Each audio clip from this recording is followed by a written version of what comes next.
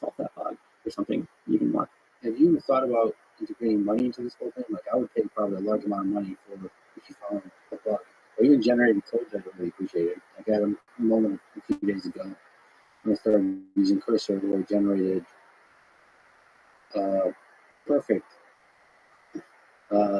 perfect 3 functions for interacting with the YouTube API to update captions and for localization in different languages. The API documentation is not very good, and the code across, like, if I Googled it for a while, I couldn't find exactly. There's a lot of confusing information, and Cursor generated it perfectly. And I just sat back, I read the code, and I was like, this is correct. I tested it, it's correct. I was like, I want a tip. I want a button that goes $55. One that's really good just to support the company, what the interface is, and the other is that probably sends a strong signal, like, good job. Right? There's this much stronger signal than just accepting the code, right? You just actually send like a strong good job. That, and for bug finding, obviously, like, there's a lot of people, you know, that will pay a huge amount of money for a bug, like a bug bounty thing, right? Is that, you guys think about that? Yeah, it's a controversial idea inside the company. I think it sort of depends on how much you believe in humanity. You know, like, I think it would be really cool if, like, you spend nothing to try to find a bug, and if it doesn't find a bug, you spend $0. And then if it does find a bug, and you click accept, then it also shows, like, in parentheses, like, $1, as you spend $1 to accept the bug. And then, of course, there's the worry, like, okay, we spent a lot of computation, like, maybe people will just copy paste. I think that's a worry. And then there's also the worry that, like, introducing money into the product makes it, like, kind of, you know, like, it doesn't feel as fun anymore. Like, you have to, like, think about money, and all you want to think about is, like, the code. And so maybe it actually makes more sense to separate it out. Like, you pay some fee, like, every month, and then you get all of these things for free. But there could be a tipping component, which is not like it. Yes, but it still has that, like, dollar level. I think it's fine, but I also see, like, maybe. Yeah, I was going to say, the moment that feels like people do this is when they share it, when they have a fantastic example. They just share it with it. There is also a potential world where there's a technical solution to this, like on our system problem too, where if we can get to a place where we understand the output of the system more, I mean, to the stuff we were talking about with, like, you know, error checking with the LSP and then also running the code. But if you could get to a place where you could actually somehow verify, oh, I have fixed the bug, maybe then the bounty system doesn't need to rely on the honor system too. How much interaction is there between the terminal and the code? Like, how much information is gained from if you run the code in the terminal? Like, do you do like a loop where it runs the code and suggests how to change the code if the code at runtime gives an error? Because right now they're separate worlds completely. Like, I know you can do Control K inside the terminal to help you write the code. You can use terminal context as well inside of that everything. We don't have the looping part yet, so we actually think this could make a lot of sense. There's a question of whether it happens in the foreground too, or if it happens in the background, like what we've been discussing. Sure, the background's pretty cool. Like, you do running the code in different ways. Definitely the database side of things, which I've had not modifying the database, but okay. I mean, there's certainly cool solutions there. There's this new API that is being developed for. It's not in AWS, but, you know, it's certainly, I think it's in PlanetScale. I don't know if PlanetScale was the first one to add it. It's this ability to sort of add branches to a database, which is like, if you're working on a feature and you want to test against the broad database, but you don't actually want to test against the broad database, you could sort of add a branch to the database. And the way they do that is to add a branch to write a headlog. And there's obviously a lot of technical complexity in doing it correctly. I guess database companies need new things to do. They have the database now, and I think, like, you know, Turbo Buffer, which is one of the databases we use, is going to add maybe branching to the headlog, and so maybe the AI agents will use branching to, like, test against some branch. It's sort of going to be a requirement for the database, you know, what branching or something. We've all really that interesting if you could branch file system. Right? I feel like everything needs branching. Yeah. Yeah, it's like what's the problem with the multiverse? Like if you branch on everything, it's like a lot. I mean, there's obviously these like super clever algorithms to make sure that you don't actually use a lot of space or keep your. Okay, this is a good place to ask about infrastructure. You guys mostly use AWS. What are some interesting details? What are some interesting challenges? Why did you choose AWS? Why is AWS still living? AWS is just really, really good. It's really good. Like, whenever you use an AWS product, you just know that it's going to work. Like, it might be absolute hell to go through the steps to set it up. Why is the interface so good? Because it's just so good. It doesn't need The nature of winning. I think it's attractive. Yeah. But in AWS, you can always trust them. It will always work. And if there's a problem, it's probably you. Okay, is there some interesting like challenges to you guys a pretty new startup to get scaling to like so many people? Yeah, I think that it has been an interesting journey, adding each extra zero to the request per second. But you run into all of these with like the general components you're using for caching and databases. Run into issues as you make things bigger and bigger, and now we're at the scale where we get like into overflows and untables and things like that. And then also there have been some custom systems that we built, like for instance our retrieval system for computing the semantic index for codebase and answering questions about a codebase that have continually developed. And one of the reasons to scale. I have a few friends who are super senior engineers, and one of their sort of lines is like it's very hard to predict where systems will break when you scale them. You can sort of try to predict in advance, but like there's always something weird that's going to happen when you have this extra zero. And you thought through everything, but you didn't actually think. But I think for that particular system, for concrete details, the thing we do is obviously we upload when like we chunk up all of your code, and then we send out sort of the code for embedding and embed the code. And then we store the embeddings in a database, but we don't actually store any of the code. And then there's reasons around making sure that we don't introduce client bugs, because we're very, very paranoid about client bugs. We store much of the details on the server, like everything is sort of encrypted. So one of the technical challenges is always making sure that the local index, the local code base state, is the same as the state that is on the server. And the way that technically we ended up doing that is, so for every single file, you can sort of keep this hash, and then for every folder, you can sort of keep a hash for the hash of all its children, and you can sort of recursively do that into it. And why do something complicated? One thing you could do is you could keep a hash for every file, and every minute you could try to download the hashes that are on the server, figure out what are the files that don't exist on the server. Maybe you just created a new file, maybe you just deleted a file, maybe you checked out the new branch, and try to reconcile the state between the server.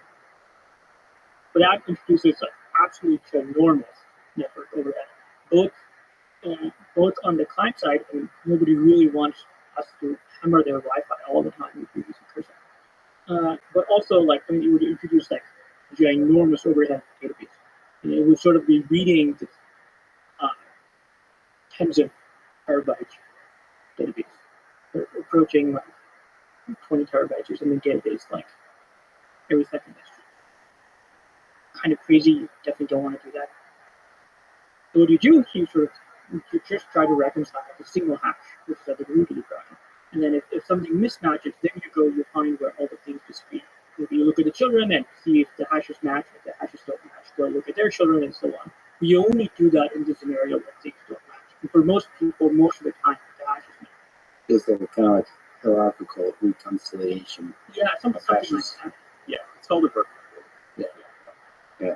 I mean, so yeah, it's cool to see that you're trying to think of all these problems.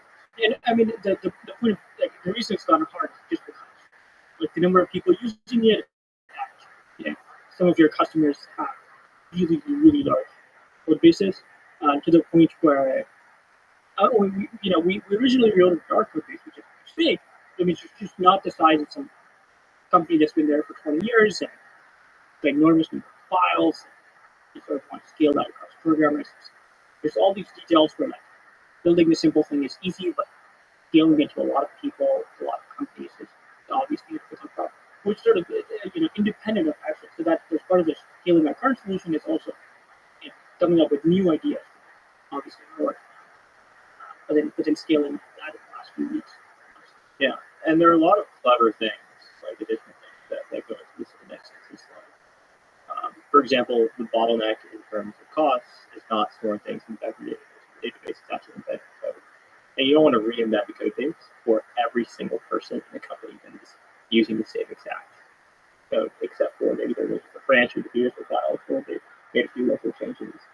And so, because again, embeddings of the bottleneck, you can do one clever trick and not have to worry about like the complexity of like dealing with branches and the other databases where you just have some cache on the actual vectors computed from the hash of a given chunk. Mm-hmm.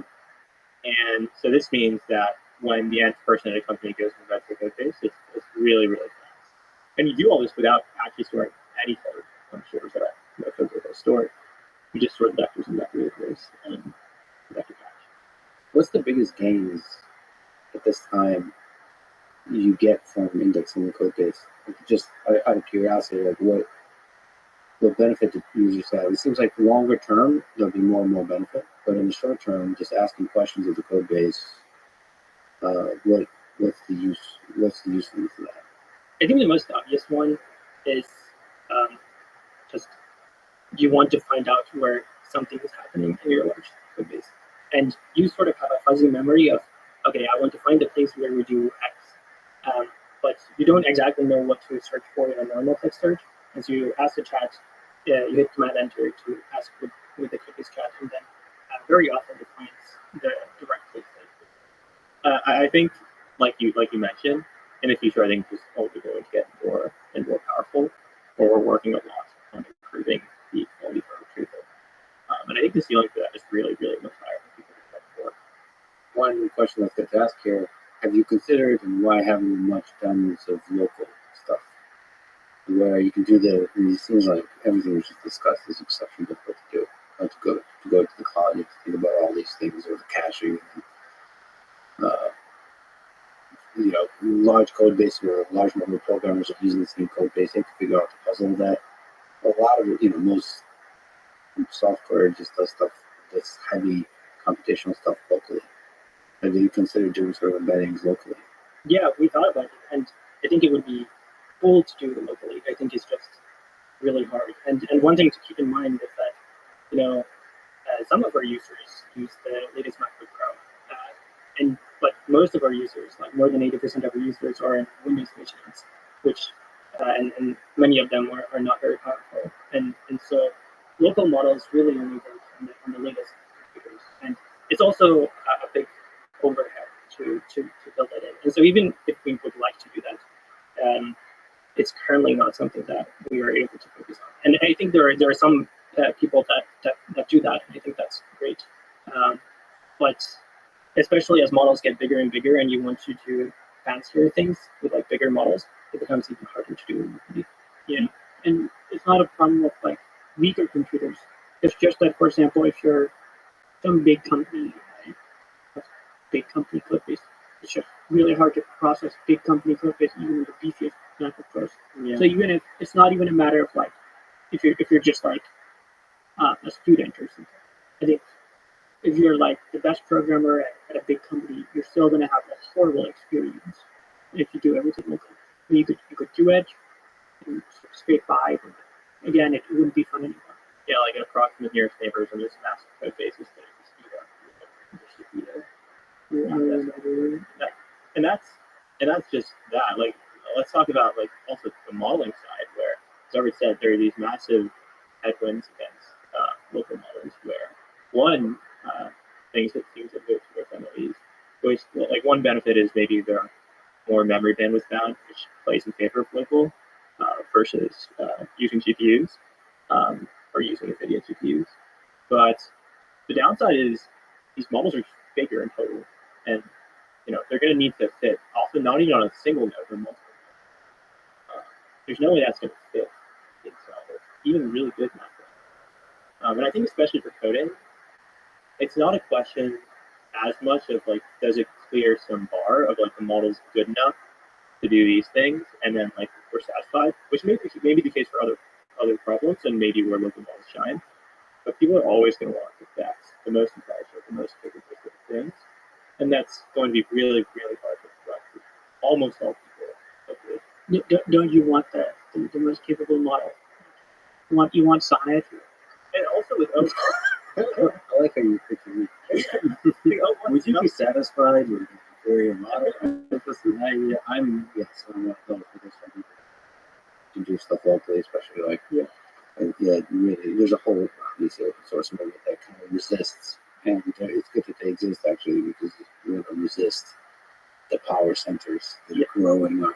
There's actually an alternative to local models that I am particularly fond of. I think it's still very much in the research stage, but you could imagine to do homomorphic encryption for language model like this. So you encrypt your input on your local machine, then you send that up, and then the server can use lots of computation. They can run models that you cannot run locally on this encrypted data, but they cannot see what the data is. And then they send back the answer, and you decrypt the answer. So I think that's still very much research, and all of it is about trying to make the overhead lower, because right now the overhead is really good. But if you can make that happen, I think that would be really, really cool, and I think it would be really, really impactful.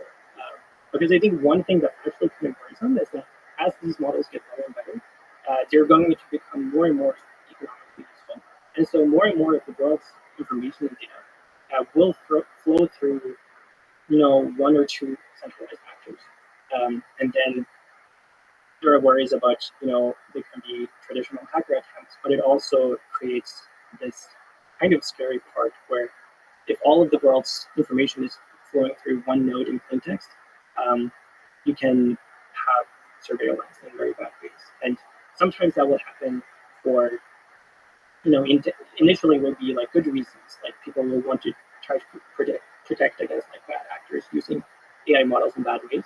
And then you will add in some surveillance code, and then someone else will come in and, you're in a slippery slope, and then start doing bad things with a lot of the world's data. And so I'm very hopeful that we can solve homomorphic encryption. Doing privacy preserving machine learning. But I would say that that's the challenge with the whole software these days. It's like there's so many features that can be provided from the cloud, and all this increasingly rely on it and make our life awesome, but there's downsides, and that's why you rely on really good security to protect from basic attacks. But there's also only a small set of companies that are controlling that data, and they obviously have leverage and it can be infiltrated in all kinds of ways. That's the world we live in. I mean, the thing I'm just actually quite worried about is sort of the world where Anthropic has this responsible scaling policy, where we're on like the low ASLs,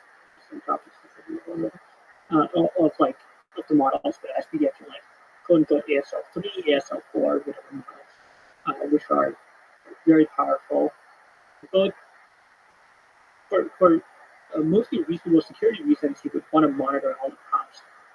But I think that's sort of reasonable and understandable where everyone is coming from. But that it'd be really horrible if sort of like all the world's information is sort of monitored that heavily. It's way too centralized. It's like sort of this really fine line you're walking with. On the one side, like you don't want the models to go rogue.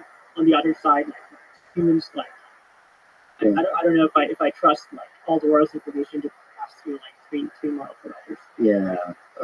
Why do you think it's different than cloud providers? Because I think a lot of this data would never have gone to the cloud providers in the first place. Where this is often like you want to give more data to the AI. You want to give personal data that you would never have put online in the first place to these companies or to these models. And it also centralizes control, where right now, for you can often use your own encryption keys. Like AWS can't really do much, but here it's just centralized actors that see the exact plain text of everything. And the top of context, that's actually been a friction for me. When I'm writing code, in Python, there's a bunch of stuff imported. You could probably intuit the kind of stuff I would like to include in the context. Is there, like, how hard is it to auto figure out the context? It's tricky. I think we can do a lot better at computing the context automatically in the future. One thing that's important to note is there are trade-offs with including automatic context. So the more context you include for these models, first of all, the slower they are, and the more expensive those requests are, which means you can then do less calls and less fancy stuff in the background. Also, for a lot of these models, they get confused if you have a lot of information. So the bar for accuracy and for relevance in the context you include should be quite high. But this is already we do some automatic context in some places within the product. It's definitely something we want to get a lot better at. And I think that there are a lot of cool ideas to try that, both on the learning better retrieval systems, like better embedding models, better re-rankers. I think that there are also cool academic ideas, stuff we've tried out internally, but also the field is grappling with writ large about can you get language models to a place where you can actually just have the model itself understand the new corpus of information. And the most popular talked about version of this is can you make the context windows infinite? Then if you make the context windows infinite, can you make the model actually pay attention to the infinite context? And then after you make it pay attention to the infinite context, to make it somewhat feasible to actually do it, and you then do caption for that infinite context. You don't have to reconfigure that all the time. But there are other cool ideas that are being tried that are a little bit more analogous to fine-tuning, of actually learning this information in the weights of the model. And it might be that you actually get sort of qualitatively different type of understanding if you do it more at the weight level than if you do it at the in-context learning level. I think the jury's still a little bit out on how this is all going to work in the end. But in the interim, us as a company, we are really excited about better retrieval systems and picking the parts of the code base that are most relevant to what you're doing. We can do that a lot better. Like one interesting proof of concept for the learning this knowledge directly in the weights is with VS Code. So we're in VS Code fork and VS Code. The code is all public. So these models in pre-training have seen all the code. They've probably also seen questions and answers about it, and then they've been fine-tuning it on to be able to answer questions about code in general.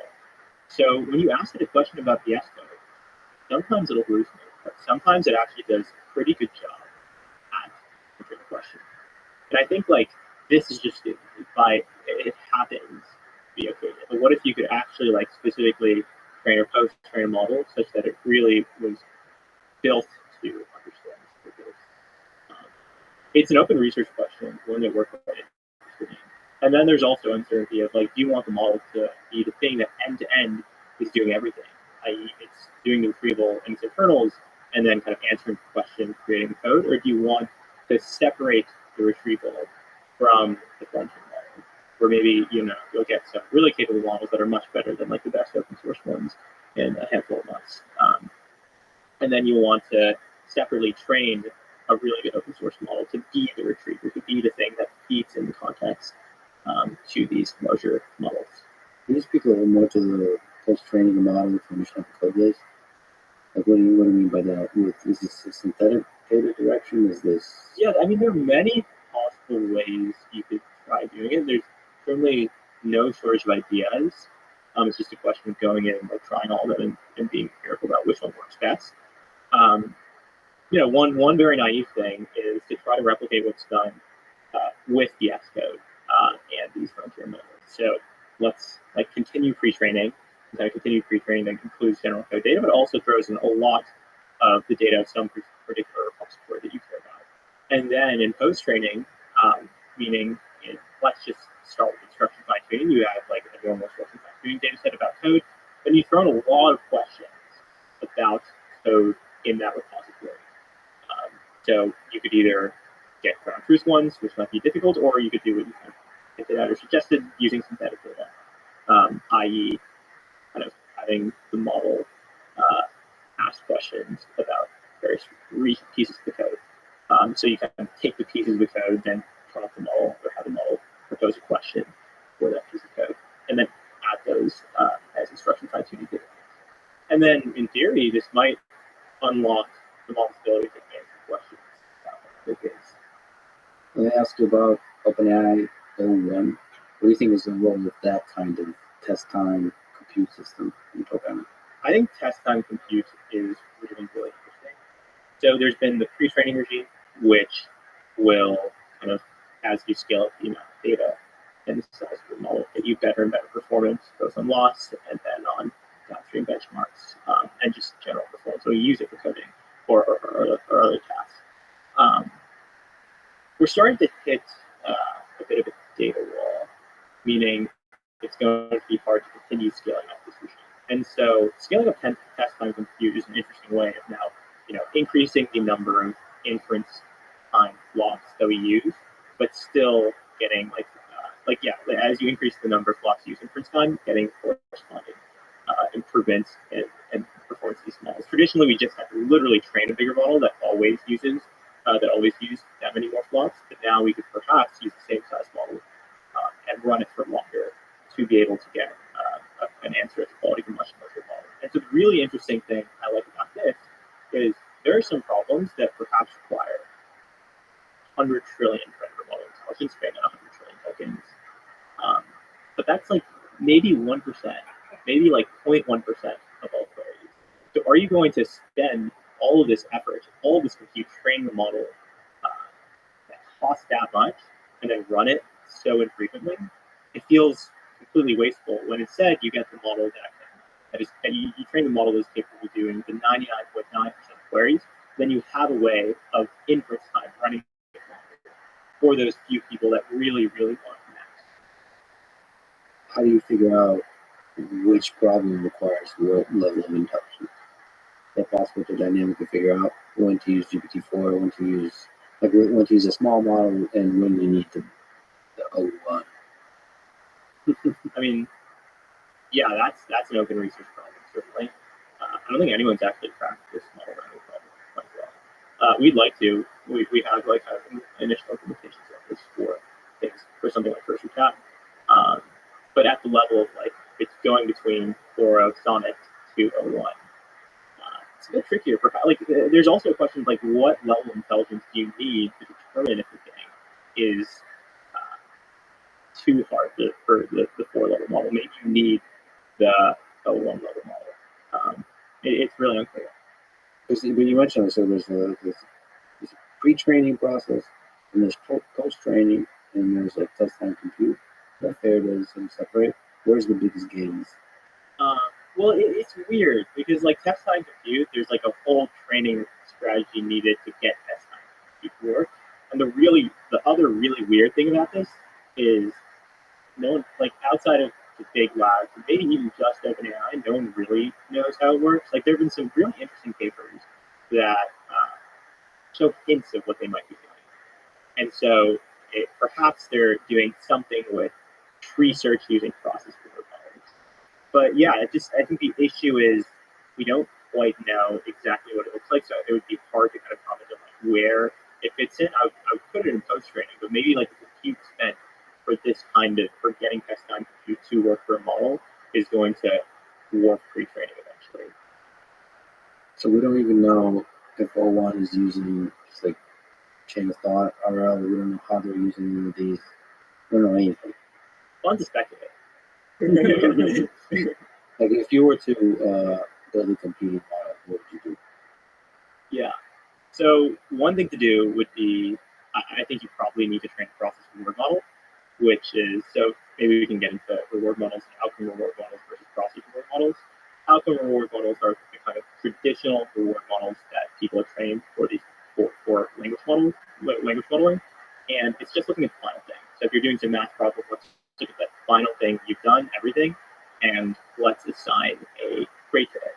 How likely we think, what's the reward for this outcome? Process process reward models instead try to grade the chain. And so OpenAI had some preliminary paper on this, I think, last summer, where they used human labelers to get this pretty large, several 100,000 data set of grading chains of thought. Ultimately, it feels like I haven't seen anything interesting in the ways that people use process reward models outside of just using it as a means of affecting how we choose between a bunch of samples. So like what people do in all these papers is they sample a bunch of outputs from the language model and then use the process reward models to grade all those generations alongside maybe some heuristics, and then use that to choose the best answer.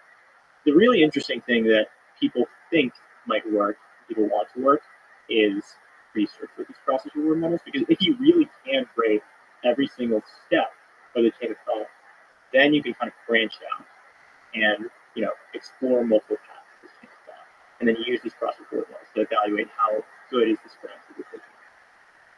Yeah, when the quality of the branch is somehow strongly correlated with the quality of the outcome. Again, like every good model, which branch you take. Not just this in the short term, in the long term. And like the interesting work that I think has been done is figuring out how to properly train the process, or the interesting work that has been open sourced and people, I think, talk about is how to train the process reward models, maybe in a more automated way.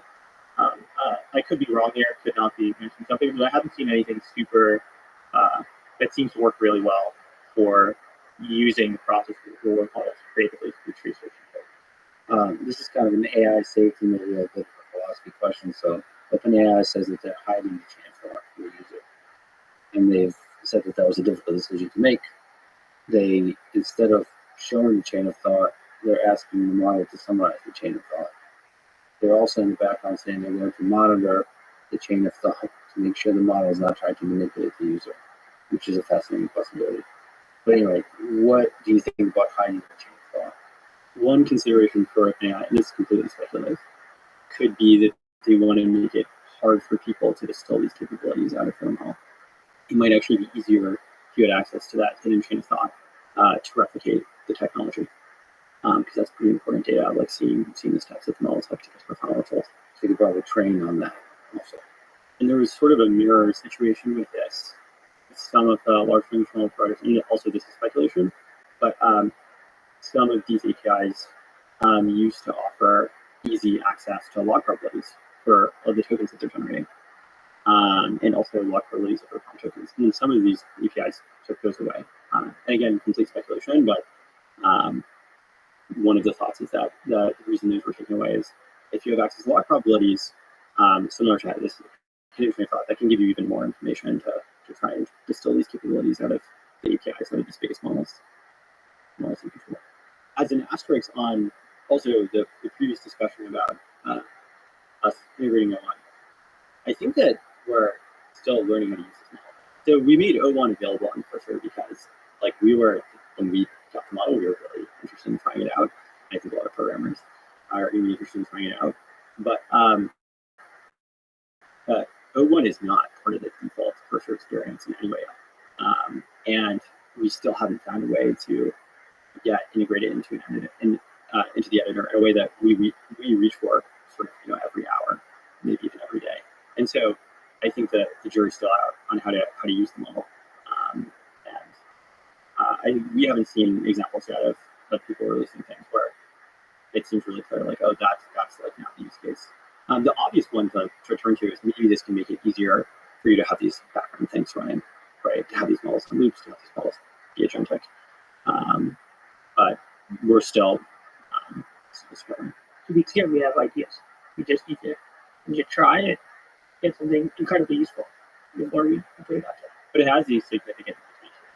Like, even like barring abilities, it is not straight, and that means it's really difficult to use for things where you want to supervise the output. Instead, you're just waiting for the waterfall to show up. Also, it does feel like the early innings of test-time computing search, where it's just like a very, very much a V0.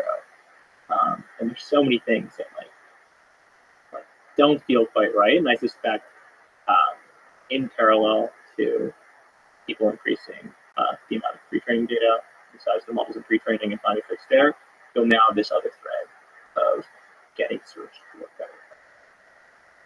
So let me ask you about Strawberry Tomorrow Eyes. So it looks like GitHub Copilot might be integrating L1 in some kind of way.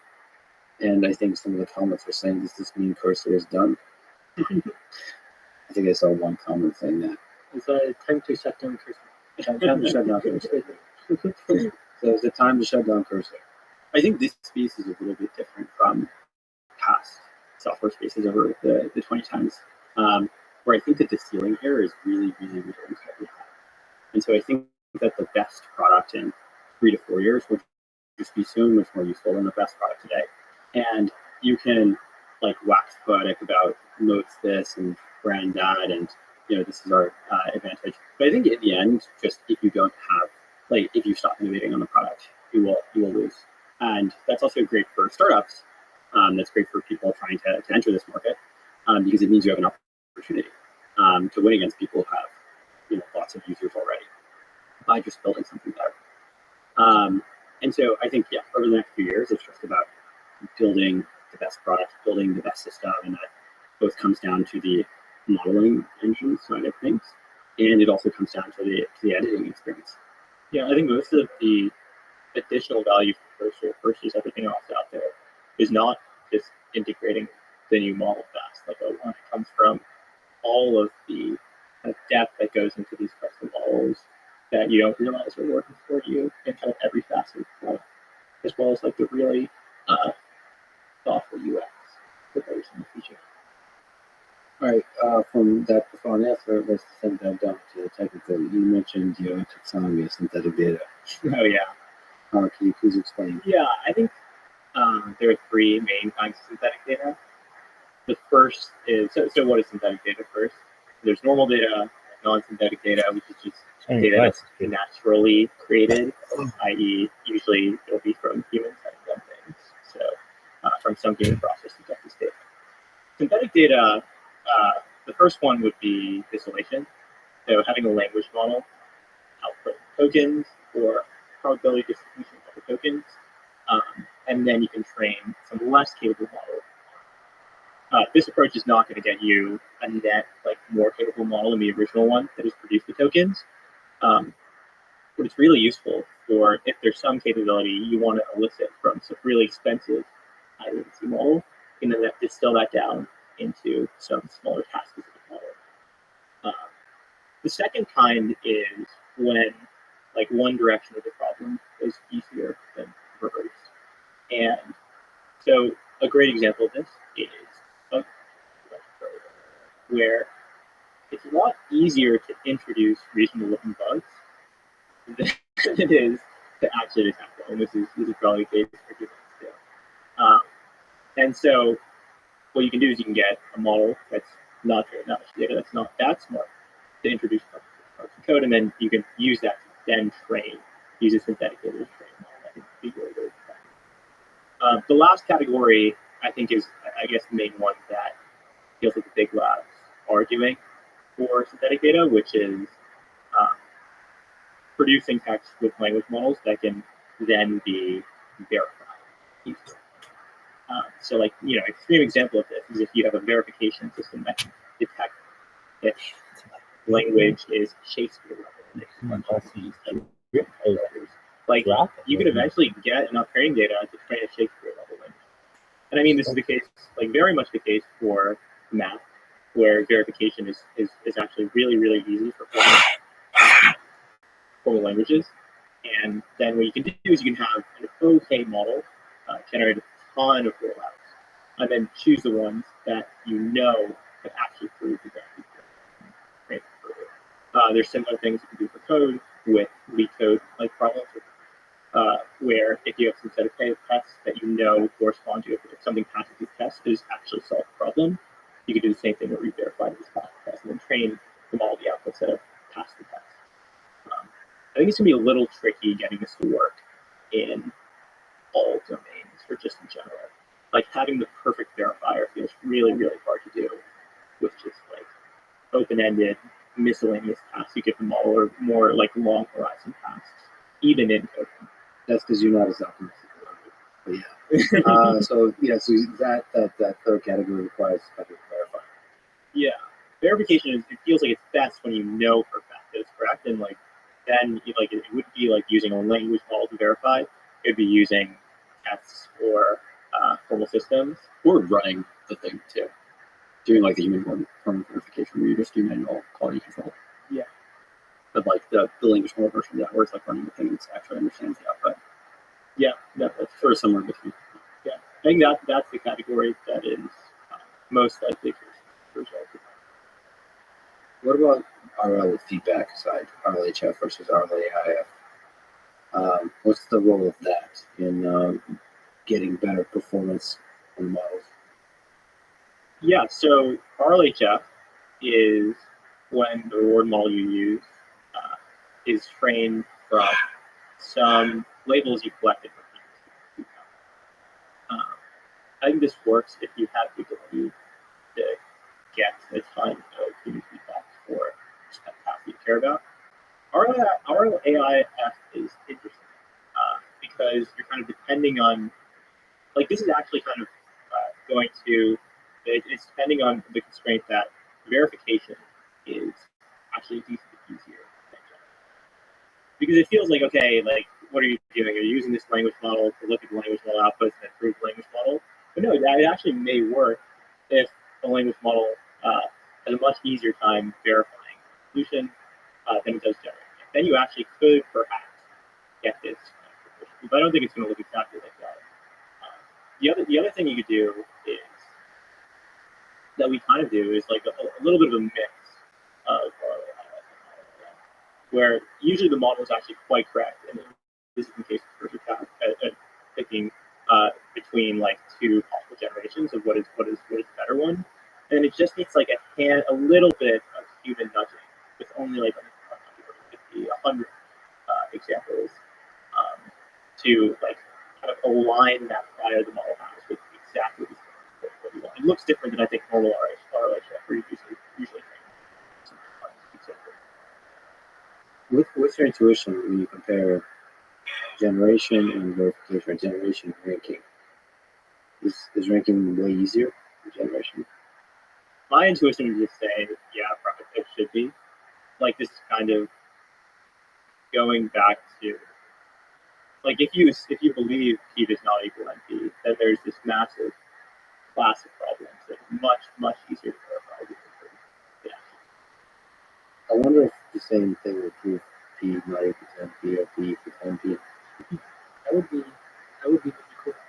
That'd be a whatever fields medal by AI. Who gets the credit? You know, they're all philosophical questions. Yeah. I'm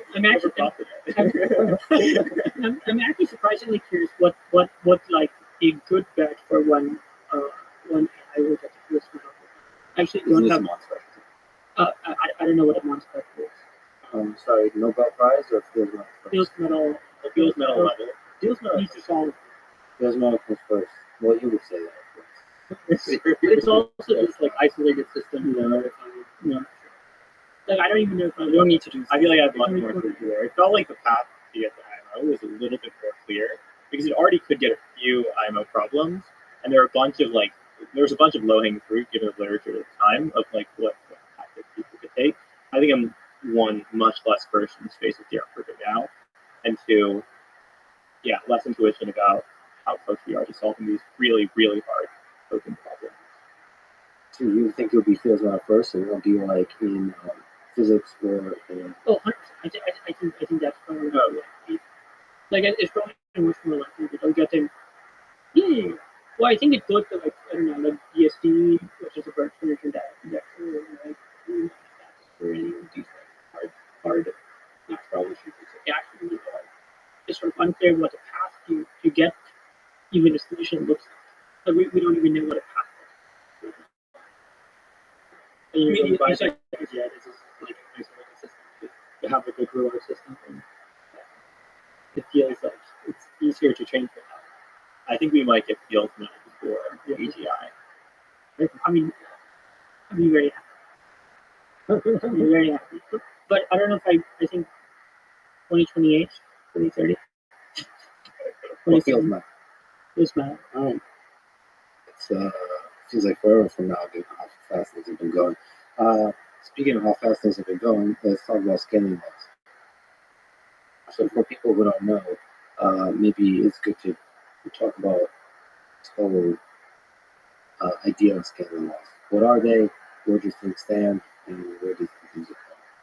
It was interesting. The original scaling laws paper by OpenAI was slightly wrong because I think of some issues they did with learning rate schedules. And Chinchilla showed a more correct version. And then from then, people have again kind of deviated from doing compute on the thing because people start now optimizing more so for making the thing work really well, given an inference function.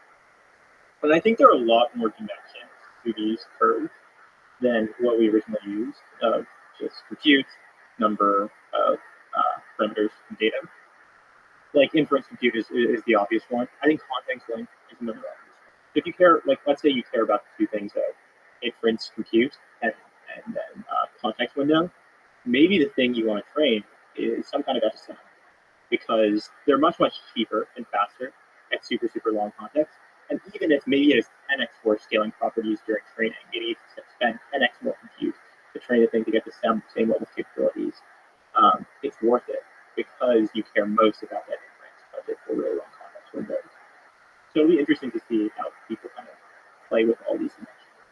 So yeah, let me speak to the multiple dimensions. Obviously, the original conception was just looking at the variables of the size of the model as measured by parameters and the size of the data as measured by the number of tokens, and looking at the ratio of the two. Yeah. And it's kind of a compelling notion that there is a number, or at least a minimum, and it seems like one was emerging. Do you still believe that there is a kind of bigger is better? I mean, I think bigger is certainly better for just raw performance And raw intelligence. I think that the path that people might take is I'm particularly bullish on distillation. Like, yeah, how many knobs can you turn to if we spend like a ton of money on training, like get the most capable cheap model, right? Like really caring as much as you can. Because like the naive version of caring as much as you can about inference time compute is what people have already done with like the llama models, which is overtraining the shit out of 70 models. Way more tokens. But if you really care about it, maybe the thing to do is what Gamma did, which is let's not just train on tokens. Let's literally train on minimizing the tail divergence with the distribution of Gamma 27, right? So knowledge distillation there, and you're spending the compute of literally training this 27 billion model, the billion parameter model, on all these tokens just to get out this smaller model. And the distillation gives you just the faster model, smaller means faster. Yeah, distillation in theory is I think getting out more signal from the data. And it's like it's perhaps another way of getting over, not like completely over, but like partially helping with the data wall. Where like you only have so much data to train on, let's like train this really big model on all these tokens and we'll distill it into smaller. And maybe we can get more signal per token for this much smaller model. And we put a first one we trained it. So if I gave you $10 trillion, how would you spend it? You can't buy an island or whatever. How would you allocate it in terms of improving the big model versus maybe paying for HF and the RLHF? Yeah, I think there's a lot of these secrets and details about training these large models that I just don't know and are only privy to large labs. And the issue is I would waste a lot of that money if I even attempted this because I wouldn't know this thing. Suspending a lot of disbelief and assuming like you had the know-how and operate, or if you're saying like you have to operate with like the limited information you have now. No, actually, I would say you swoop in and you get all the information, all the little heuristics, all the little parameters, all the parameters that define how the thing is trained. Mm-hmm. If we look at how to invest money for the next 5 years in terms of maximizing what you call raw intelligence. I mean, isn't the answer like really simple? You just try to get as much compute as possible. Like Like at the end of the day, all you need to buy is the GPUs, and then the researchers can find all like they can sort of choose whether you want between a big model or a small model. Well, this gets into The question of like, are you really limited by compute and money, or are you limited by design? And I'm more privy to Arvid's belief that we're sort of idea limited. There's always like, But if you have a lot of compute, you can run a lot of experiments. It would run a lot of experiments versus like use that compute to train a gigantic model. I would, but I do believe that we are limited in terms of ideas. I think, yeah, because even with all this compute and like all the data you can collect in the world, I think you really are ultimately limited by not even ideas, but just like really good engineering. Like, even with all the capital in the world, would you really be able to assemble? Like, there aren't that many people in the world who really make the difference here. And there's so much work that goes into research that is just like pure, really, really hard engineering. As like a very kind of hand-wavy example, if you look at the original Transformer paper, how much work was kind of joining together a lot of these really interesting concepts embedded in the literature versus then going in and writing all the code, like maybe CUDA kernels, maybe whatever else. I don't know if we're running GPUs or CPUs originally, such that it actually saturated the GPU performance, right? Getting nodes here together and do all of this code, right? And like, calling them the best engineers in the world. Or maybe going a step further, like the next generation, having these things, like getting model parallels into work and scaling it on like thousands of, or maybe tens of thousands of like D100s, which I think GPT-3 may have been. There's just so much engineering effort that has to go into all of these things to make it work. If you really brought that cost down to, like, maybe not zero, but just made it 10x easier, made it super easy for someone with really fantastic ideas to immediately get to the version of like the new architecture we're dreaming of that is like getting 50-40% utilization of the GPUs. I think that would just speed up research by a ton. I mean, I think if you see a clear path to improvement, you should always sort of take the low-hanging fruit first, right? I think probably OpenAI and all the other labs did the right thing to pick off the low-hanging fruit, where the low-hanging fruit is like, sort of, you could scale up to a GPT-4 0.25 scale, and you just keep scaling, and like things keep getting better, and as long as like there's no point of experimenting with new ideas where like everything is working. You should sort of bang on and try to get as much juice out of it possible, and then maybe when you really need new ideas. I think if you're spending $10 trillion, probably want to spend, but then actually like reevaluate your ideas. Like probably your idea would be that point. I think all of us believe new ideas are probably needed to get all the way there to AGI, and all of us also probably believe there exist ways of testing out those ideas at smaller scales, and being fairly confident that they'll play out. It's just quite difficult for the labs in their current position to dedicate their very limited research and engineering talent to exploring all these other ideas when there's like this core thing that will probably like improve performance for some like these moments. Yeah, but also these big labs like Winnie. So they're just going wild. Okay. So how, big question looking out into the future. You're now at the center of the programming world. How do you think programming, the nature of programming changes in the next few months, in the next year, in the next 2 years, in the next 5 years, 10 years? I think we're really excited about the future where the programmers in the driver's seat for a long time. And you've heard us talk about this a little bit, but one that emphasizes speed and agency for the programmer and control, the ability to modify anything you want to modify, the ability to iterate really fast when you're building. And this is a little different, I think, than where some people are jumping to in the space, where I think one idea that's captivated people is, can you talk to your computer? can you have it build software for you as if you're talking to like an engineering department or an engineer over Slack, and can it just be this sort of isolated text box? And part of the reason we're not excited about that is, some of the stuff we talked about latency. But then a big piece of the reason we're not excited about that is because that comes with giving up a lot of control. It's much harder to be really specific when you're talking in the text box.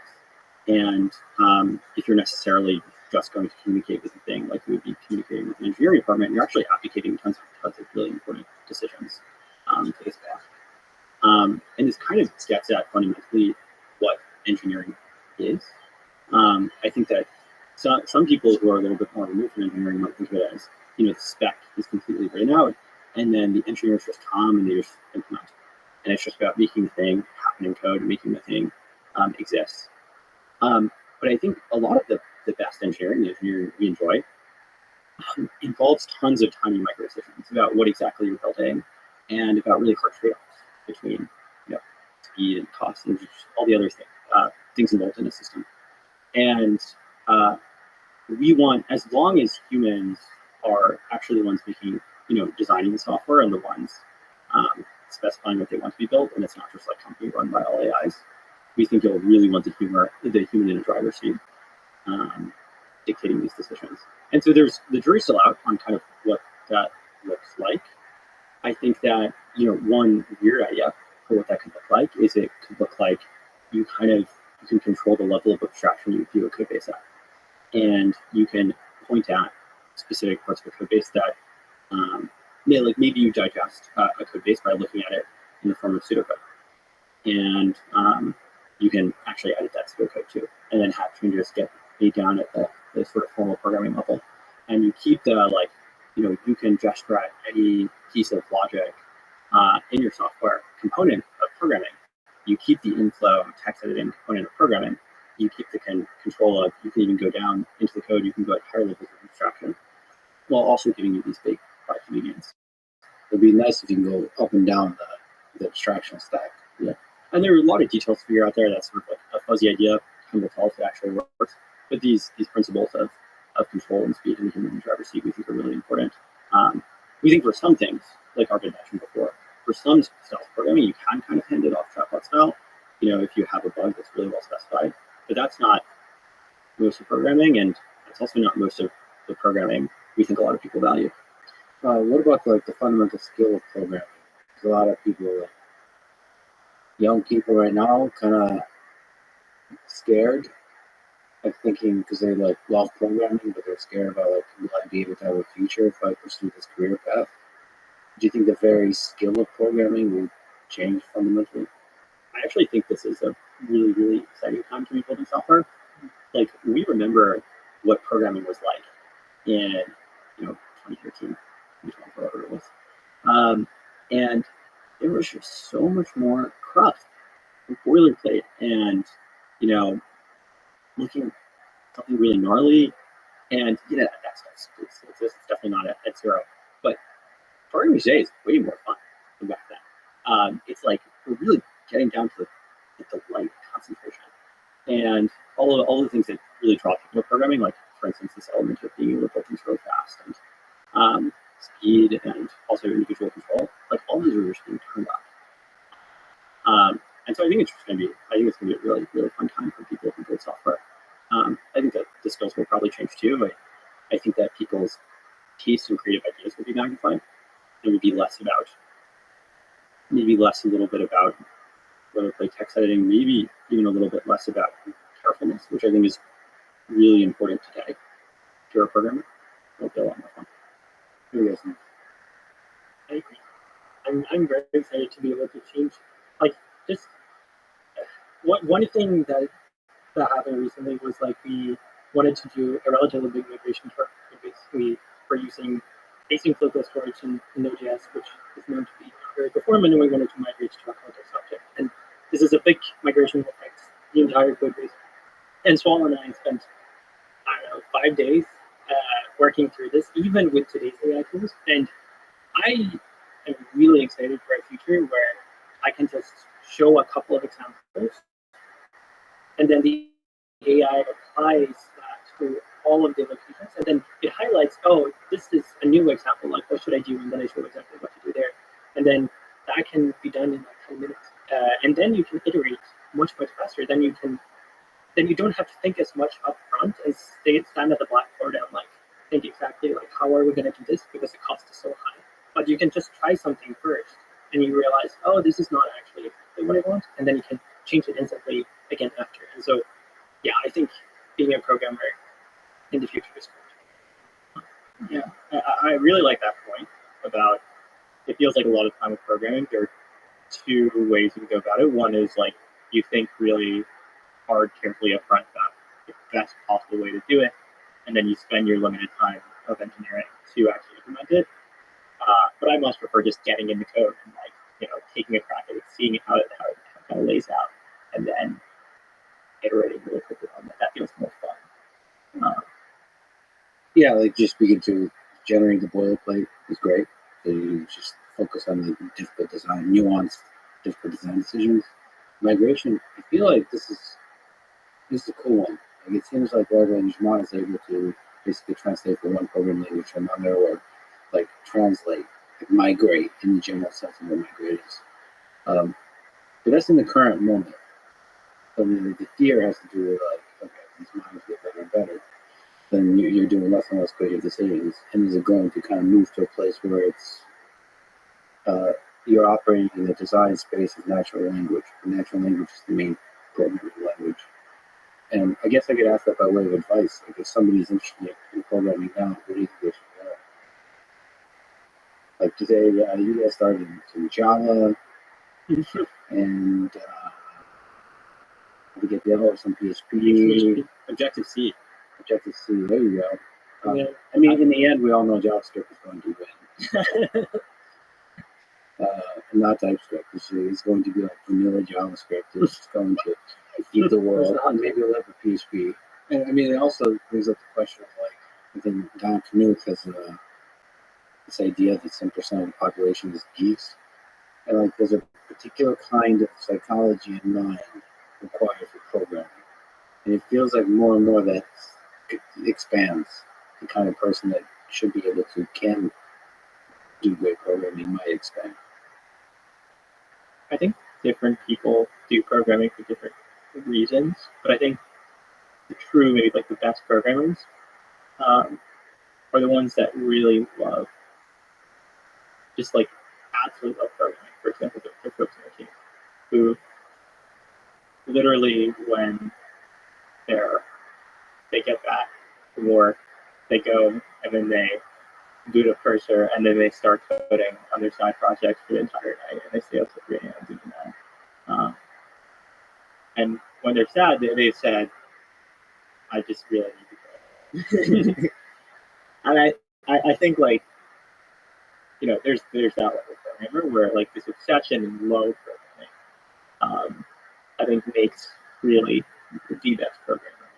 And I think these types of people will really get into the details of how. I guess the question I'm asking, that exact program, let's think about that first.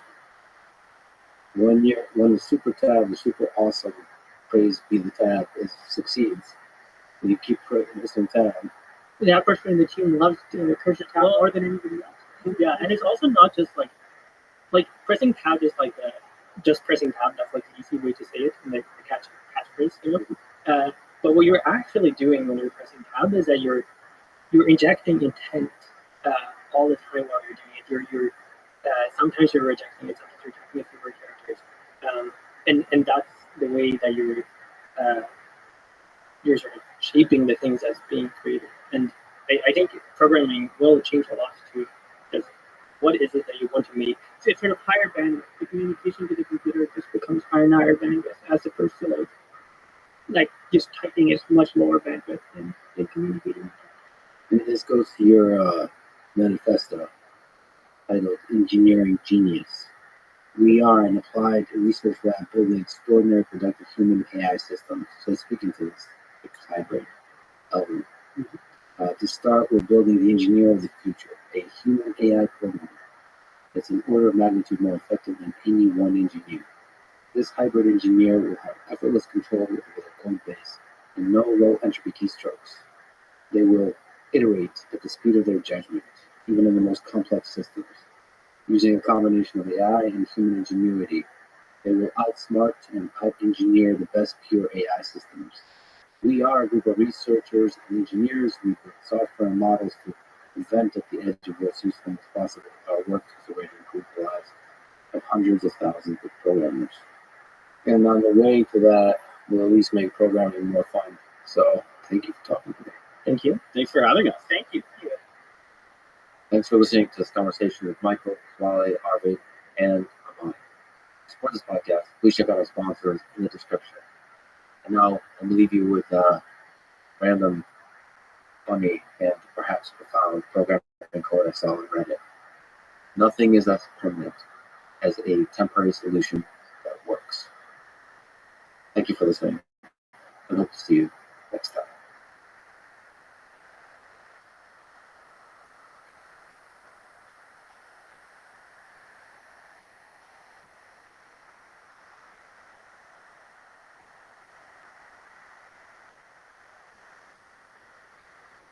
For the vast majority of human existence, we've been nomadic, and we've done these kind of wider or tighter nomadic circles depending on the geographic region. But they've moved. So once humans figured out how to stay in a place, that's the initial trigger to what would become civilization. I think you said beauty and blood went hand in hand with that. What I meant by that is they were absolutely comfortable with human sacrifice and ripping people's hearts out. They had this just grotesque, violent bent, but in the same way, they also absolutely loved flower gardens and poetry and music and dance. The same Aztec king who would order the hearts of 1,000 people extracted also would stand up at dinner parties to recite his own poetry. But they were really just surgical about it. There was a thick obsidian knife where they could just break the ribs right along the sternum and then push the sternum down, pull up, and just, while the person was alive. Yep, while the person was alive. The following is a conversation with Ed Barnhart, an archaeologist specializing in ancient civilizations of South America, Mesoamerica, and North America. This is the Let's Freedom Podcast. To support it, please check out our sponsors in the description. And now, dear friends, here's Ed Barnhart.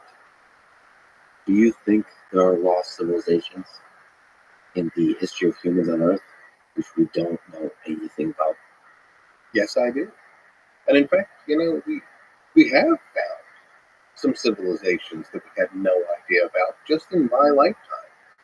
I mean, we've got Gobekli Tepe, and we've got the stuff that's going on in the Amazon, and there's some other less startling things that we have no idea existed and push our dates back and give us whole new civilizations we had no idea about. So, yeah, it's happened, and I think it'll happen again. Do you think there's a lost civilization in the Amazon that the Amazon jungle has eaten up, or is hiding the evidence of? Yes, I do, and we're beginning to find it. There are these huge, what we call geoglyphs, these mound groups that are in geometric patterns. I think that the average Joe, when they hear the word civilization, they think of something that looks like Rome, and I don't think we're ever going to find anything that looks like Rome in the Amazon.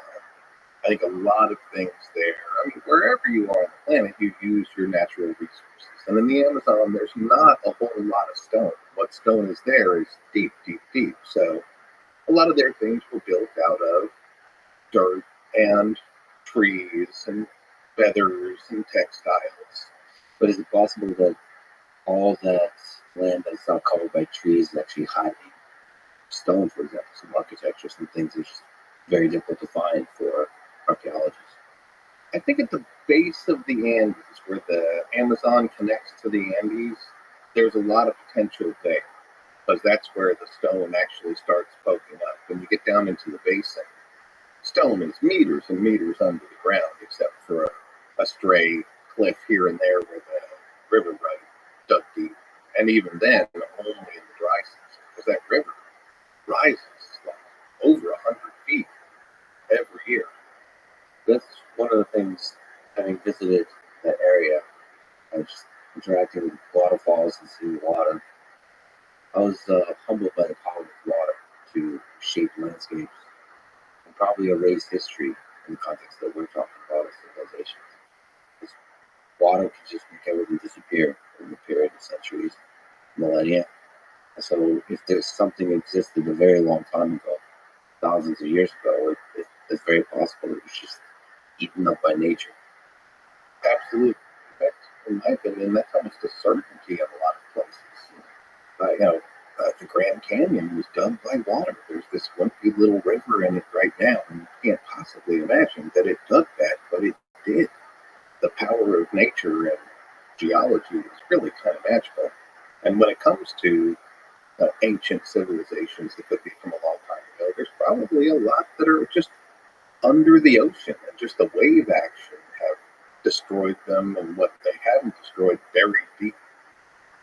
Under the ocean, do you think Atlantis ever existed? I don't think that Atlantis existed. I do think it was one of Plato's many parables talking about, putting it in an interesting story as a teaching device in his school. If one did exist, or a shadow of it, my money would be on Akrotiri. Akrotiri is what's left of a big city that was on the island of Santorini. And when their volcano blew up, it blew up most of the city and shot chunks of it so fast that 70 miles away in Crete, there are chunks of Santorini in their cliff. So it blasted what was ever there. But what's left on the side of the crater, Akrotiri, is strangely advanced for its age. And so if there's anything that's a model for Atlantis, as Plato explained it, it's Akrotiri. Akrotiri, the ancient Greek city, so it says the settlement was destroyed in the barren eruption sometime in the 16th century BCE. A buried in volcanic ash, preserved the remains of the frescoes and many objects and artworks. So we don't know how advanced it is. No, but we can walk around the ruins and see that it's got streets, it's got plumbing, it's got little sconces for torches at night. It was a vibrant city with a lot of, especially in terms of hydraulic engineering. It's very advanced for being 3,500 years old. If you check out, here's an image of the excavation. What a project. It's an amazing place. And you can tell that it's just part of it because it's pretty close to where the crater began. So the city itself is probably much larger. In this case, there's a lot of evidence, but like we said, there could be civilizations.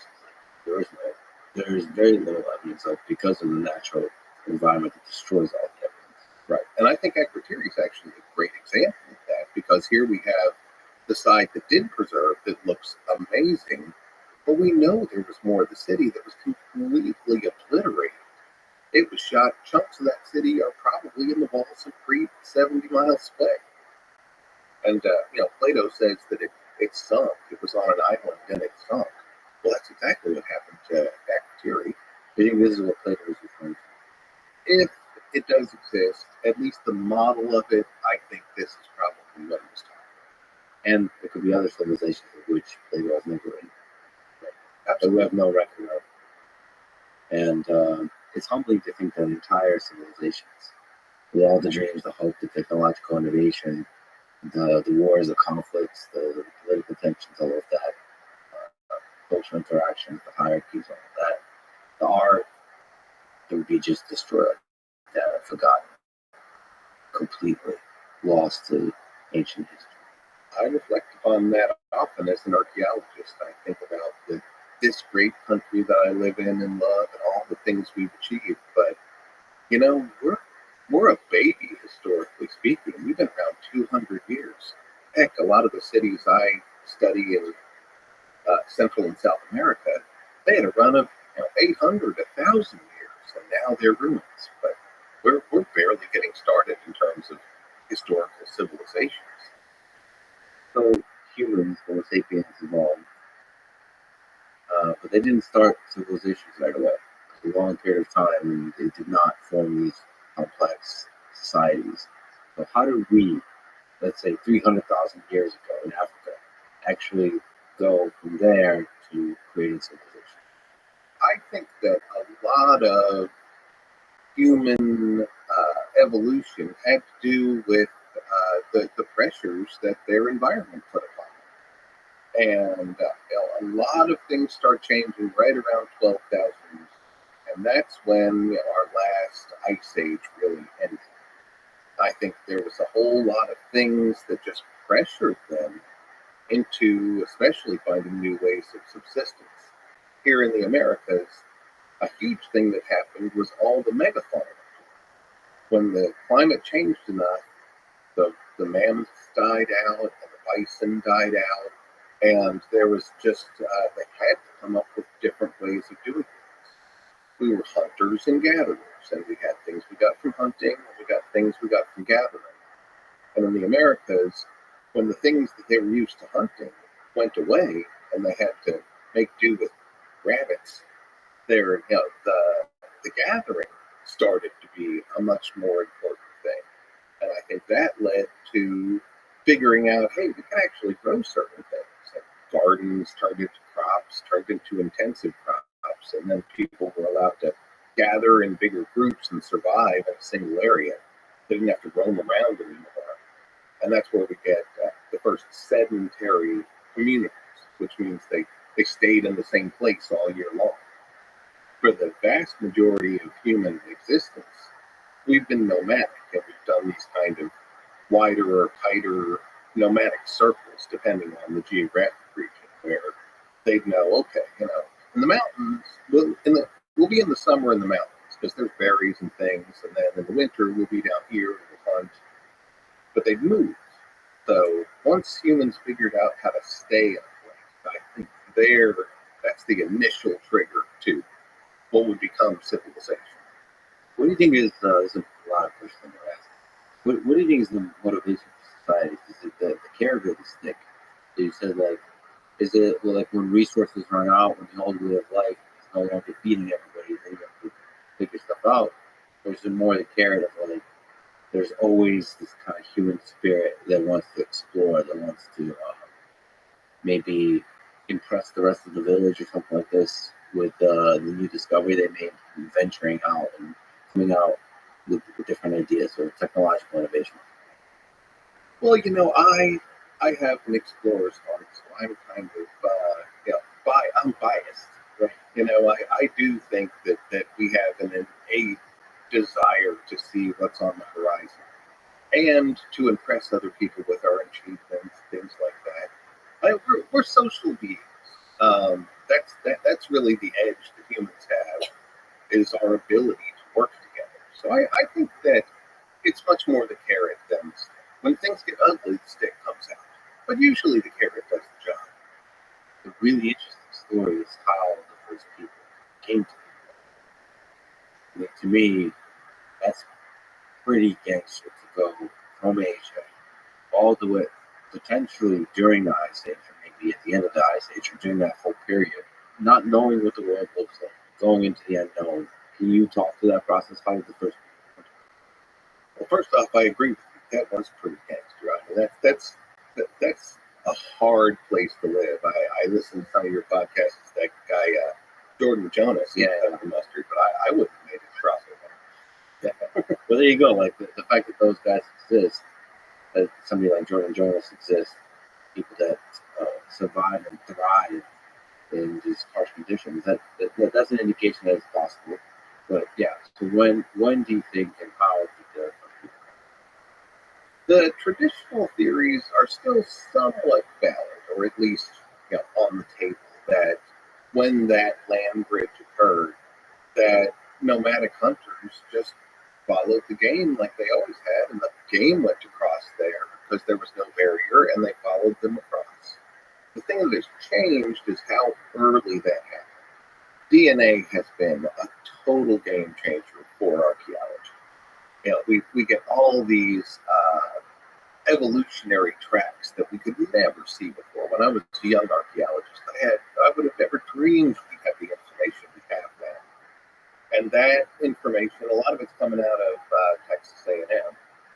We see the traditional, like 12,500 years ago, that there was a migration.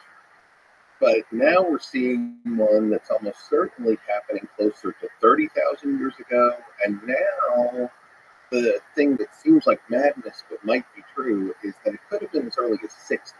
A lot of the DNA things are suggesting that the very first migration could have come across as early as 60. And when I was a younger archaeologist, it was heresy to go beyond this 12,500. Wacko said that. But now it's really very clear that they came over at least by 30,000. And the bridge opened and closed and opened and closed. That's during the Ice Age. Right. I mean, that's crazy, right? That is crazy. Yeah, I mean, they didn't roll in and immediately make New York. But there were people. And there were definitely not people here before that, which is fascinating. When the bridge closed, DNA mutated. And so we have specific kinds of haplogroups that are here in the Americas that don't exist otherwise. And that same haplogroup game has been showing us more and more that people came across Siberia. It's not Africa, it's not Western Europe. Those are still, they've become kind of fringe theories, but they're not totally eradicated. DNA is a developing science as well, and I think we all need to keep that in mind, that it's not like they just cracked the code and now we know all the answers. And sometimes, like in any science, a breakthrough puts us two steps backwards, not forwards. So I think, we don't need to have too much faith in the models that are now being created through DNA, but they are pointing in the direction of everybody came across from Siberia. All Native American people are of Asiatic descent. You think it was a gradual process? It's like 30, 60,000 years ago. Was it a gradual movement of these nomadic tribes as they followed the animals? Or was it like one explorer that pushed the tribe to just go across maybe across 100 years, travel all the way across maybe into North America, to North America, Canada, sort of like big leaps in movement versus gradual? I think it was big leaps. Now, this is just, mostly guess, I'll admit. But I think that much in the way that a lot of our evolutionary models talk about punctuated equilibrium, that there are big moments of change, and then it settles out into a more slow and steady pattern, and then something big will happen again. I do think that the early people went as far as they could go, and there were certain colonies that just got isolated for thousands of years. One of the fascinating things that DNA is showing us, which actually blood types were showing us way before that, is that the oldest people in the Americas are in South America. The ones that that got separated early and didn't mix their DNA, like the people in the Amazon, most of those guys have O blood type, and their haplogroup D, which is the oldest one that entered the U.S. And what are they doing down there? If I do believe they came across the Bering Strait, I don't think it's we have no real evidence to say they came in mass across Oceania.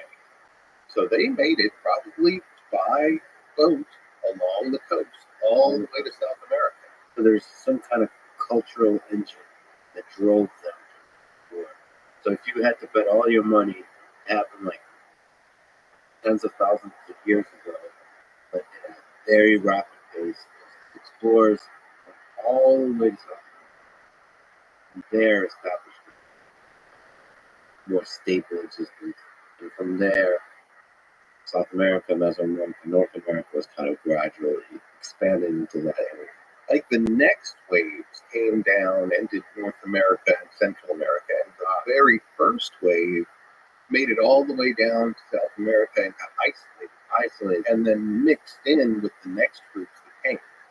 That's fascinating. Kind of like there's an interesting correlate in Europe where today everybody feels like Celtic people are from Ireland, but actually Celtic people started in Eastern Europe, and it was the entire area. When Rome kind of swept everything, and Rome was now the ruler of the day, it was only that far edge of the Celtic world, Ireland, that they were like, we're not going to mess with those guys on that island, believe me. So now it looks like that's the heart of Celtic tradition, but actually it's the French.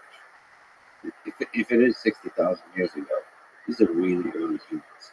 Yeah. And there were consistent things that have been coming out for decades about very old carbon-14 dates in the Amazon and in the Andes area that everybody just dismissed as no, you didn't get a date of 40,000 years. But I think we're going to come back around to start readdressing some of these based on new evidence in hand. And that's the interesting thing is, the early humans spread throughout the world. And then, like you said, perhaps it's gotten isolated. And then civilization sprung from there. And they all have similar elements, even though they were isolated. That's really interesting. That there's multiple cradles of civilization, not just one. Like one good idea. Those ideas naturally come up. Those structures naturally come up. And I wonder whether the similarities that all those cradles have, it could be a shared, much deeper path that they all have. Or it could be a more kind of Star Trek thing where Captain Kirk was always talking about the theory of parallel human development, that humans across the universe go through certain stages of development, and that could be the answer to it. Which one do you lean on? Which one do you lean towards? I think it's a case by case thing. I think if we look globally, I lean much more towards the human parallel development. But if I look just to the Americas, and we have a shorter time period where the things that become major civilizations now I'll say up to 30,000 years ago, which is still a blip in the time of humans. I think the shared things that those people came over with from Asia, and that as they got separated, that they had core values that then turned into things like religion and cultural customs that we can see. I'm a big proponent that there are commonalities in all of the cultures of the Americas that lead back to and point to a single distant origin. You've spoken about the lost cradle of civilization in South America. So, South America is not often talked about as one of the cradles of civilization. South America, Mesoamerica, can you explain? Well, we have very early stuff in South America. You're right. I mean, especially as an American, our country's so big, and we are so far removed from these places, we don't even think about it. But more and more, we're seeing things that predate the earliest stuff that we like to talk about, like Egypt and Mesopotamia. There are things, it's all on the Peruvian coast that we have these cradles of civilization. Someday we might start talking about the Amazon. But right now, what we've got are things that date back into the 3000s BCE along the coast of Peru. And there are big stone-built pyramids and temples, and they're amazingly isolated. Even now that we found them, some of them, like Corral, is one of the most famous ones, just north of Lima. We've known about it for a couple decades now, how old it is. But every time I visit there, it's like I visited the moon. There's absolutely nobody there, not for miles. It's amazing how such a discovery was made, and yet still nobody goes to see it. It's not easy to get to. Do you think there's a bunch of locations like that? Some may not even discovered in the Peru area. Oh, there's so many. Peru has tons. That desert gets really ugly quick, and it buries things completely. There are so many pyramids out there that are still completely untouched.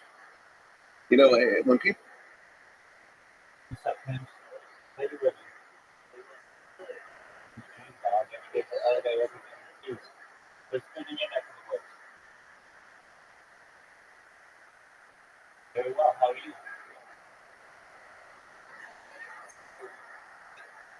All right. Well, cozy up next to the fire. You playing Roblox? Cozy up next to the fire.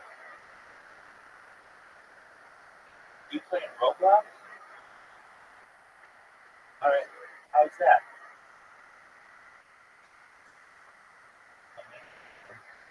You gonna go pro someday? Are you gonna go pro in Roblox someday? That's what I like to say. That's what I like to hear. Hey, are you gonna share your screen and show us what you do? Excellent.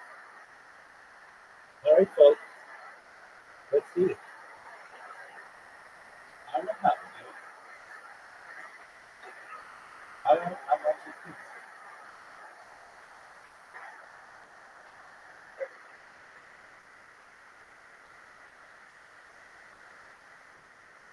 Right, folks. But I can see enemies. But there's an enemy that jumped way up to the top in the sky. My enemies. Yeah. Right.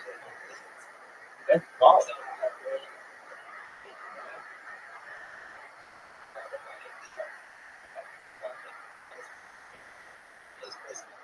Yeah, that was the place that got my city. It is. It's the. That's amazing. It's having fun. Can you kill people in this game? Yes. Well, go fuck a motherfucker up. That's what I'm talking about, son.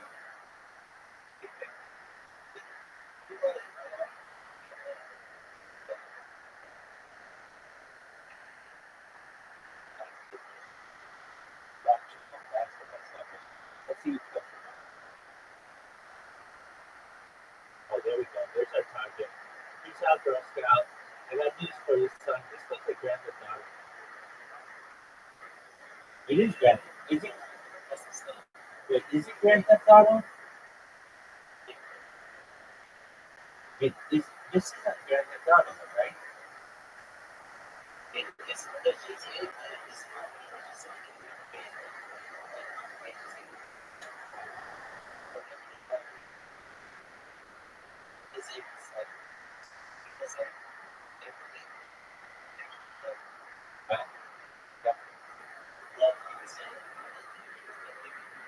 Wait. Okay, go to that. Go to the club. You know what club I'm talking about?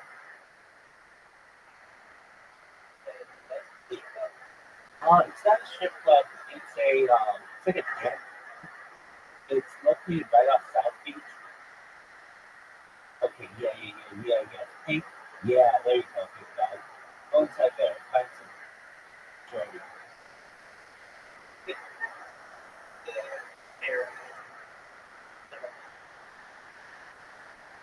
Very cool. Dude, you're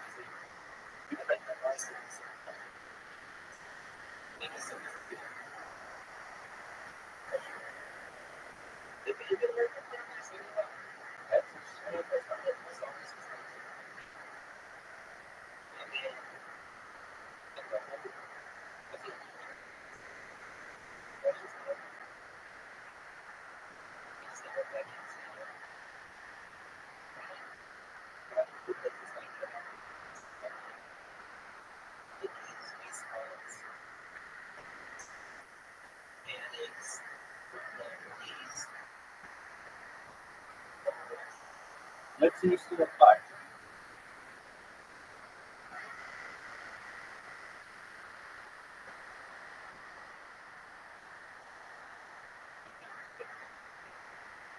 You good?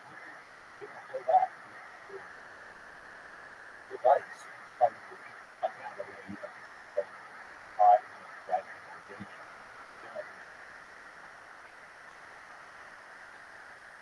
You drive by somewhere else. You drive by somewhere else. Oh, okay.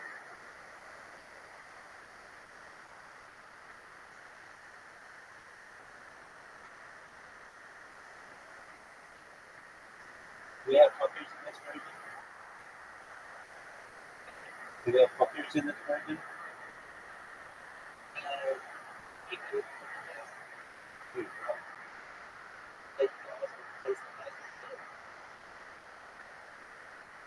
So you could be a hooker?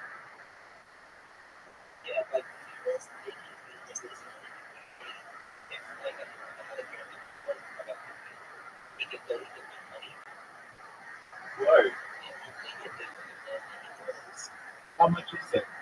How much is down the world?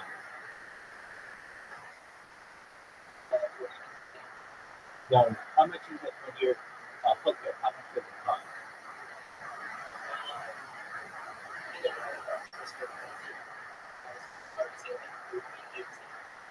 All right.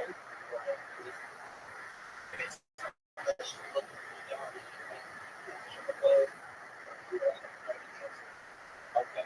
Well, that's a stripper. I mean a hooker. Like, can't you, um, like, from what I remember, you could get a girl in your car, like, you honk at her, she gets in your car.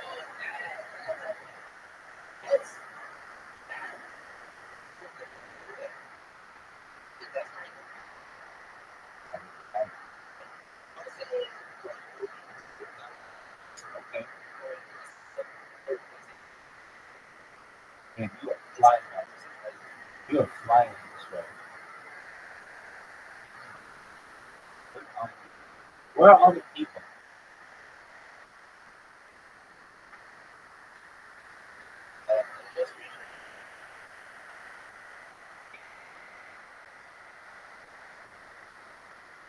Actually, yeah, dog, I'm the number one shooter in the history of box boots in the Discord. All right, now I see. Now I see your shit, dog. All right, so I'm watching Coke now. But that was really tight. All right, so now you are a boat. What do you do? Fuck yeah, that's what I'm talking about. Oh, there's a boat. There's a boat ahead of you. Yeah, there's a rock. Is that a rock? All right. You own that island now. That's your bitch. All right. So go find some motherfucker and absolutely fucking shit up. Did your boat have a motor or are you going by sail alone? Yeah. Yeah. I mean, it looks like frankly a sailboat with a motor, but I get how that kind of boat is more than how it.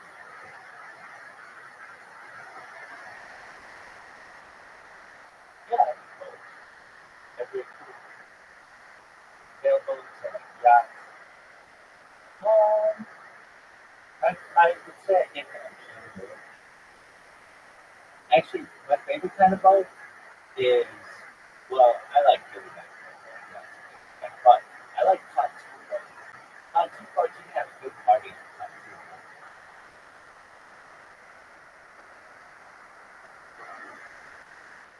Exactly, it's basically a party boat.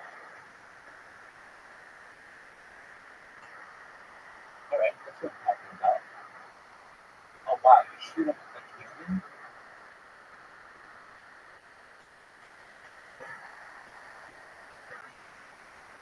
Yeah.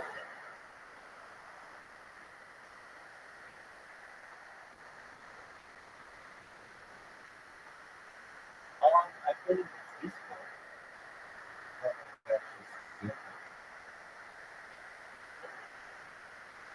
Oh, that's right. It's got a huge disco. It's got a huge disco. Oh my god. All right. Yeah. Um, it's big. That's how I know that. Oh wow. So the sun's not rising. And it's like daytime. All right. That's the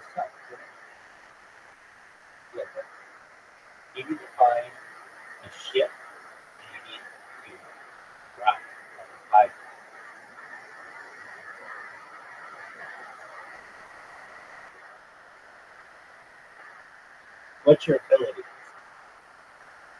Okay. Okay, that's what I thought. That's what I thought. Okay, gotcha.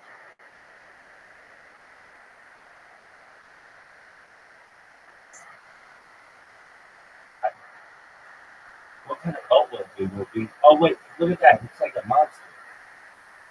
Go fuck up that monster. Oh, okay. Go fuck it up.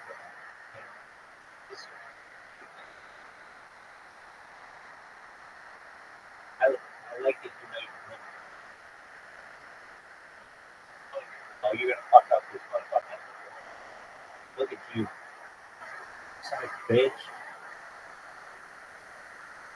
Is that another boat? Two boats?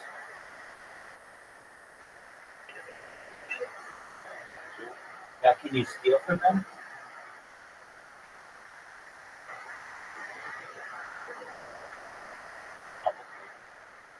Jack their shit. Can you go on land in that game? Or is it water only? Can you take your boat on land? Yeah, so that's tight. I like real. Can you go underwater at any point?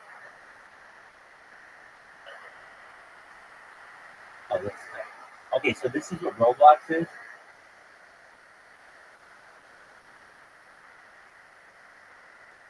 What's it called? Oh, this is what watching. So what? Yeah. Okay. So what do people sell? They really sell shit.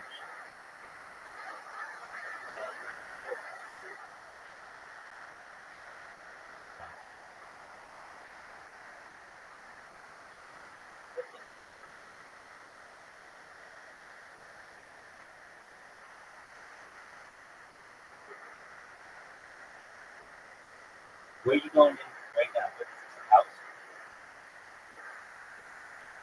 What is this? A house? What is this? A house? Is this a house? Is this a house? Is this a house? Is, is this a house? Absolutely. Well, I appreciate you being here. Can you hear me? Yeah, I'm coming up. Just a moment. I'm coming. Just a moment. Can you hear me? Yeah. Okay. Guys, thank you so much for sharing your game. I love the one. I do play by play for you someday. So whenever you both come in here, and if you want somebody to do commentary on your game, I absolutely will. I appreciate you guys showing me. So you showed me Roblox and 5M. Is that correct? Which is basically GTA. One of my favorite things to do. I love GTA, and again, the number one stream in the Roblox. Just so thank you guys so much. I appreciate you checking in on me. Feel free to come back tomorrow or whenever you have time, and we'll catch back up. Okay, guys? Peace, everybody. Take care. Shout out to those guys. Very nice people. Everybody else can go fuck themselves, but those guys are nice as fuck. Hey, Rabbi, do you know what Roblox is? No. What is it? Is it like Minecraft? Dog, what's up with this tutti frutti bitch who won't let me back in that fucking Discord? This shit sucks. Of all the things that I've ever seen, this is the worst. This. I'm trying to think of things that are worse than this. There's torture. That's basically this. I don't even think they need to waterboard people anymore. I think I single-handedly ended waterboarding. They're just like, no, man, fucking put on Rabbi stream. It's way worse. No, we don't even need a rag. This motherfucker stream is worse than waterboarding, kids. You don't know what waterboarding is? Ask Dick Cheney. Anyway, one time I was in the shower and I waterboarded myself, and That is not fun. That is like the scariest shit in the world. Except for this fucking stream. Works.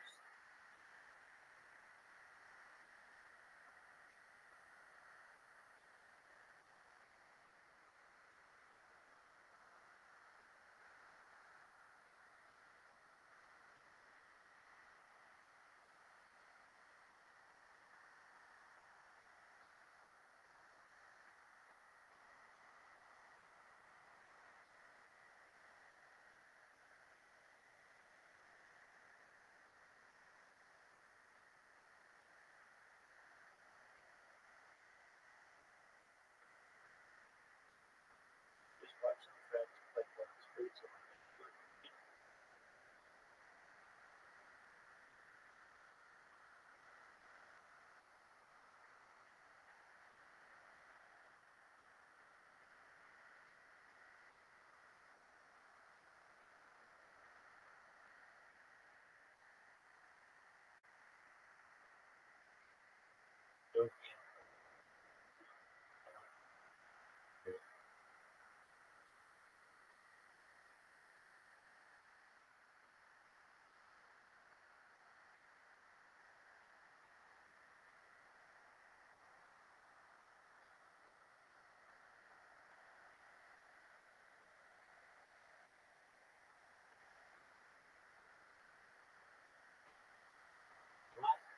Bitch. Nobody knows that shit.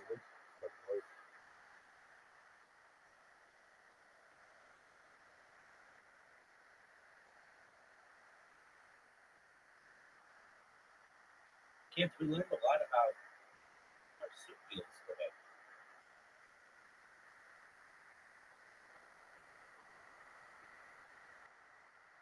What's a marsupial? Like, isn't it like an animal that gives live birth, but then the baby is like in a pouch?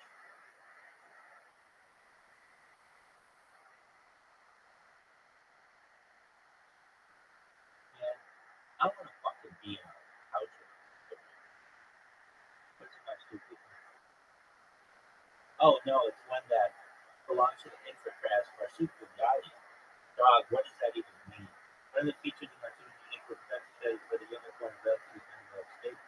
The feature developed on attached to a nipple in a mother's mouth. I want to be a milk marsupial. So, oh, Rabbi's milk marsupial. Hashtag milk marsupial. That sounds amazing. Some bitch you like, get on in here, kid. Oh, no, no. Just food or bigger.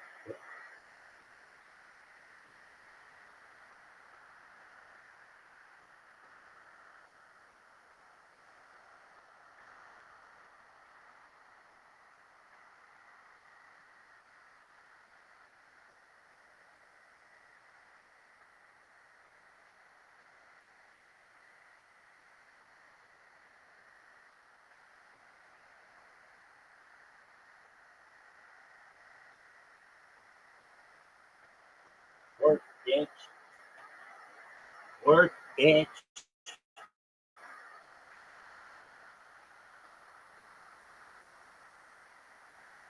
Work, bitch. Game's done quick. How about you stop sucking dick? Work, big subscriber, only chat. Kiss my Ashkenazi ass, motherfuckers. That sucks. Yo, dog. I think that you need more clips. Oh, this sucks. Dog. What is this bullshit?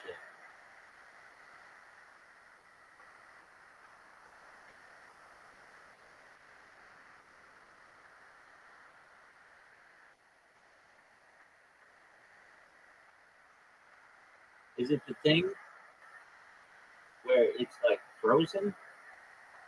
Frozen socks?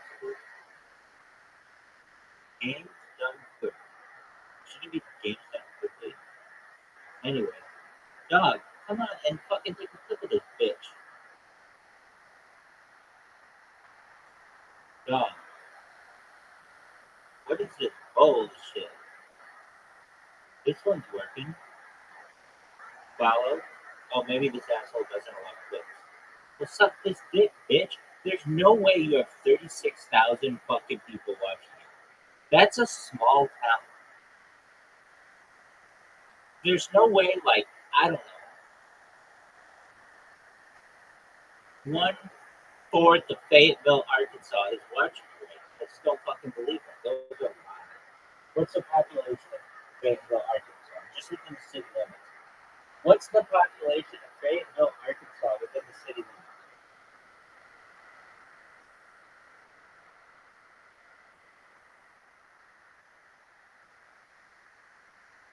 Oh, okay. Maybe outside the city. Wow, that's really fucking close. Anyway, it's like 1/3 of Fayetteville, Arkansas, a little bit. But I don't know, they might have had friends over or something. Your Age Gaming, why the fuck do I know this guy? He's always at the top. There's no fucking way that he has 1/5 the population of Fayetteville, Arkansas watching him right now. There's no way. Yo, dog, there is no way that you have 1/5 the population of Fayetteville, Arkansas watching you right now. I just don't believe it. That would be like a lot of fucking people. That's like the size of a fucking arena watching your shit. I don't believe it. Oh, this is bullshit, dog. This is bullshit.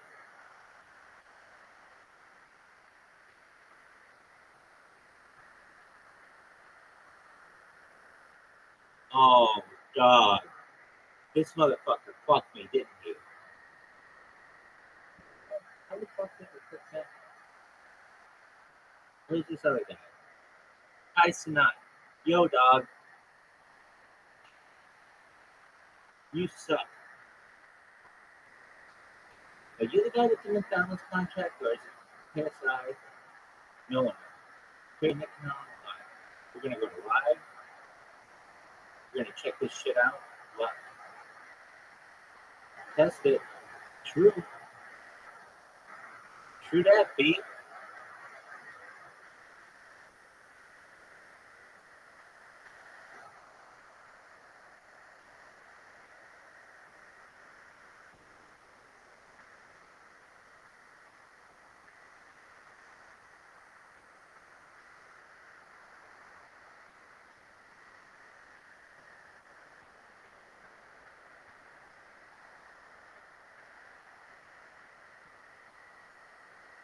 Yo.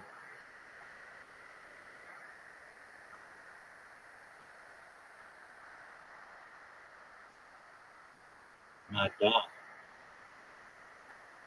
This shit sucks. Test this shit. Okay?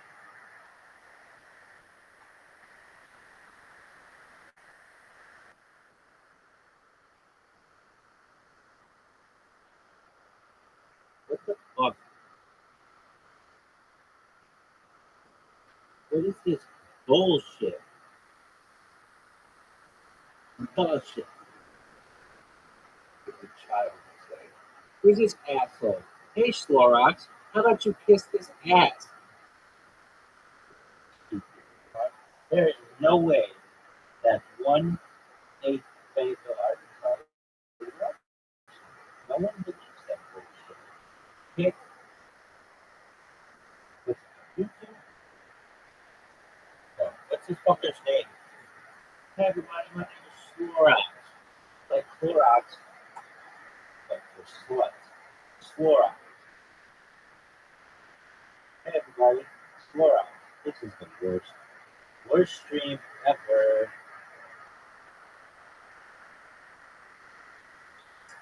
Yo, dog, no one knows what you're saying. Only you fucking Guinness or Champion doesn't understand you.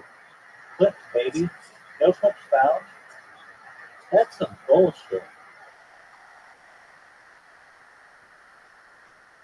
Filter by, feature clips only, fuck that. Damn, these motherfuckers get a ton of views.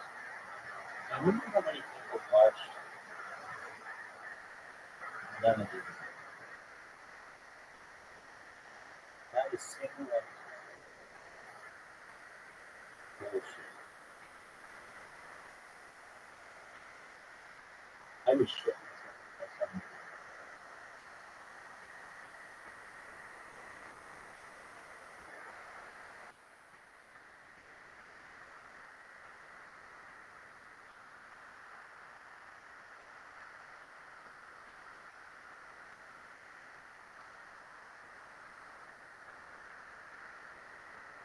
How about this guy? Press million clips. I want to see him all time, dude. Remember my fucking defaults. Unfeatured. Oh, there's one person on that shit. That's tight. They got that messenger button, dude. But this Slorax.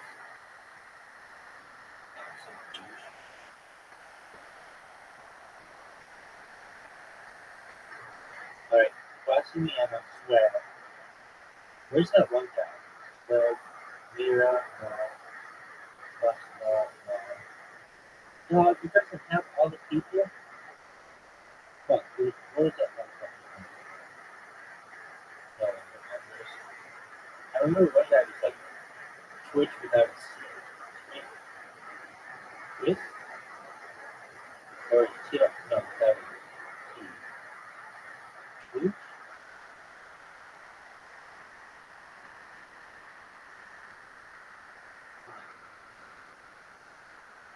Alright.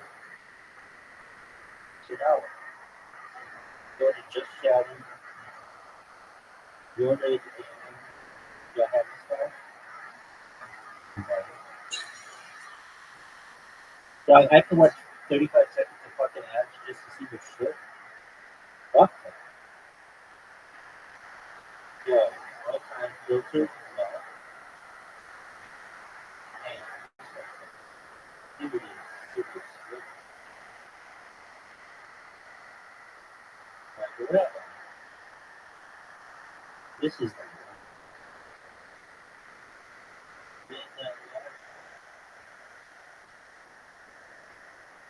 I'm not watch Rabbi Street with that motherfucker. Yeah. Yeah. How many fucking clips do you have?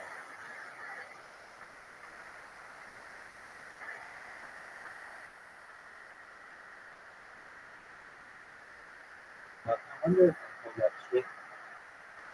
Just create an account and just spam the top people all day, every day. Holy shit, this guy. Is it open today? Actually, that's a good fucking idea. Well, I got the device. Alright, I got the device.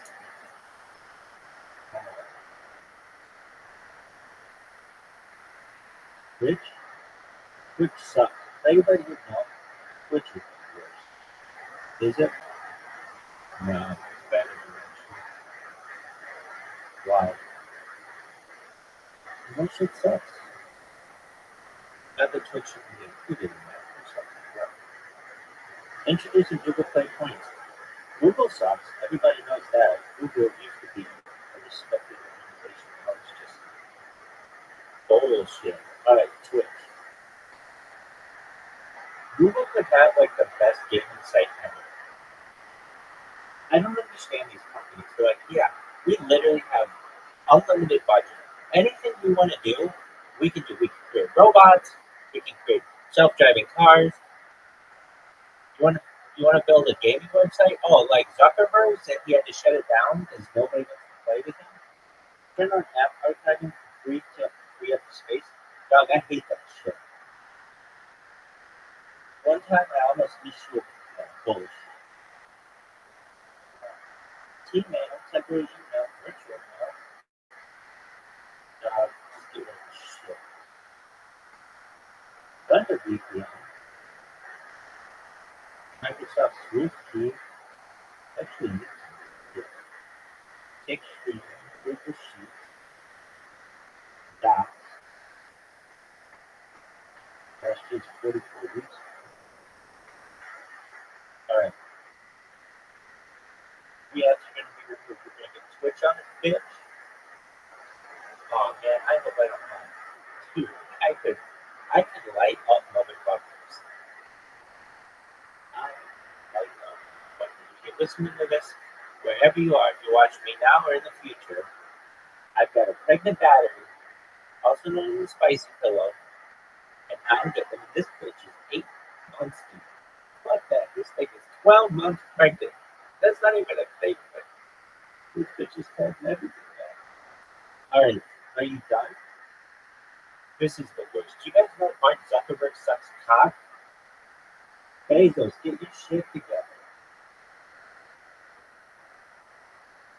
I loved when I first started this stream, I would call Amazon customer support on Twitch. They'd put me through, and I'd be like, yeah, do you see, like, I'm showing you the problem? They're like, yeah, we see that it's crashing. All right, well, can you fix it? I literally bought a fucking 6 Amazon devices. They're like, yeah, that, what, you want to do something more than just read a fucking book? We get an iPad now. All right, here we go. Twitch, live streaming. It's your boy. Sign up or log in. Gonna sign up.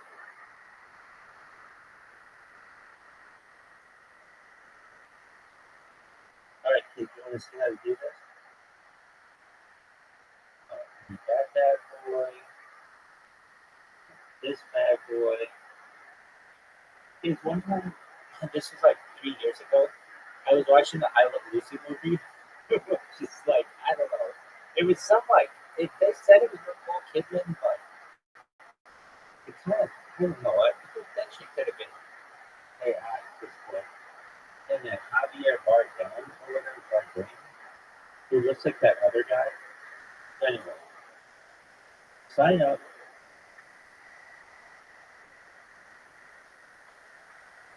Join the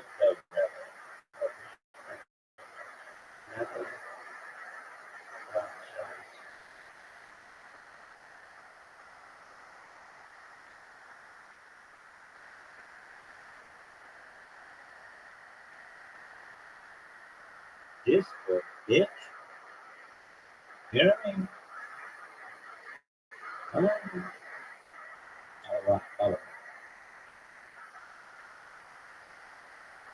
What's my date? May 14th, 1948. Bitch. Why? Why not? Alright, friends, here we go. Phone number, you know.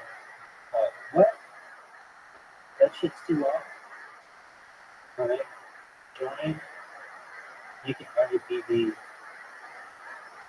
the capital L. More people. There you go. Join that like this. 16. Alright, what's the email? Yeah, I guarantee they're going to be like, oh yeah, sorry, you need to use this other fucking email because we're about to use it here. What is it? What email are we using? Why is this shit? That's my question.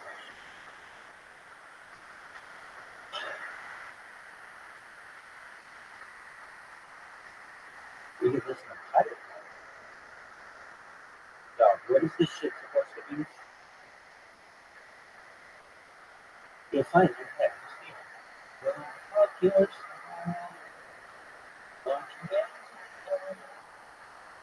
Is it called YouTube? Pirates shit podcast. Yeah, you're fucking right. What is this shit called? Gmail or Gmail?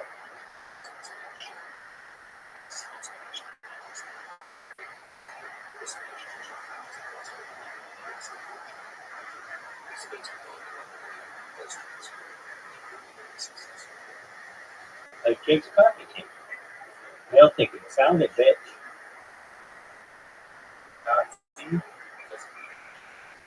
Yo, guys, stop. Doug, I get it. I get it that you want to tell me stories about pirates, but right now we are busy. Oh, don't tell me this shit fucking refresh. I'd be so pissed. I would be so pissed. All right, sign up. Vegas password. Doc, sign up, dog. His username is unavailable.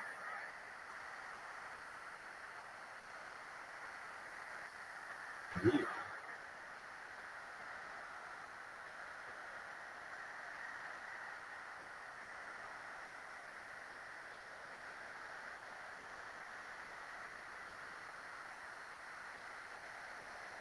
We sent a code to McMahon Salvo.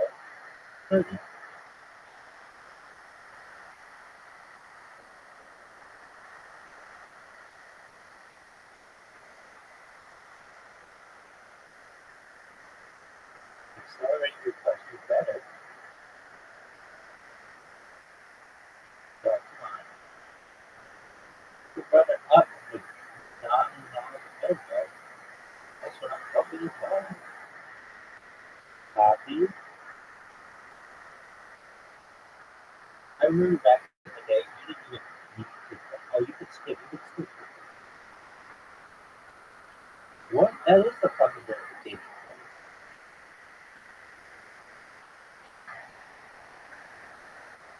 Thanks for email for verifying.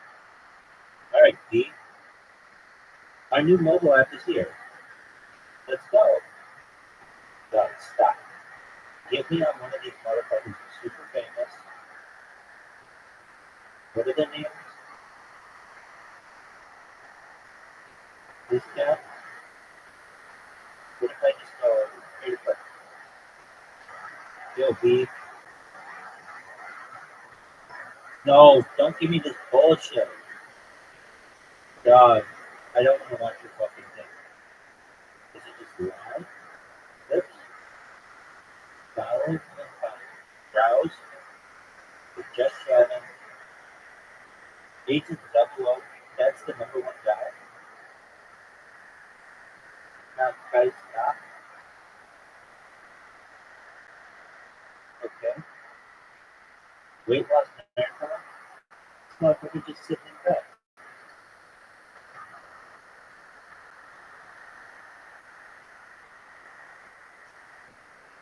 Dog. Flip this shit. Yo, dog.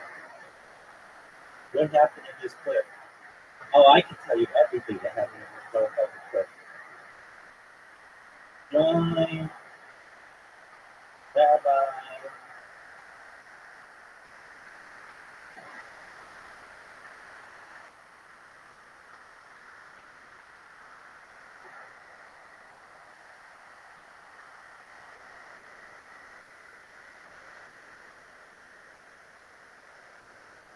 Yo, what?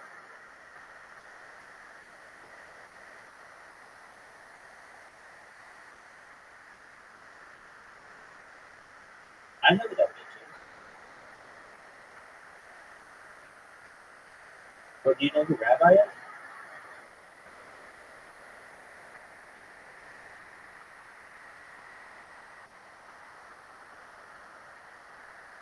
Hashtag.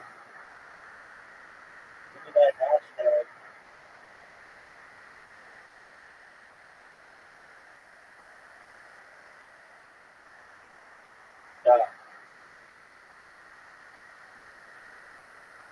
I'm gonna add a fucking heart at the beginning of this bitch.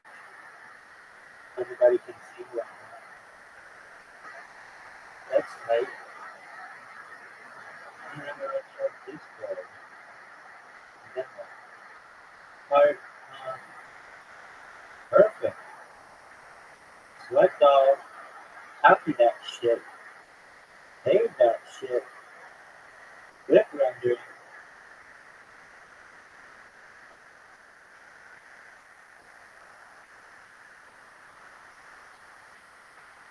Yo, dog. I'm gonna fuck your shit up, son. Wait. But if he stopped streaming. All right, it's game over. This shit is game over. Start service. Save.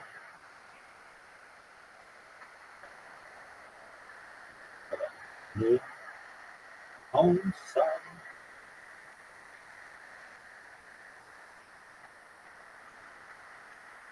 Holy shit.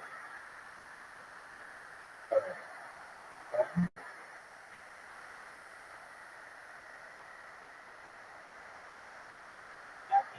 Beef, tray, or stop. Okay. Okay. Close all the apps.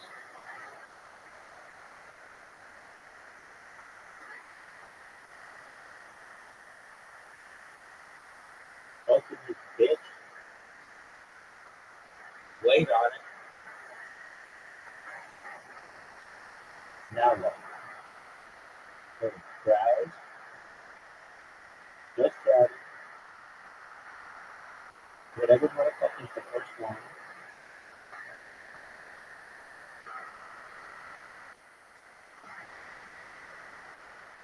Dog. Dog.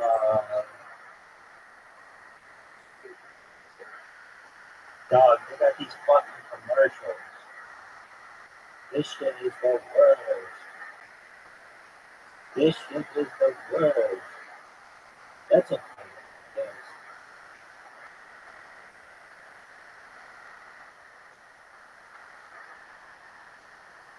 Don't have any.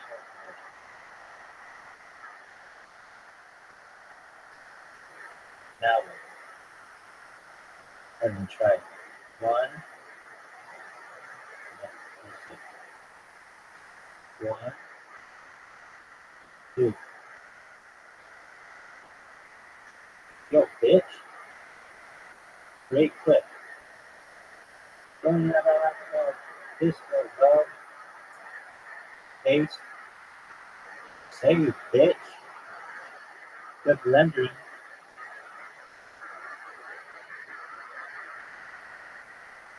Save that shit.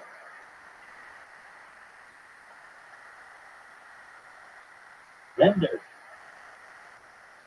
Download, clip, share. Done? Fuck yeah. And then just close it. This bitch is over. Are you fucking serious?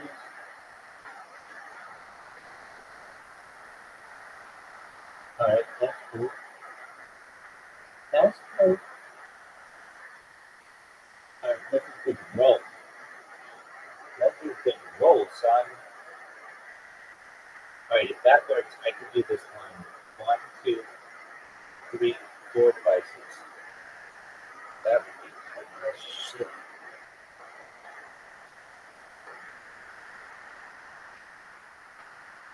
Dog, what is up with this fucker? What's up with this? Why doesn't this shit work?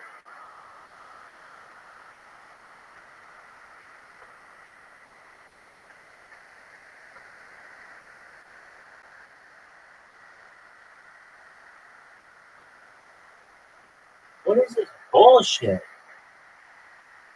Battery usage.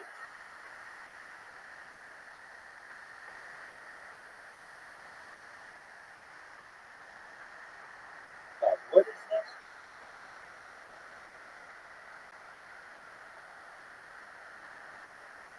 You don't need.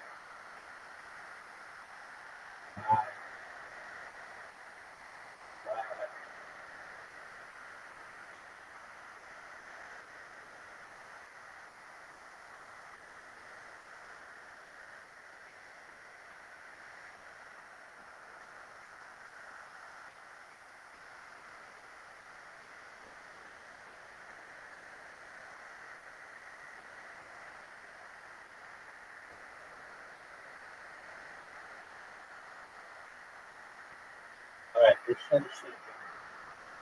But don't suck the deep. Oh, what the fuck? one. Which one number two?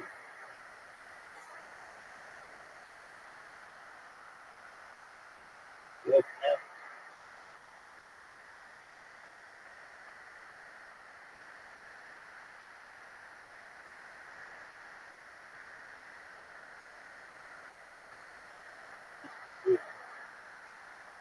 What one is this was three? This was what we call it. Look, look. Which? I'm Twitch, bitch. Okay. Switch flip. Alright, you done? Delete the content and close. Reopen this shit. Start. Switch flip, bitch. Who is he? Where's the number two?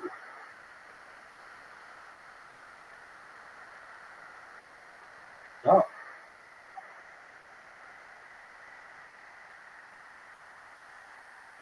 Oh, man. Let me flip this shit. Now, why is Brave there? Nope.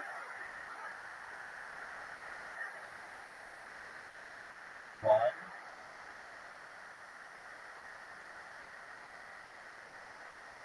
Oh, shit. Nope. Close, close, close, close, close, close, close, close, close, close, close, close, close, close, close. Alright.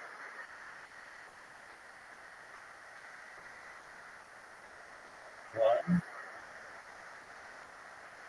What is this shit? This is bad. Close out. I hear this motherfucker in the back.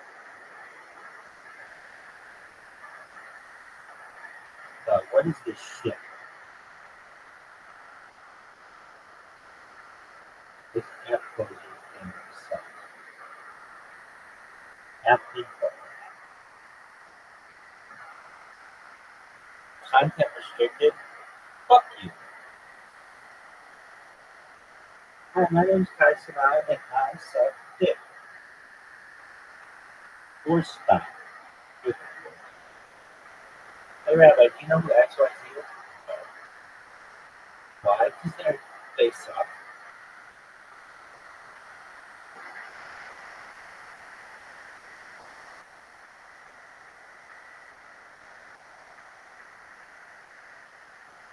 Hysteria? I've never known anyone to get much hysteria. These are bitches with that. Sounds like your stomach needs to get good.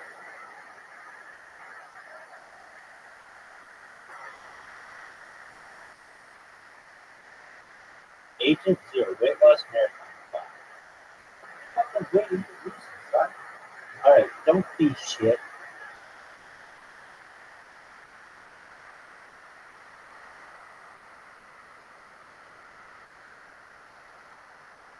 I gotta answer it. There's no doubt. What's this bitch doing? Hey, what's going on, Bangkok? Chin chin.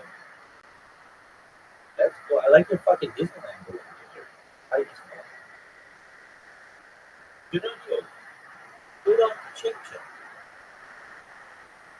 This bitch might be only a few miles away. It's way too bright though. This is a Tokyo Disney.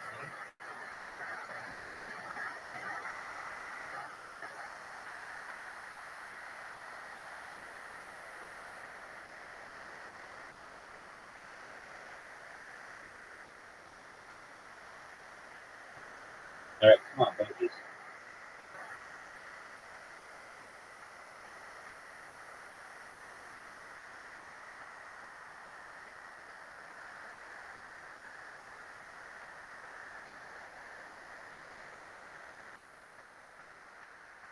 What the fuck is this shit?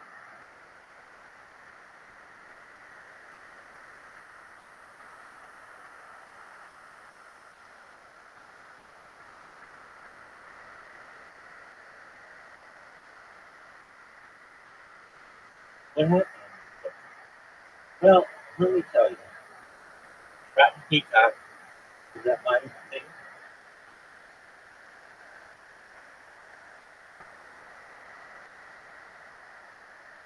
It's rendering, aka sucking the D.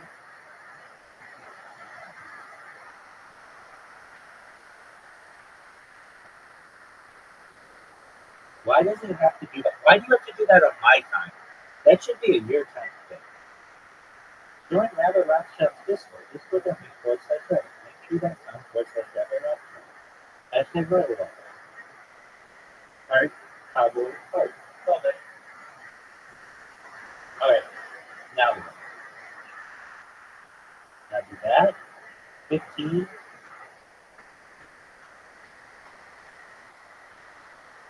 Fucking perfect. What's going on here? Hey, Sens. Do you know nobody likes your stream? Hey, I'm gonna be a cartoon. Okay, you too.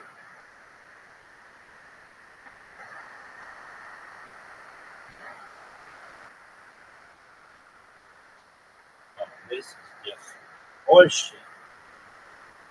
Crack eater. You deserve. Oh, no.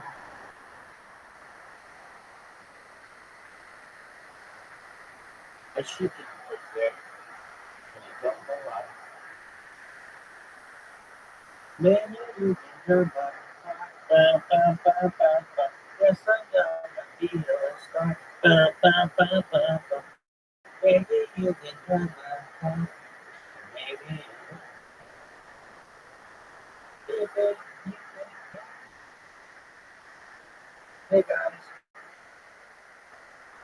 you know I'm a Rothschild? Where you going? What is this bullshit?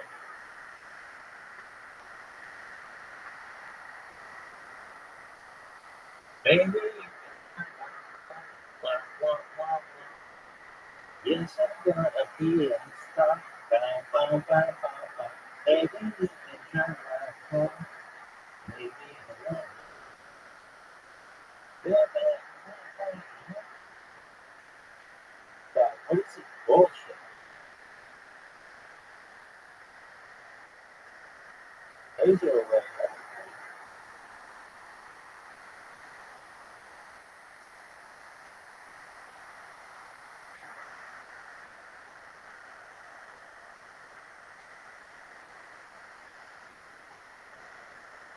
Holy shit. Holy crap. Holy crap. Let's try the kitchen. Come on. Work, bitch. What's going on here? Just chatting. Hey, where was it? Why is that the same shit? You're tied away. You're yo. Oh, no. I don't want what's recommended to me.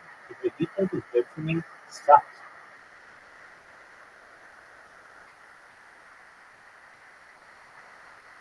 Brothers, you're tied away. Fuck it. Give me that your rage, please. Alright. That bitch done.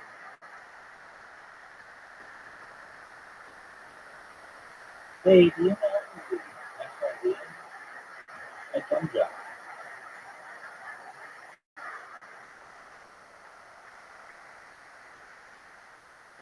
Alright, I'm Andy. I stream every Sunday. You just do it once a week? What? But it's effort, bro. Instagram, let's just have a computer on my cat. Hey, I'm a cat. Don't use my fucking Facebook. Please. Alright, here we go. Categories. Just chatting. Your age gaming. You're gonna get it, dog. You're gonna have so much many fucking things. Maybe you can drive my car. Message happy. What the fuck?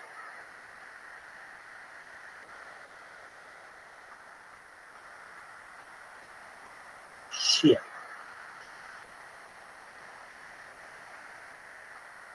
Baby, you can drive my car.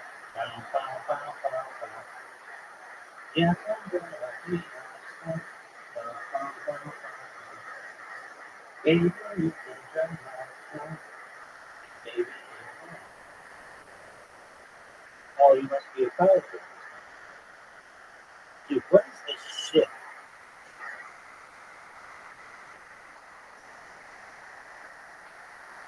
Seven? What is that? 8?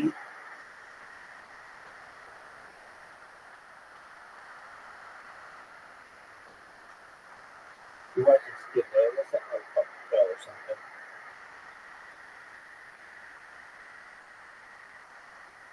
Baby, you can drive my car. What's this bullshit? Why isn't this shit working? Or this shit?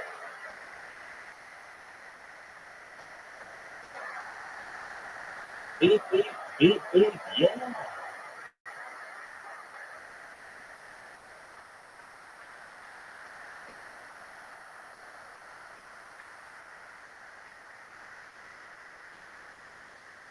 Alright, we're watching this shit again. Baby, you can drive my car. Wah, wah, wah, wah, wah. That's all I need. Wah, wah, wah, wah, wah. Baby, you can drive my car.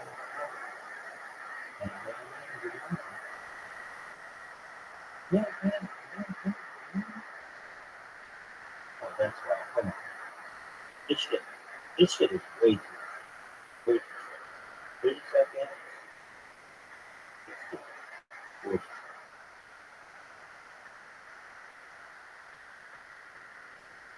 baby, you can drive my car. Wah, wah, wah, wah, wah. Yes, I'm gonna be there. Wah, wah, wah, wah, wah. Baby, you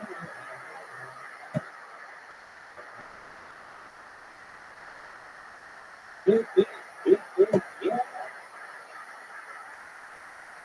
Baby, you can drive my car. Wah, wah, wah, wah, wah. Yeah, I'm gonna be there. Wah, wah, wah, wah. Baby, you can drive my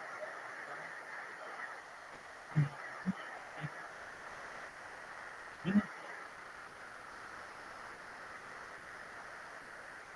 Beep, beep, beep, beep, yeah. Baby, you can drive my car. 1, 2, 3, 4, 5. Yes, I'm gonna be there. 1, 2, 3, 4, 5. Baby, you can drive my car. Beep, beep, beep, beep, yeah.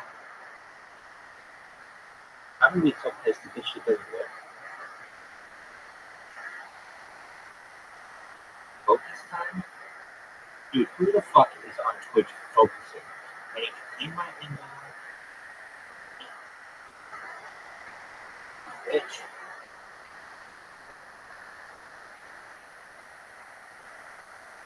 Baby, 1 of 4?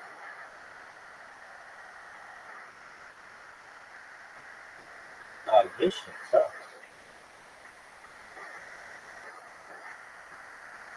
Oh, sweet. Sweet.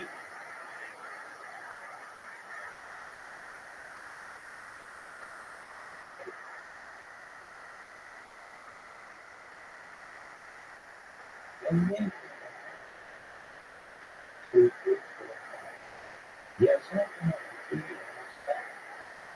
3, 4. Baby, you can drive my car.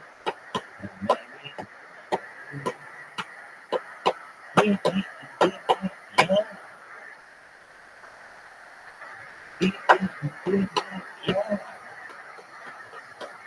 Beep, beep, beep, beep, yeah. Beep, beep, beep, beep, yeah. Beep, beep, beep, beep, yeah. Baby, you can drive my car. 1, 2, 3, 4, 5. Yes, I'm gonna be outside. 1, 2, 3, 4, 5. Baby, you can drive my car. Baby, beep, beep, beep, beep, yeah. Oh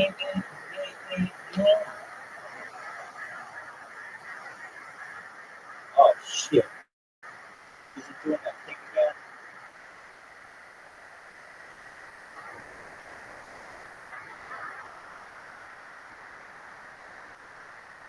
How many fucking ads are there? This site is so shitty. Baby, you can get back. 1, 2, 3, 4, 5. Yes, I'm gonna be a star. 1, 2, 3, 4. Baby,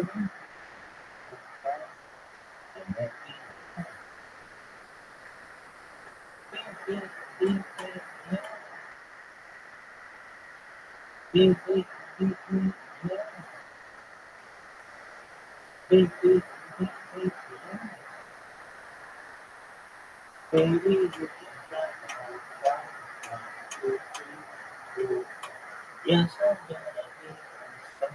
1, 2, 3, 4, 5. Baby, you can jump on top. I got a big battery. Big, yeah. Big, yeah. Big,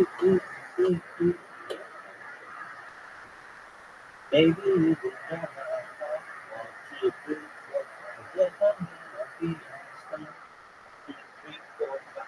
Baby, you can jump on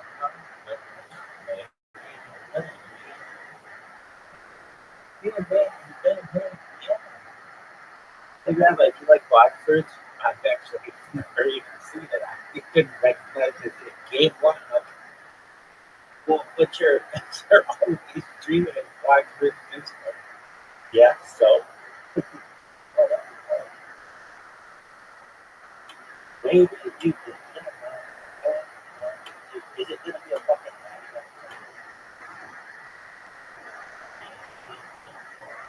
yeah, maybe.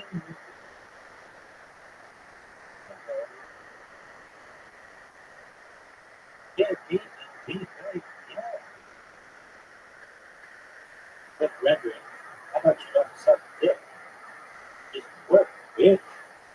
Alright. That motherfucker's gonna have his clicks lit the fuck up. LTF mode, baby. LTFU. Lit the fuck up, motherfucker. Dude, I don't want to be hearing shit though. Wow. Alright. Color. Motherfuckers at the dog. You spammed 150 fucking times. Yeah, did you like them? Did you choose them as featured clips? Dog, no one gives a shit about TurboTax. Dude, there's no way you have 1/5 of the population of Fayetteville, Arkansas watching you. No one believes that. Baby, you can jump around. 1, 2, 3, 4, 5. Yes, I'm gonna be your star. 1, 2. Oh, here's that one. Oh, some more. What's it called about this one? Ready? It's like hard to get ready. Yo, dog. Baby, you can jump around. Dude.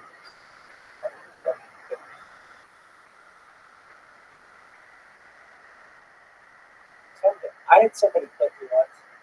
It was when I was drinking a Yoo-Hoo. You had the great clips finishing in time.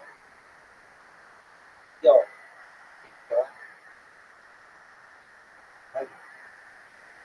I'm gonna have so many fucking clips in the password. I'm gonna shit myself.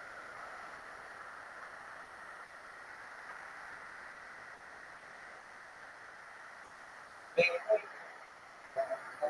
1, 2, 3, 4, 5. Yes, I'm gonna be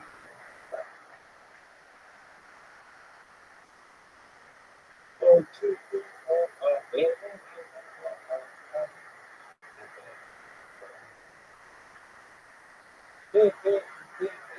yeah. Your rage game, you're gonna get your shit tossed off.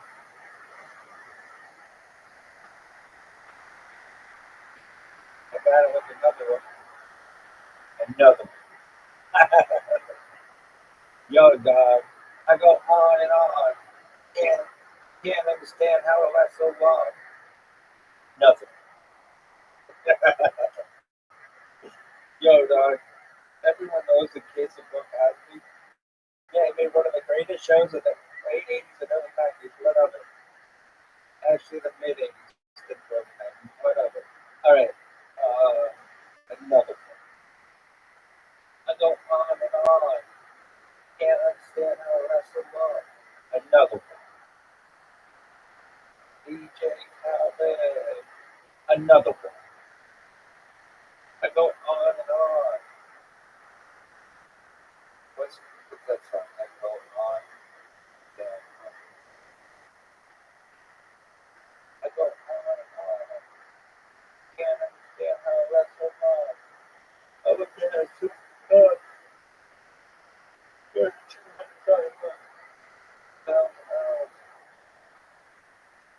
dog. Another one. I like that song. I go on and on. Can't understand how it lasts so long. I must have had superpowers. You know, I used to have things never heard that. I didn't know that shit. I thought I was shit. Alright. I go on and on.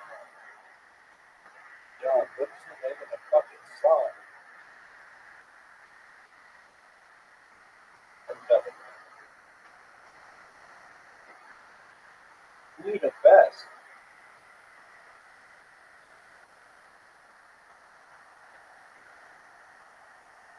It doesn't have that Justin Bieber. It's like another one. I go on and on. Lyrics, bitch.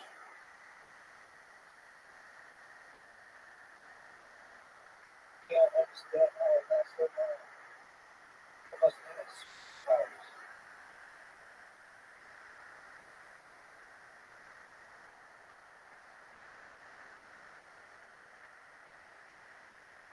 Oh God, it's like Drake. Another one. It says that at the beginning of every song. I go on and on. Can't understand how it lasts so long. Dude, this song has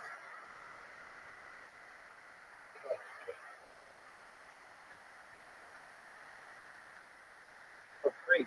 That's it. YouTube that shit, motherfucker. I go on and on. Can't understand how it lasts so long.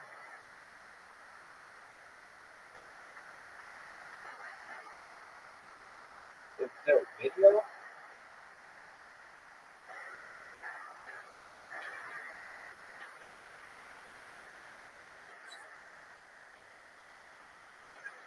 We're the best music. Major Key. DJ Khaled. On and on. Can't understand how it lasts so long. I must have had superpowers. Just one shit by hours and hours. I like that song. I might have to freestyle. When I read the lyrics, I thought freestyle. Would you fuck me for free? Another one. We the best music. Major Key. DJ Khaled. Yeah, I go on and on. Can't understand how it lasts so long. I must have had superpowers. Last 223,000 hours. Tell them up CC. And I'm up to have CD. The Jack Bill Trump, he said, you know, this day can't free. You got tools that stuff in there for. I got girls that should have made way for. Got girls that can't sort of fight back home. Trade another day for it. You got it. That's even though I'm not. And the pussy on my wide. Stomach on a flat flag. And something, what's that? And I eat hard on. And drama goes in and out. It's never going to chat like it's also not. You don't want to know for the girl in my hair. My girl from Ashes Cell. It's just me. It's just me. They text so good, I shouldn't have to fuck tree. Oh, is it just me? Is it just me? Is it That's so good. I should have fucked the free. Fuck it. We did try to get a college degree. I did try to get a degree. Right? Yo, what up? How you living, man? What's on your neck of the woods? I was just singing some Drake. What's good with you, son?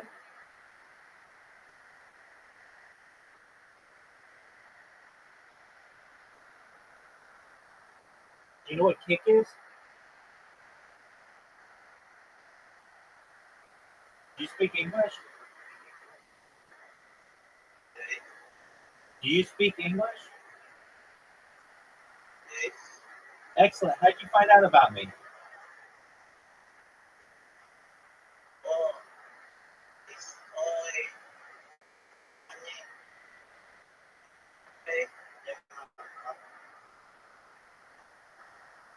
Yo, dog, no one knows what you're saying. What's up, dog?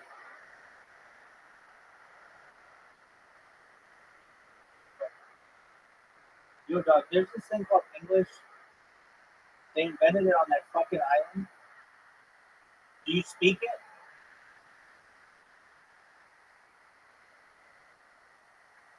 Do you speak English?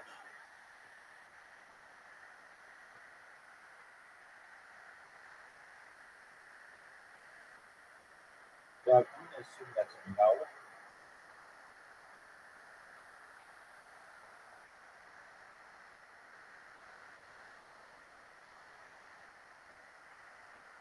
Alright.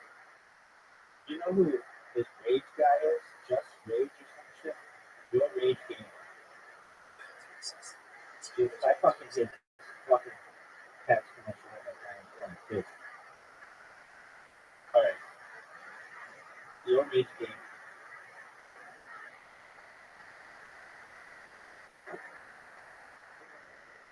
Dude, shut the fuck up with this shitty ass commercial. Dude, no one gives a shit about this. Dog.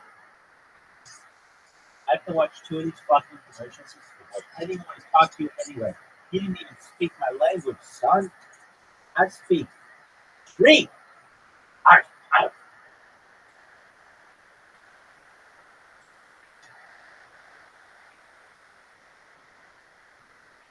Dog, shut the fuck up. Let me see your clips, son. This guy's shit is gonna be lit the fuck up. Alright, videos, clips. Use it a weapon. Okay, so none of them are featured. 24 hours, son. If I could go with you know,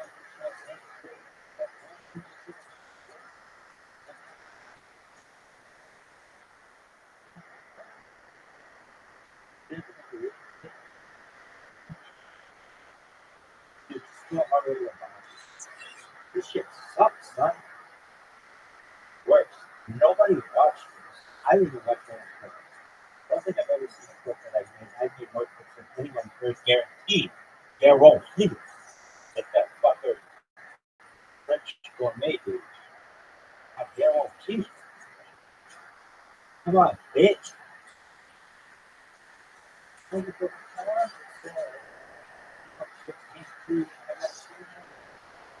Yo, dog.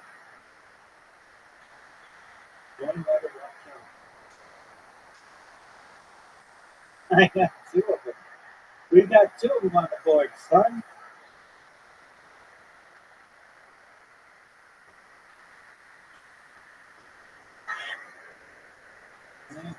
I got 2 men.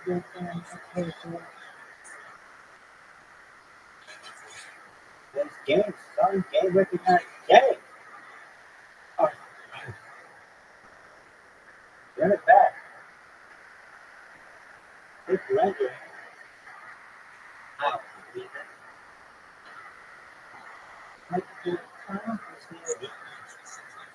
Oh, shit.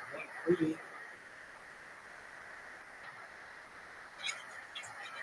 Dog, no one cares. I'm gonna start talking like this motherfucker. Like, yo, I got this heave in the fucking corner. Where my heave? Where my heave? Where my heave? Anyway, this is it. And then you go to the top and say, oh shit, ain't good. I got two red, I got two red,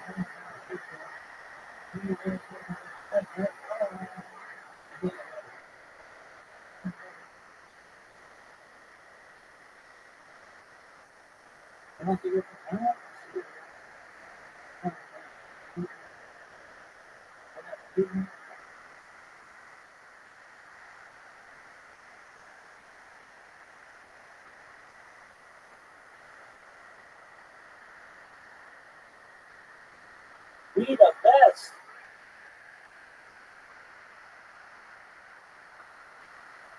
Rabbi Rothschild. We the best.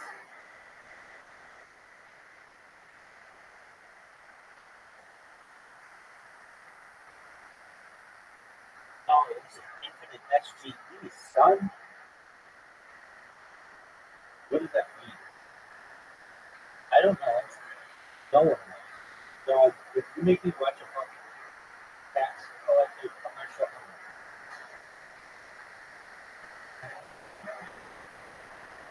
right?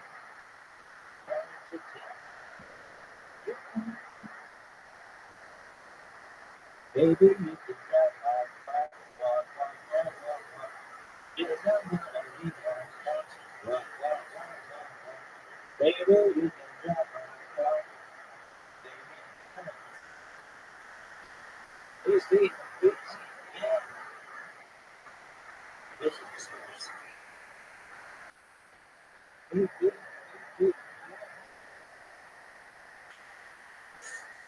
baby, you can drive my car. Yes, sir. Oh, dude, it showed up. Hi, dude, I got a ton of these bitches. 1, 2, 3, 4. Tell me who's 1, 4, 5, 6, 7, 8. Dude, what was that one song? It used to be in. What's that fucking song, kid? There's 1, 2, 3, 4. Tell me who you love more. Used to be in a detergent commercial or some shit.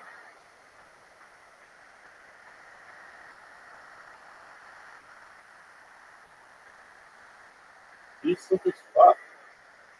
There.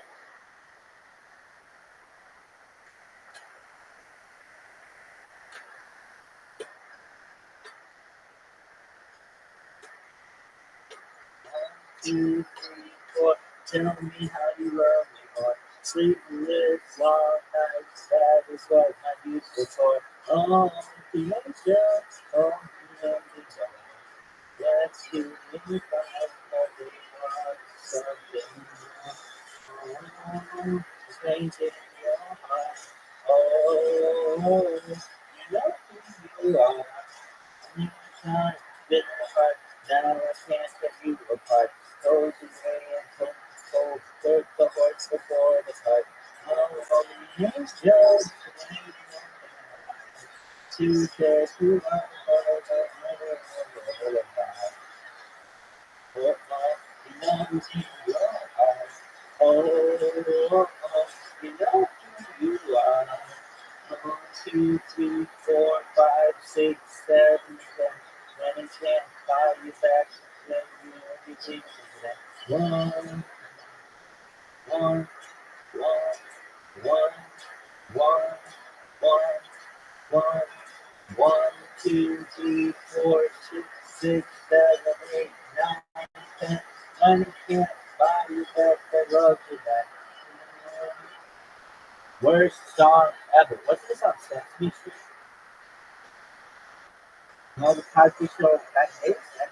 Oh, yes. No heart. Oh, you know, you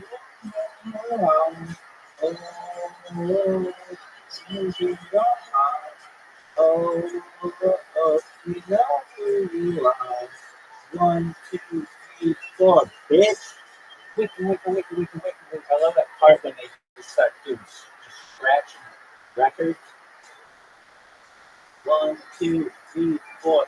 Tell me you that are a whore. 5, 6, 7, 8. Get ready to. 1, 2, 3, 4. I got it. 1, 2, 3, 4. Tell me that you are a whore. 5, 6, 7, 8. Tell me.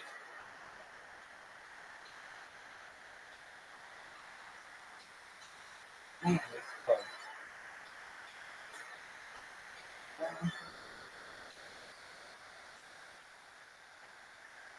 I gotta think of something like 8.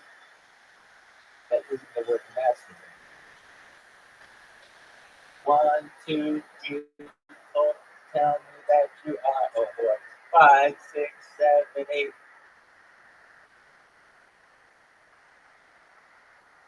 What does satiate mean? Like, think about something. I don't know what it means. It's dissatisfied. You need to satisfy. Really? Okay, we can use that. 1, 2, 3, 4. Tell me that you are a whore. 5, 6, 7, 8. Make the pussy satiate. 1, 2, 3, 4. Tell me that you are a whore. 5, 6, 7, 8. The pussy ready satiate. That's the pussy gone satiate.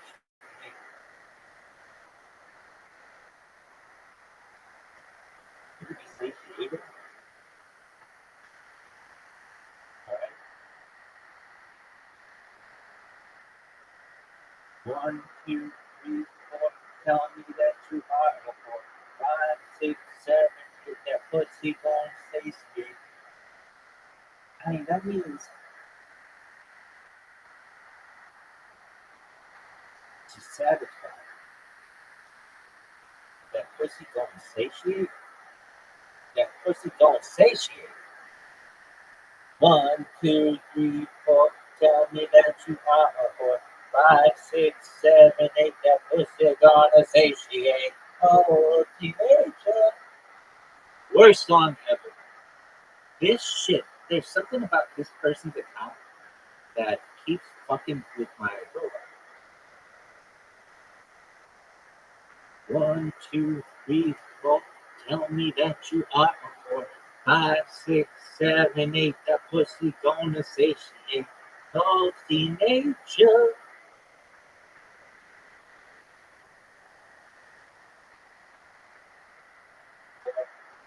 Welcome. How are you, Pam?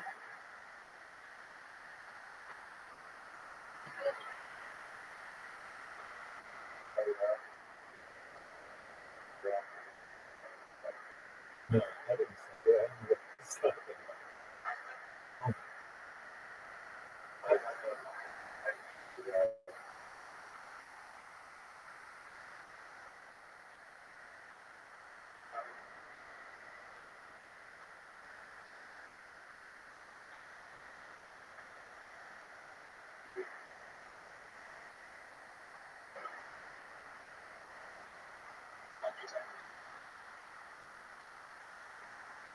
What was that?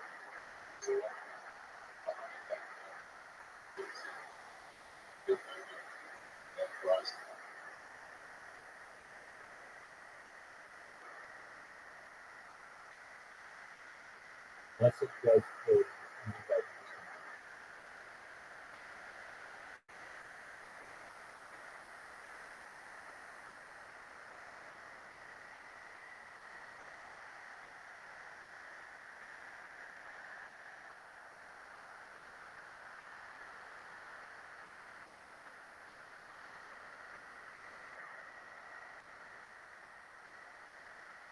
Are you going to get your world rock?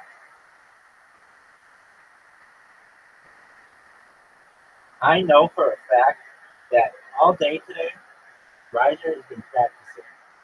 He doesn't like getting embarrassed. Should I accept your private game? Fuck that shit. Reject it.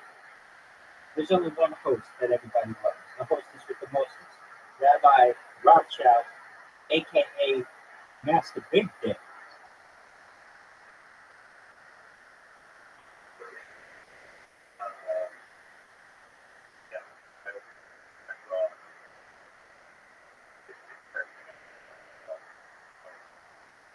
understand. It's like playing the wager. Hey, dude, do you remember that time I sent you an invitation and you accepted it?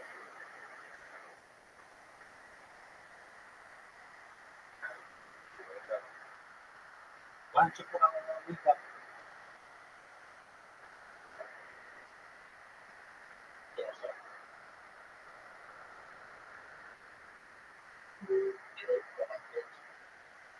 Yeah.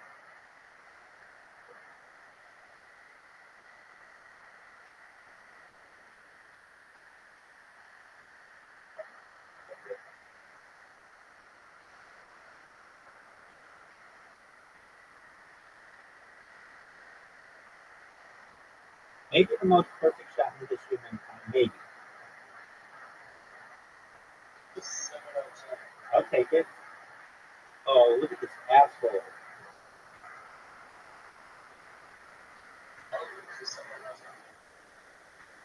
Riser is just being a bully today. What else is there? Oh, what a great shot. What a great shot.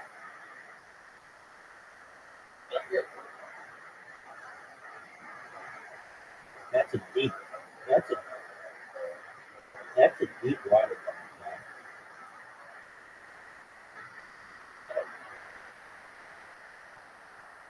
Okay. That's a good shot.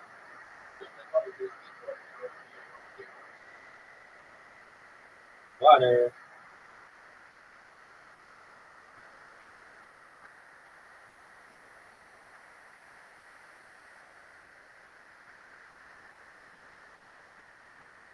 Are you going to that waterfall?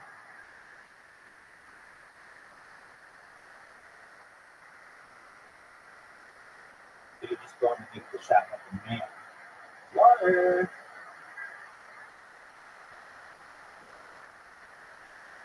Dude. No. And my ball is perfectly positioned. Fuck you.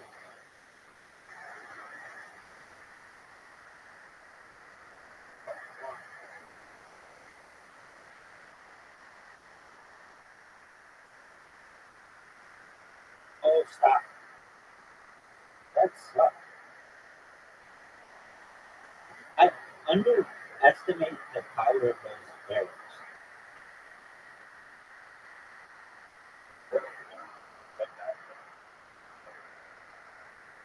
Water bunker, son. Oh, wow, he did.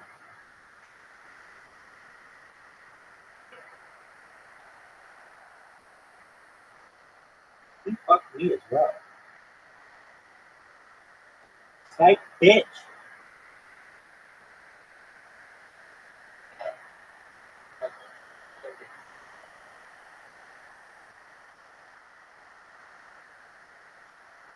Why did you not get that?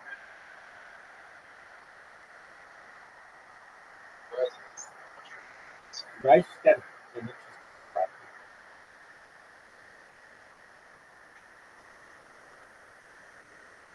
Wow, friends. This is unprecedented. I came out swinging. Because I always have to go first.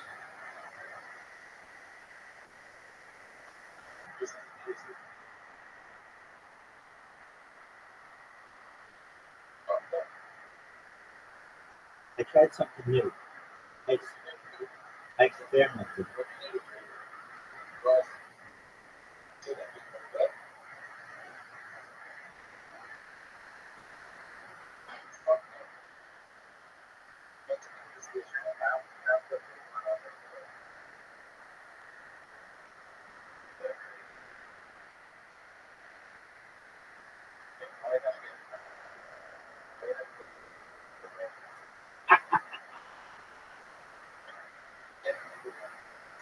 Thank you, dude. And everyone appreciates your generosity.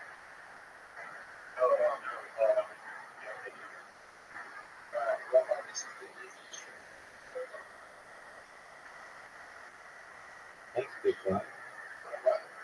I will take that shot. Just, just don't give it my way.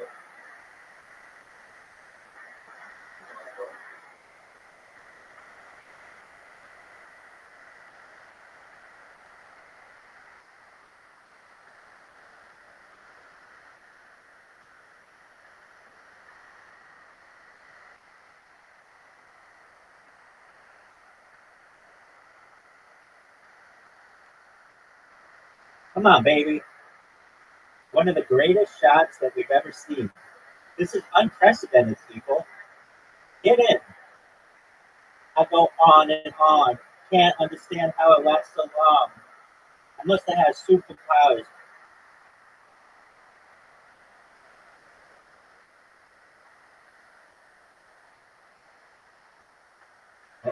That's a good shot.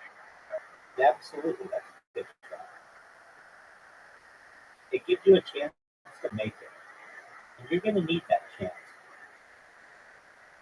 Because Rabbi's on a roll.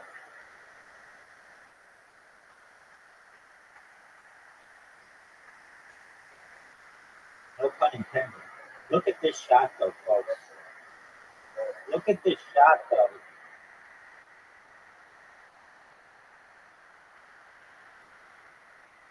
Dude, there's just no way.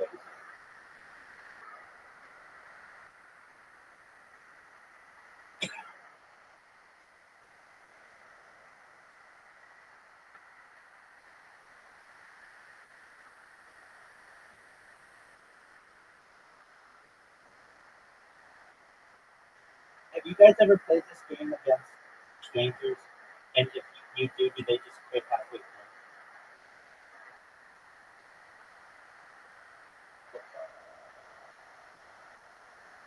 That was terrible.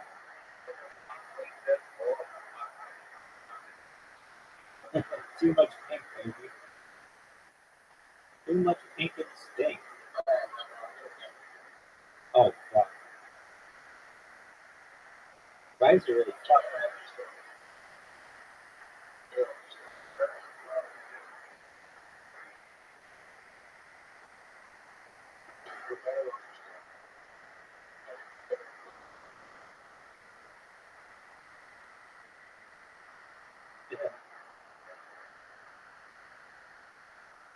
Oh, fuck.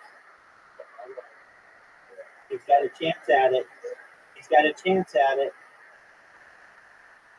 Oh, that was smooth.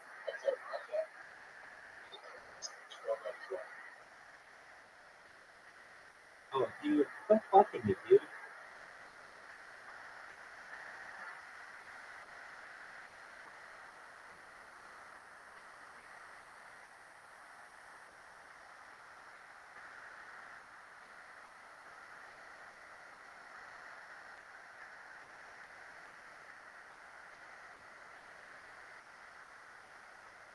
Well, it looks like I'm getting 0 points.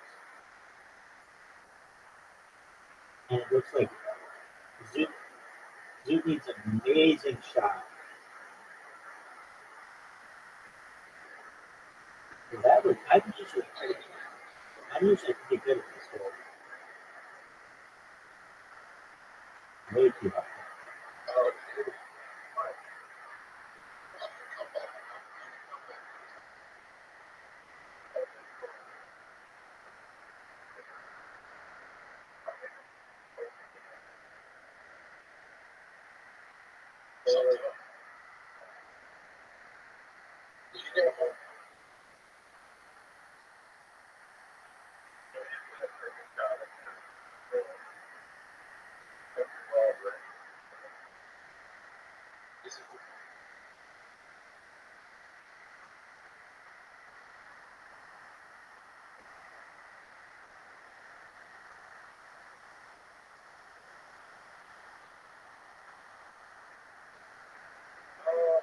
Oh!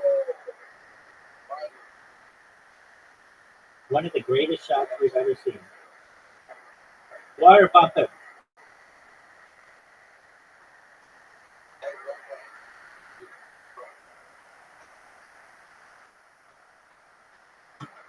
Fuck yeah, man! Fuck yeah!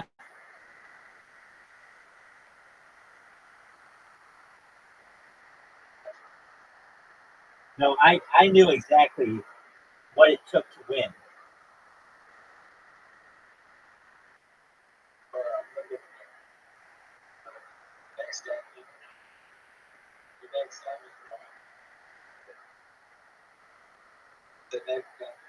Zoot's going first.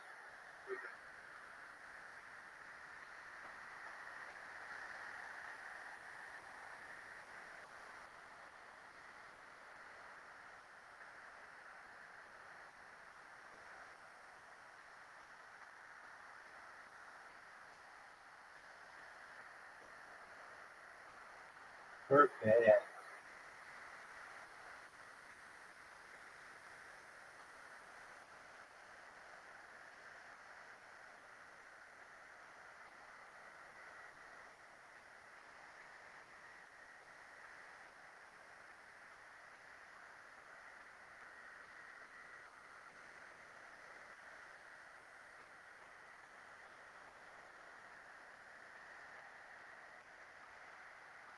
We going up the bar?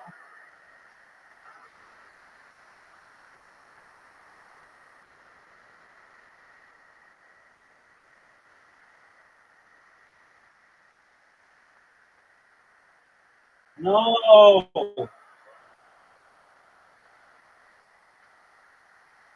Fuck. Now I have to make this.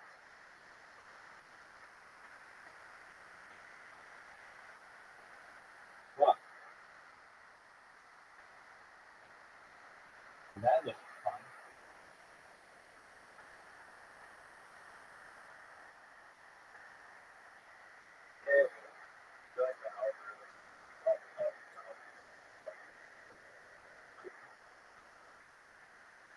Oh, you guys didn't know I get to pick the host beforehand?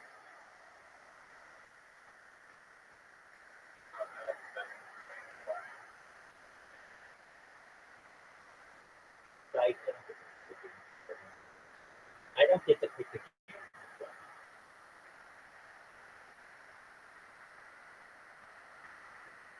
I go on and on.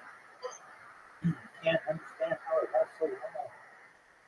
I must have superpowers. Oh, that's a perfect shot.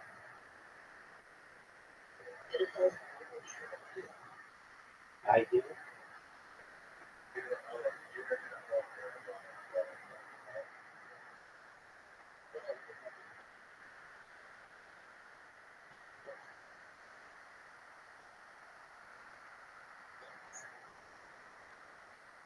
I go on and on.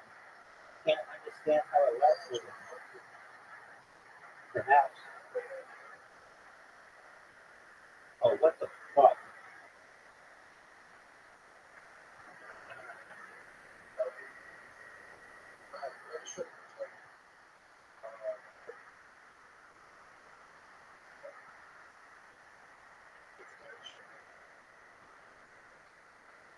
Ah, no, it's in blank.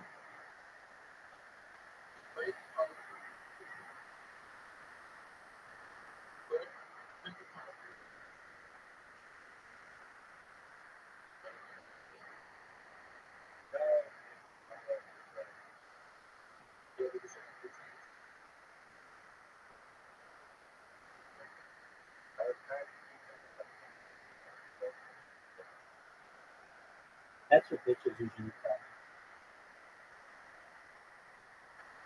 But no one's gonna score. I wouldn't. Oh, dog, I'm not around them. Hey. They don't have male anuses in Playboy magazine, dog. No, that's not a burn. All Playboy magazines do not have male anuses. It goes against everything that Playboy stands for. Now, I didn't really what we talking about. I said bitches usually tell me that they can't keep me out of the pink. You said, yeah, male anuses are in the pink. Haven't you ever seen a Playboy magazine or something like that? And I'm like, dog, there aren't male anuses in a Playboy.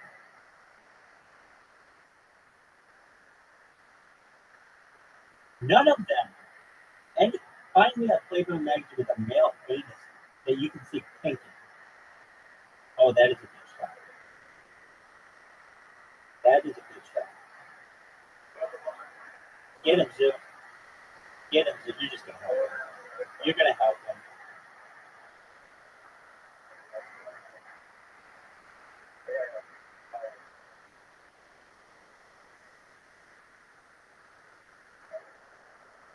Oh, definitely. I was ready to start bitching. I was ready to start bitching already. I go on and on. Can't understand how it lasts so long.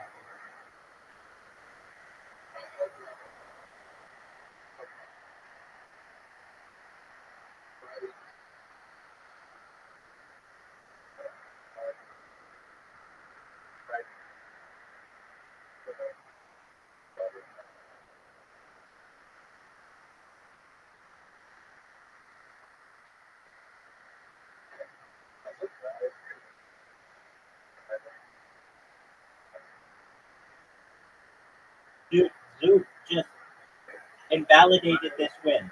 He invalidated your win. I have officially been. I'm actually really bad.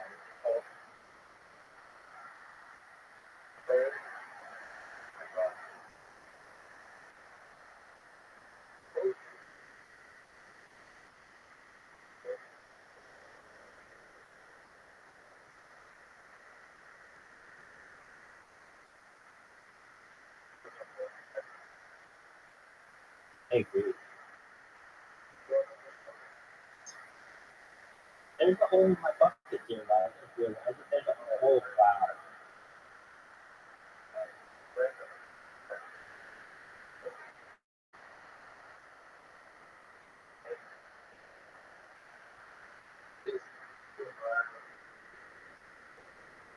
Wow. Wow. I'm mathematically eliminated. Good. I don't understand.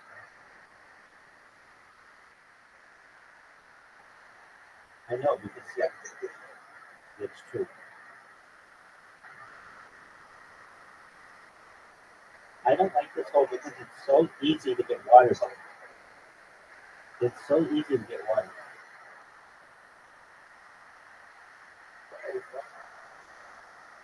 No, you can't.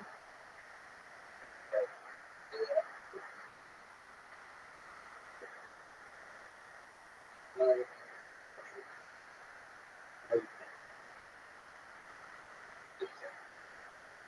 How are you going to get any water bucket?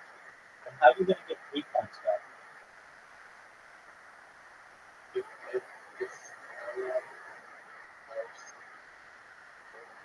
get 2 points. That's incorrect.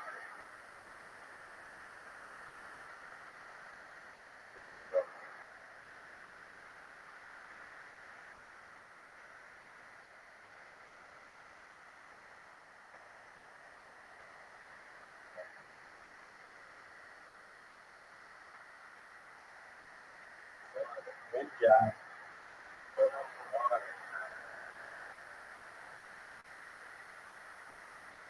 That was a really good water bump because it changed where my ball could go.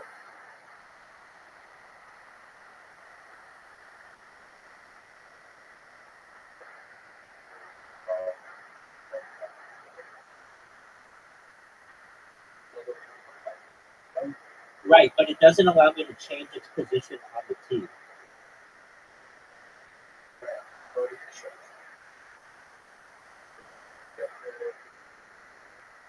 No. And I feel like you should, but it's whatever. Yeah, you needed collusion, dude. I'm telling you, Zook just typed while I was in the middle of focusing on my next shot. Let me go first, baby.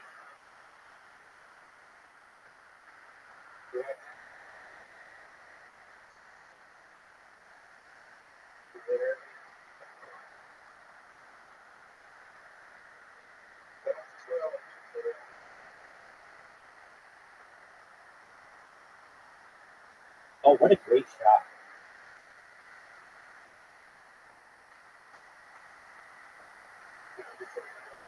That's going to be so shitty. Unbelievably shitty. Unbelievably shitty shot.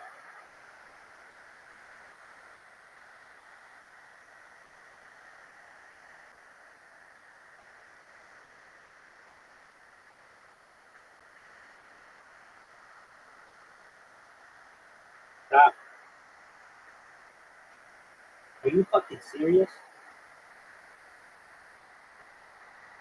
Good. Yes, I did. Perfect, dude.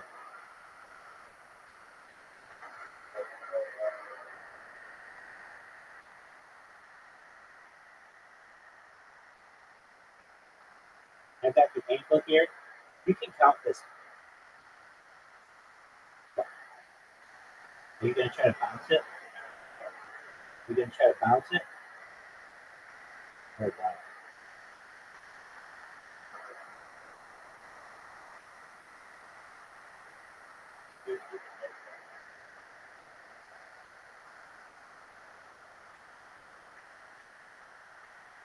Rim job.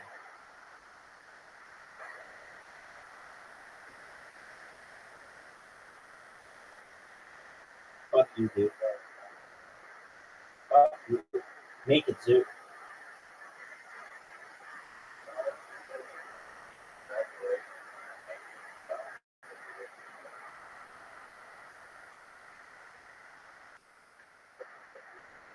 Doug.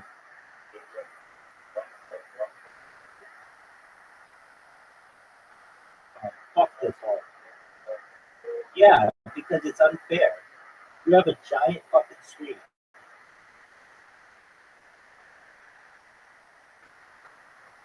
Zoo.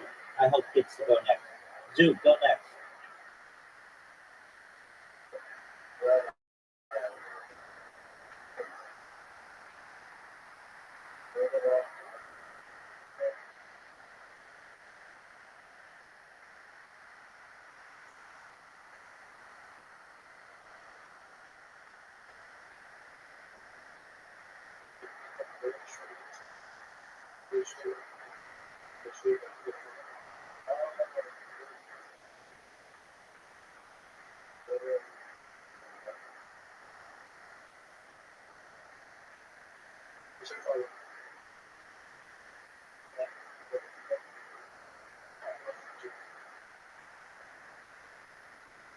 Wow, funny.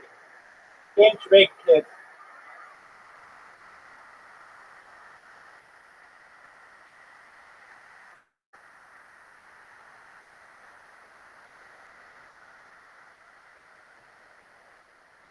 Rick.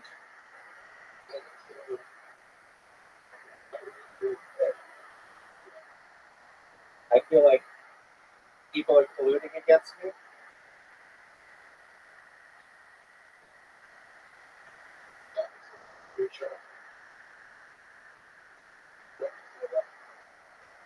Because you, yes, you are.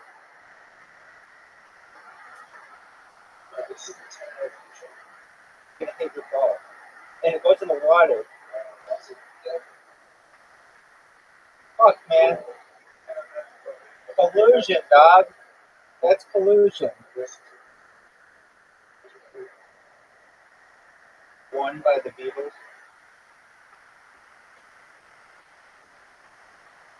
Never give a shit. I was answering it anyway. You guys are colluding. You're using music against me.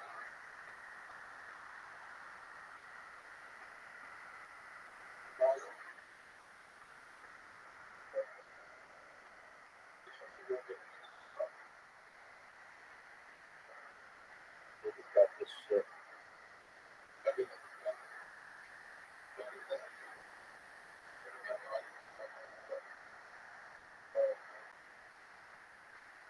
Collusion.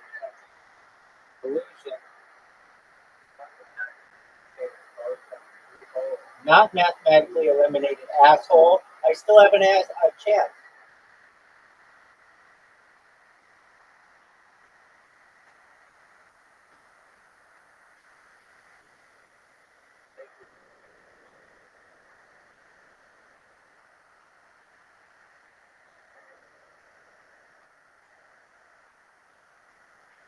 Zoom has no idea what it's doing.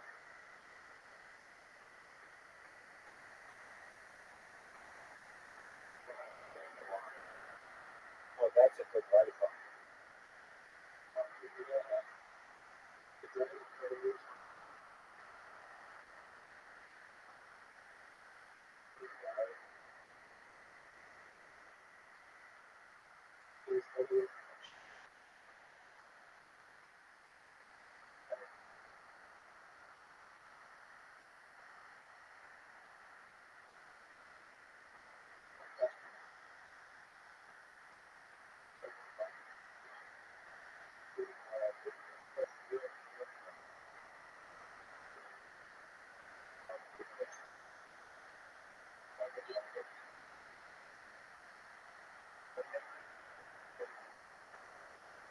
Yeah, I did once.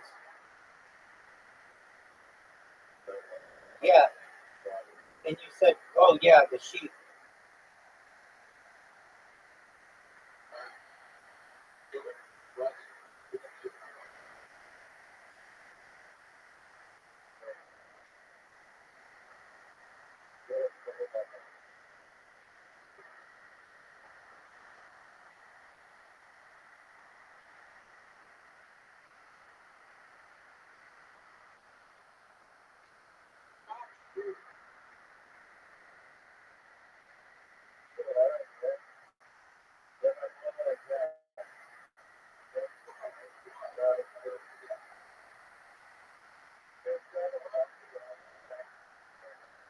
I was actually doing about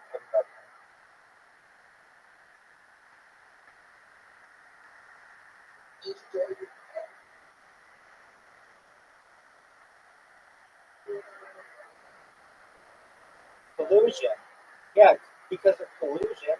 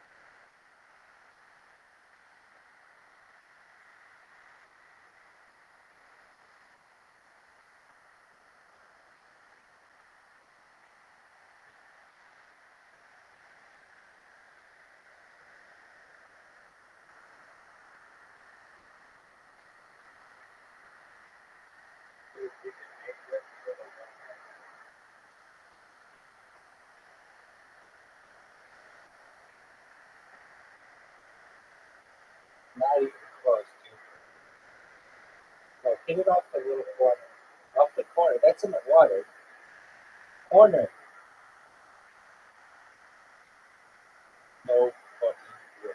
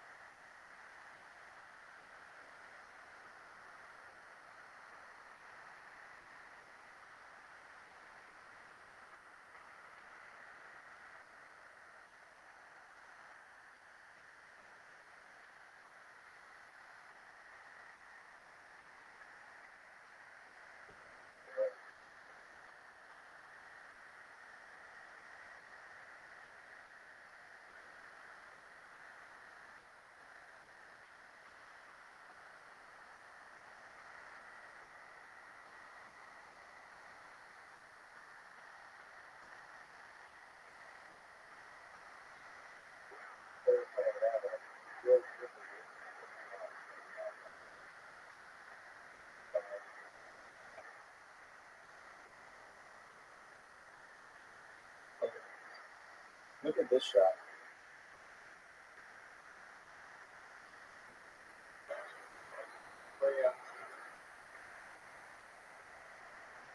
He's got his mind on what's it called? Underjack?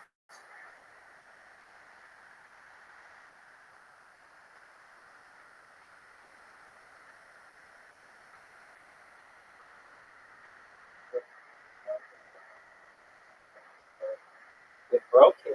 I broke his spirit.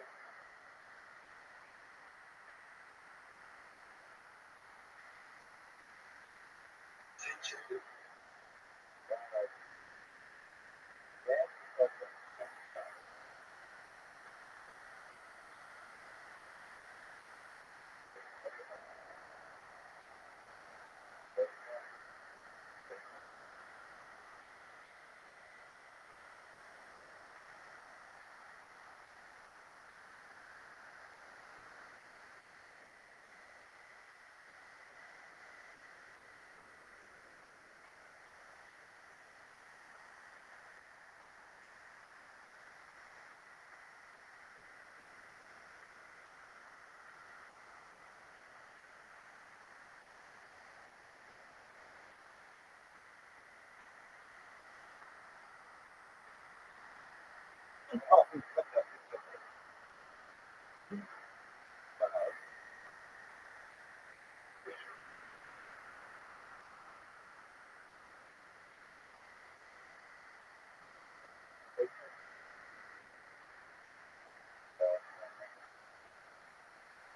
we call this bitch Tanya Harding.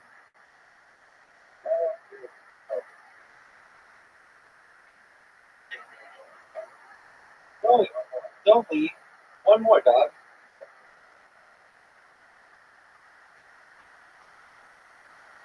Dude, it's this fucking hole again. Why do we always start on this hole?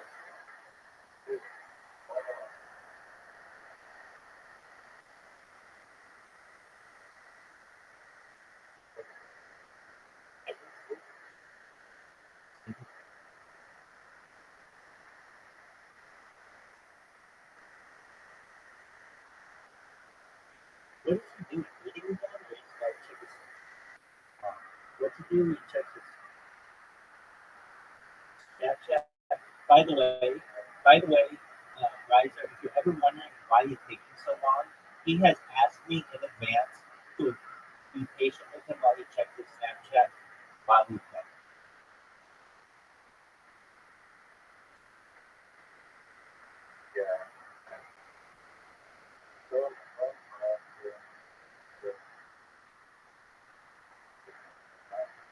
Do you know who Kai Cenat is?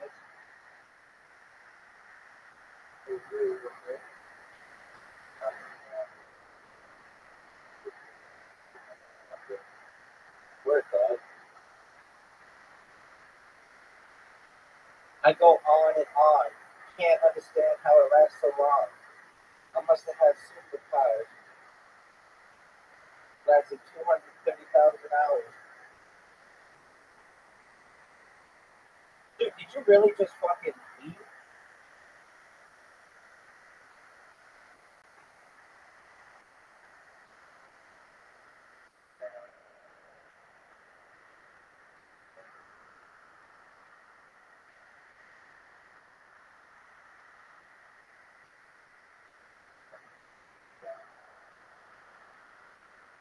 I didn't fuck up his shot. He literally missed his last shot twice. It went over the hole 2 times.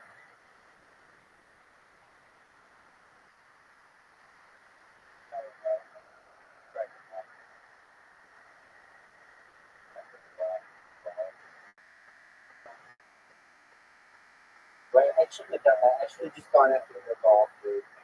I was trying to thank you for what I've done.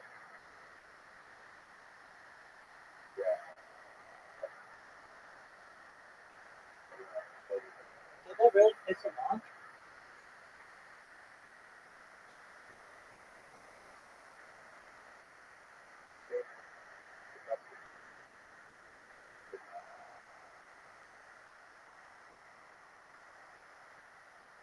Dog, if that pissed him off, there's a lot of shit.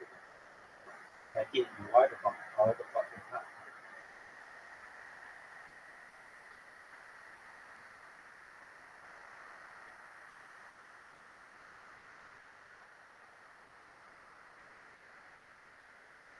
If you had to meet one influencer, not like celebrity, but just like kind of medium size, like not like a big influencer, but nobody who's super famous, who would it be?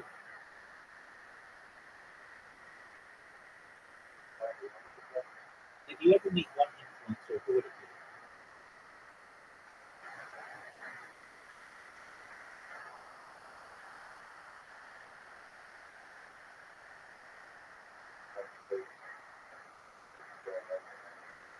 No, it has to be just like an influencer who just does social media. They can't have like a thing. William Montgomery has like a podcast. It can't be that.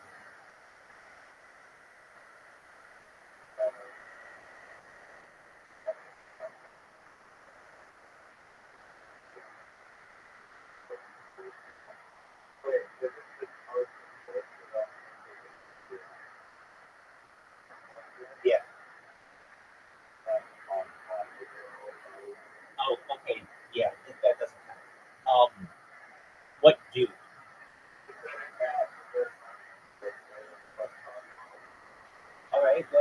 change the rules, what would be a good meeting?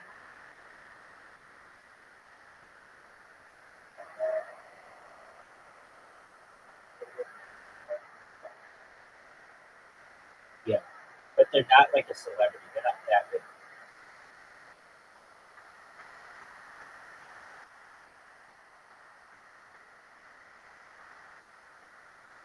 You don't know who Ty Snod is? Yeah, I mean that's what I'm talking about. Someone who is YouTuber. Yeah, YouTuber's fine.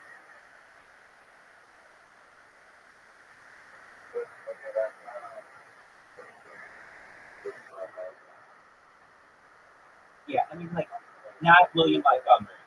What I'm saying is not William Montgomery.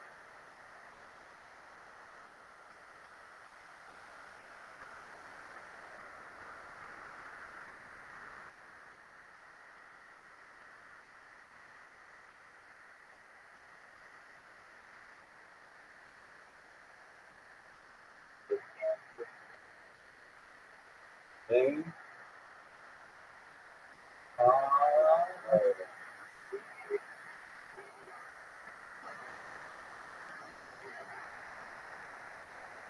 who is that?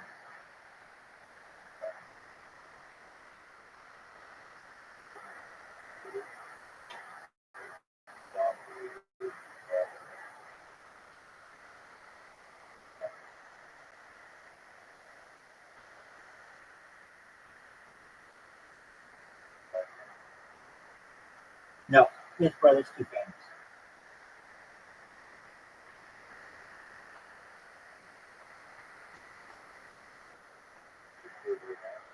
Word.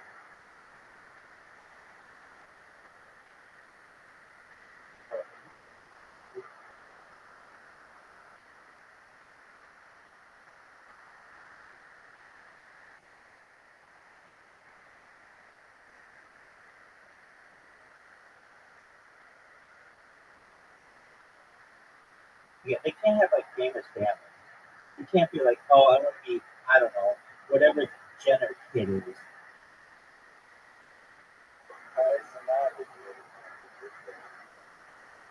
No, that would be fine. That would be fine.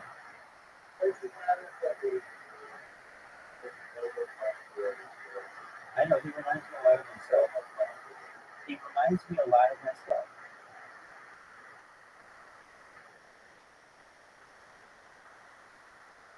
We both stream on YouTube.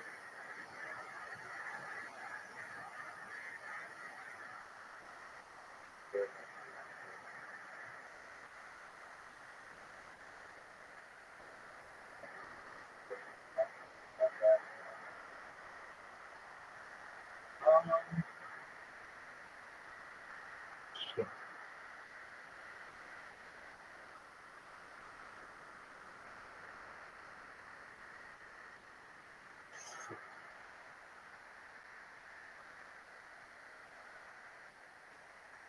I fucked up.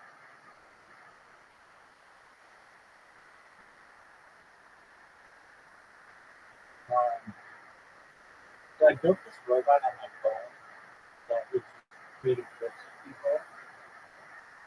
And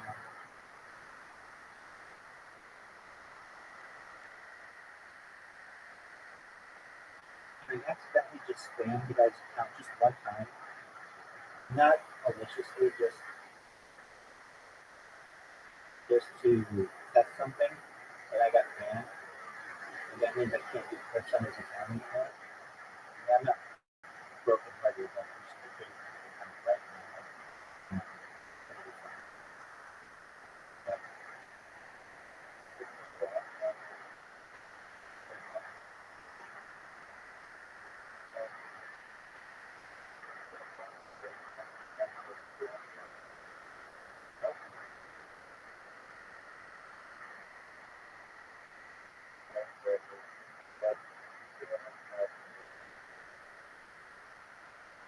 just more, it allows me to have more um,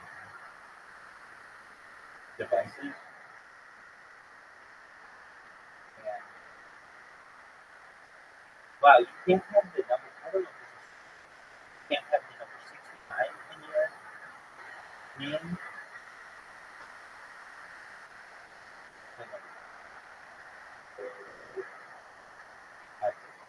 Anyway, I just created another account, and it's been spammed with that.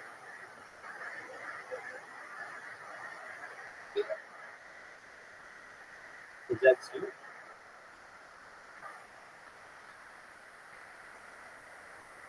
Did he just make a noise?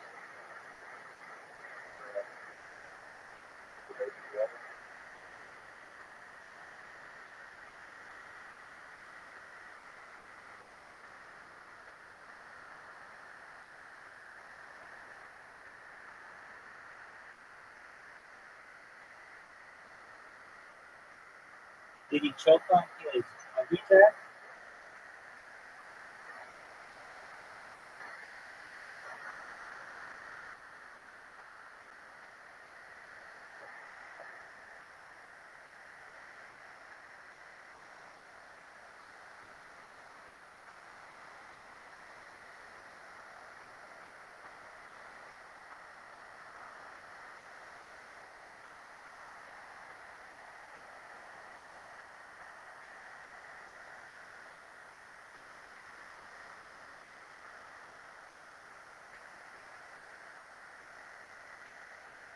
Do you think Zoot loves hungry jacks?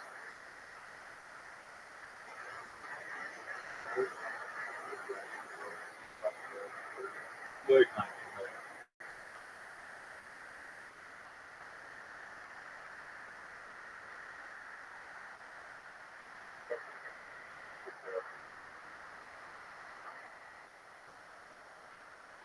What do you think it was on a scale of 1 to 10?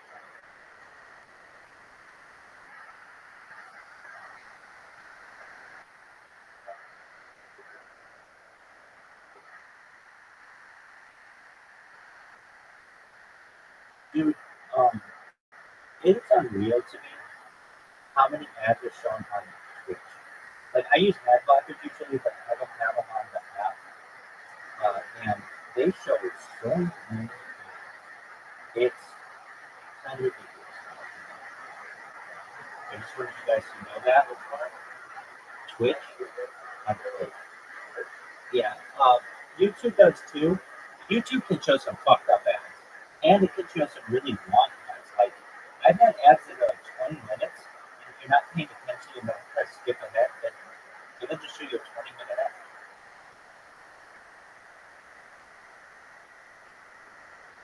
I same here. And, I mean, I don't know what I would do without it. I don't think I would watch YouTube as much as I do.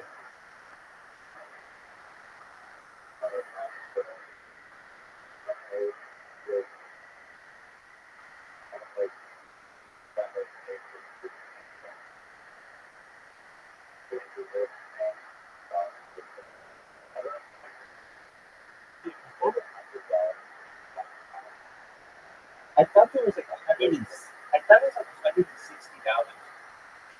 But that includes like YouTube Music and other shit. I'm not saying that maybe that's just the best package. I'm gonna look it up. Oh, Zoo Pizza Stubby Jazz.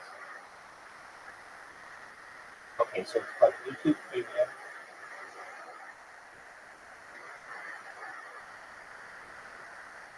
And they're gonna make it so that you buy YouTube Premium and you'll still have to watch that. It just won't be the same. Okay. So no, they're changing. Okay, so it's $13.99 a month. Maybe I just read it for a whole year. It was like $160, which probably Hold on a second. Hold on. There's something. No. There's something. It's not YouTube Premium. It's YouTube. YouTube TV is $160. Something like that. YouTube TV, because it has channels on it. It's okay.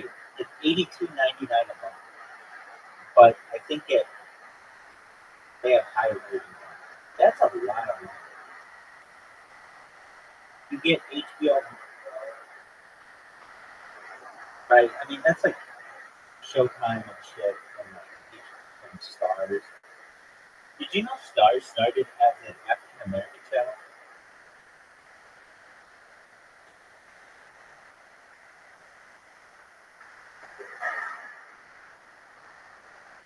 Did you know that Stars was an African American channel? Hold on. Hold on. I could be making that. I'm not done. Stars African American channel. It started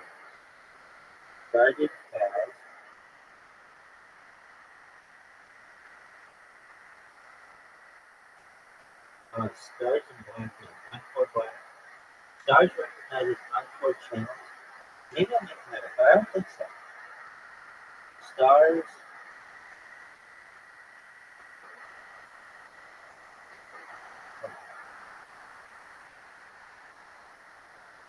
History. Launch and other success. No, I don't know what. It did not start. I looked at the TV on the say that. Stars focus on more feature films. One of these agents has. Let me ask you. I don't like spreading this out. Did Stars ever feature African American movies? Like way in the beginning? Yes, African American films were integral to cinema. No. ST.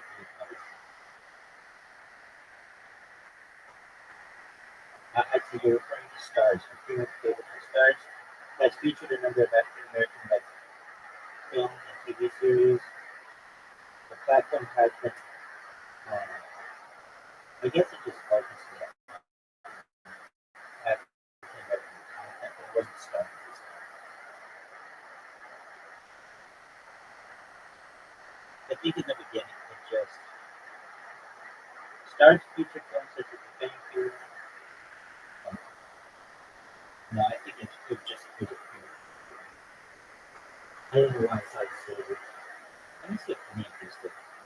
You know, did any of the premium channels ever start as African American channels? Yes, a few. Okay, BET, TV1, Home, Aspire, Magic Johnson. Stars. Oh, Stars did. Okay, Stars. Well, not originally an African American focused channel. Stars that consistently offers content which appeals to diverse audiences, including African American viewers. Okay.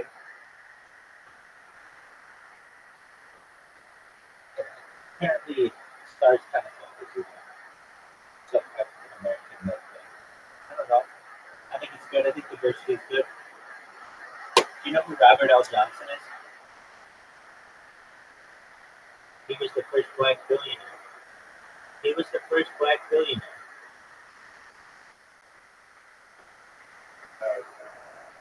He was the founder of BET.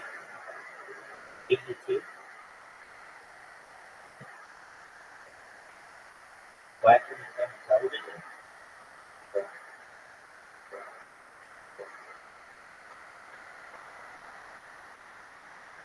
Yeah, you know what BET is called?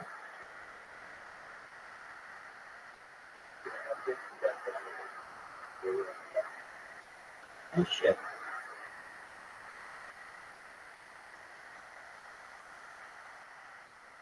You don't get BET in Canada?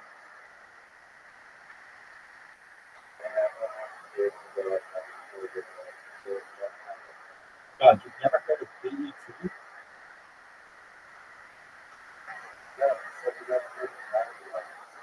No one knows what that is. Or the beach company.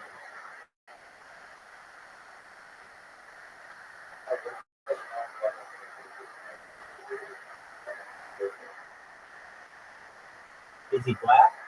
I'm only looking it up if he's black.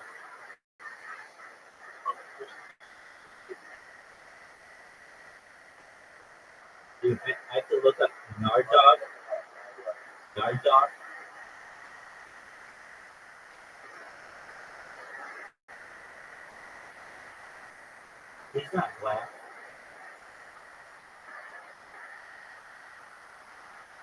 He's Canadian.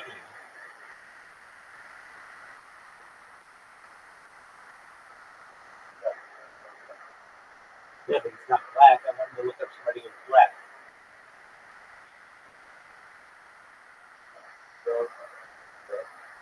That's true.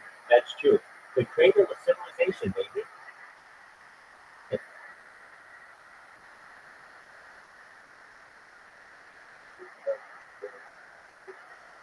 Word, dog. That's a very valid point, Kaiser. What the fuck did you do? Yo, are you ready to play? What did you do to this person? So, is this guy funny? Is Nardwar funny?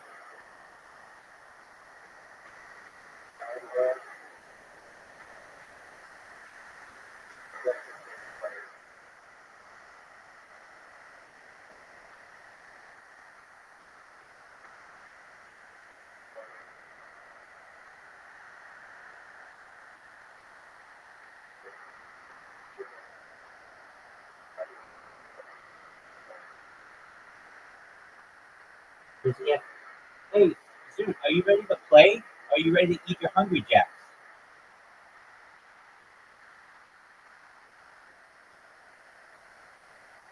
Dude, when people talk to you, do you answer them?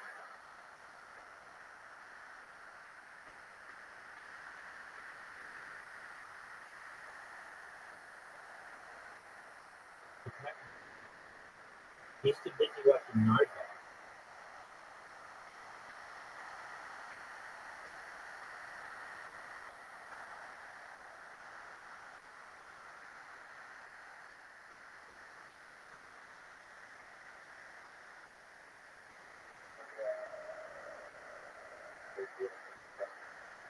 Is it the best idea in the history of mankind?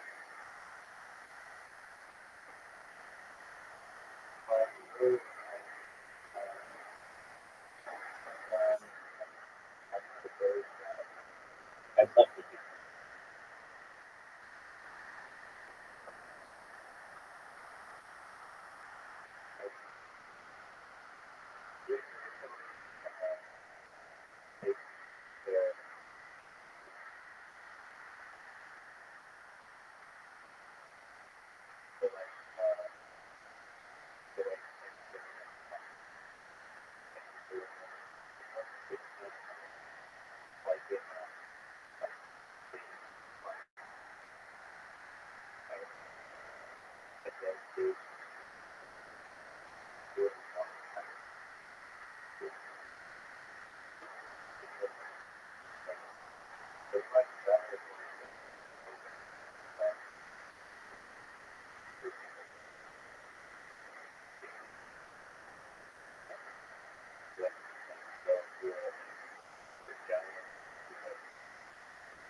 I like that, but then only the hot chicks would get chosen.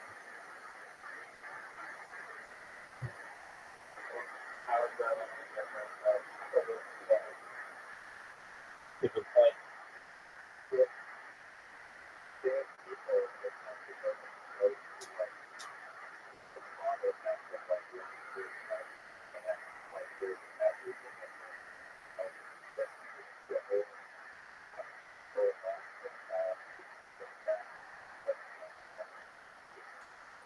In 2017, I was able to, well, 2016 and 2017, I was able to root some Android phones, and I was able to give, uh, well, I was able to hack Tinder. I'm not even kidding about this. I was able to hack Tinder and use some software that I got on for like a rooted phone that would allow you to like 256 chicks at one time with one push of a button. And it would allow you to do that, what you're saying, see all their pictures. And I actually was able to date a girl who worked for Tinder. She technically worked for Match.com, but Match.com is in Westwood, which is a part of Los Angeles. And she basically didn't know how to do it. Because she could see all the scores, and like my scores were through the roof because I was able to like all these chicks like you got. I basically like broke the website. So they changed it so that you can't, that software doesn't work anymore, but also you can't just swipe right on every ticker you get banned if you get switched.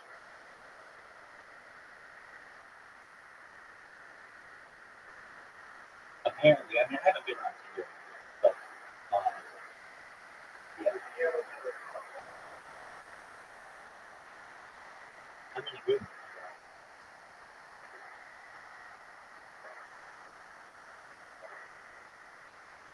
I think it should be a criminal lawsuit.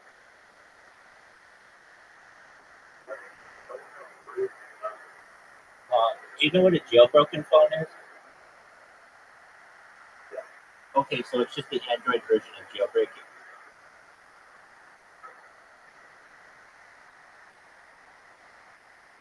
I would like to know what that's been seen.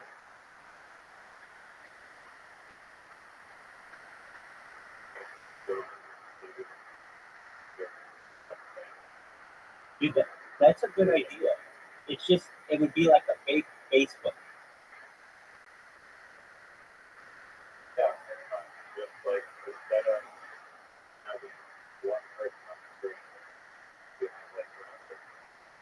Yeah, I want to say that. Hold on a second. Some websites allow you to do this. Like, we use their website. Like, I remember I dated a girl on Plenty of Fish, and I found out, like, basically we have like a big list of just pick the girls' faces and you can pick on them.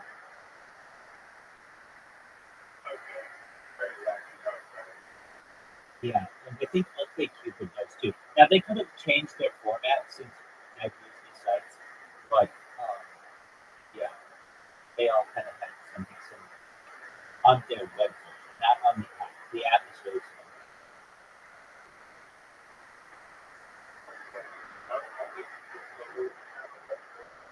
I don't think so. I don't think so.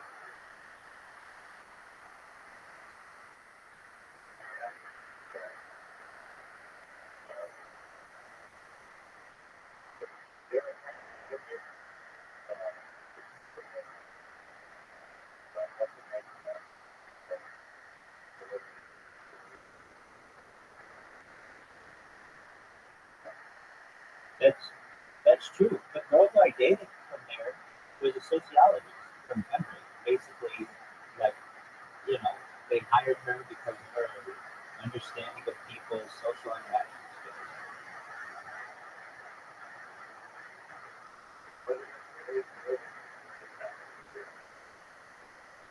I think it's serious. I mean, um, I, I mean, like, we maintained contact afterward. The issue for me was that she lived really far away.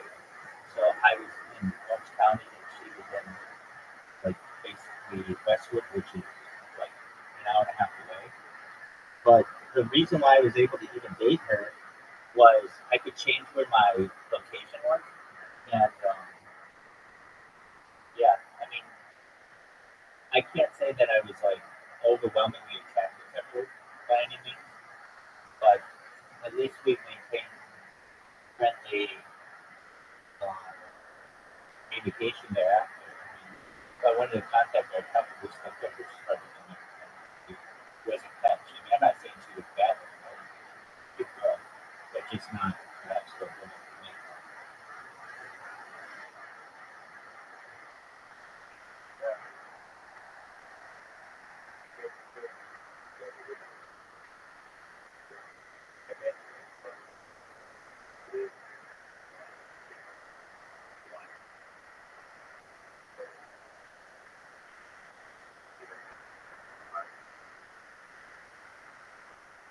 So I had a friend. So I don't know. I'm sure I've told you this before, but I launched the app on the App Store and Google Play. And one of the people who I knew when I was doing that launched. So I was like in the startup game, and we would always talk about different apps that we would want. And so this one guy who I know, he got fired from the startup that at which I worked. He went to start another company, and it was a dating site for stoners called Coke. which is a good idea. But the issue is skinny girls. And so I remember I didn't download it, but I know a friend of mine downloaded it who was working at well, he's like co-worker, but we became on a friendly basis. And he said it was like 200 guys on it and like 3 girls, and all 3 girls basically had to be graduated. And that's the issue with dating sites is girls are just going to be on the top ones. There's no reason for a girl to be on some esoteric dating site that nobody knows about. It actually kind of hurts her self-esteem to do. But that was a really good idea. So it was essentially exactly Tinder, but it was just all people who were 420 friendly. I wonder if it's still available. I know two of the guys who left us, well, they both got fired. They took this.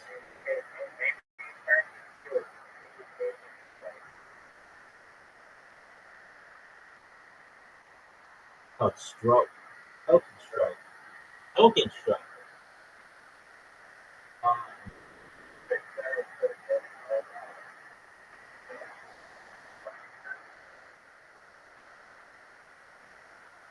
Yeah. How did you let me see if I can find it. Oh, no, I think it's still QED. I mean, it was a really good idea. I thought it was a really good idea, just because then you kind of broke the game. There wasn't any money behind it. That was the thing. These guys just didn't have any money. Well, I guess there's 420 singles. That's cool. Denim skating.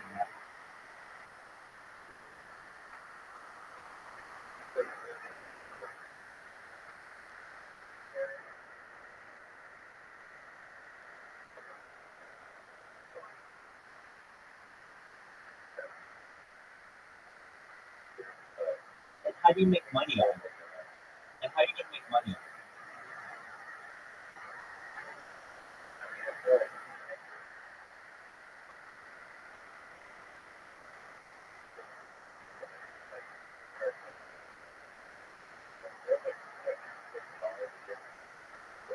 Yeah, I've had the premium. I've had the premium versions of like every dating site, and they're worth it. And I always saw it as an investment. Basically, like I'm going to have more options. And this is a great long-term investment. Probably one of the best long-term investments you can have.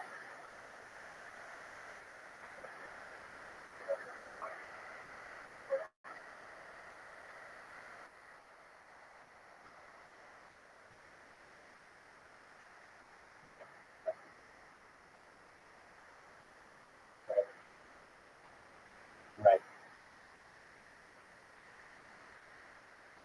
I was agreeing with you. And also, it's like the girl's like, well, how much money does this guy have to get the premium version?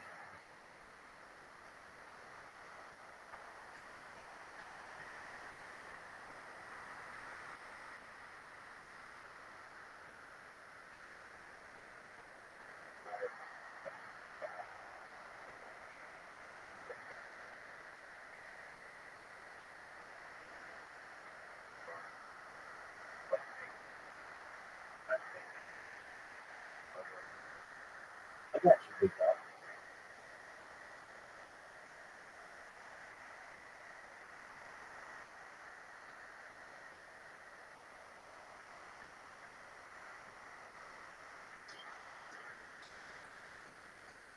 What'd you do with Sue?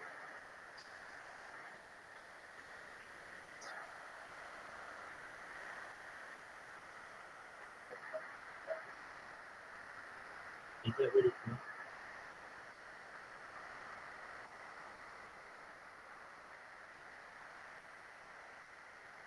You ever eat craft dinner?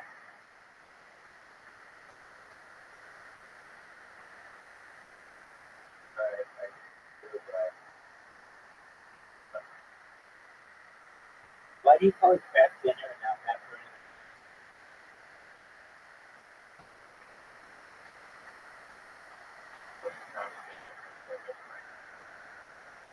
I know.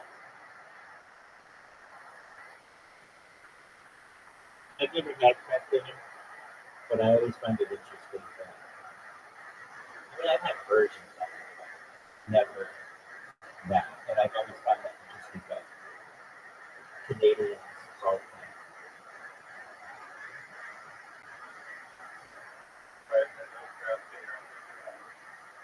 It's not called that. It's called, I guess we would call it Kraft macaroni and cheese.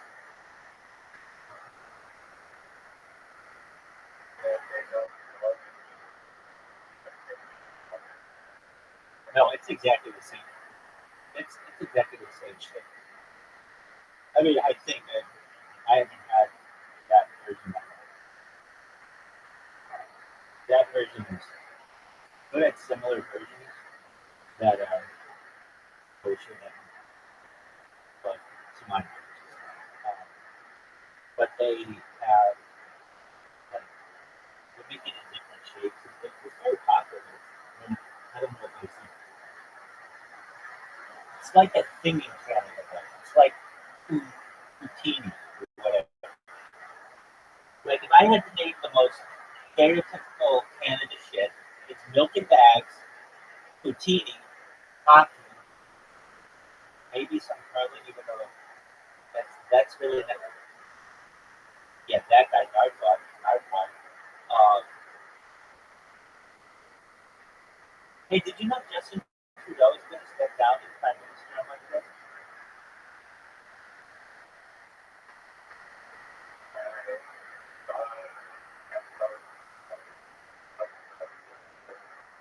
Why, you like it?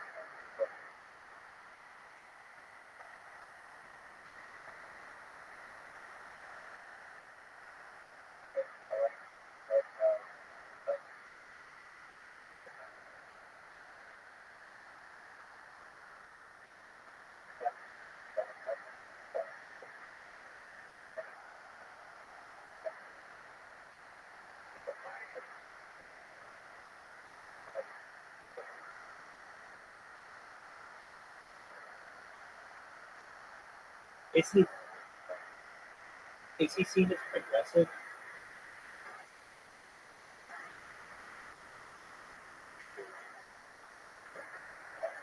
No, Trudeau.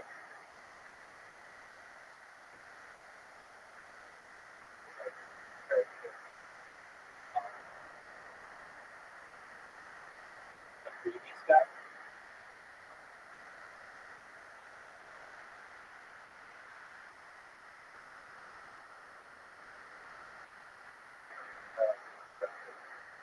Like you have two parties, right? You have conservative and liberal.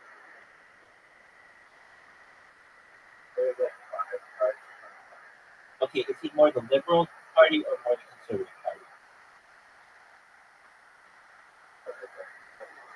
Okay, exactly. So are they going to try to bring in like a conservative prime minister or what? How does that work? Do you vote on it?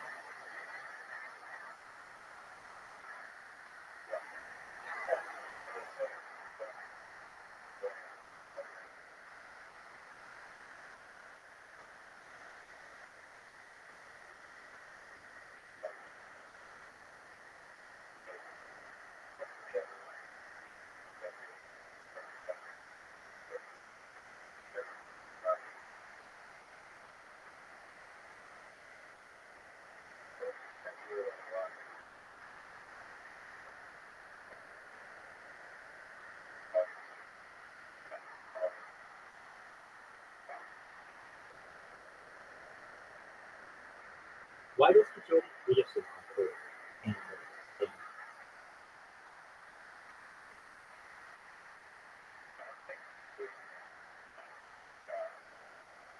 I think though he would be like that's who can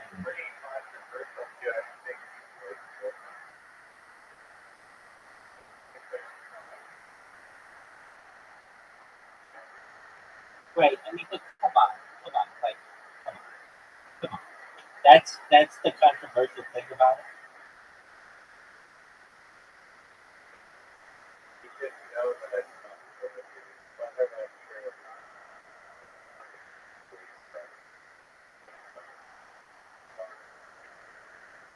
not that, if not that, if not that, then what? If not that, then what? That's like the most basic biological consistency that we have. I understand that it doesn't always work out that way. That you can have people who become intersex or like hermaphrodites and things. I get that. I get that. Got it. But like, come on, 99% of all Canadians are one of two genders.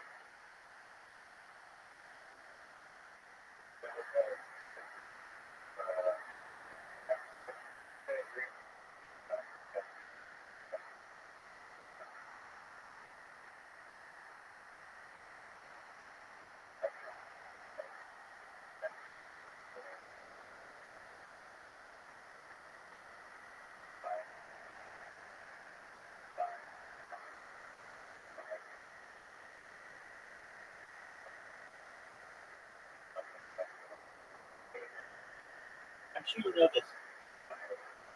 I'm sure you know this. I'm sure you know this. You know that I'm a woman by the state of California, according to the state of California.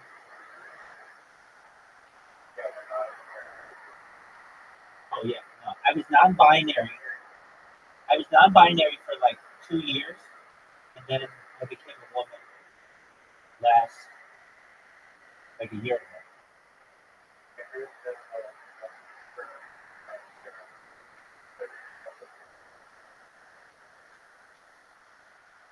That's very interesting.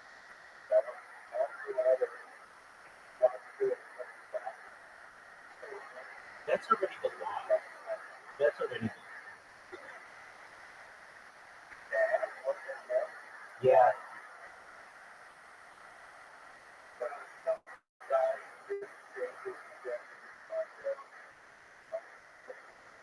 You don't even need to do that. You don't even need to do that. You can be a guy and go into those restrooms. It becomes a big issue with people. Like, let's say you have a daughter who is, I don't know, whatever age, but not like old enough to defend herself, and she goes into the bathroom, and then some like dude walks in there. It's an issue. So there are dads that like that go in the bathroom, make sure no one's in there, let their girl go in, and then stand outside the door and say, "Don't go in there until my dad's done."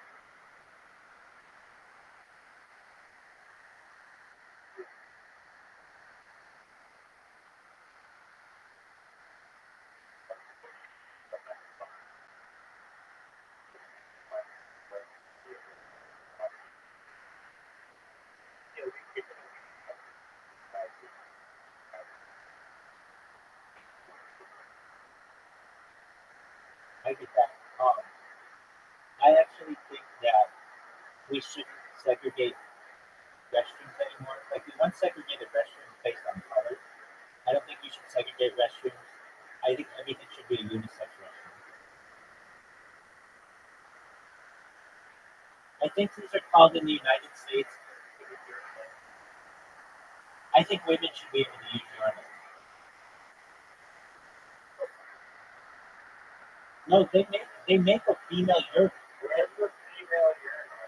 It's already a thing. It's been a thing. It's been a thing. It's basically like a wide open cup that they can spray into.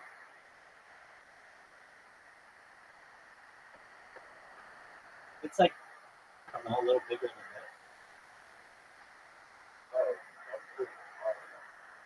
Well, it's not like they have to ship the dick in.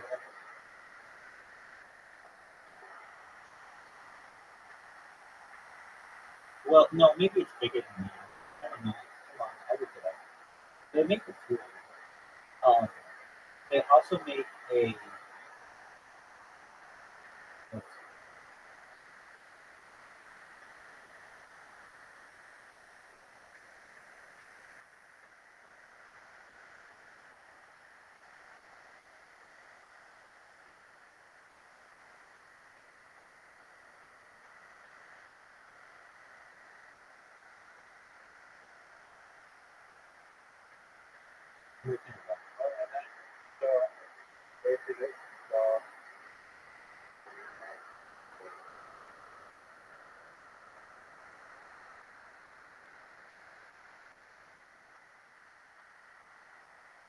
Well, they call these family restrooms, and I think that's fine. Like basically anybody can go in there. I don't know what are people doing that's so bad in the bathroom that you can't have somebody of the opposite gender go in there. Now, I understand. Okay, I mean girls do that too sometimes.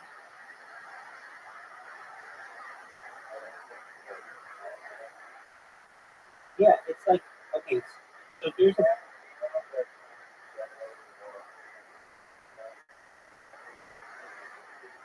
I understand that. I understand that's how it is.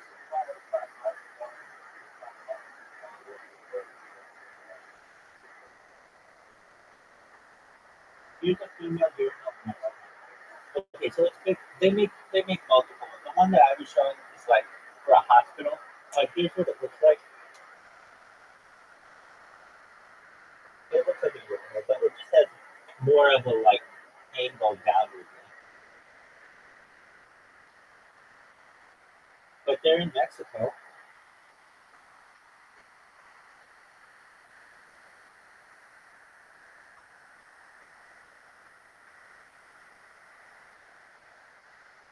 I never banned um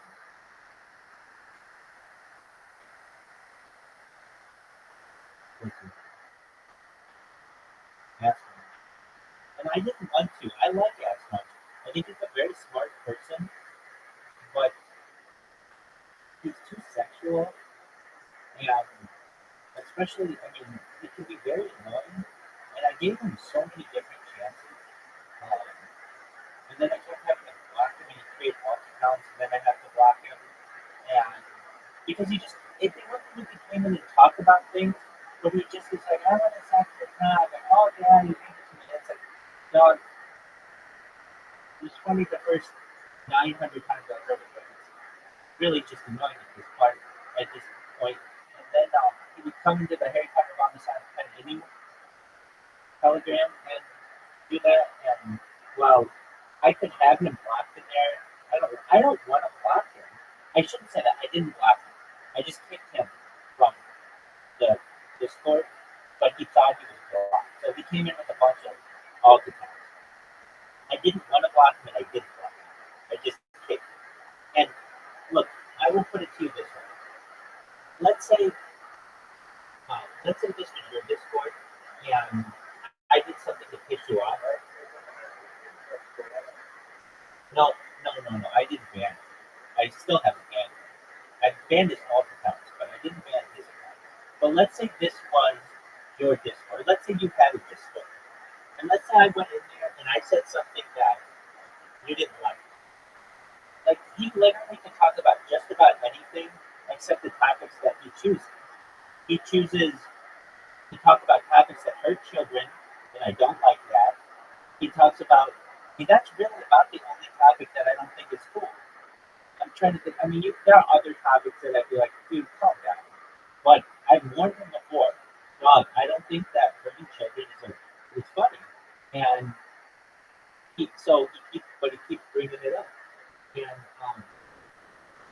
I said, but like, let's say you had a Telegram or you had a Discord, and I said something that you didn't like. Let's say you don't like when people, I don't know, talk about Canadian stereotypes. Okay. So I come in there and I just start going, milk in a bag, milk in a bag, milk in a bag. And you're like, dude, Rabbi, I told you I don't like Canadian stereotypes. Don't talk about that. Poutine, craft dinner, craft dinner. And then you kick me out. Okay. If I came back and I was your friend, I'd be like, look, dude, I took it too far. I apologize. Like, is there any way I can get back on that? I won't do that. But he didn't do that. He just kept doing craft dinner, milk in a bag, and then you got abandoned at that point. I mean, it wasn't even he was getting he and those other guys were getting zero stuff. It's like I don't want people to not enjoy being here because they got to pick the. So I don't know. I just think that I really when I've had one-on-one conversations with him, I know he's a very smart person.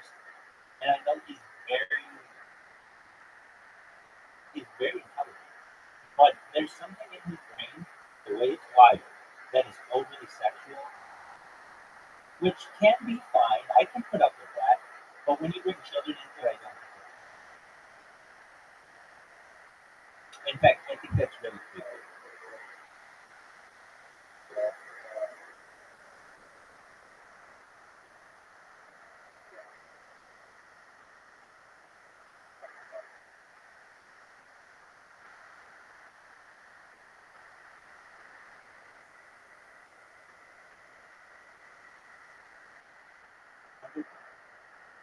I'll wrap it with 200.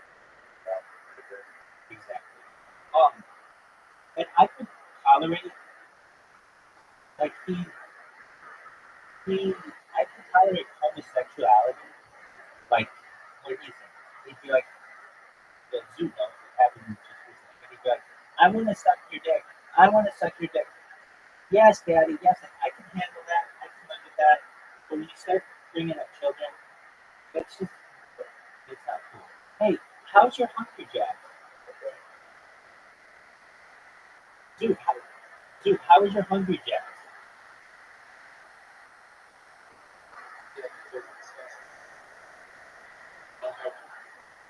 Is that what you had?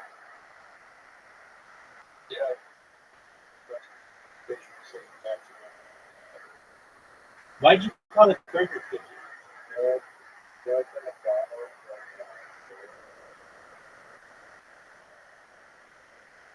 Yeah, but why didn't you tell us that you went to Burger King? Oh, you didn't go to Burger King. Why did you tell us that you went to Burger King when you know you don't have one?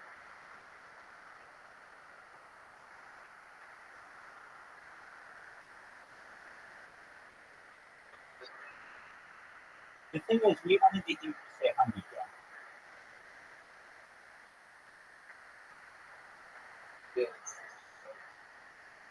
I know, but we wanted to hear you say Hungry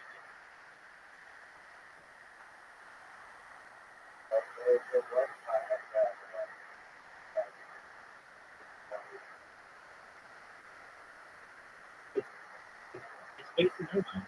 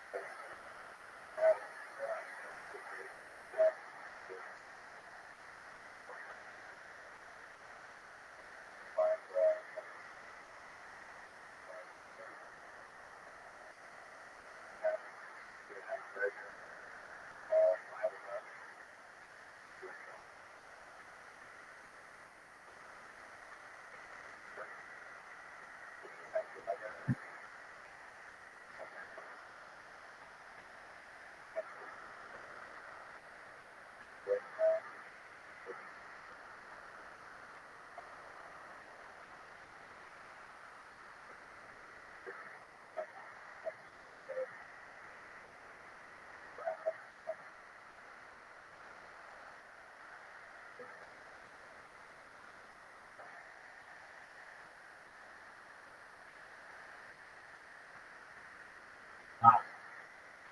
So did that leave a bad taste in your mouth?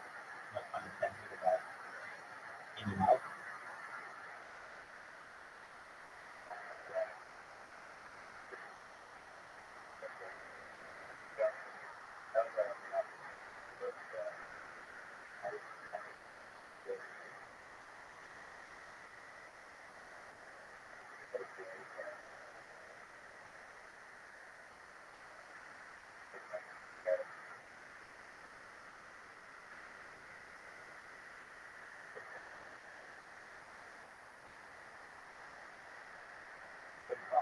What's your favorite burger?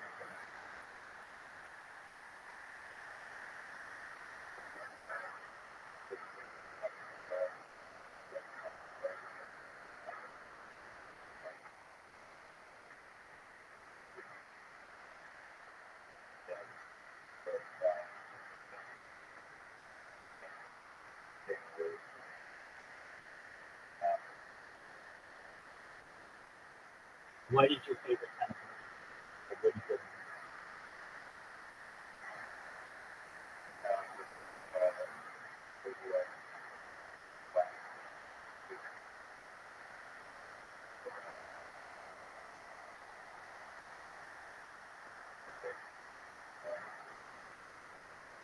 What did you do with food?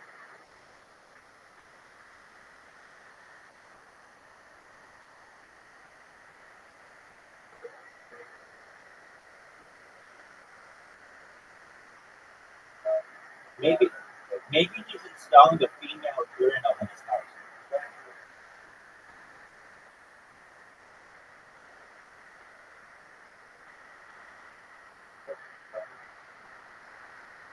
Hey, hey, Sue, do they have female urinals in Australia?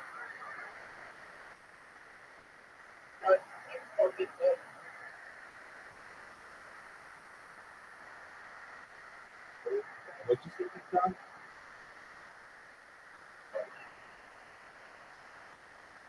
Did they what?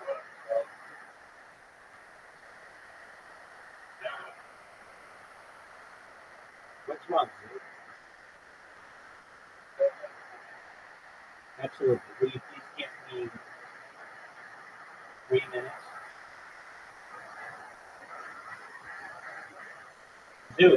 Zoo, you need to collude with me. You need to collude with me because Risers won 2 in a row. Hey, Riser, what's your favorite animal?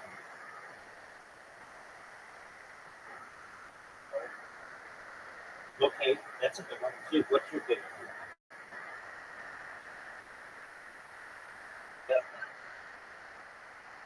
What is it?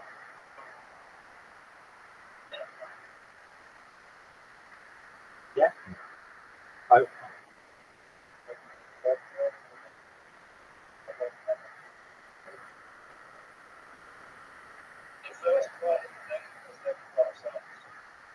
will you please explain to me why generally Family Guy is not considered an animal?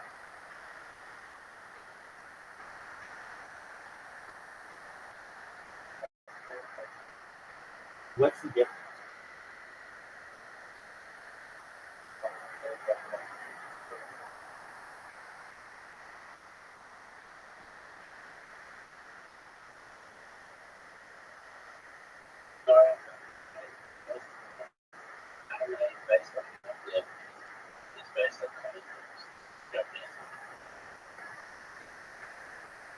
So The Simpsons is just animation. It's not anime, right?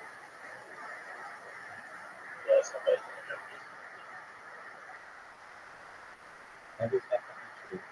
Those Simpsons might be animals. That is definitely true. Yeah, no. None of that. We're gonna play our normal game. Just give me. I'm just requesting a little bit of time here. Just one moment. What's that?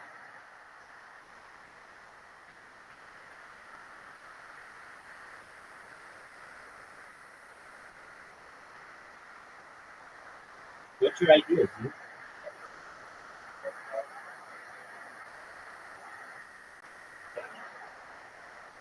No. We're gonna play the game that we always play. Just give me a second. I just need, like I said, I need 3 minutes. I don't think 3 minutes is not bad. If it has, I may need perhaps a little bit more time. Receiving an email, I have to put in the code. Once I put in the code, okay, activate it.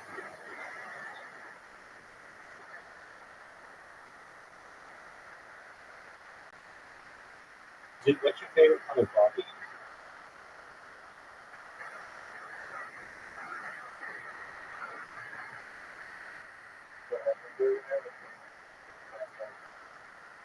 No. Oh, is it? Dude, do you want to play Smash Cards? Smash Cards?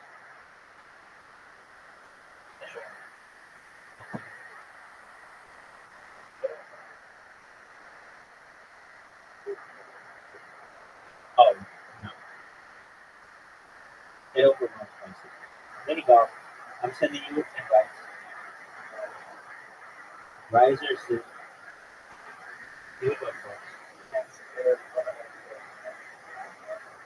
Oh, fuck no. Never would I do that. Not in a million fucking years, dog. Not in a million fucking years. We're waiting for Riser. Give me that first shot.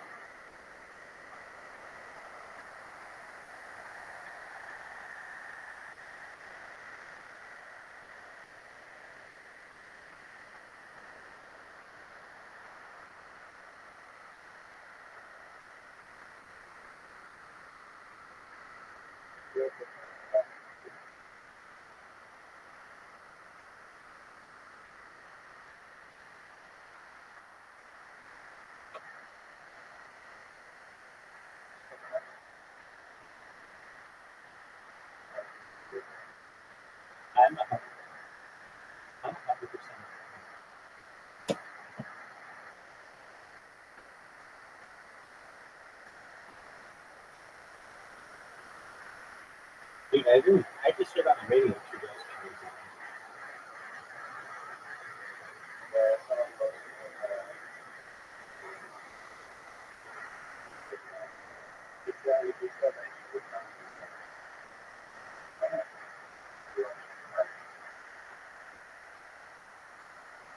Who's gonna take his place?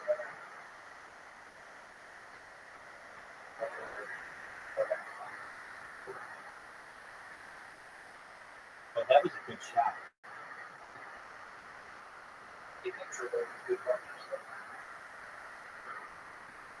Well, that was shitty.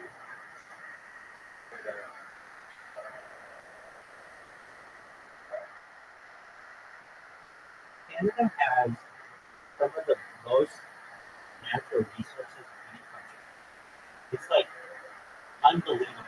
I mean, it's the second largest country in the world by land mass. And it has the well, this is like a problem. It's called the coastline problem. But basically, like it has the most amount of coastline.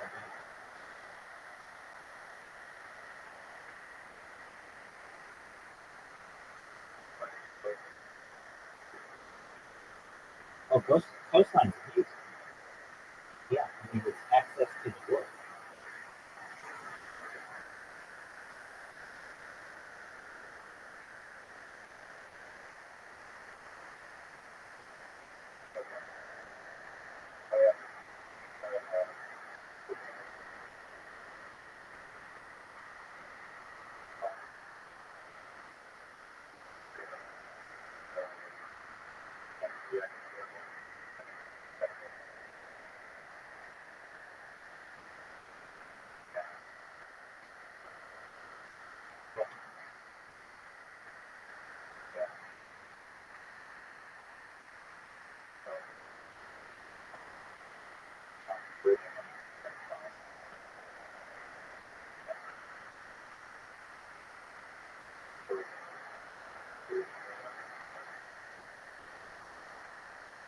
Do you think he's Fidel's cat first time?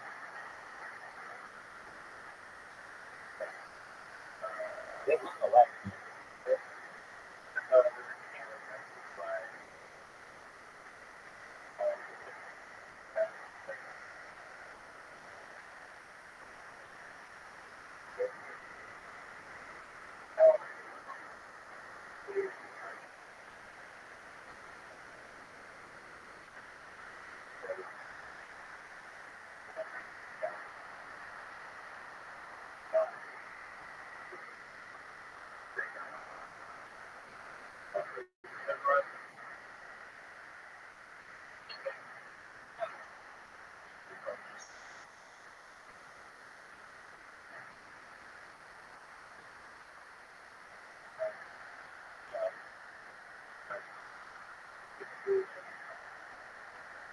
Have you ever have you ever seen that picture of Trudeau's mom in the picture?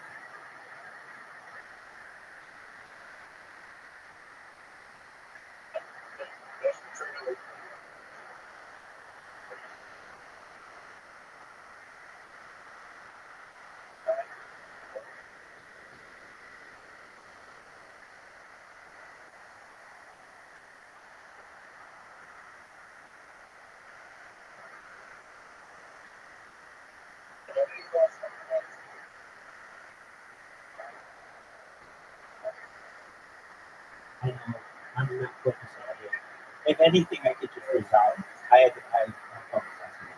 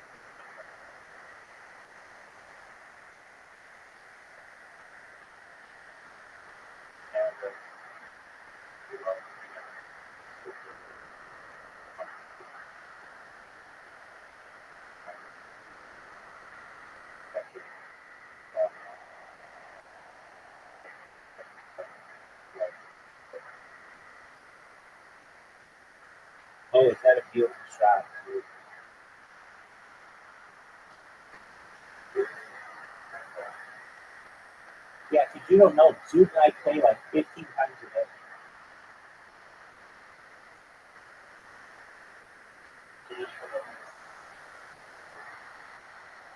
This would be the greatest shot anybody's ever had in the game.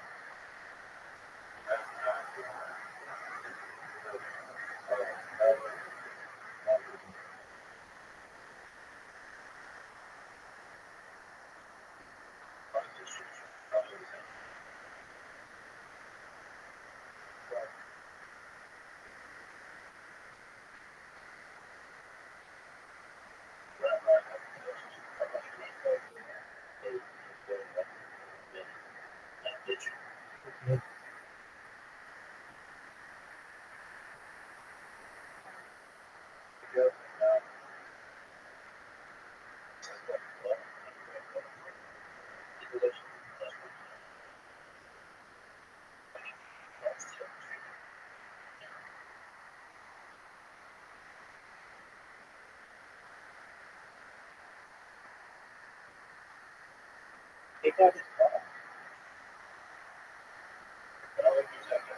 Because he has the lead.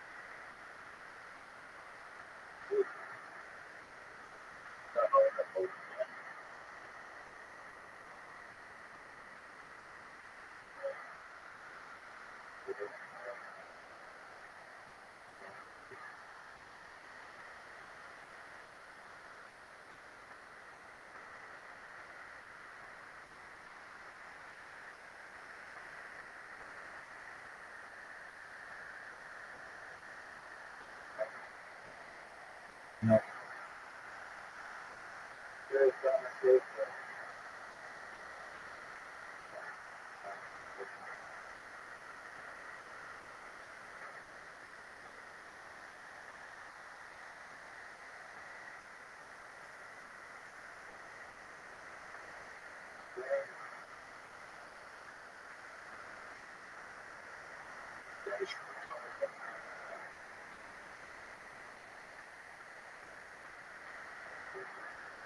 I should not let the fuck up this shit.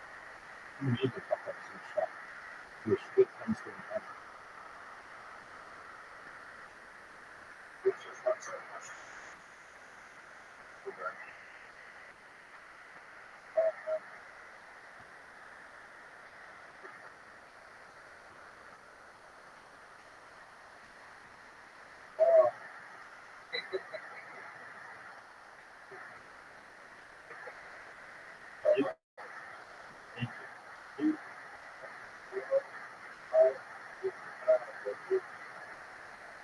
With dignity.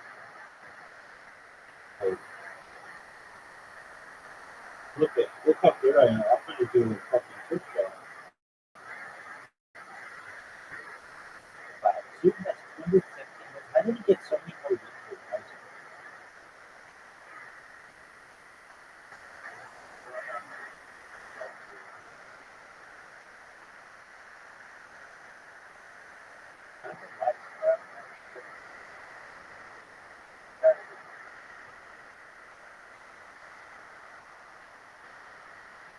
How many wins do you have?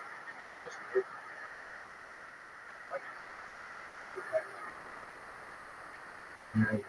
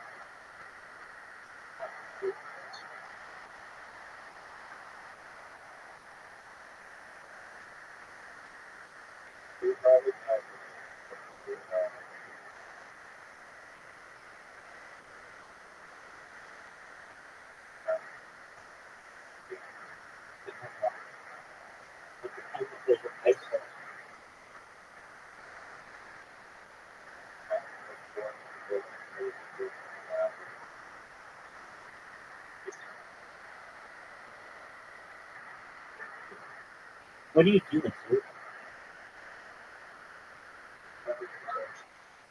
It's not smart at all. You know that wasn't smart at all.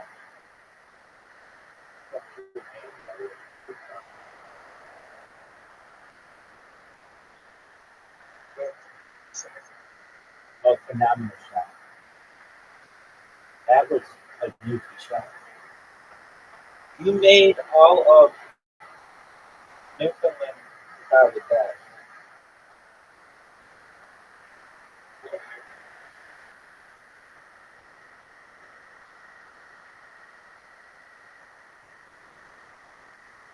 Guys are stealing my strategy.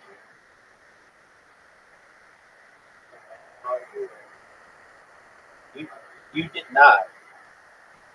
I learned it from somebody who had played like 20,000 games. Oh, look at that.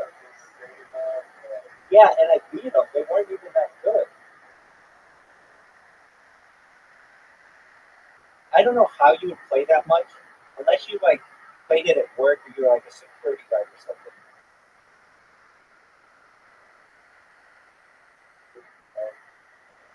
Oh, you fuck. Big range. That was good. That was a great shot, man. That was a really great shot.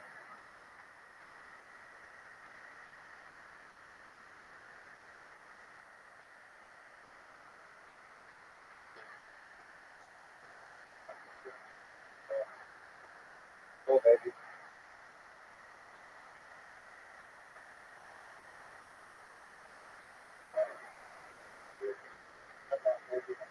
Thank you, man. I really appreciate it. I needed it. Riser had that last shot that went in the middle. It's phenomenal. Look at this shot.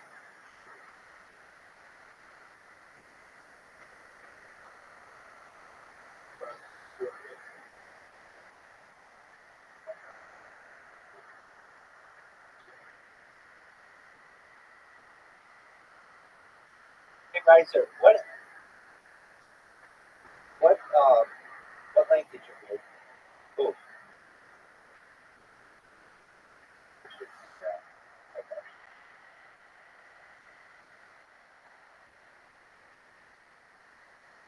what edition of Playboy did they have a male asshole that you saw?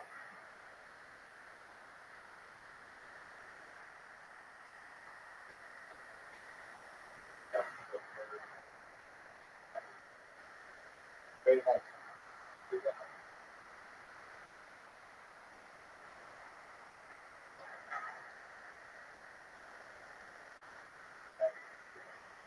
Do you know who the biggest consumer of the Playgirl was?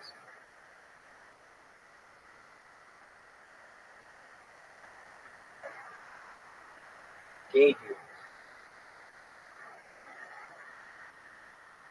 Both women took a West. Oh wow. It was balling.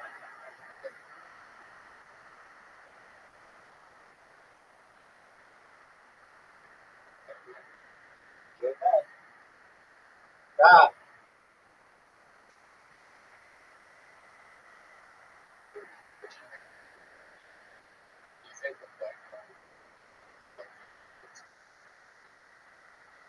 Um, you know what? I saw an interview with one guy. It was actually that guy. I think this is true. You know, the show. I know guys who knows it. Nathan for You. Or what an amazing show. Okay, so do you remember the private investigator guy, Riser? Oh, yeah, exactly.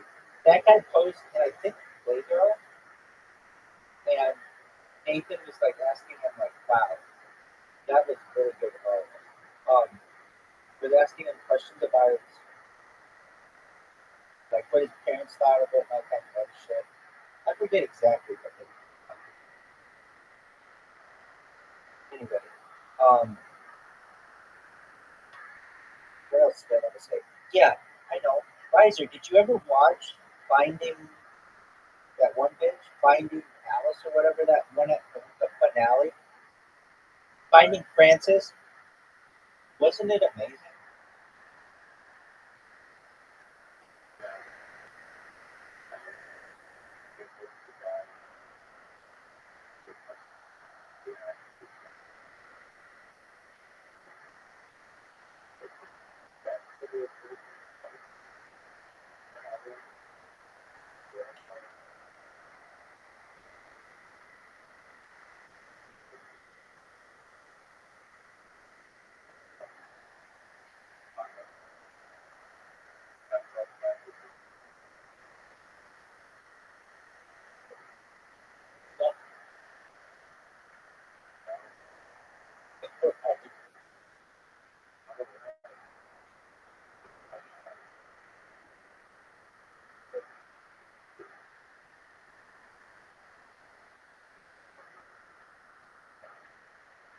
Right. What up, Pip? How you living? What's going on in your neck of the woods? Excellent. We're playing a game. I'm good. I'm very well. Yeah, we're playing a game right now. Apologies, I can't be more entertaining. I hope you're having a wonderful day. I'm doing really well. Yeah, I appreciate it. I'm very well. Thank you. I think so. Yeah, Adam. Indeed. Excellent. Well, I want you to know I appreciate you being here. If you want to play the game, it's an app called Play-Doh. We're playing mini golf. Feel free to download it if you'd like to play. It's free. Okay. I don't know. Riser or uh, is it available on PC?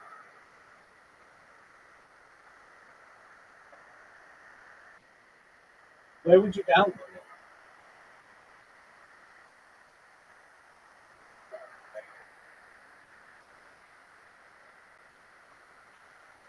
Excellent. It,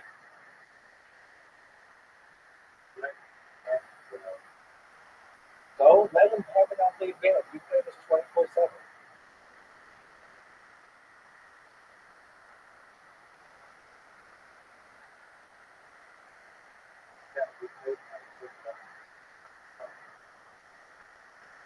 I do. So I wanted to have a computer advantage because if it's available on the computer, then I'm going to create robots for it. I'm guaranteed to win.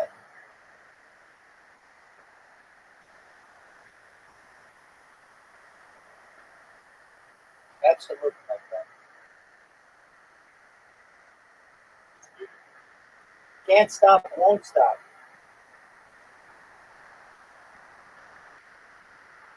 Riser, what did you think of my shot?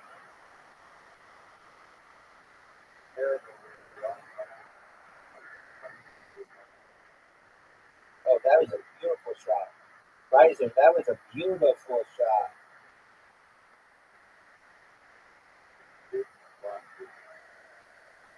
Dude, take out that tree, big dog. Dude, take out that tree. Dude, take out the tree. Dude, take out the tree. What an amazing water bug. What an amazing water bug.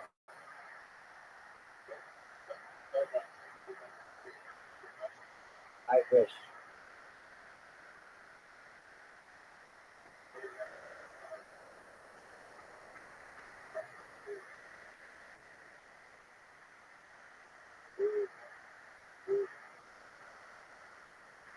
So,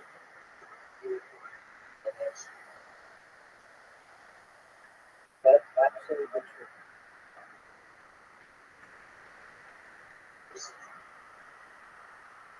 Riser gets to go first, of course. What else is new? Probably bribe the programmers. Oh, what a great shot. 7 out of 10.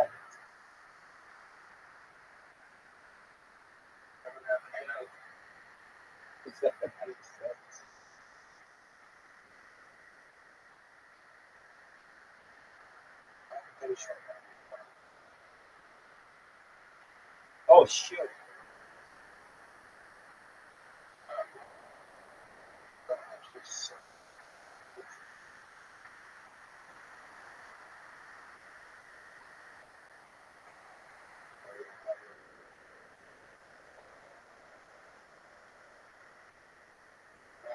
Go, baby.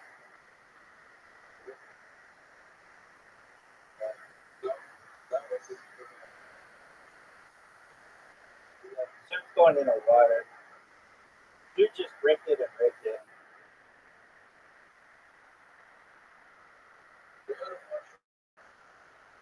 Riser, definitely. Riser, hit me on that little. Oh, look at this shot.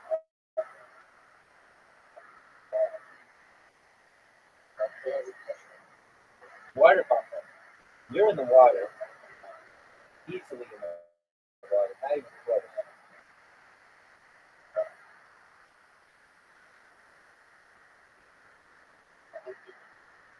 Of course you do. Agreed. Oh, no way. No way.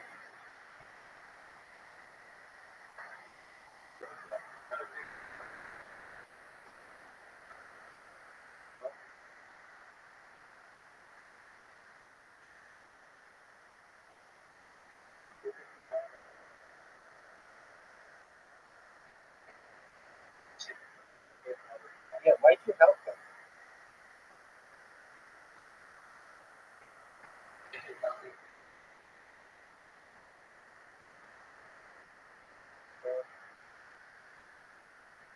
No way. You have a chance. A very good chance.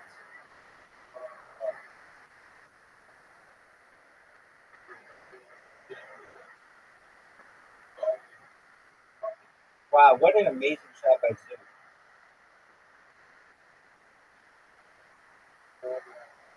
What do you think about this shot?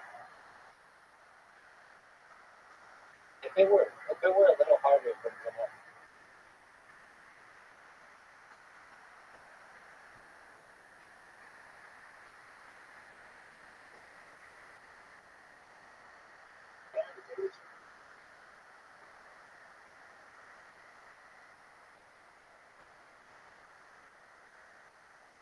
I've seen Duke make it in 2 from that.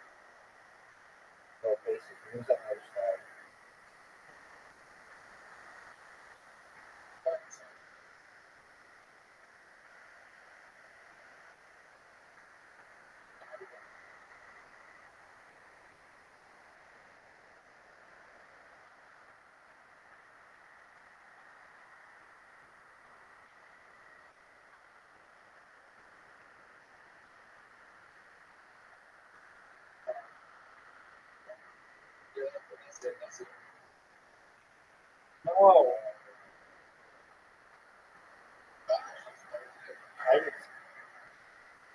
shot.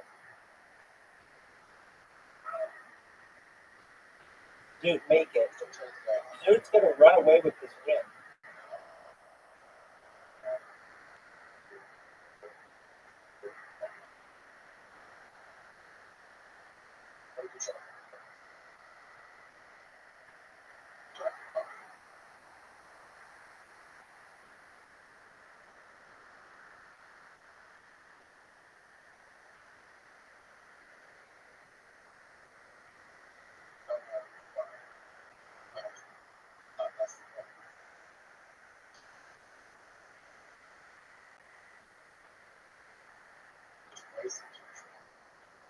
Should happen when you try to make it done.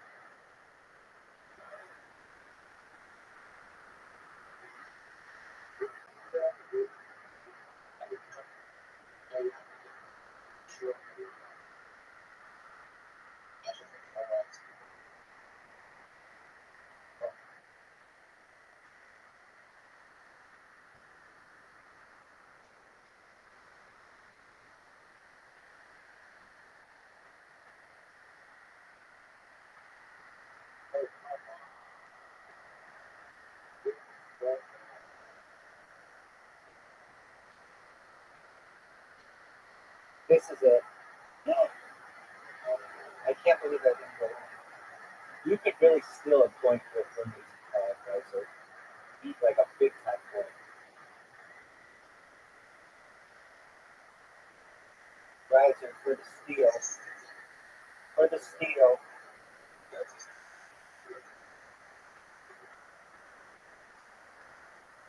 Of what?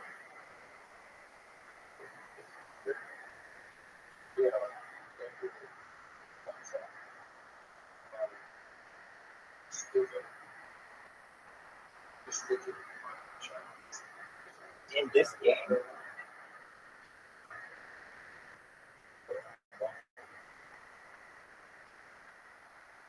I don't know why you guys don't do this.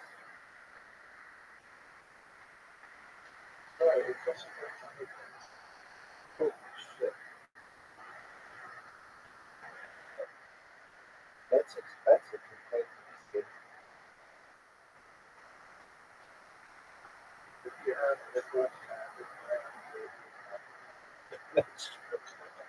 That person who has 20,000 wins, they've got the time. Oh, don't get my way.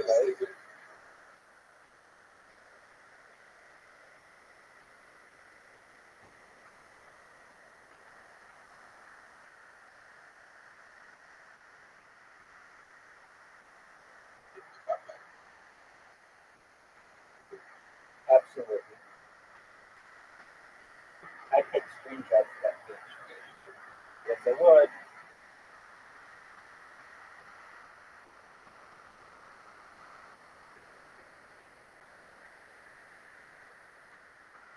Dude, make it. Wait, no, he has to miss it.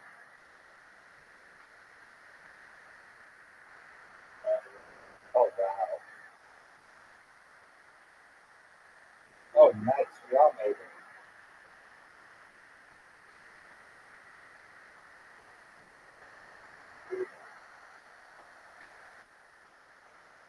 Dude, this is so far in the water, I can't describe it. It's so wet, it needs its own swimming track.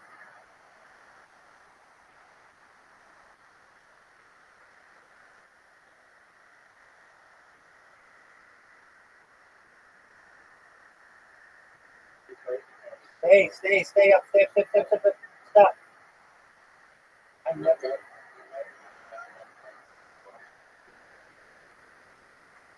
Get him, Zoot. That's fine, right? This is the one that broke Zoot's will.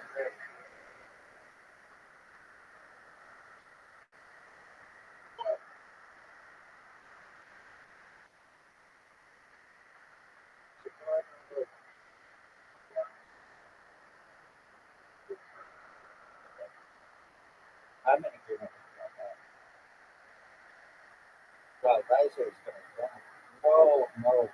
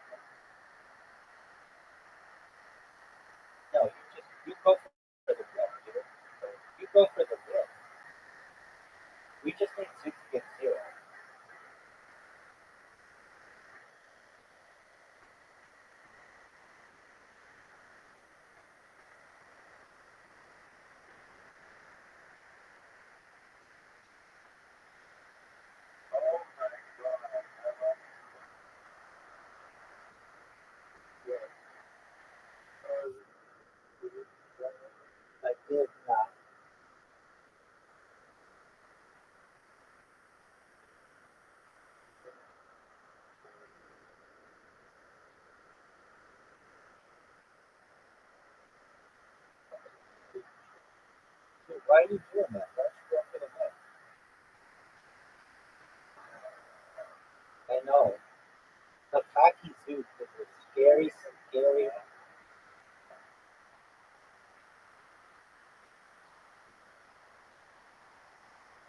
Okay, off these sheets.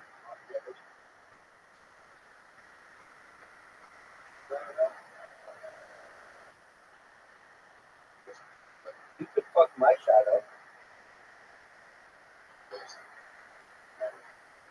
Go for it. Yeah, you just knocked me down. There you go.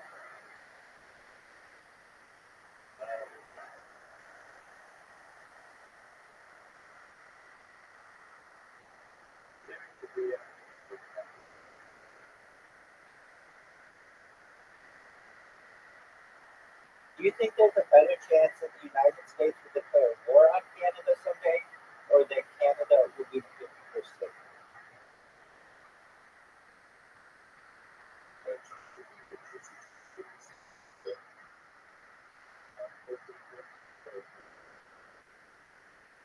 Well, Puerto Rico is going to be a 51st state, but a state. It doesn't matter the number, just any state.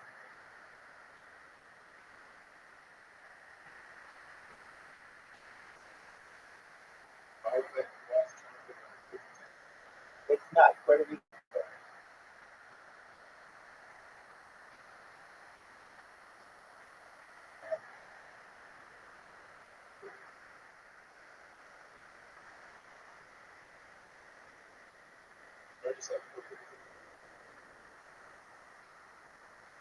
They've been wanting to be a state for since like 100 years. They're just a term.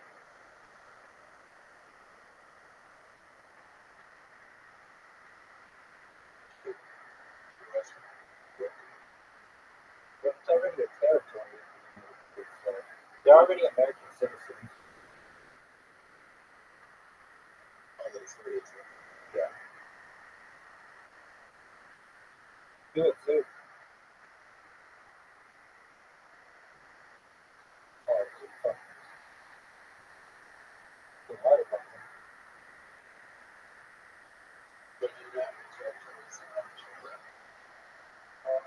Well, do you count the capital region? 7, 7,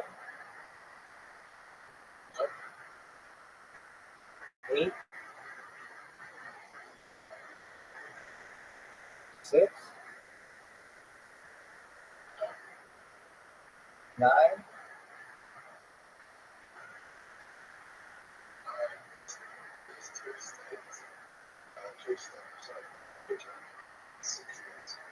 Oh, okay.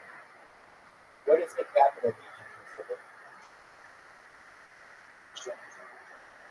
Oh, it's 2. And then what's the other territory?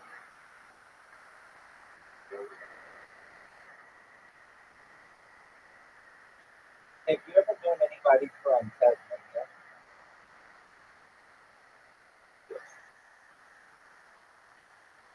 Are they cool? Do they like the Tasmanian devil, the cartoon character? Do they? Yeah. That's like,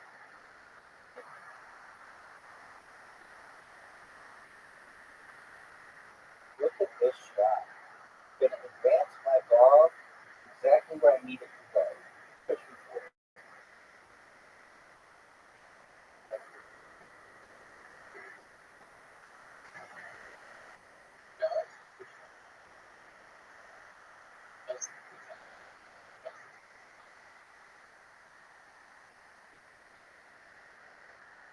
Yeah, it's like a loop method.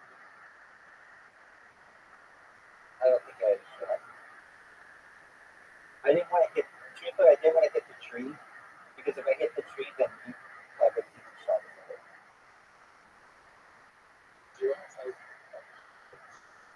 The real animal, they're kind of little shit. They're kind of mean. But the character, yeah,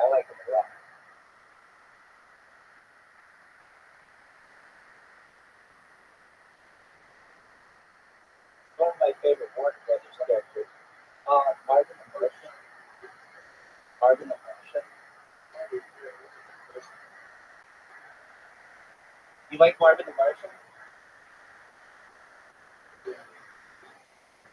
Yeah. I think he's cool because you never know what he looks like. He's always got that helmet on. And he's from space. That's tight. I mean, Bugs Bunny's cool. I'm not a huge Daffy Duck fan. He's a, I don't dislike him. He just always does stupid shit.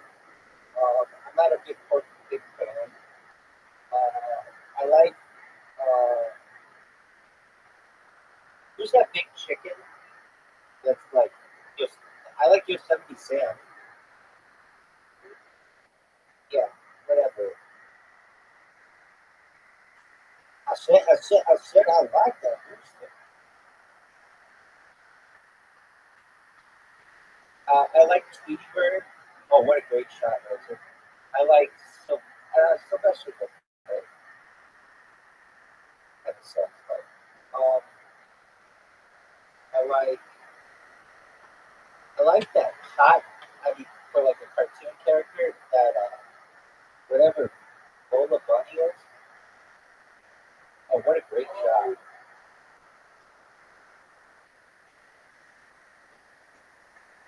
I hate this hole. This is maybe one of my least favorite. I'm not good at it. Guys are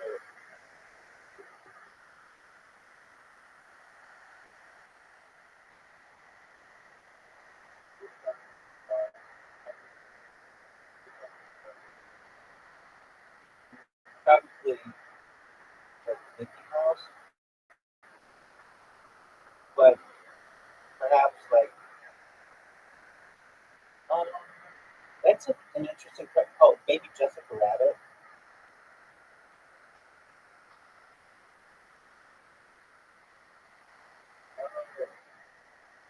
You could still make it.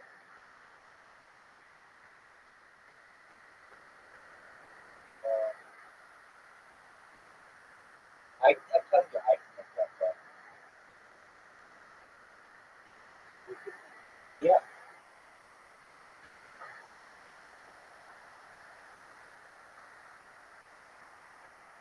Okay, I don't know what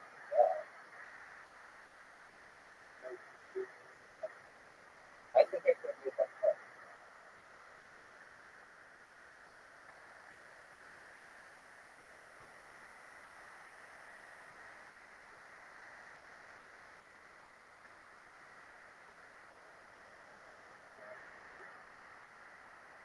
Do you know what this one's called? Perfect. Double S.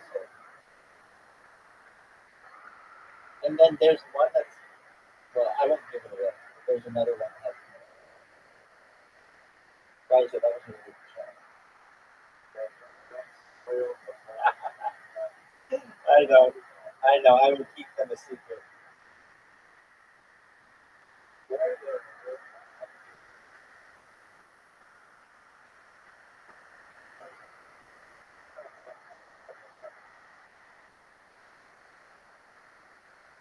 Oh, Riser. Riser. Not even in the same league as that shot.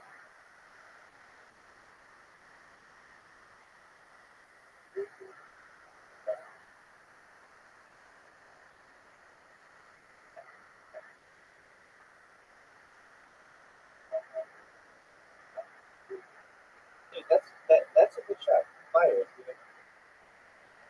That's a good shot. A black shot. In the paint. Perfect, dude.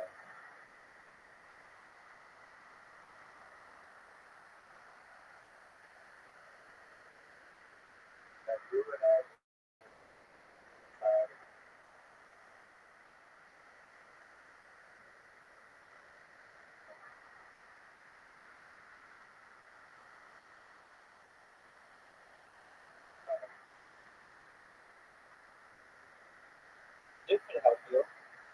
Duke could help you, or he could hurt me. Oh, Duke.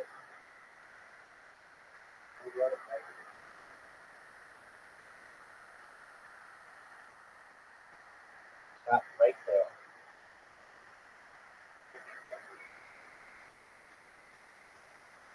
No. No.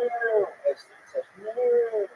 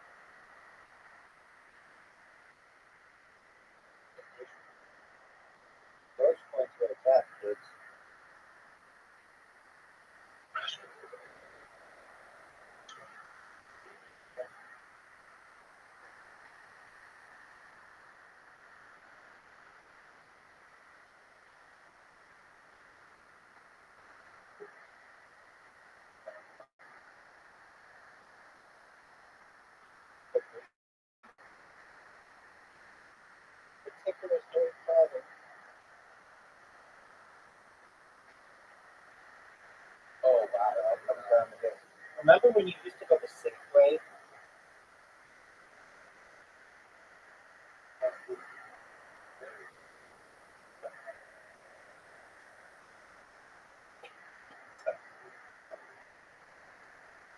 You have a huge advantage on the road. Giant advantage.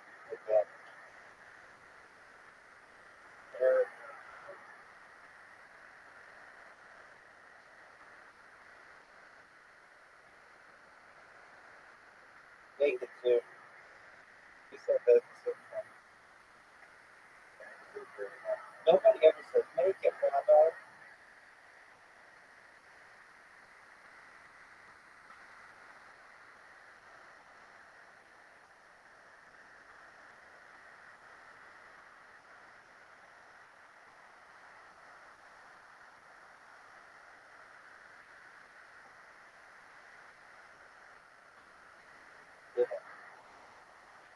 Dude, that's like a whole. I'm in agreement with you. It was like at the side. Not good. Nice win. Why do you only have 185 wins?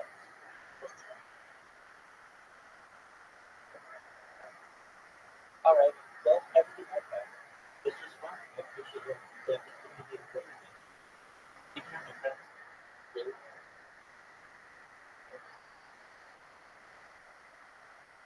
What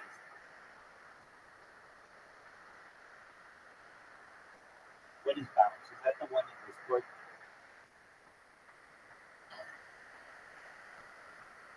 What is it?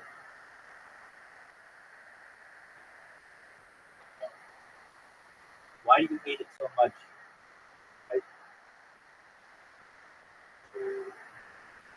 Okay, so it's called balance.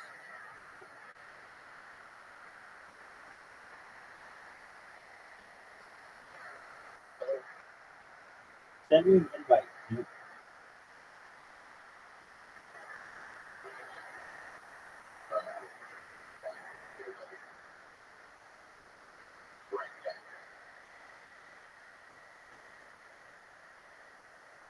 Right?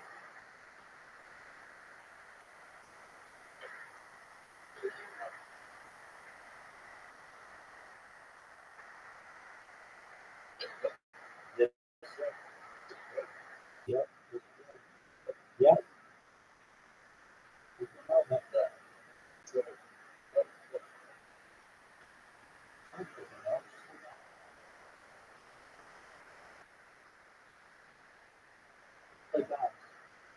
Oh, I hate this game. Yeah, this game is really.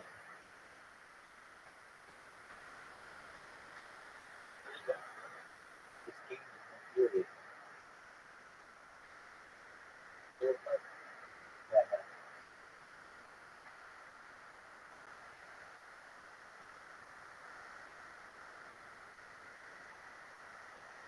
Where's your ball, dude? This game's a lot of fun.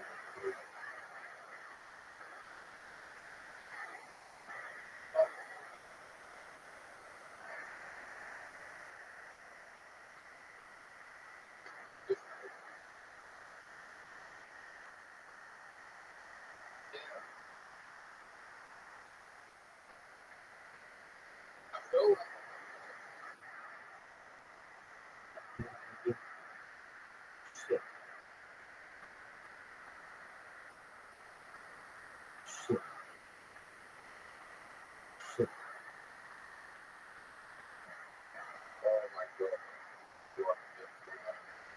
You're done.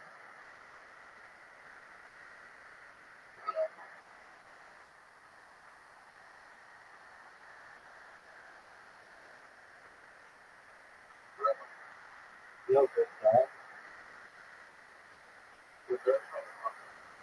How far? How can you tell?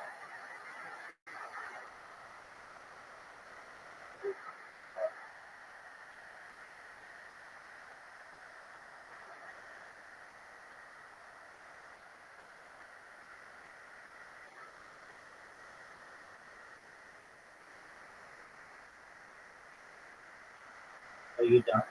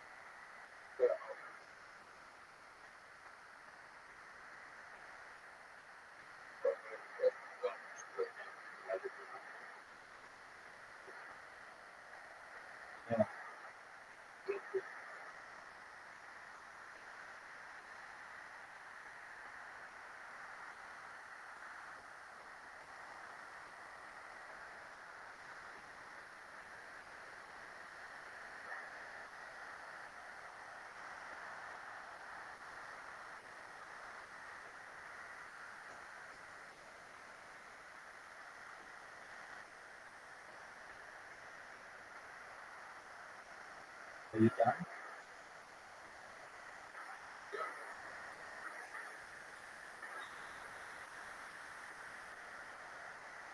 There you go.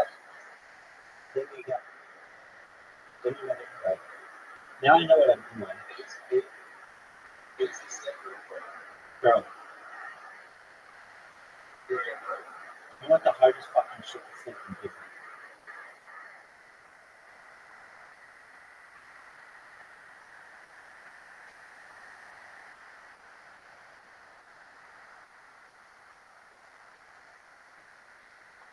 Did your thing change colors?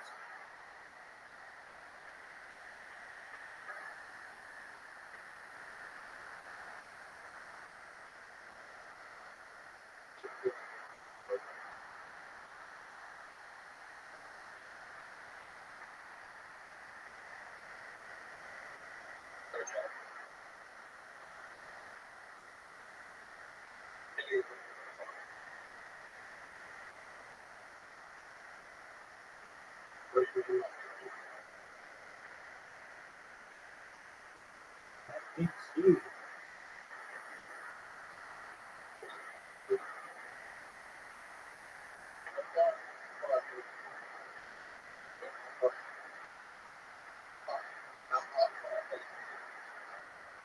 Oh, I'm in the loop? What? I'm not looking fucking up.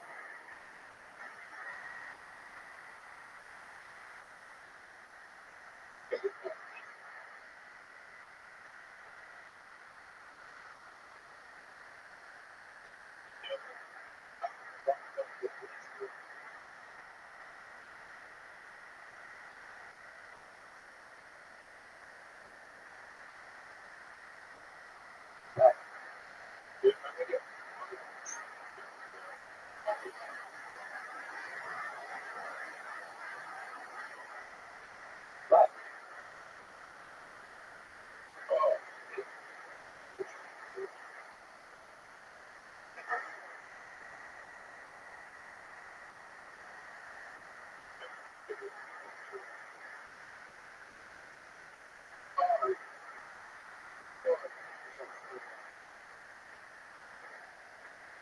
What?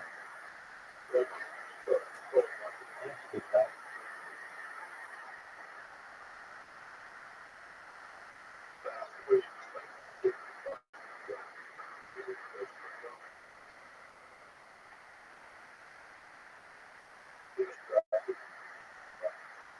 yeah, it's very distracting.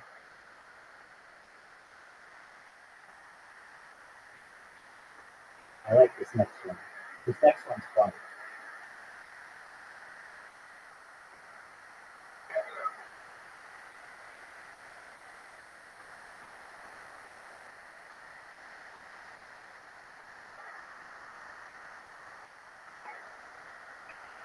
Okay.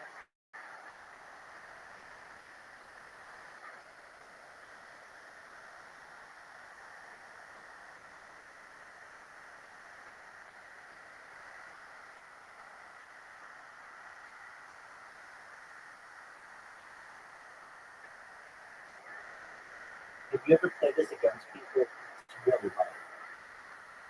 They're like a bunch of people playing against.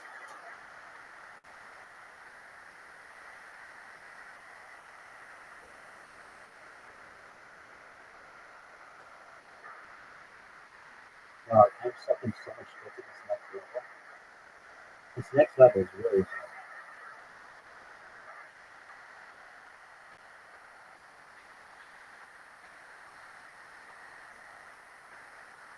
Dude, this next level is taking me forever.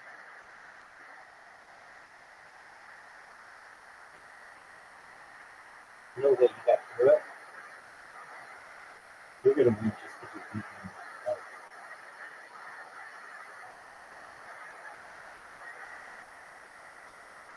What?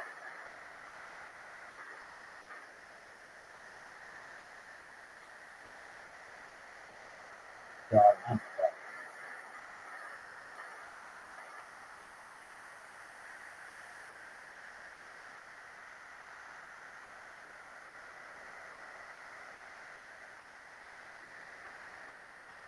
you done?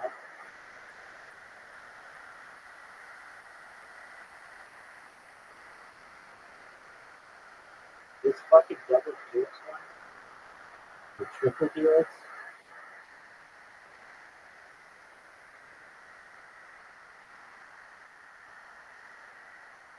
Finally, I made it through. Are you done? Yo, Zoo, I'm asking you a question.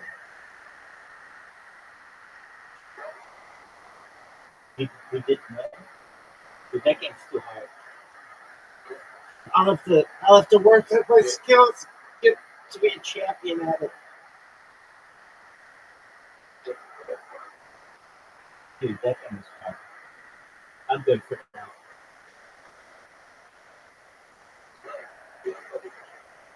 Excellent. We'll see you in a couple hours when you come back.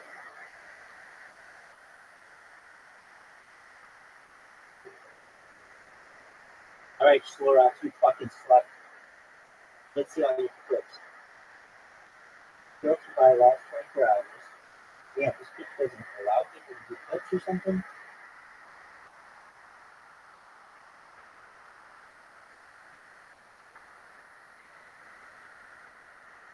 Wait, what is this shit?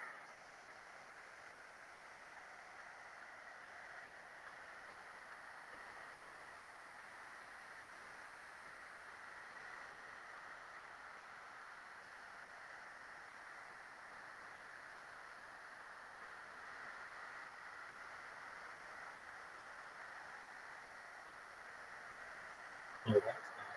That's not.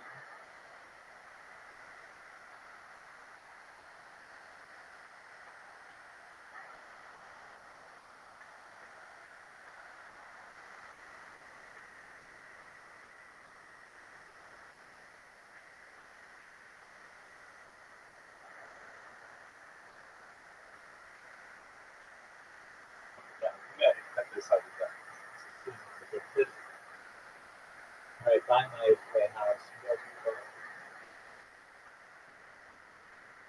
I'm streaming there every single day. I'm gonna go out with this guy. That's fucking gross.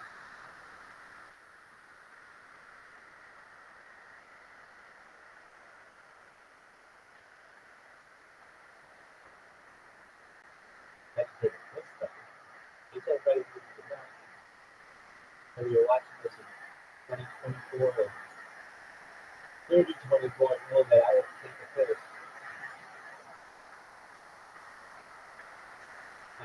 Bitch. All right, now listen. It's called Discord.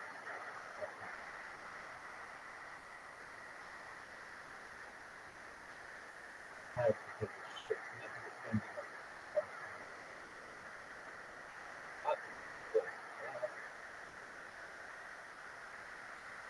You like when you're alone in here? How does that ever say?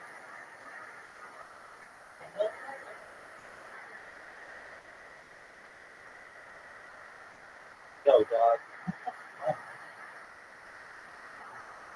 I just make shit work. Turn on not my present. No. I don't give a shit. These Android apps are filled with stuff. Like crazy amount of garbage. And dog. Guys like a truck. Guys like what? What? All night long.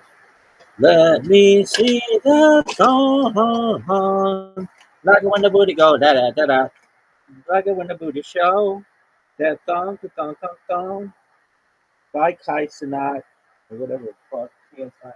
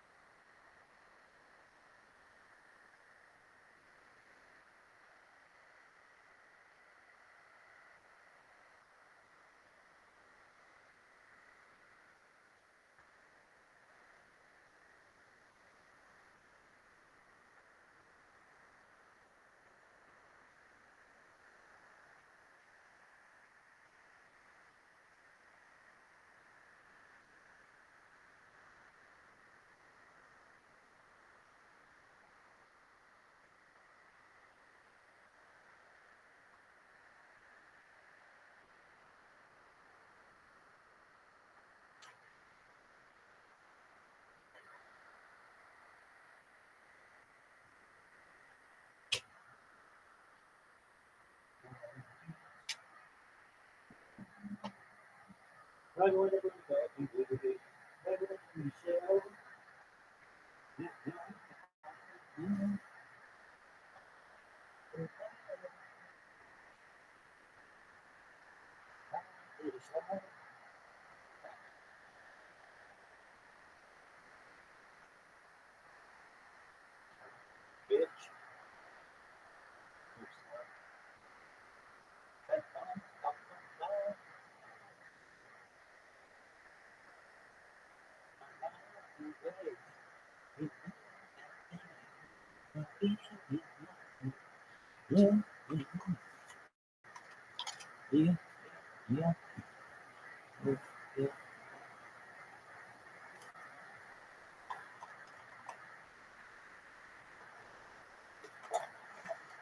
come on, you little bitch.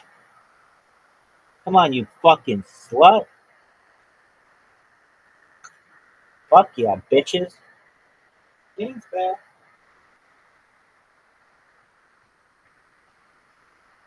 This bitch working.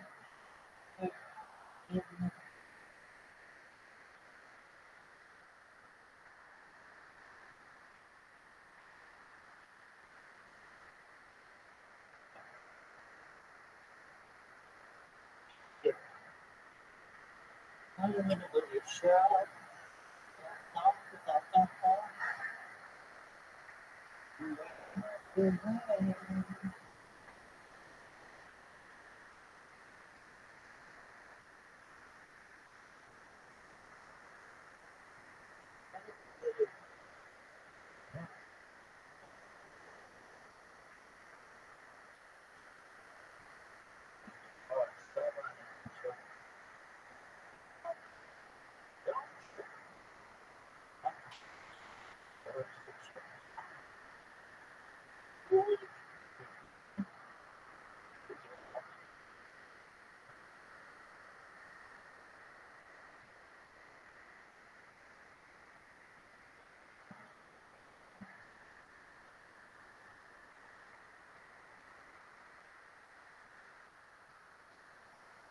I'm gonna get shot.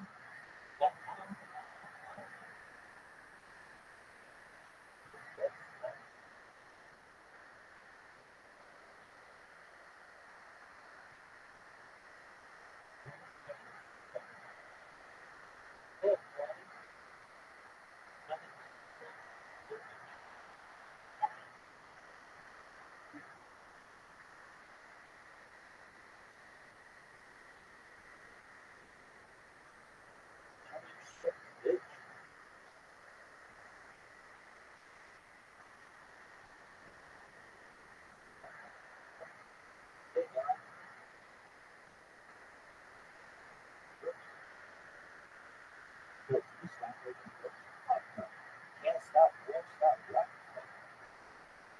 Remember, just have this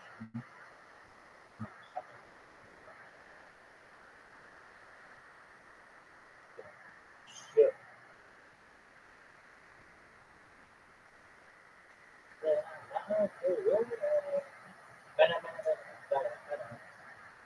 I'm gonna get shot. That bomb. Well, this is a bitch. Why is this break?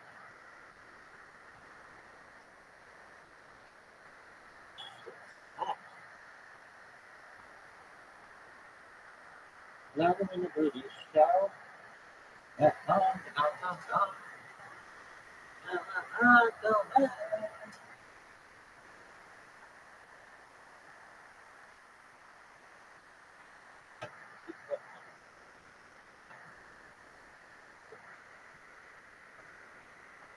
Beat. Shit. Come on. Come on.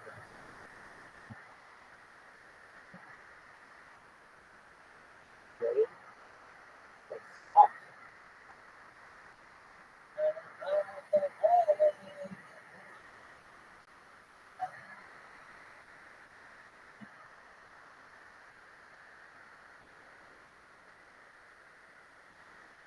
Open.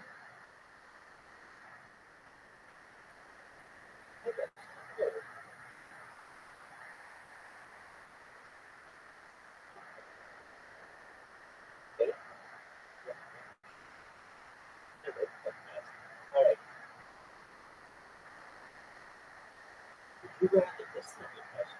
You rather go back to the days when love was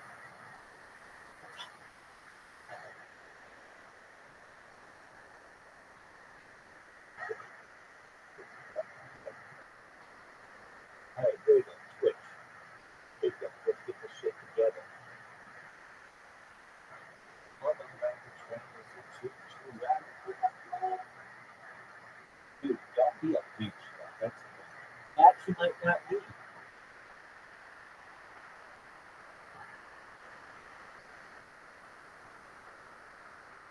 right, what's this fucker's name?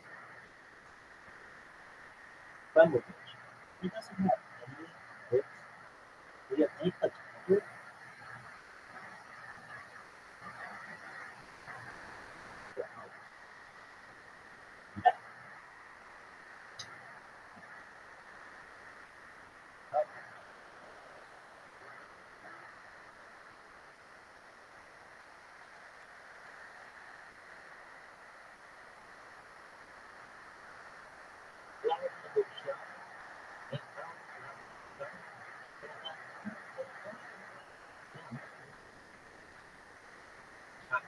Shit. That's not. No. Stop shot.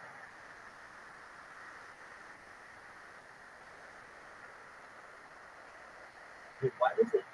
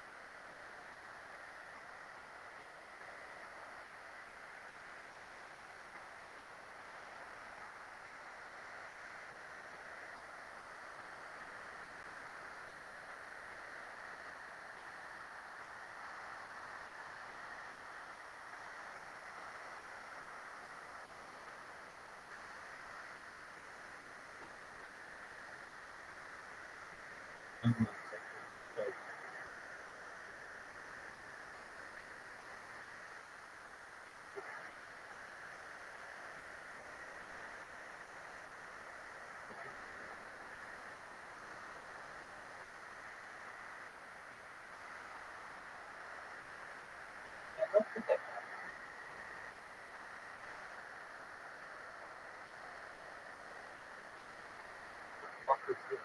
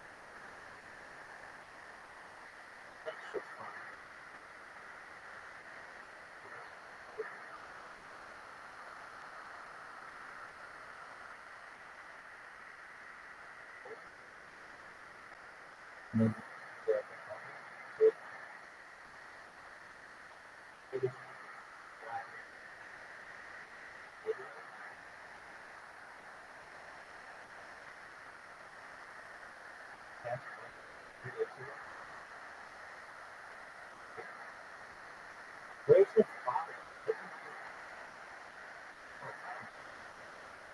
There you go.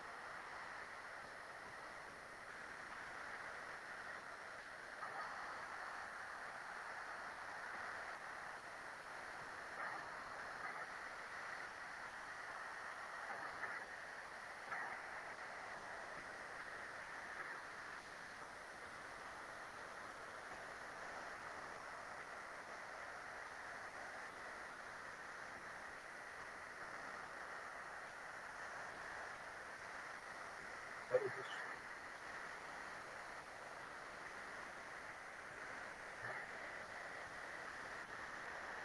Where?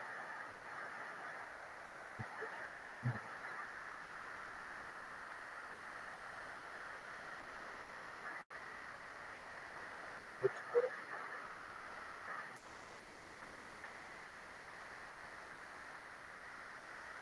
Rich?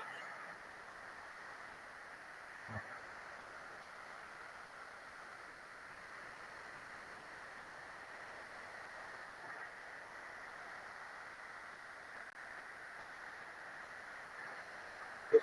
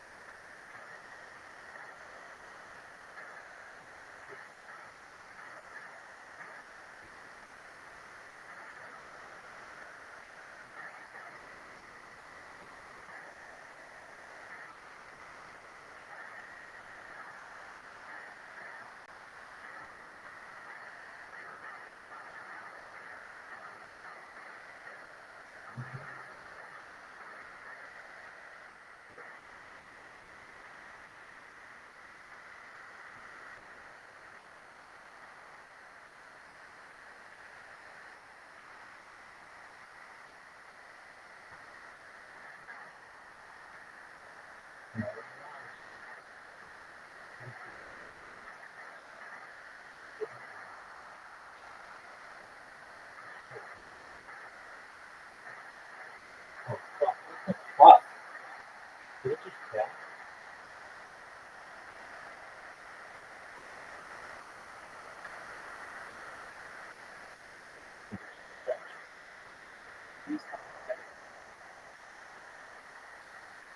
Okay.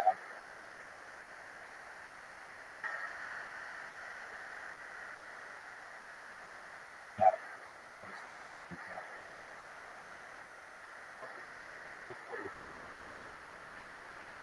What?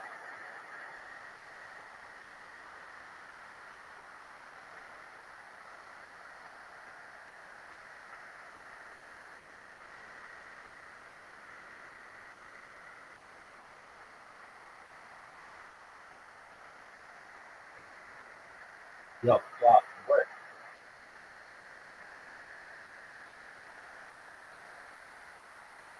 Not even a British show.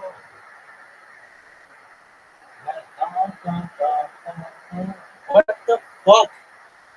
What is wrong with this man? Shut up.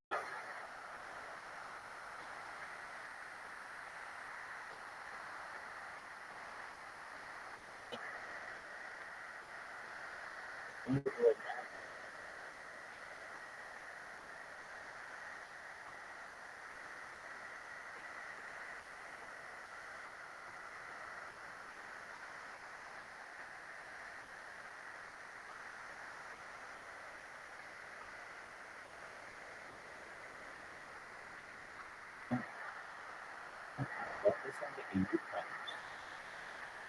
Right. What is this bitch doing?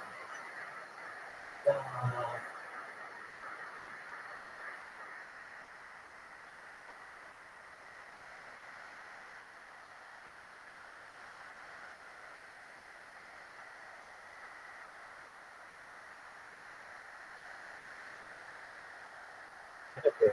Fine. I still know that it's my right?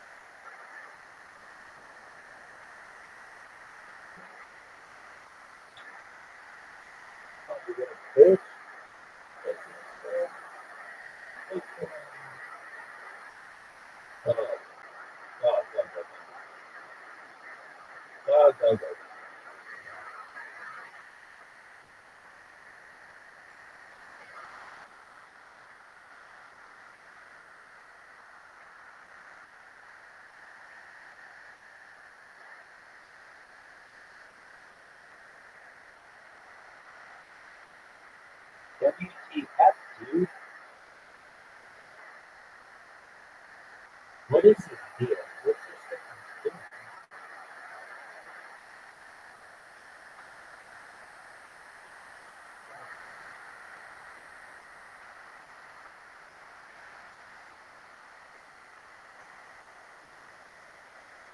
Everything is done.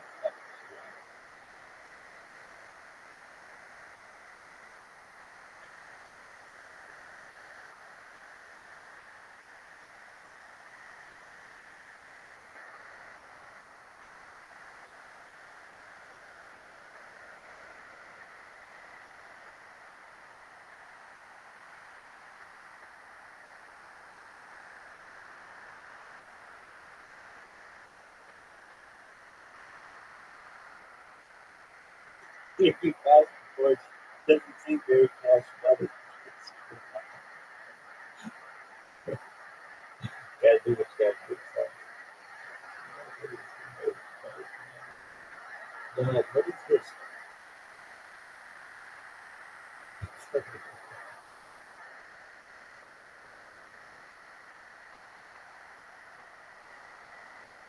Yo, God. What the shit? This is the worst. I'm gonna be listening to a pirate podcast right now. Yo, dog. What in the fuck?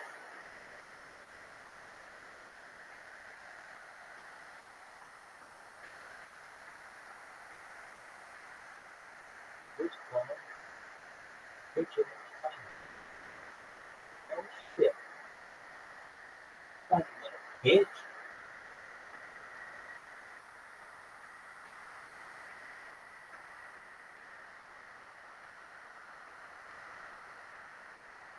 You can log in, take your home up, and then look at the show. That done, done. Oh, you shouldn't.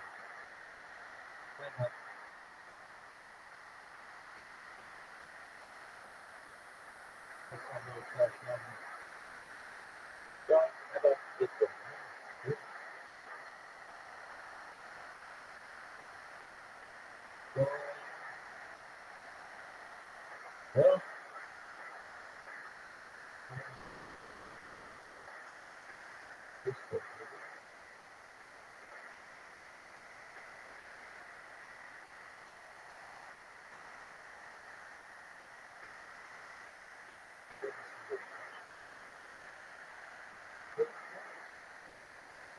I'm good.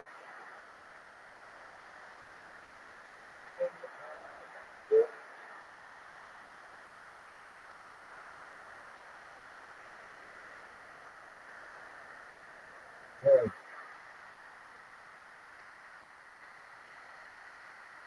work.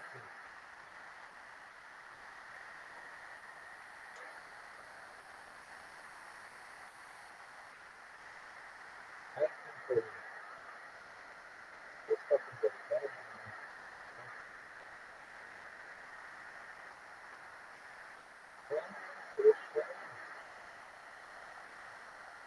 Dude, you did it. Don't that. Don't have don't that. Yeah,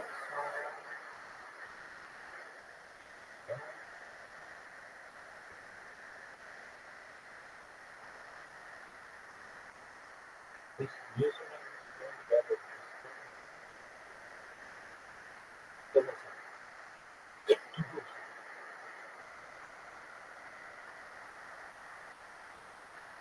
No,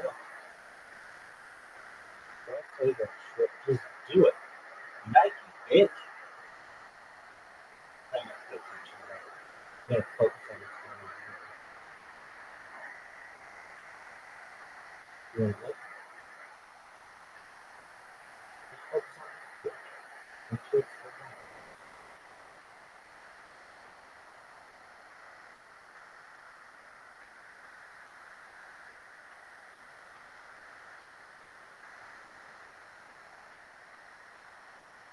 And do it. Okay, okay.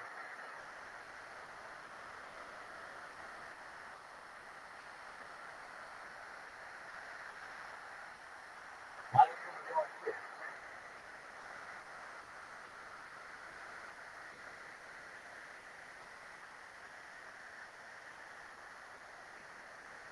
Huh?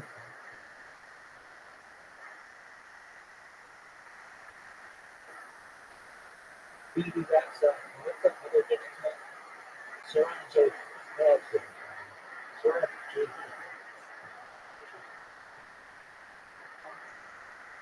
No.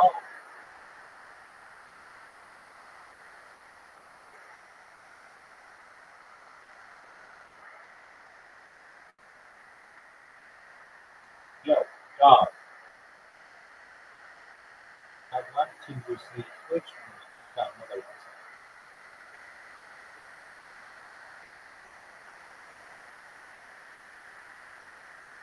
it. Yo,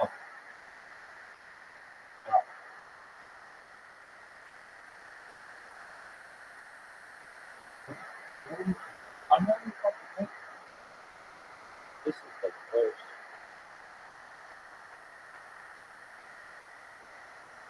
God, you slut.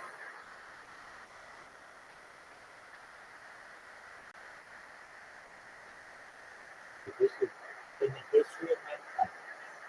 Going back to motherfucker with rock, face, and a roof.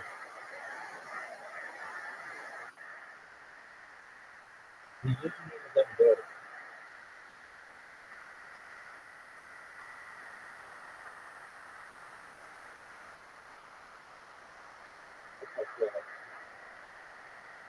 All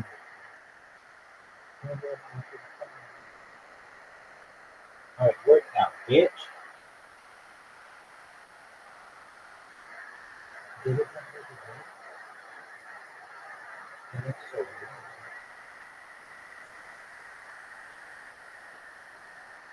This is the worst. I'm upset for our fists. Come on, bitch. What does it say? Enter something.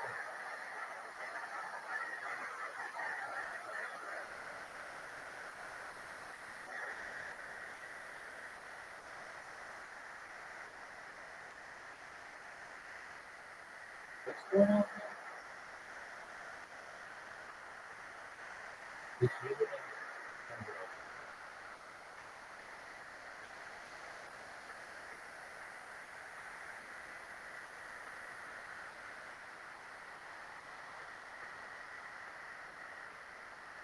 Come on, what?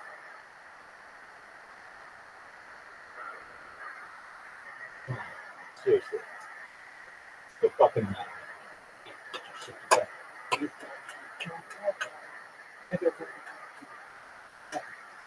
What is this saying?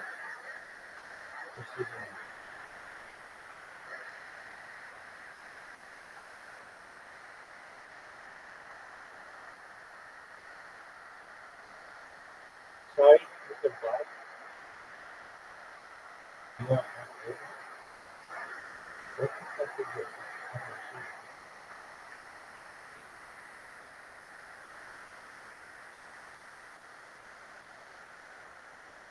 What the fuck?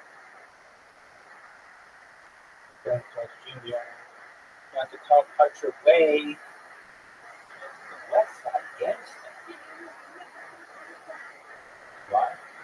Why not, dude?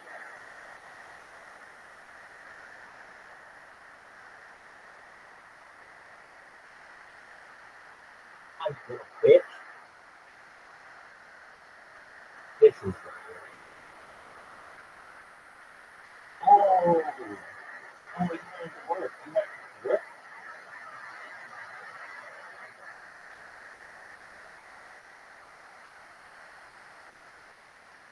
This is the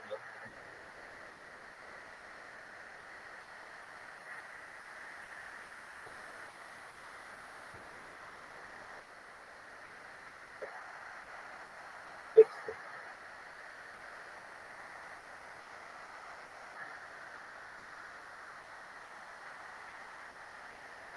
Yo, bitch, come on. Quit being a slut. What?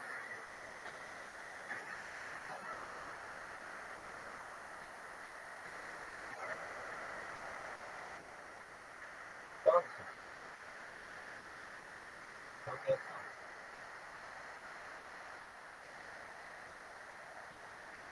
come on. I'm a little bitch. What did they just say?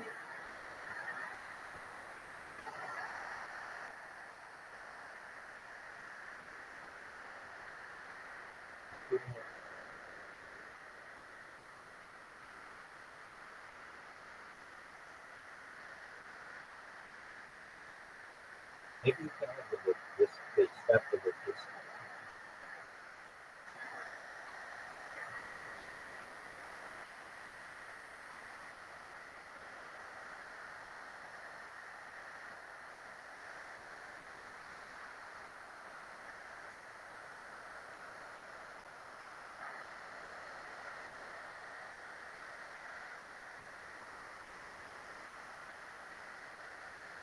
Sign up.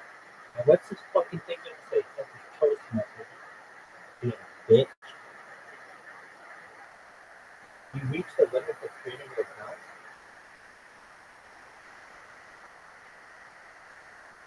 No. Now we have to come over here. Here is fucking. It's very not tough. What's this fucker's name? Ray K offline? What?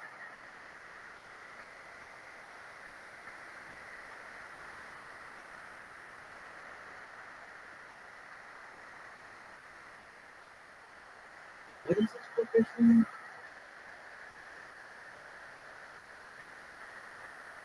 Okay, wait, hey everybody, are you offline? Good cat. Good cat. Is this thing working? Good cat or close? Okay, good. Seriously, what's up? I know it's a people that's up. Working.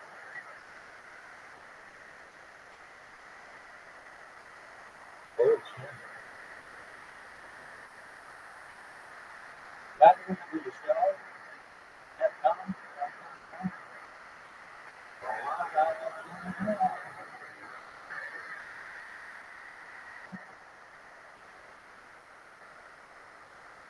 For the show. That time.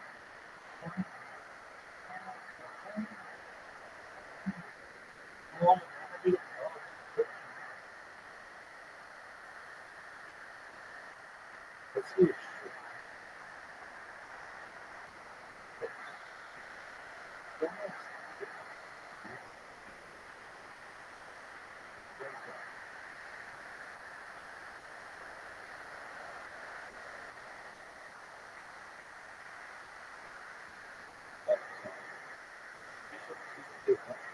Somebody stole my idea.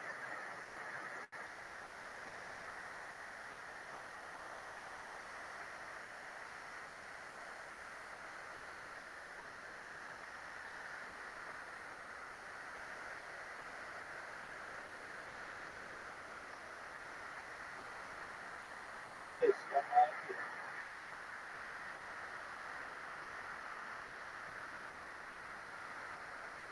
Where's that?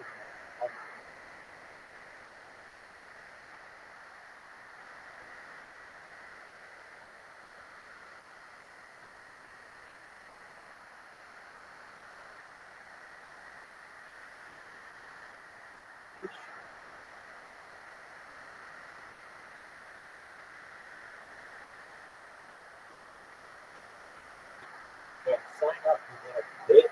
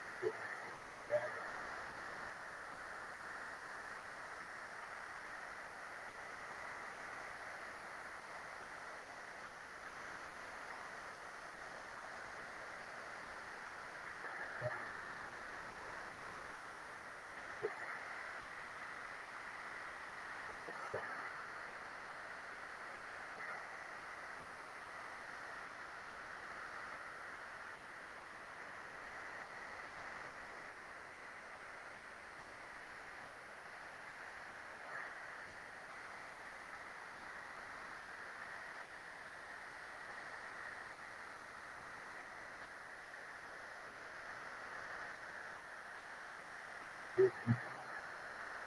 Tonga, tonga, tonga. That song.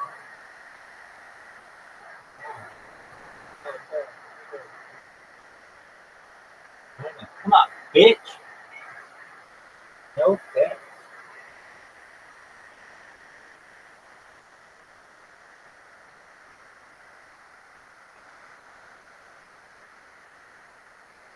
What? Oh,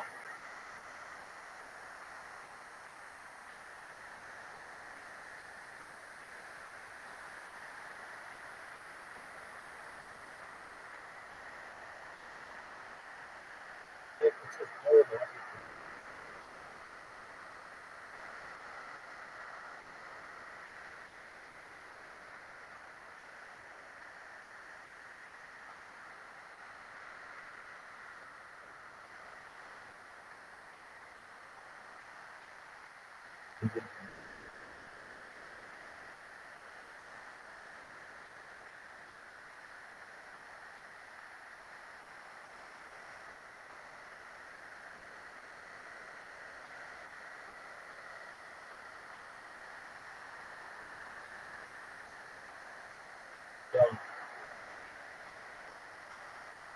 start again.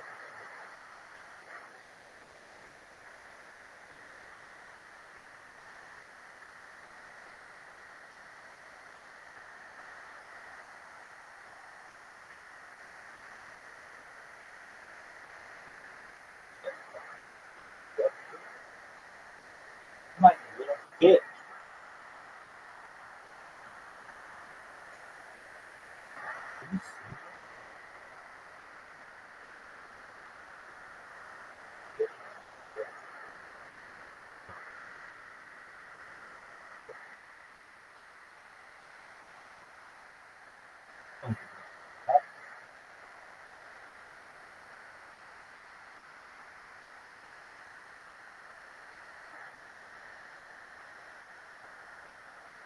Dude.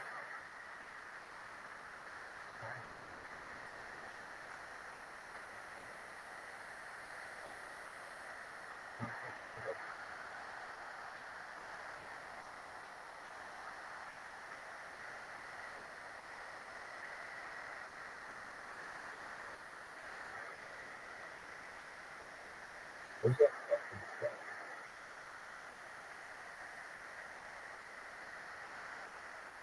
Where is that fucking thing?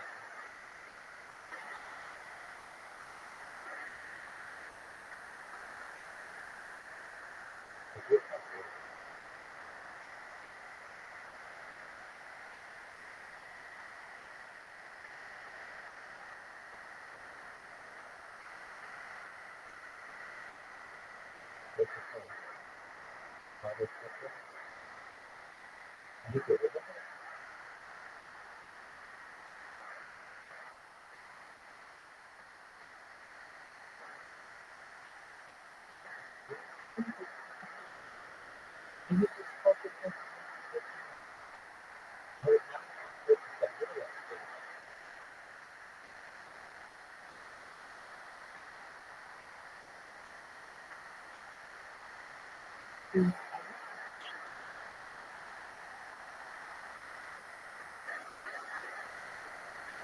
no, I think it's in my yeah, how much you shot?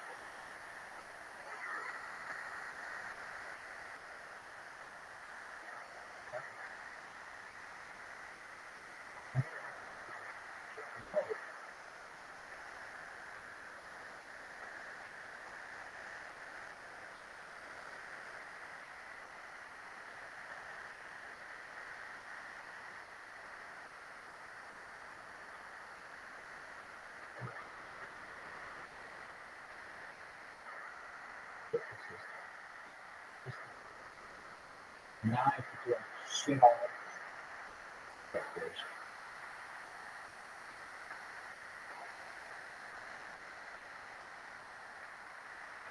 Yeah. Dude, I need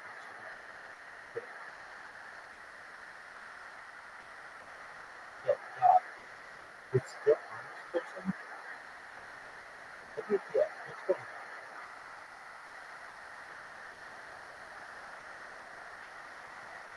That's fucking wonderful. Alright, thank you. Let's see if this fucking shit works. Yo, dog, you gotta take that 13. We're gonna pull that.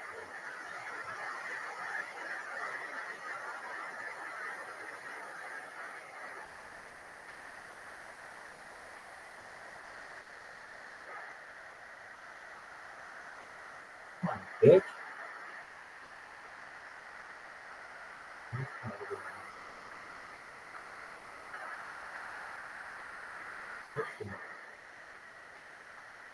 Black this year.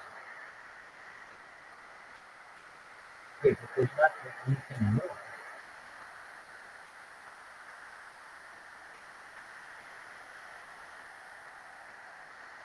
I think that's fucking awesome. They just shit.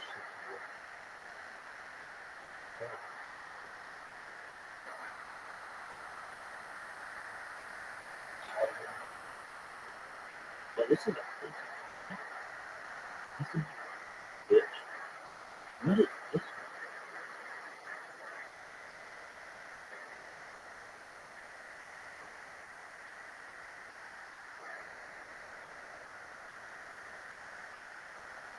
Is this-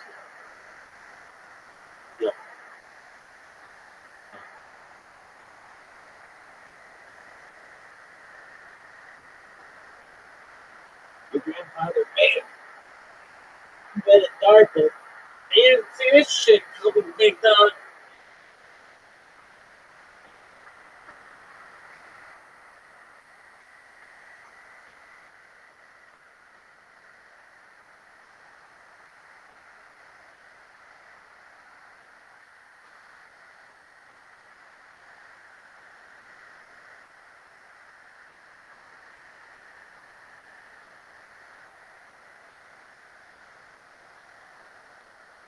Hold on. Did I? What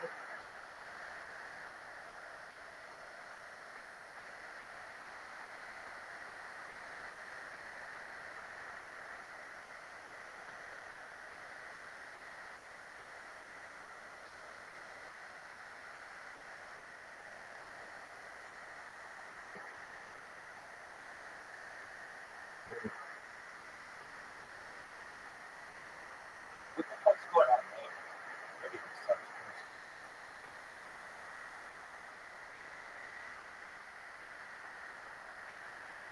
This shit.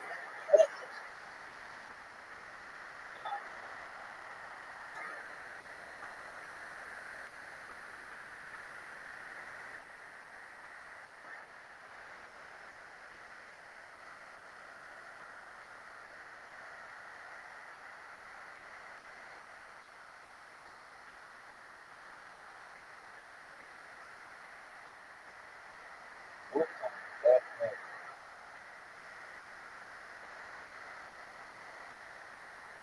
How about this bitch?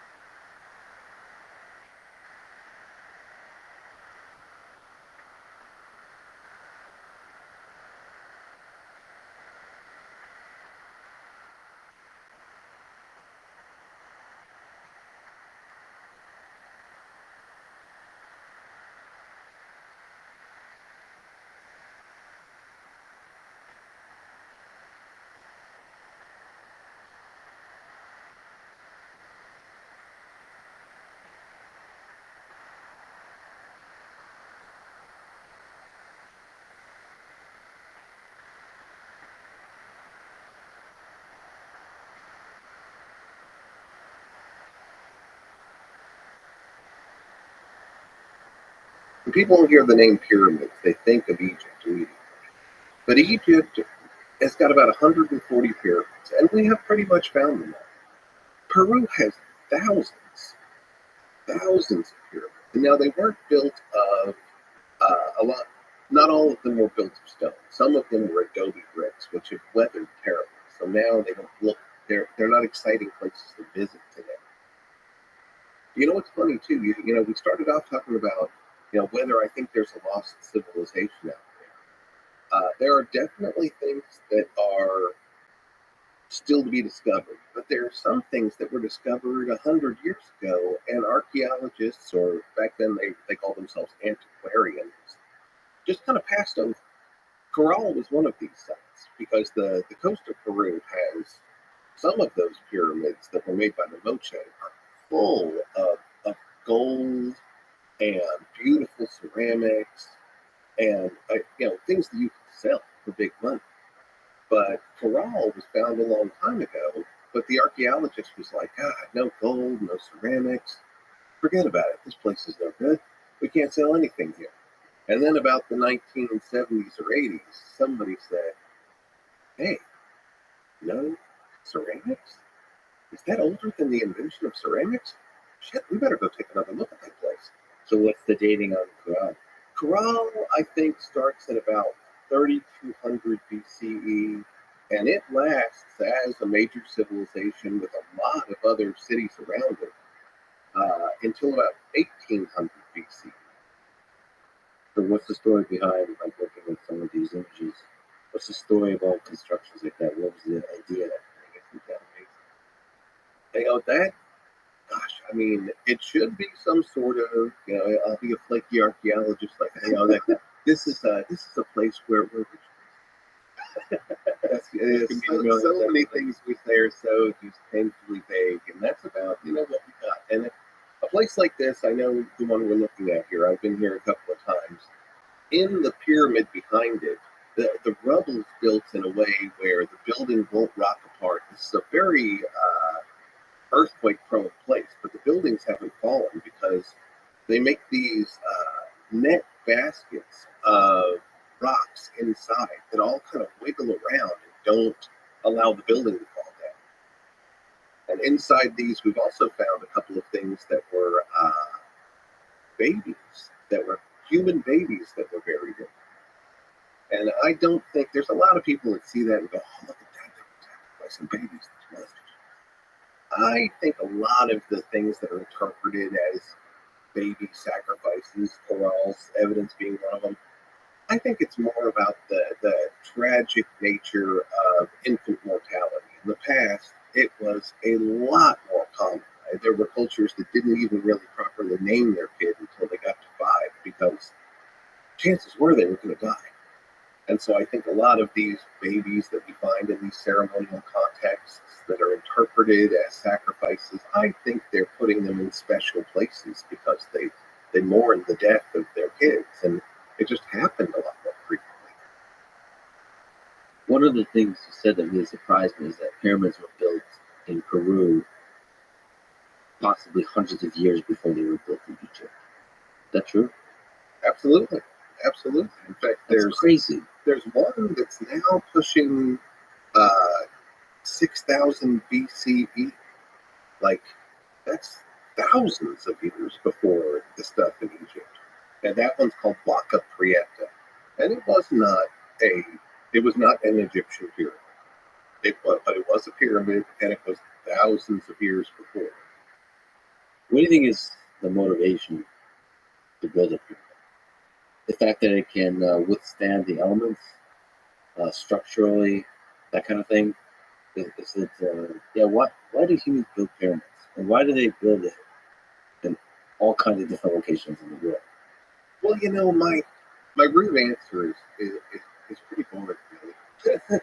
And a lot of people ask me, why are there pyramids all over the planet? How is that? Is that a coincidence? I mean, I think that when people wanted to build a big building without rebar or cement, you end up building something with a fat base that goes up to a skinny top, and that turns into a pyramid. Any kid who's playing with blocks on the floor builds a couple towers so his brother knocks him down, and if he wants one that's going to stay and be tall, he ends up making something with a fat base and a tiny top. And I think that building something big and tall together is one of those human things. Like, we built that will be here after we're gone. People will remember who we were. We're all. If there's any human commonality, it's fear of our own deaths, and that we were nothing and no one will ever remember us. I think that the first big monuments like that were probably a group of people saying, we're going to do something that people will remember forever. Now, that being said, you remember we were just talking about Waka Prieta, and this one that's almost 6,000 BC now is the first one. That one's a funny case. We just talked about all these lofty goals, but actually, I'm pretty sure that Waka Prieta's first pyramid was about capping a smelly pile of trash. I think everybody piled up their trash in the middle of town, and it stunk. It's on the coast. It stunk like fish. And somebody said, if we just bury this thing with dirt, it won't smell anymore. And then it was a big mound where people could get up and talk to everybody. And then until it's squishy, if we cap it with clay, then it will really not smell. I really think that the very first pyramids in Peru were about trash management. Talk about plating, huh? Yeah, but then they probably saw it and they were impressed and humbled by the enormity of the construction, and they're like, oh, maybe the next guy thought maybe we should keep building these kinds of things. Yeah.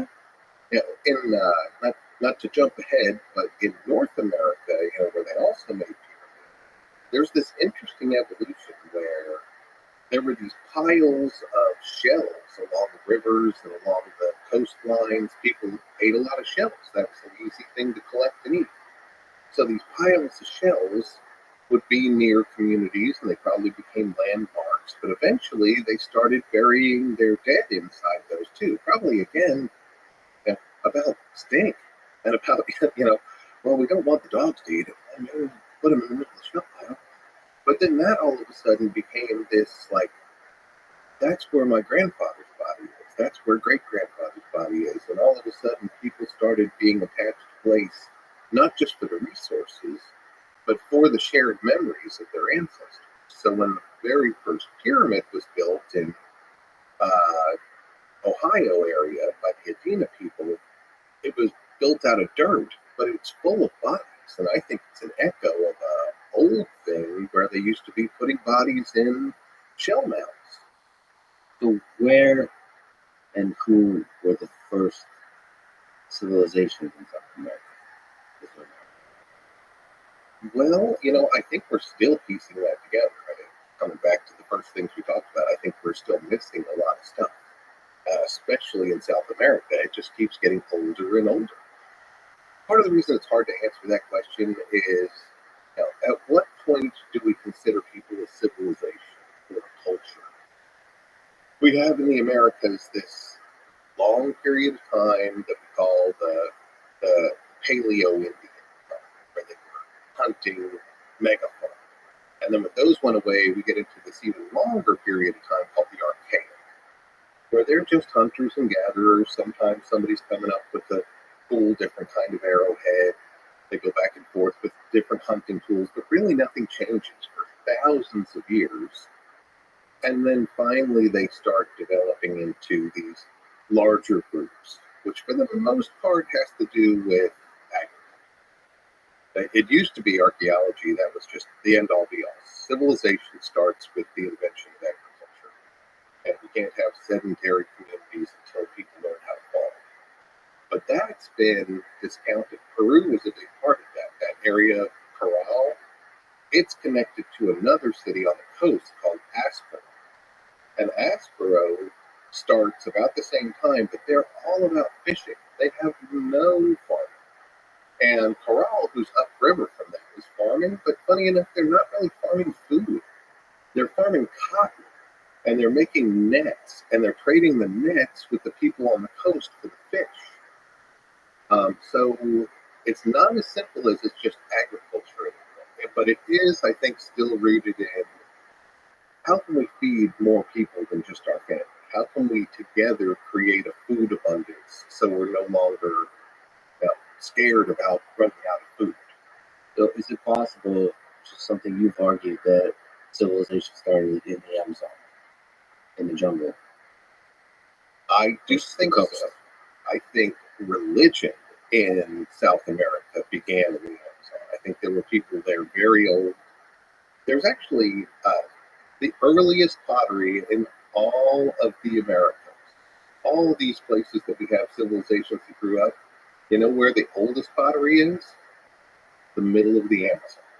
So there's interesting culture development in the Amazon. So religion, you would say, preceded civilization. In South America, the Corral and Aspero that I was just talking about, it's weird what a dearth of art and any evidence of religion we have. We have those pyramids and things that we call temples, but we don't really know what went on there. And there's no hints of religious iconography, ceremonies, nothing like that. The first step that we get is right when that culture ends, about 1800 BCE. This culture called Shavin starts up, and their main temple is up in the Andes, in this place of path of least resistance between the Amazon and the coast. It's about 3 days walk either way from this place where this temple is. That's where we start seeing the very first religious iconography, and it's all over the temples. There are things that are definitely from the coast, but the iconography are all jaguars and snakes and crocodiles. And those don't come from the coast. All of those things are coming out of the Amazon. I mean, religion is a really powerful idea. Religions are one of the most powerful ideas. They're the strongest myths that tie people together. And to you, it's possible that this powerful idea in South America started in the Amazon. I do think it did. And you're right. Ideas are more powerful than weapons, but archaeology can't see them at all. Sometimes we can see ideas manifesting in the things they create and lead to, but there's an interpretation problem. Are we right about what idea created this? Those are things that archaeology just can't get at. And that's one of the challenges of archaeology and looking into ancient histories. You're trying to not just understand what they were doing in terms of architecture, but understand what was going on inside their mind.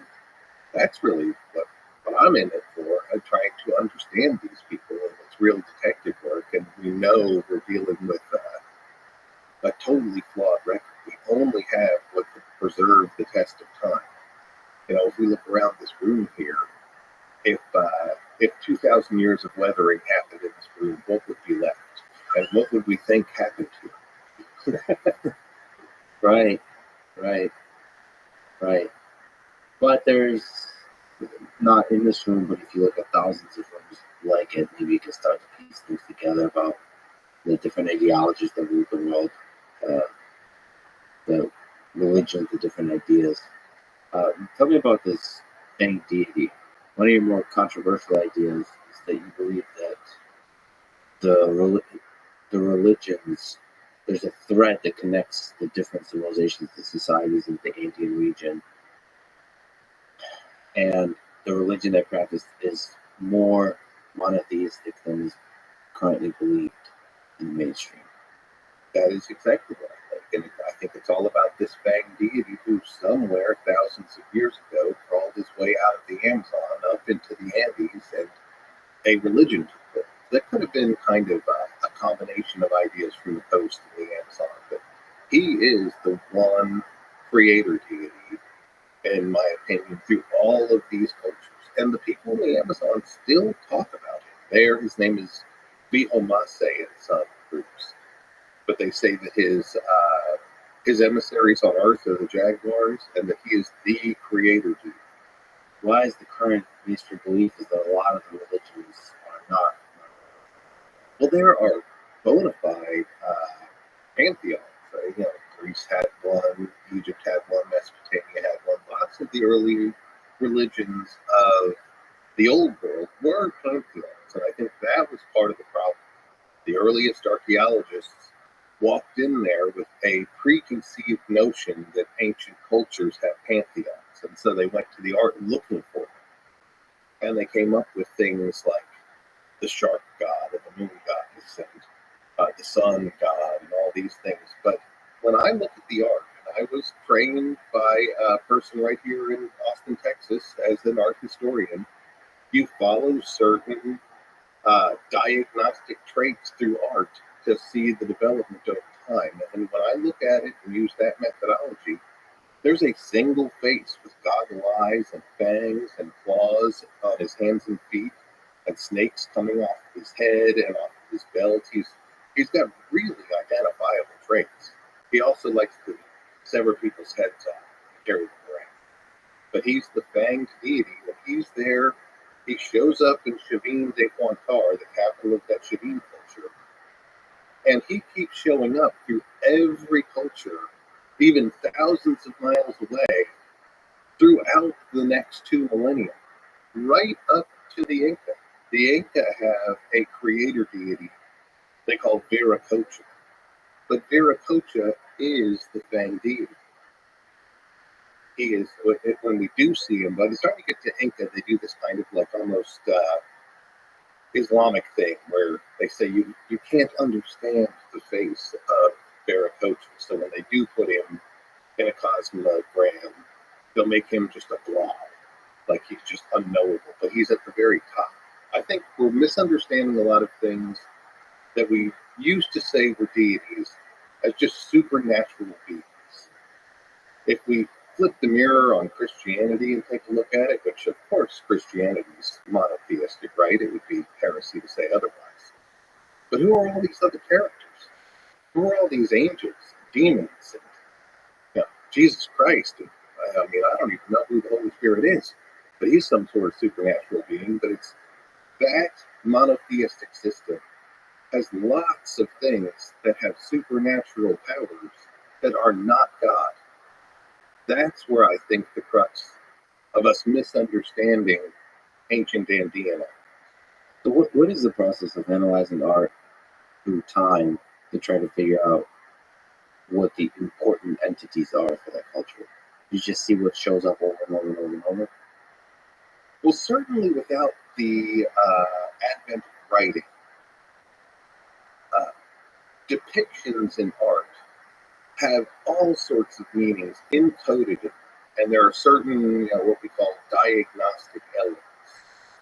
Like we can pull apart the same sort of thing in like in the Greek pantheon. You know by their dress and what they're holding, what the different gods are. You can tell Hades from Zeus by the different things they're holding, lightning bolts or tridents or whatever it is. So they all have these diagnostic elements to them. So that's how art history goes about analyzing art over time. Once we can put it in a chronological sequence, then we can say, okay, here's a deity here in Shavin culture. Now we move forward 500 years. Now we're in Moche and Nazca culture. Now, where are the deities here?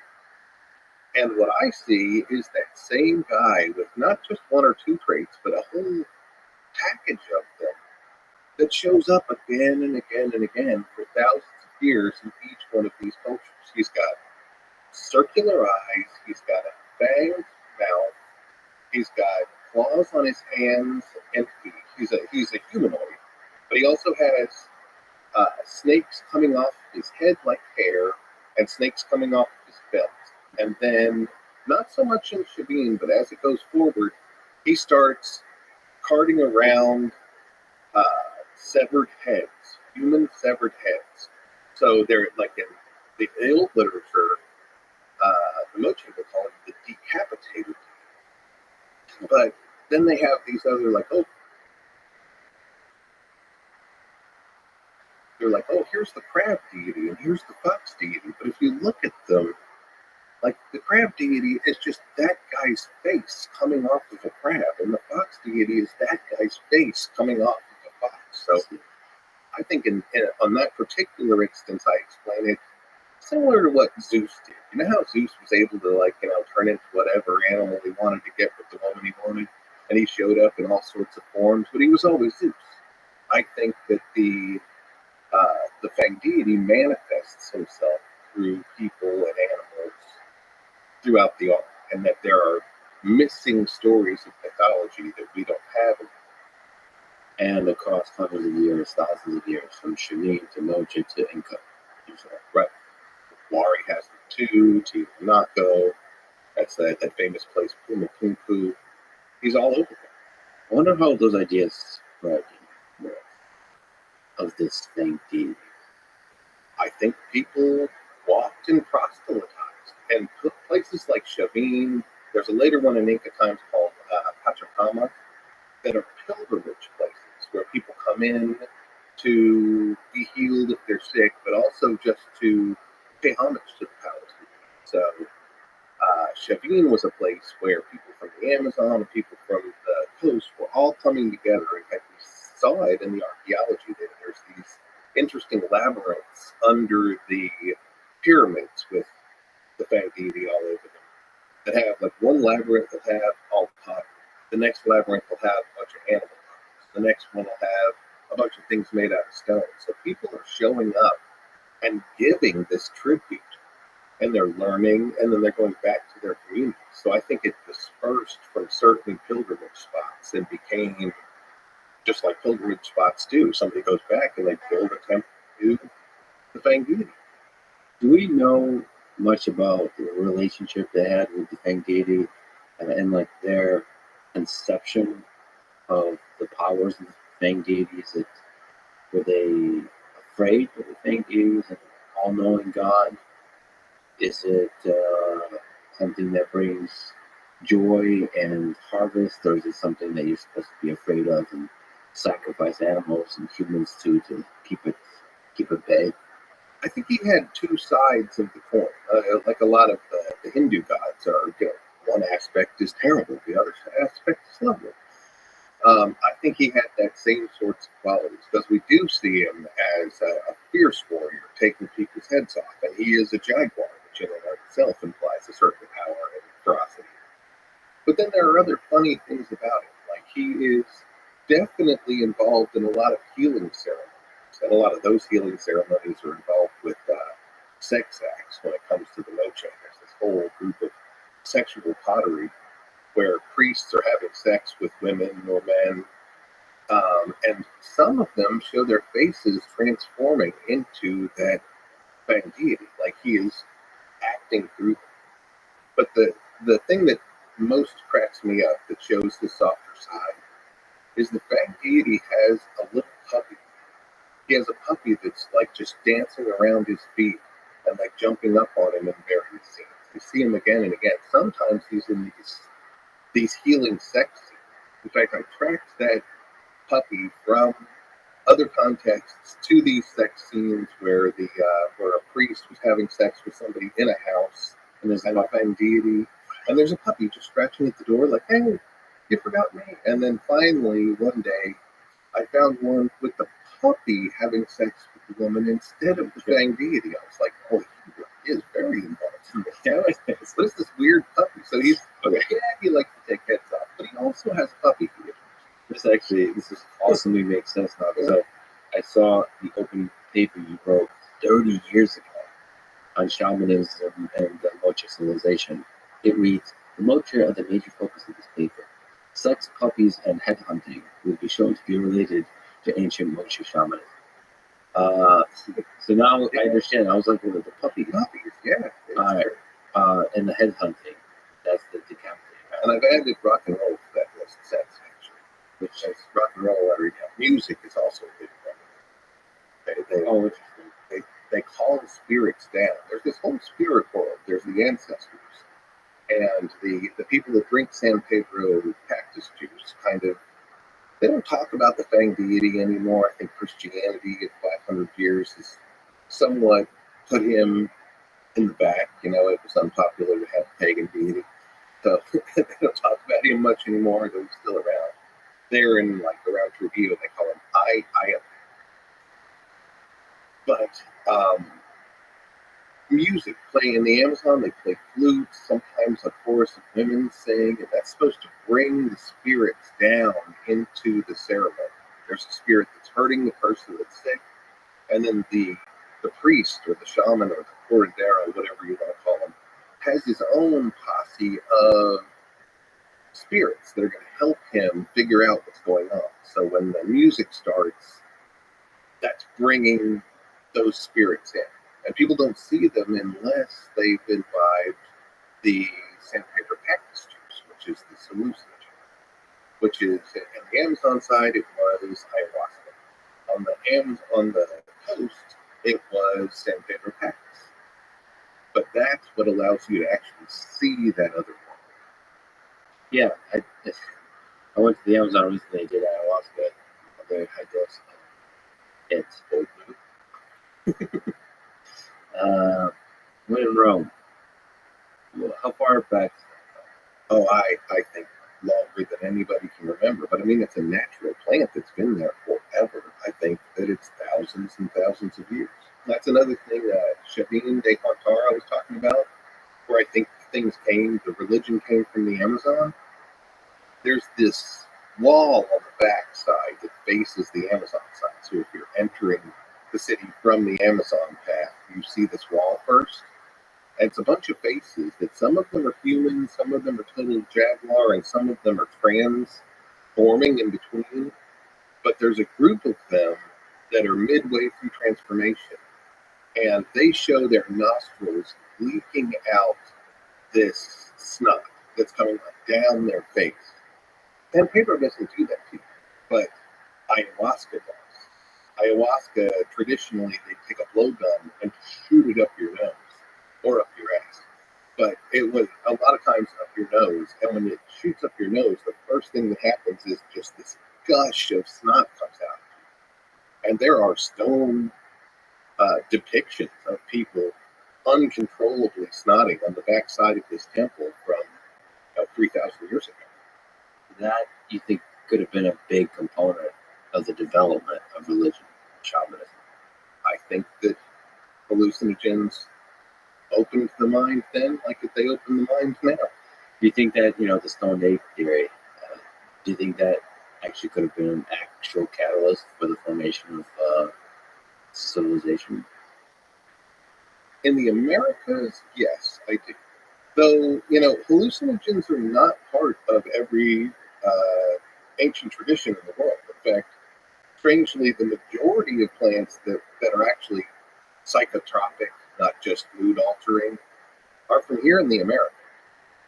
There are very few drugs that will make you hallucinate outside of the Americas. Of course, now they're global,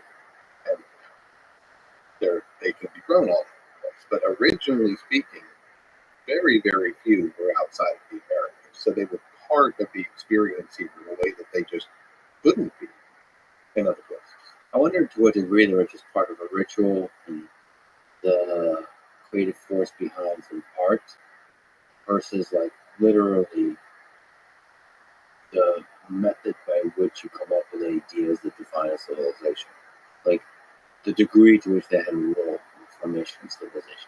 It's kind of fun to think about psychedelics being like a critical role in the formation of civilization. I think in terms of South America, they probably really were. In North America, where we're in a more northern climate here and there are less of them, not so much, at least in terms of psychedelics. Things like tobacco was always a big part of it. But a lot of there's more than one way to reach a hallucinatory state.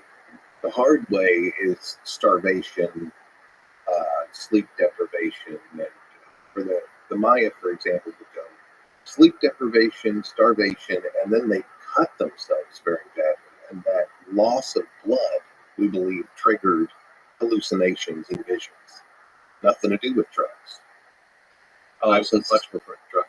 It's the result, not the tools aren't the thing that creates insight. It's the result. So you're getting to it's hallucinogens are poisonous. They're killing us. That's it's a near death state, and people of the Americas believed sleeping was entering that other world. Death, you entered this other world, and that when you took this mighty dose of poison, it was helping you enter that other world for a period of time. Yeah, as Tom Waits said in that one song, I like my town with a little drop of poison. And maybe that poison is a good catalyst for invention. So, who were the early first sort of mother cultures, mother civilizations in South America? What is, if we look chronologically, is there a label we can put on the first peoples that emerged? That picture is evolving. I mean, forever it was just the Chavine people that we've been talking about, the ones with all the first depictions of religious art, were the mother culture. And they certainly did transmit a lot of stuff. But then all of a sudden we find Corral. The next one that we've barely even begun looking at, but it's probably older than Corral, is Sachin culture. I was just poking around there last year, and just from the bus on the highway, I could see like that's a pyramid out there. Well, oh, there's another one, and I know how old the stuff we have studied there is. It's again 3000 BC. We're just barely beginning to understand them. Corral frustrates me to no end. The lack of art there. We've got stones and bones and not even ceramics to go on, and they didn't have the courtesy to leave me a bunch of art to interpret. So I don't know what those people believe. Right, so one of the ways to understand what people believe is looking at the art, the stories told through the art, and then hopefully deciphering if they were doing any kind of writing. That's our most fruitful place to try to get at this elusive ideas. Yeah. And it sucks when they don't have art. If you just go back to the Amazon, you've mentioned that it's possible that there's a lost civilization existing. It's carried a lot of names, Lost City of Z or El Dorado. I think it's possible it existed. The City of Z and El Dorado are pretty different places. So El Dorado, the ideas of where it is kind of center around towards Colombia. And City of Z is named after a region of Brazil called the Xingu. And so those are an America worth of distance apart. The entire, people don't really think about it on the map, but the entire United States would fit inside the Amazon. That's how big that place is. And these two are on either end, but both of them have evidence of civilizations. These big, it's lowland and it floods all the time. So what they did is they'd make these big mounds, and then they'd make huge causeways between mounds, so they could walk through their cities while they were seasonally inundated.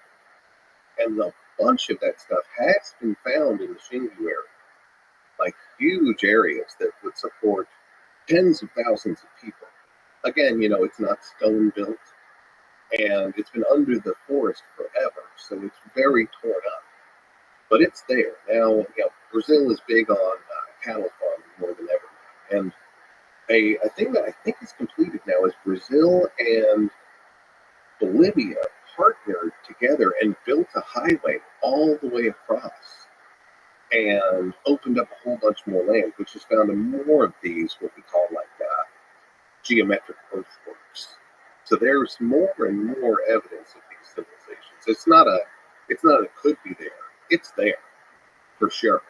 By the way, the people who are trying to protect the rainforest really hate the highway. One of the things I learned is if you build a road, loggers will come. Yep. And then we'll start cutting stuff down. Now, from an archaeology perspective, if you cut down trees, you get to discover things. But from a sort of protective, very precious rainforest perspective, it's obviously the opposite way. But it is interesting. I've seen where loggers cut through the forest, and then and when they leave, the forest heals itself very quickly. So quick. And you just think that across decades, you expand that to centuries, and you could see how a civilization could be completely swallowed up by the rainforest. And it happened for sure in the Amazon. One of the ways that we're trying to push the frontier of where people were in the Amazon, because yes, the the trees and just the biomass have eaten so much evidence. But they're finding more and more of these places that they call terra preta, which is black earth, and they're huge swaths of it. So I guess the anthropology term is anthropogenic landscapes. And what they're saying is that that really dark earth couldn't have just got that way through natural forest processes. That sometime in the distant past, that forest wasn't there, and there was major farming and human activity to the point where they totally turned the soil black, and it's much more enriched. And when I took a trip into the Amazon, I went from Manaus up the river, the Black River, a couple of days, and went and met some different communities. And I asked them about this black earth, and they were like, "Yeah, that's why we're here. Sometimes we move our village, but we look for the terra preta, and that's where we're going to put our village because that's a place that all of our gardens are. The other places they don't." One of the things you talked about literally is just you have to ask that question. And the stories, all the secrets that carry about people. Yeah, there's so many of them. You know, the thing that excites the world about archaeology right now is Göbekli Tepe. And this, 10,000, now Koran Tepe is 11,000. The whole area is called the Tas Kepler. We only found it a couple of decades ago. But it was just, archaeologist roaming through the area and asked a sheep herder, "Hey, you guys know where anything ancient is?" "Oh, yeah, let me show you this." And then all of a sudden we've got a lost civilization. And the shepherds always knew where it was, just nobody asked. So speaking of Göbekli Tepe, what do you think about the work of Graham Hancock, who also believes that there's a lost civilization in the Amazon? Well, I've met Graham, and personally I like him. He's a nice guy, got a nice sense of humor, and I think he's smart. And I also think he is a very good researcher. He and I are working on the same set of facts. The differences are interpretations.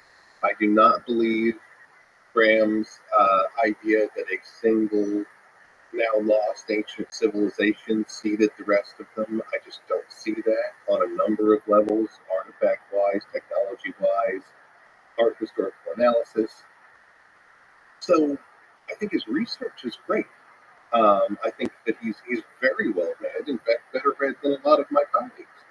But his conclusions I disagree with. And he and I have talked about this and had a very civil and normal conversation about it, and agree to disagree without getting any venom at any point in the conversation. That'd be a fun argument to be a fine wall for. So he believes he's proposed as possible the Amazon jungle is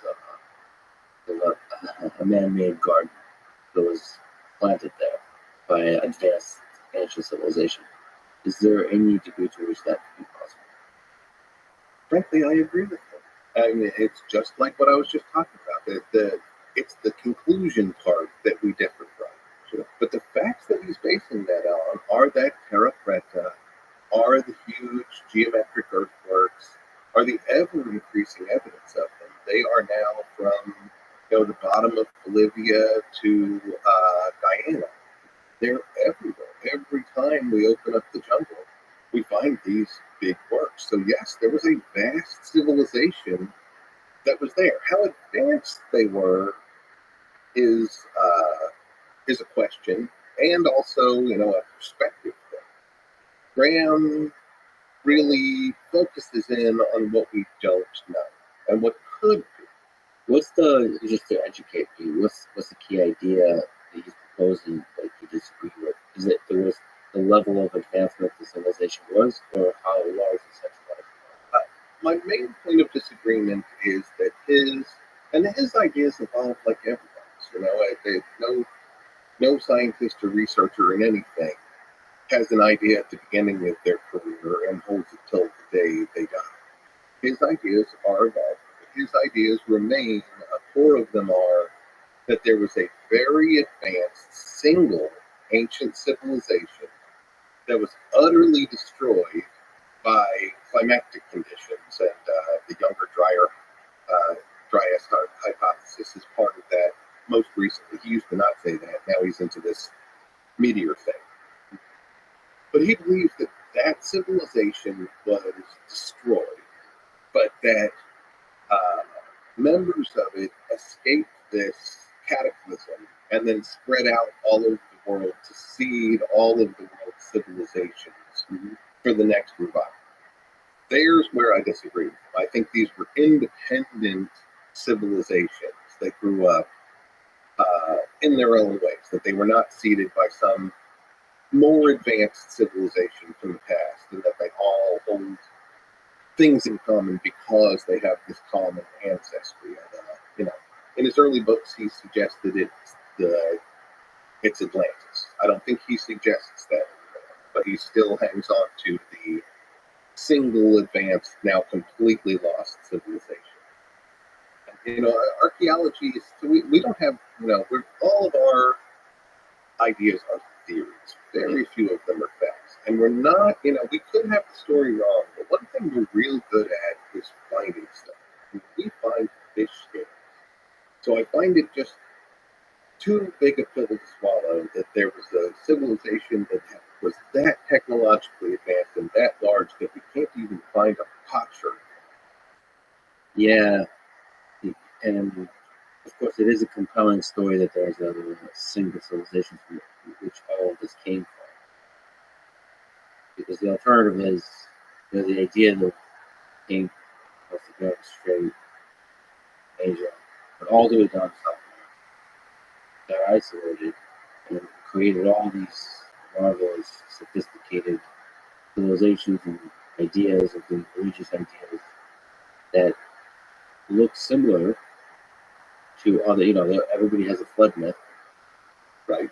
Right. So like, there's a lot of similarities. Everybody building pyramids. Yeah. But there could be a lot of other explanations.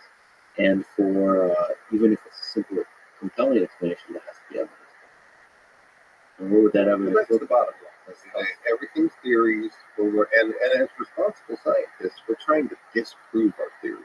We're not supposed to be trying to prove our theories. That's one more foot out of the science box that archaeology often steps. We're supposed to be disproving what we think is happening, not proving it. Yeah, you don't want to lean into the mystery too much. I mean, it's such a weird discipline because you're operating really in the dark world. You're feeling around the dark world. It's mostly mystery. I would say a lot of sciences operate mostly well lit. It's like a dark corner, and you're kind of figuring out a way to light it. But yeah, in archaeology, most of it is a mystery, right? Yes, job secure. I like that part. But I do also try to always remind myself that every paradigm shifting idea that humans have ever had began as heresy and lunacy. That guy was crazy up to the second he was broken. And so we got to keep our minds open to the things that sound outlandish, because one of them eventually is going to lead us to the big paradigm shift. And if we're busy burning books of ideas that we don't like, that's where we close our minds to the possibility of advancing. I really love that. I really appreciate you saying that. One of the fascinating things about just the Amazon to me is that there's still a large number of contacted tribes. To rewind back into ancient history, you can imagine all of these tribes that existed in the Amazon that were isolated, very sort of distinct from each other. Can you speak to this, your understanding of these tribes and their history? They're still here today. Well, a lot of them are these, by uncontacted, we mean we don't know anything about these guys. We know roughly where they are, but places like Ecuador have very responsible policies where no one's allowed to go contact them. So we have a dearth of information. If they walk out of the jungle and talk to us, that's one thing, but we don't go out there looking for them. But they do seem frozen in time, and I don't think any of us have a good estimation of how long they've been like that. But we were saying earlier that humans change based on pressures of their environment. It's mother necessity is oftentimes how we invent things or why we change. It's pressure. And one thing the Amazon is, once you figure out how not to die in it, it's a paradise of food. Food's falling from the sky all the time there. And once you learn to adapt to that environment, you've got very little need. There's no pressure to make anything else. Things are working. For the modern humans that come across these uncontacted tribes, one of the things they document and notice is the propensity of these tribes for violence. They get very aggressive in attacking whoever they come across. And not just foreigners, they attack each other. The Yanomama were famous for just having never-ending feuds with each other. What do you think is the philosophy behind that? I don't, I'm a relatively peaceful person, but I've got the monster in me, like everybody does. And I think that these, it's cultural norms that become institutionalized. For the Yanomamo, they really, part of the rite of passage to be a man is to go kill or maim somebody from an outer village.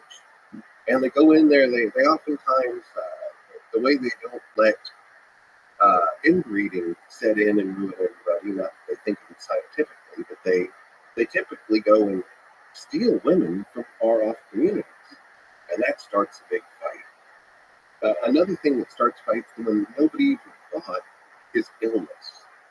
Illness in the Amazon and all of the ancient Americas wasn't seen as a biological thing. It was a spiritual thing. So if somebody in your village gets sick, the question is asked, well, what spirit is menacing him and who called it out? And then the ruler starts, well, I bet you it was Joe over there in that other community. He's still pissed off at that time when we stole his daughter. And we ought to go over there and kill him. And then he'll get better. And so this round of never-ending violence, Hatfields and McCoys have that thing, and the people of New Guinea also do that. So it's not, there are certain areas, mostly wooded areas, now that I think about it, where people just hide out and they attack each other as a cultural institution.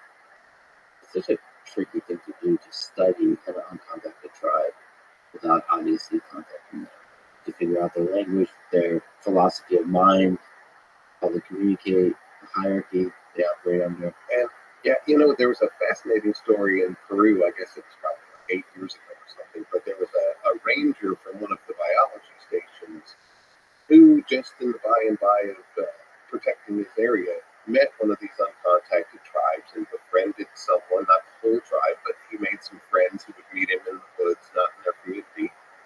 And he started to learn their language over a couple of years. And so he was this kind of important guy who actually could be the first translator to talk to these people. And one day, a couple of them just came out of the woods and just plugged him with arrows and just killed him. And then they went back in the woods. Like, that's the one guy who understands what we're saying. We should kill him and move our village. So those folks really lean into the, as you said, the monster versus the puppy. Everybody's got it. I think. I think that we need to listen to our better angels, because if we don't, we as a human species can easily devolve into just using violence and against others to get what we want. It's a daily choice we make not to be savages. Which is a fascinating thing to remember. I kind of think in civilized society we move past all that. But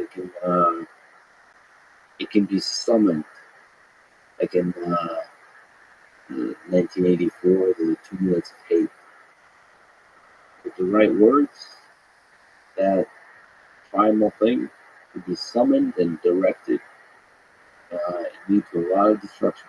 And our sports are really based on taking those kinds of urges and channeling them positive words. somebody's not dead at the end of it.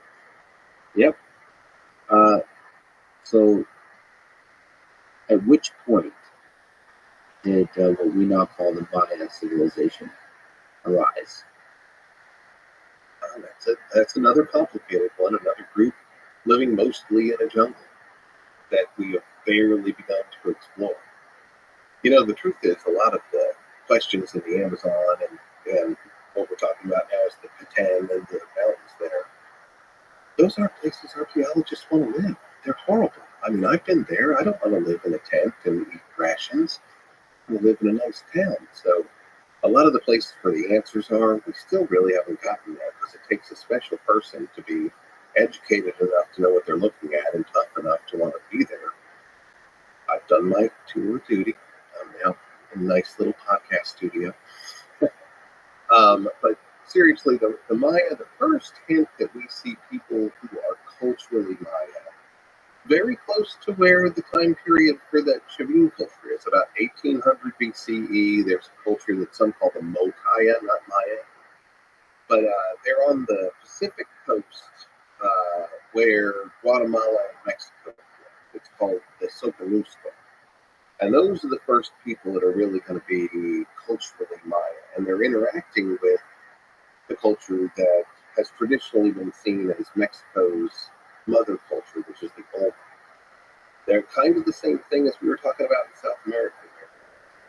The Maya, the original Maya are not, there's not a whole lot to indicate that they have a religion. But the Olmec have this religion they develop and they start exporting. And you see the Maya become more and more involved in the religion that's being created by the Olmec, who are to the north of them, in the swamps of what we call the Isthmus of Tehuantepec. I have a lot of questions to ask you about just the natural stupid confusion. The first, did the Maya or the Olmec come first? And are they distinct groups? Like, how do you maintain a distinct civilization when you're so close together? I just finished filming a whole thing on the Olmecs and their interaction with the Maya for the Great Course and I'm thrilled for it to come out next spring. I think they co-evolve. Archaeology in this regard is the worst enemy of this. We put these names on cultures. We talk about how they evolve from one to another. We draw these lines where there aren't any. We make these time periods that a culture magically transforms into somebody with another name, where I'm pretty sure they didn't care about any of those names. But the Maya and the Olmec are two parts of a larger interaction sphere that's happening in Mesoamerica, a very dynamic time. The Olmec are really bringing the religion part, but the other areas are bringing technology, ceramic technology, making hematite mirrors, making tools out of obsidian and other stone types. You've got Olmec in the middle, where Mexico gets skinny and it gets swampy down there. That's called the Isthmus of Tehuantepec. That's where the Olmec are. Then you've got the Maya to the east of them. Then you have the Valley of Oaxaca, where the people called the Zapotecs, they're rising up. And then you have the Valley of Mexico, which will eventually become the Aztecs, but not for millennia. All those areas are interacting with each other. Can we just also draw some more lines? Yeah. So, what is Mesoamerica? What is South America? And what you just said, the Olmecs and the Maya. Can we just remember on the geography that we're talking about here in the, what is this, like 1000 BC? Yeah, the time period we're talking about where the Olmec are there, 1000 BC is great midpoint. I'd say it starts about 1800 BCE, and by 500 BCE, the Olmec are gone. And a whole new wave of civilization and population is happening. In terms of Mesoamerica, looking at your map here, I'd say about halfway through the Chihuahua Desert up there in the top left. That's about the boundary of Mesoamerica. There's this big desert where almost nobody lives, and once you get north enough, you get into the ancestral Pueblo people of what's now America, They're not Mesoamerican. They have different lines. What is modern Mexico? Modern Mexico ends right, you see the name Maya there with the white line around it, that's Guatemala. But Guatemala cuts off most of Mexico from Central America. But Mesoamerica only goes about halfway through Honduras. And then it's really kind of a no man's land. Nicaragua, Costa Rica, Panama, they really, they're neither. They're not Mesoamerica, they're not South America. They're more South America because they've got some gold there.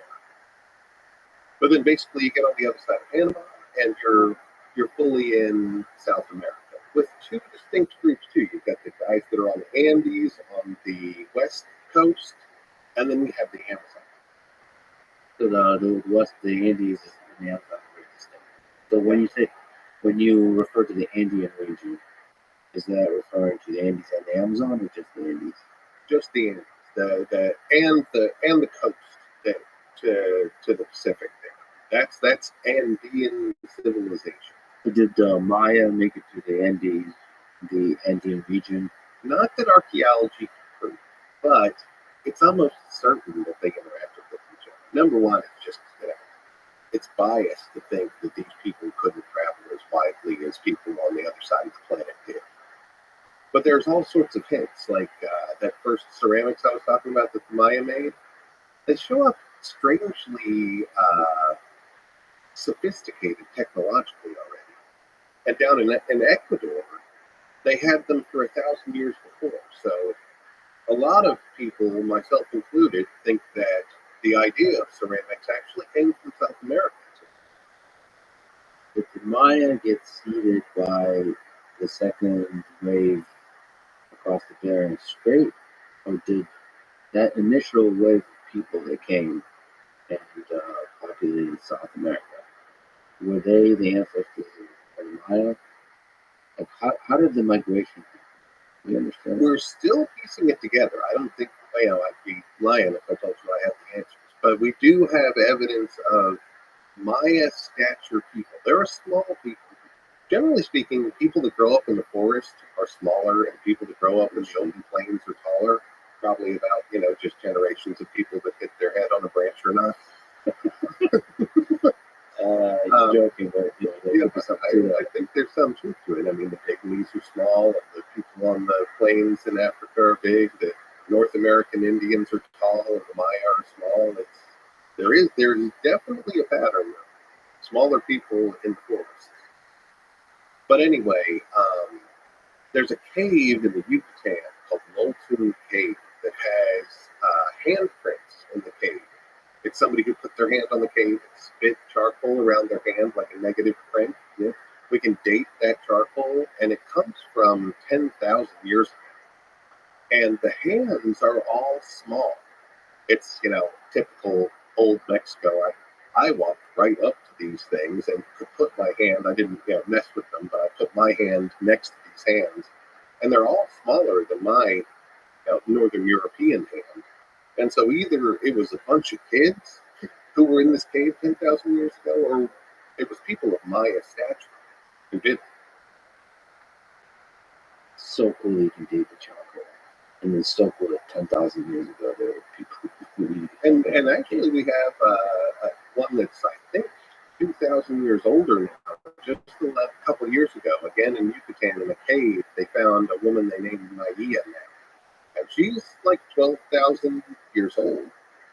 So the best guess maybe that you have is it goes across the Bering Strait, South America, possibly the Amazon, developed a lot of cool ideas in the Amazon and started drifting back up into Mesoamerica.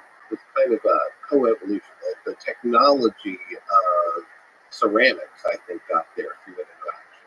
The interesting thing is that the Maya didn't really have religion, didn't have as a vibrant religious set of ideas, and they borrowed it from the Olmec. I've been doing a deep dive on this for this Olmec course that I just did, and it really does seem like these other cultures that have jade and hematite and obsidian, the Olmec had none of that stuff. They were living in a swamp and building things out of dirt, but they were importing those materials from those areas, carving them into all sorts of religious iconography, and then exporting them back to them. And still the Fang deity show up? No, the Fang deity's nowhere in Central America and Mesoamerica. That's why there's jaguars, there's jaguar iconography, but it's not the same thing. This whole jaguar transformer deity does not exist there. They do have a pantheon. So the Maya, the Olmec, the interesting peoples of the regions, what was their, I'd love to ask questions about who was there. One question I'm curious about, what was their sense when they looked up at the stars? What was their conception of the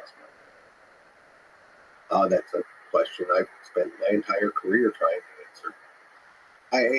I think they saw it as proof of the cyclical nature of life, and certainly they saw, like every ancient group did, like, are those the gods? Why are those things so far away? But I think that the Maya especially looked at it with a much more mathematical mind than most did. So they watched these things move every night.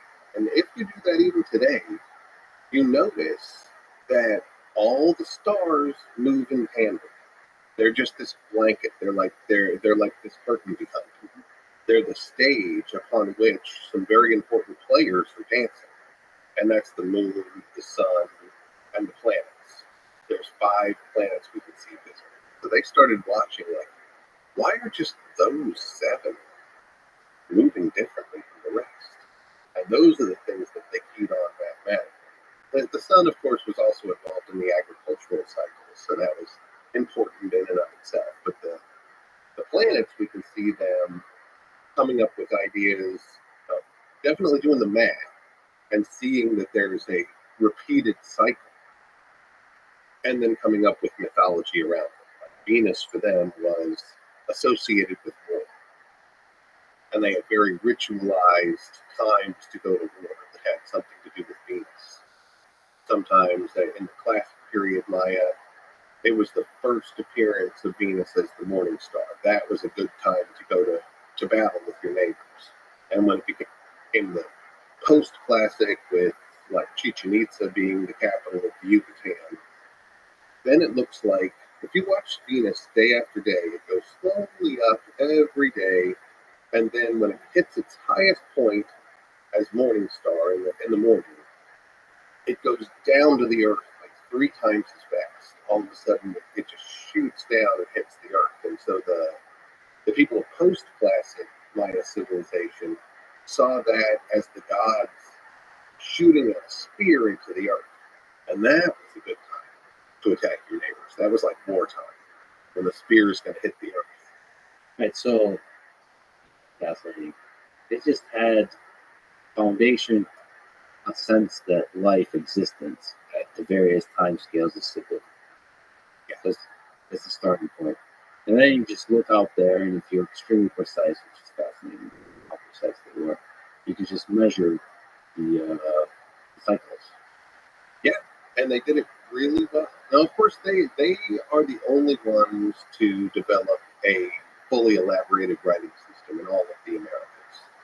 The South America had the Kiku, but it's so different than our writing. We're still trying to figure out what the heck it is. We know there's math there too, but they had the ability to take a lifetime worth of measurements and hand it to the next generation, who would then do it more and do it more. That's how they figured out kind of the holy grail of ancient astronomy. How good were they? Was whether they could see the precession of the equinoxes. The fact that we're just barely wobbling, and there's a 26,000 year period where the stars, as that backdrop, will spin all the way around and come back. It's 26,000 years. But the Maya were able to figure out, wait, it's moving 1 degree every 72 years, and did a calculation based on where it should be in the ancient past. And they're using constellations.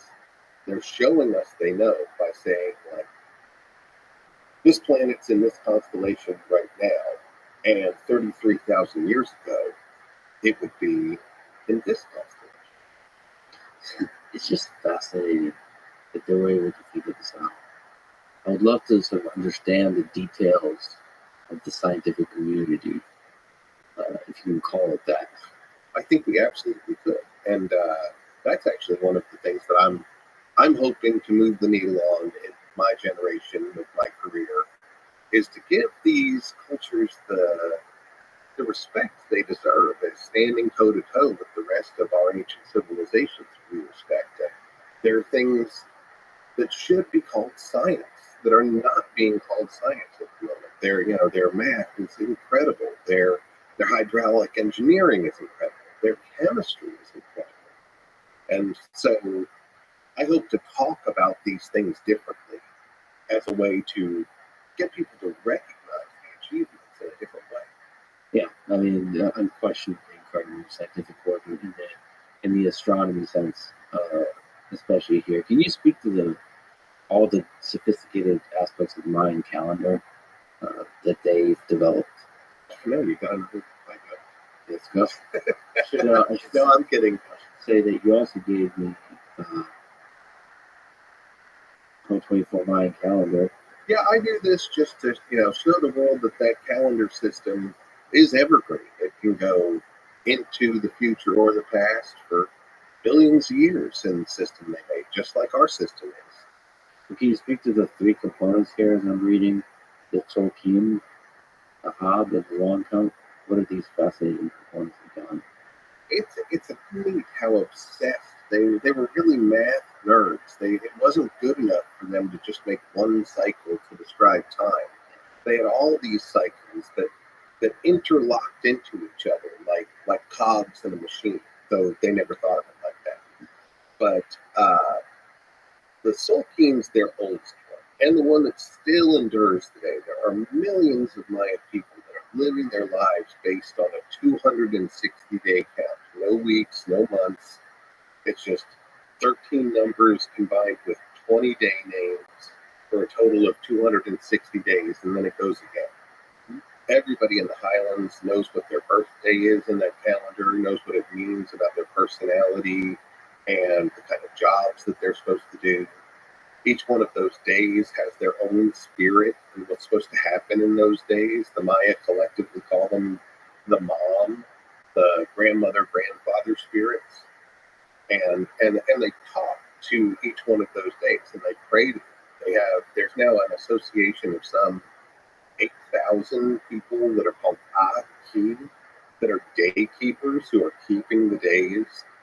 And they're also like community psychologists almost. People come to them and say, my life is mixed up. What's wrong here? Well, let's ask them all. Okay, well, it looks like you're not doing this or that, or, you're an accountant. You're not supposed to be an accountant. You're supposed to be, a midwife. What are you doing? You're living your life wrong. You're a kid. You need to start being a kid. They take extremely seriously the day on which you're born, what that means, the spirit that embodies that day.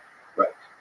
Like I'm Keeb. I'm 13 Keeb, and it says, it's funny how accurate a lot of them are. Mine is basically I'm an irresponsible husband and parent, but people like me, so my family still prospers.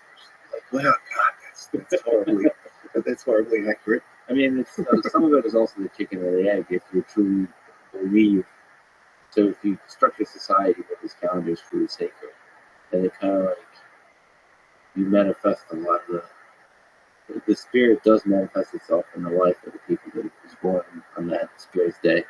Absolutely.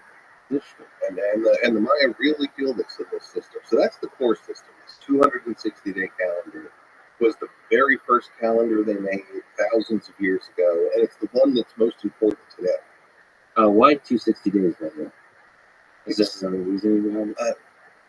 From most Maya agree with this today, and who knows what the original architects thousands of years ago were thinking, but it's 9 months. It's the human gestation period. So if you conceived on the day 13 monkey, chances are your kid's coming out on or near 13 months. And I think it's beautiful. I mean, if that's right, that means the Maya and the people of Mesoamerica who all share it together. When they thought about we need a count of time that's for us. They didn't look up into the heavens, they looked like into their bodies. What's the first cycle that we actually go through as humans? And they pick this 9-month thing. It really is our cycle. And no other culture on the planet looked inside themselves to create their family. So that's the oldest one and the sacred one that still carries through to today. What's the second one, the Hob?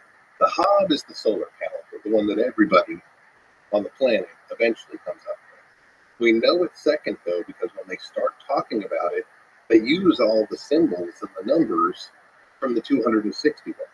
They say, well, we need a solar one, too. Let's just keep counting this another 105 days, and we'll get to 365. Oh, interesting. They kind of carry the same. Got it. And that's useful because for all this sort of agriculture, all these kind of reasons. Right. Though, interestingly, they never put a leap year in. The Hob is also called the vague year because it's just 365, which means every year they're off a quarter of a day, and eventually it starts really adding up. In fact, it's even caused modern problems. In this calendar here, I just do the straight math from 1,000 years ago. And so I place the beginning of the solar year differently than some Maya groups do, especially the guys in the highlands of eastern Guatemala. They write me nasty emails saying, I don't know what time of year it is. But their relatives changed it in the 1950s because their agricultural cycle was so far off, they moved it 60 days back to make it in the spring again. But it drifts, which is strange because it's not a very good thing for the agricultural cycle. It's one of these mysteries we still don't have an explanation for. So that's the Hob. And then what's the long? The long count's a really mysterious tool because it's a linear count of days, which are not like that. It's a bunch of cycles like ours. You know, our weeks are a cycle, our months are a cycle. But it's weird in that its estimation of the year in the long count system is only 360 days. So it's miserably off a solar year. And they count in base 20. So they count, like we count in tens for decimal, they count in base 20 for decimal. And so it should be, there's ones, there's 20s, there's 400s, there's 8,000s, there's 160,000s. It goes just like our tens, hundreds, thousands, 10,000s, but it's times 20.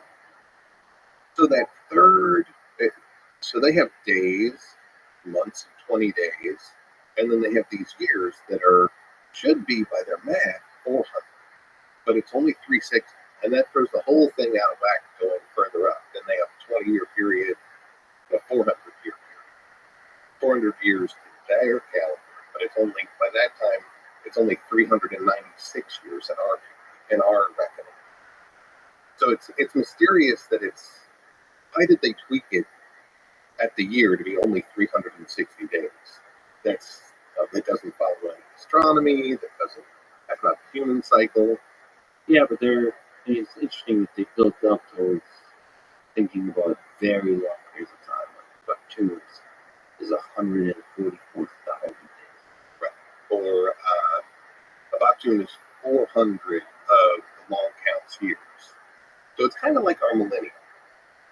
We think it's a big deal when we hit a millennium or a century. That's they have a 20-year period that they do a lot of celebrations on called the Khatun, and then they have 400 Baktun, which is the big one. That's like their millennium. And 13 of those Baktuns occurred in the creation before us.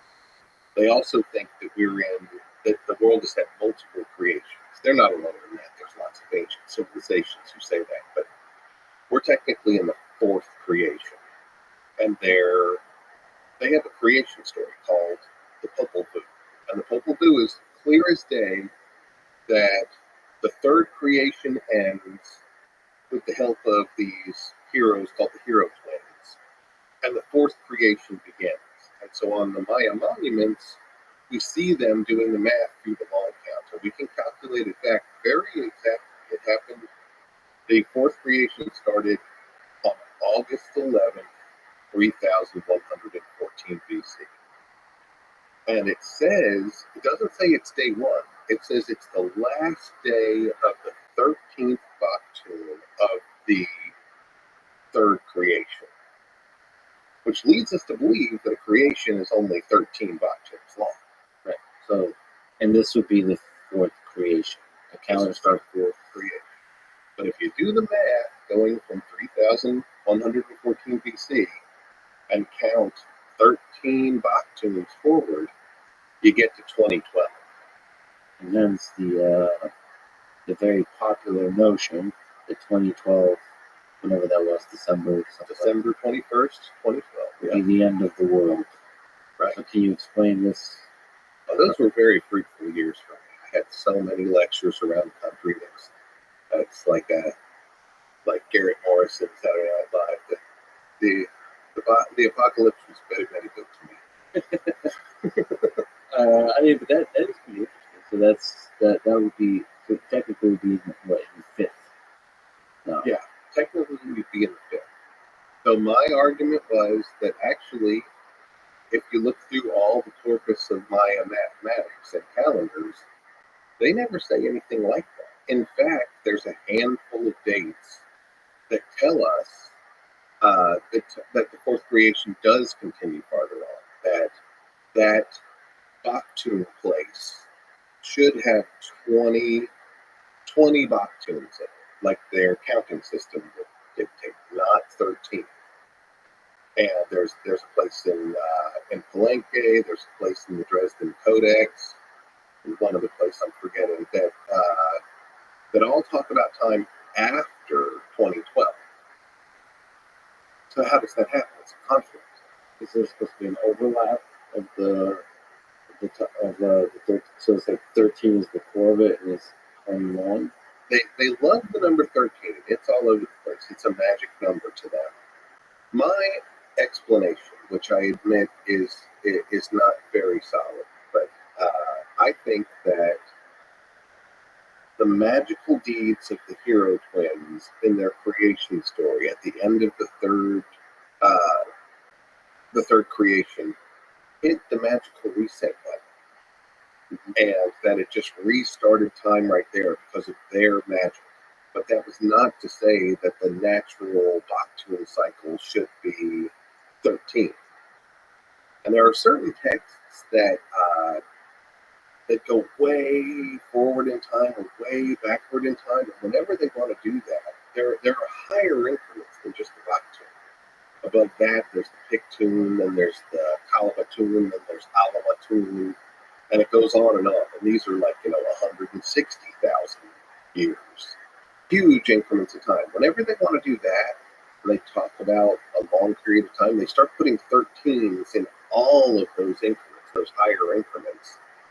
And I think what they're saying is they're making an esoteric statement about the never-ending nature of time. That's what I think they're telling us in those texts, that time goes on forever. Magic. But they still had a conception that it didn't go on forever before. Right? That there was other civilizations that came before in there. And that this is the fourth creation. This is the fourth creation. And the gods made everybody. The first ones were made of mud and they melted. The second ones were made of sticks, but they were jerks to the animals.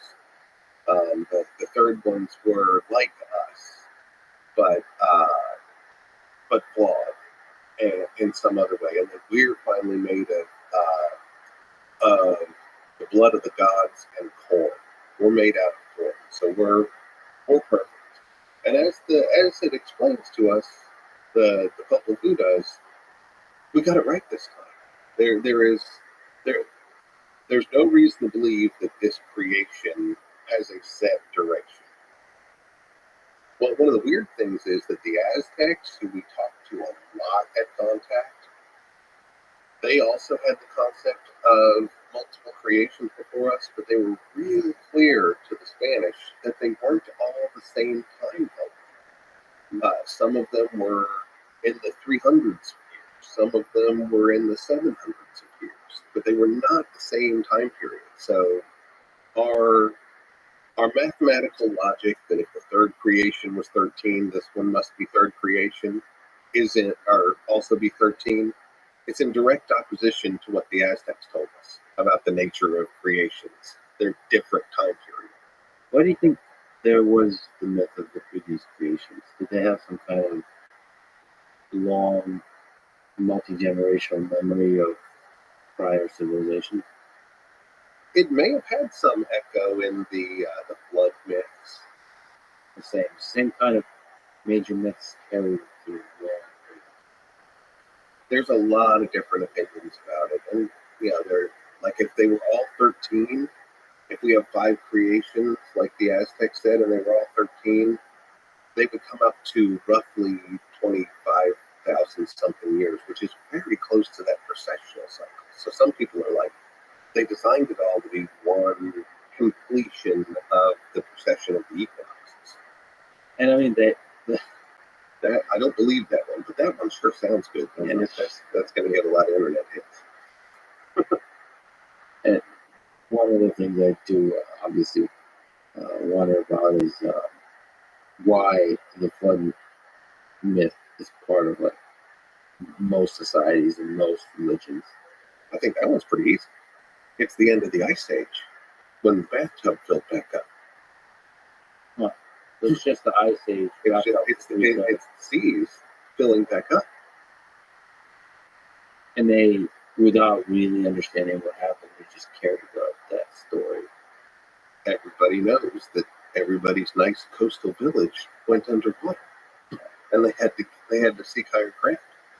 And then just like people like talking about the weather, everybody was talking about the weather for many generations as the sea level was going up, and then that myth carried. Why do we live here, Grandpa? We used to live over there, but then the water came. And then many grandpas later, it just kind of permeates every idea. It becomes mythology, but global mythology. So that one, there's a lot of things I don't have a reasonable explanation for. But the flood myth is almost certainly the rise in sea level.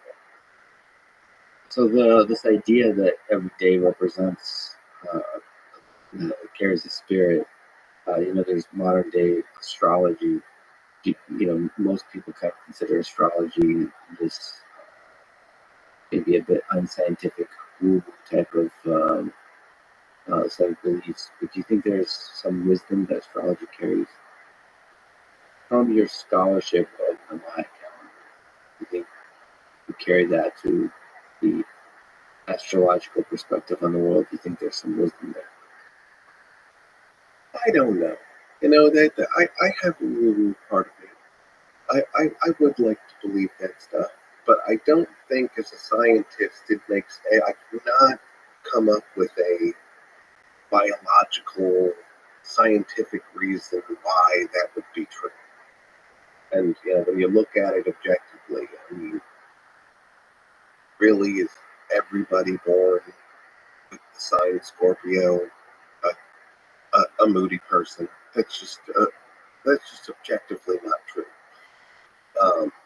But it is funny how oftentimes these Maya horoscopes, for lack of a better word, do hit the mark. There was some student who surveyed like 300 people with the app I made and asked them about their Greek sign and their Maya sign, and his conclusion for his term paper was that the Maya one was working way better, which it's fascinating. At least that's fun. But no, I think I'm too much of a scientist to believe that. I just don't have any foundation in science that would allow us to believe that the month in which we were born in a cycle sets our personality and destiny. I agree, and yet there's so much mystery all around us that what I do like is the inbuilt humility to that worldview. That there's this whole, you can call it a spiritual world, but a world that we don't quite understand.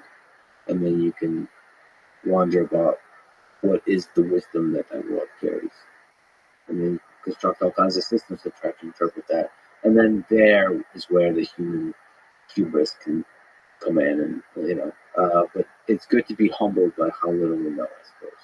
I do love the mysteries of the world, and I would love to find an ancient civilization, but I don't want to solve the mysteries of the world. I think they're one of the things that make world life worth living.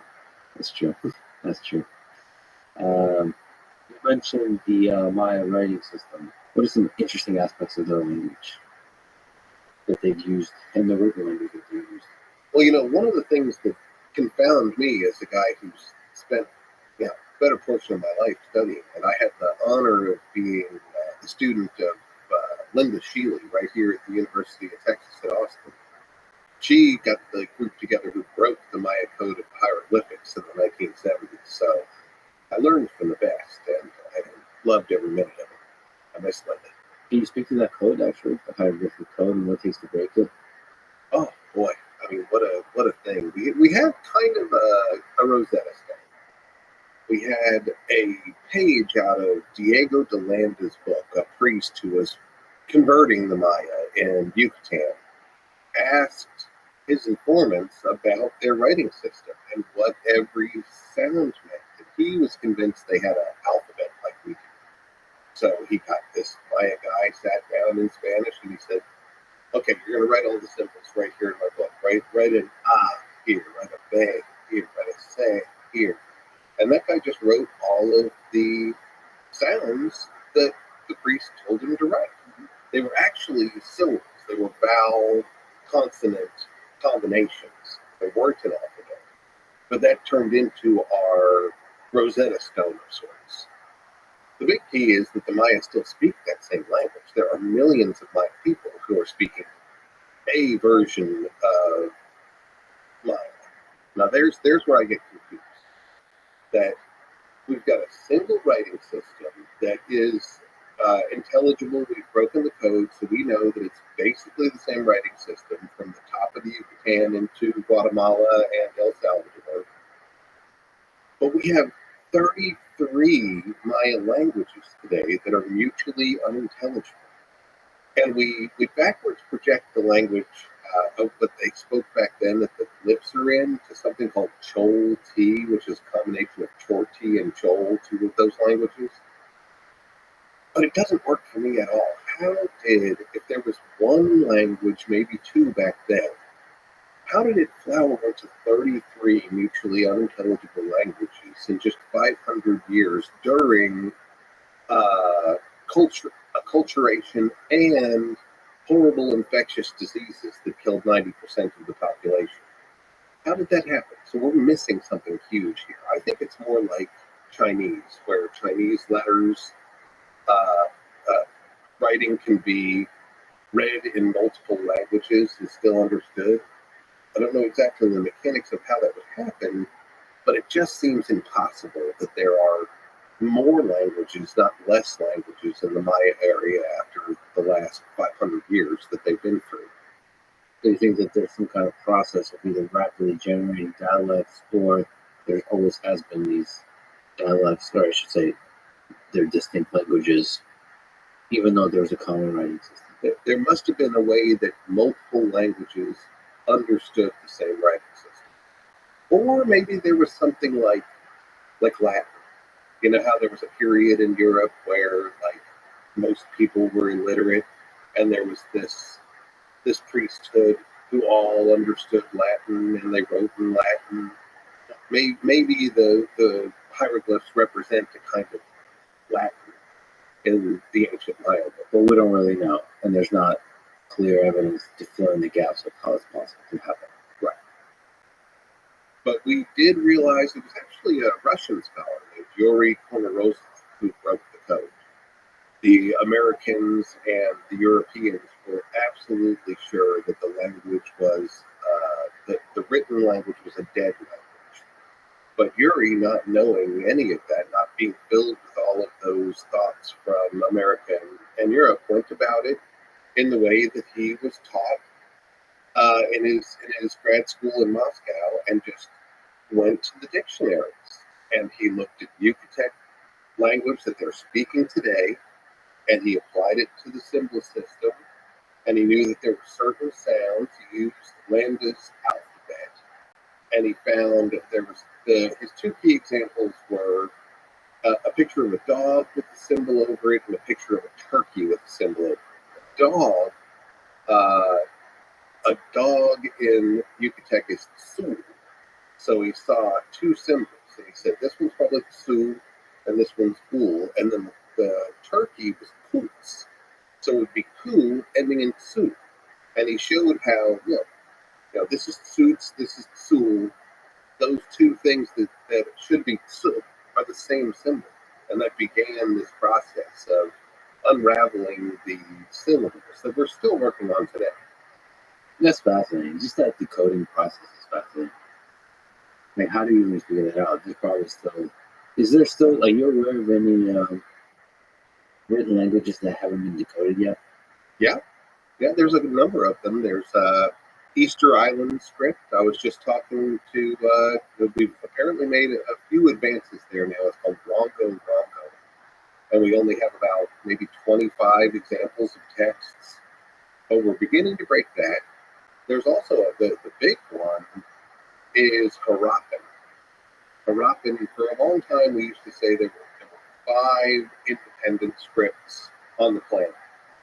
And those were Chinese, cuneiform, which is Mesopotamian, Egyptian, Maya, and then Harappan, which is from northern India.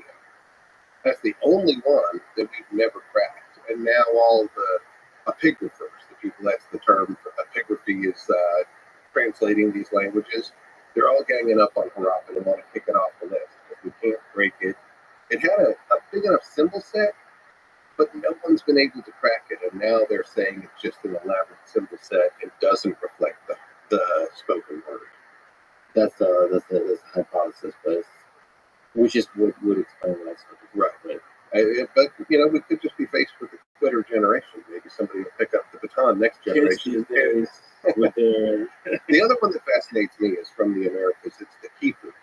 The Inca had the Kipu, this knotted string records, but it was definitely encoding more than just math. We know the math. I know lots. I can do the math Kipus and figure out what they're totaling. Yeah, there's some Kipu right there. Kipu are recording devices fashioned from strings historically used by a number of cultures in the region of India and South America. A Kipu usually consists of cotton or camel fiber strings. So there's a set of strings, and they're supposed to what? To be saying something. There's one long string that the little ones dangle off of, and each one of the dangling strings have sets of knots on them. And the knots, some of them are mathematical Kipus, and those we can just do the math. We can prove that it's math. They also encoded language in them. They had entire libraries in Cusco where Spanish conquistadors were brought through, and the caretakers of the libraries would just, they'd say, pull that one down, read that one to me. And he'd pull it out and just read a history of something that happened 200 years earlier. So it was definitely writing. But in the 1570s, one head of the church there had all of the people that could read them, called Kipu Kamayaks, gathered up, had them read all of their Kipus and transcribe them into Spanish books, and then had the Kipus burned and those people murdered. And so we can't break the code still today, but we know it was absolutely a written language. Though it wasn't written, it was weaved or knotted. And there's still some Kipus available that could be. I think now we've just crossed the 1,000 mark. So we have 1,000 Kipus. There's enough to break the code. And I think this generation might be the one that does it. It's sad that so few have survived. Yeah. I mean, 1,000 is good, but it's. But see, Peru has barely scratched the surface with archaeology. There's so much out there. There was a priest I read about named Diego de Porres, who was one of the early people in Peru converting communities. And his chronicle is real clear that he wanted to teach this community of 3,000 people all the Spanish prayers, the important ones for them to be converted into Christianity. And he had the community's Kippur Kamayaks not kippus for each person that told them that they could read them out and memorize the prayers. And if they were caught without their kippur in town, they were flogged. So he had 3,000 of the same kippur made and handed out to this community. If we find that community and find its cemetery, there is a Rosetta Stone.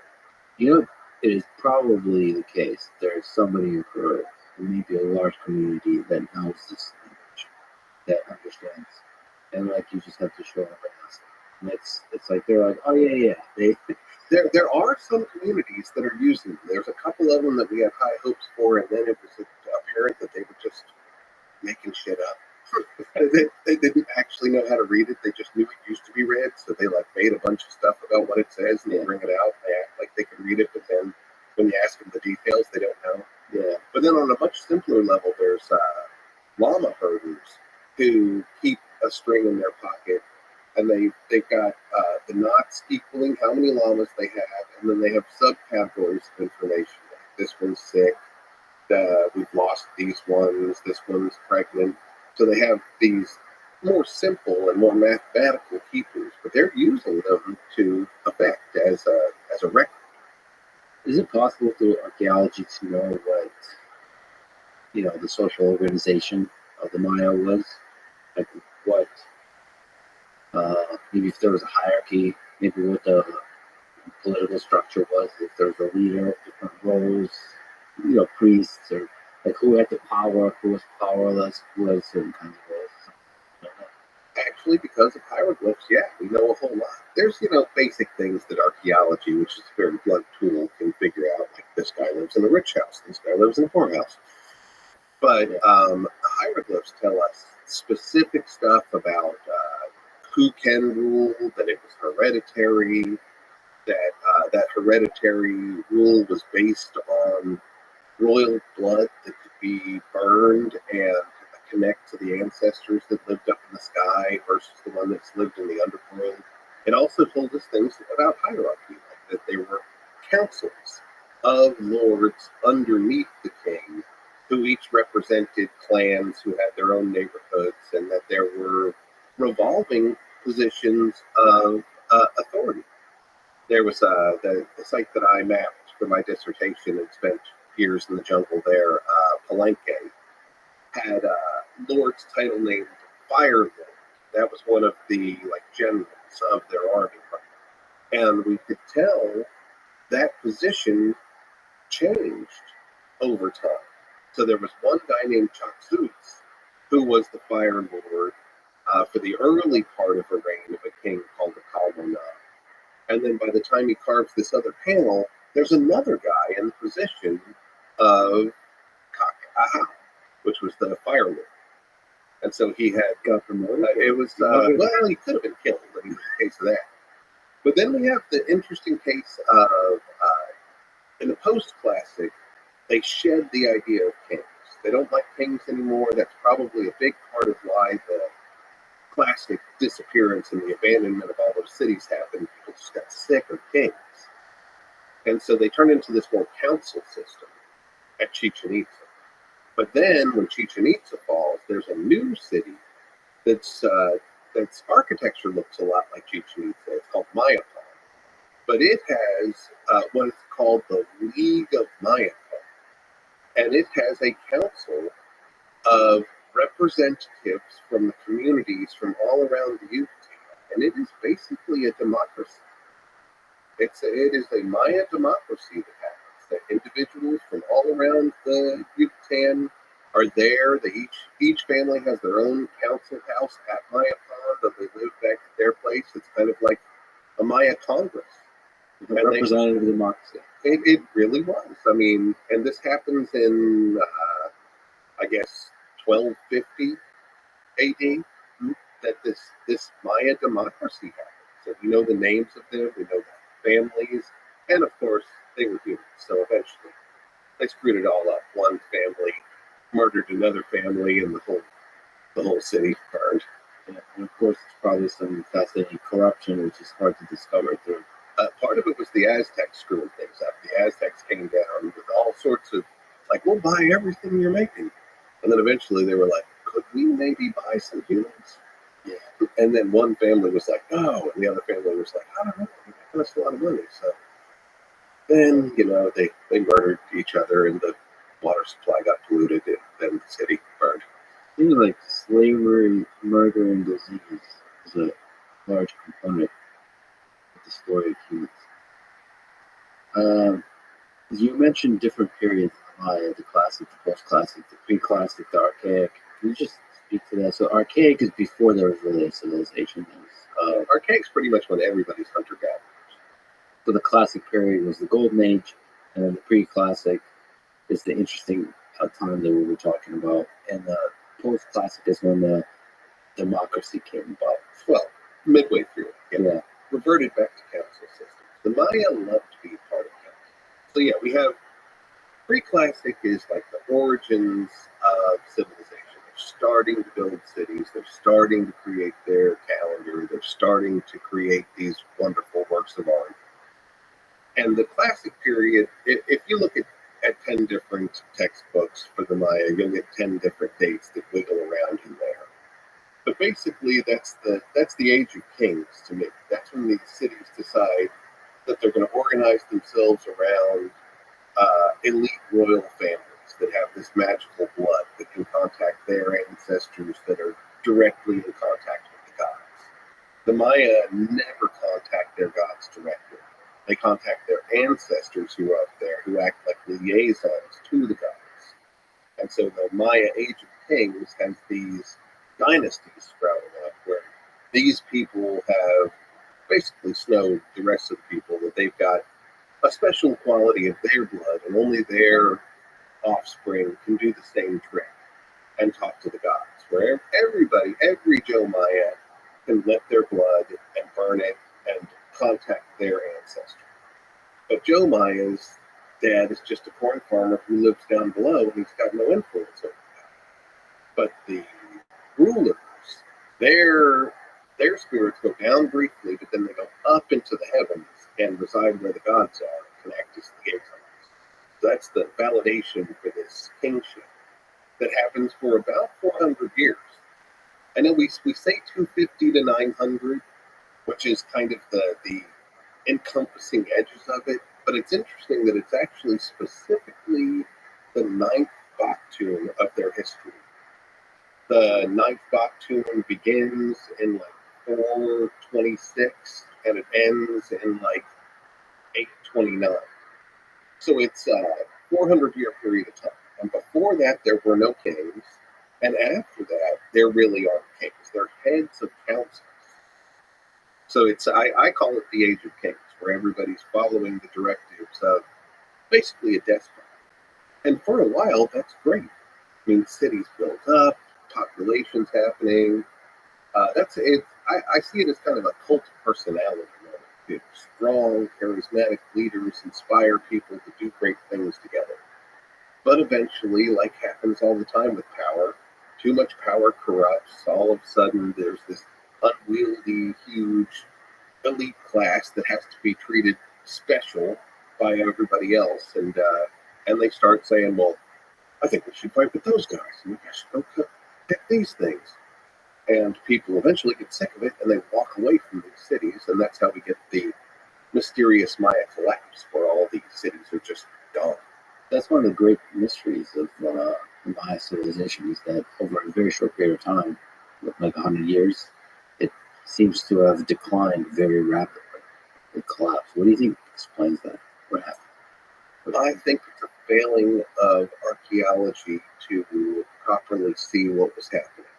I think that most of those cities' populations moved no more than 20 to 40 kilometers out, started their own farm, and they lived in perishable houses. And all archaeology signature sees is that nobody lives in the city center anymore. We don't see a bunch of mass bodies. There's no evidence of people getting sick. There are certain cities that fought with each other at the end, and we see that signature plain as day. We know when a city was attacked and burned. Mostly that didn't happen. People moved and migrated, and it's like right there around like between 800 and 900. A lot of the elites that were on top in the most of it was in the rainforests of northern Guatemala. They moved. They move in two directions. Some of them move into the highlands of Guatemala, and some of them move up into the Yucatan. The city of Chichen Itza becomes the next big capital in Yucatan, but the word Itza is actually a word describing the people who lived around Lake Piten Itza in northern Guatemala. And all of the Maya are super clear about that the Itza came in as immigrants with these new ideas and created Chichen Itza so that the elites who were no longer welcome in their cities just moved and set up shop somewhere else. So why was there a decline? What was, I mean, the catalyst, was there specific kind of events that started this? Was this an idea that kind of transformed society? We are still debating that. I don't think there is a single reason. I think humans are complicated. I think a lot of things led to this. One thing we can see archaeologically is that every one of the cities became overpopulated. They were too popular, and I think that they pushed the limits of their capacity to feed and house people. We see it in lots of the cities at the end of the Classic period that people are seasonally starving. I remember really stark evidence in Copan, Honduras. Copan was this beautiful city, lineage of 17 kings. But the last kings and the last elite burials that we dig from the city center, the teeth are the telling part. They get this thing when you're growing up and you're not getting enough food seasonally, it shows up in the enamel of your teeth. It's called dental hypoplasia. And if somebody's seasonally starving, it gets these lines in their teeth. And that last generation of Maya, before they left Copan, even the rich people are seasonally starving. So there's a problem there for sure. But I also think it's a weird thing. It was not an empire. It was a group of independent city-states like Greece. Some of them were allied, some of them were enemies. There was a huge civil war that settled out about the end of the Classic period. So if it was Europe, the victors would have taken over it, the losers would have beat it and gone wherever they went. But when they abandoned these cities that were independent still, they all left, both the guys that won and the guys that lost the war. So it couldn't be just as simple as spoils go to the victor. It's such a wide area. Not everybody was starving like the people in the Copan Valley. So I personally think it was calendrically timed. It is interesting to note that ninth period, that ninth 400-year period ends right then. And I think a lot of people, I can't prove it archaeologically, but I think a lot of people said, we're coming to the end of a great cycle and we need to renew. We need to change what we're doing. When you talk to the Maya today, like at the end of this 2012 thing, if you actually talk to Maya, they, what happens at the end of a big cycle? They say cycles are a time of renewal and transformation. That it is all of our obligation to change our lives at the end of cycles. That change is coming, we can either be part of it or we can get steamrolled by it. The Aztecs did this neat thing called the New Fire Ceremony. Every 52 years, which was the biggest their calendar would go, they burned down perfectly good temples. And they burned down their houses sometimes. And they would just, everybody in society would perform this, what they called the New Fire Ceremony, and they would renew the world. So I think my personal theory is that the Maya decided at the end of the ninth Baktun that it was time to renew the world.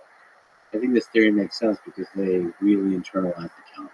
That was a really big part of their culture, this sense of the cyclical nature of civilization. That's what I think. I think that they created that calendar to perceive the cycle and to harmonize with it. You mentioned the Aztec. What was the origin of the Aztec? where did these people come from, or what time and how? You know, almost every one of the cultures we're talking about now, we have two different versions of the answer to that question.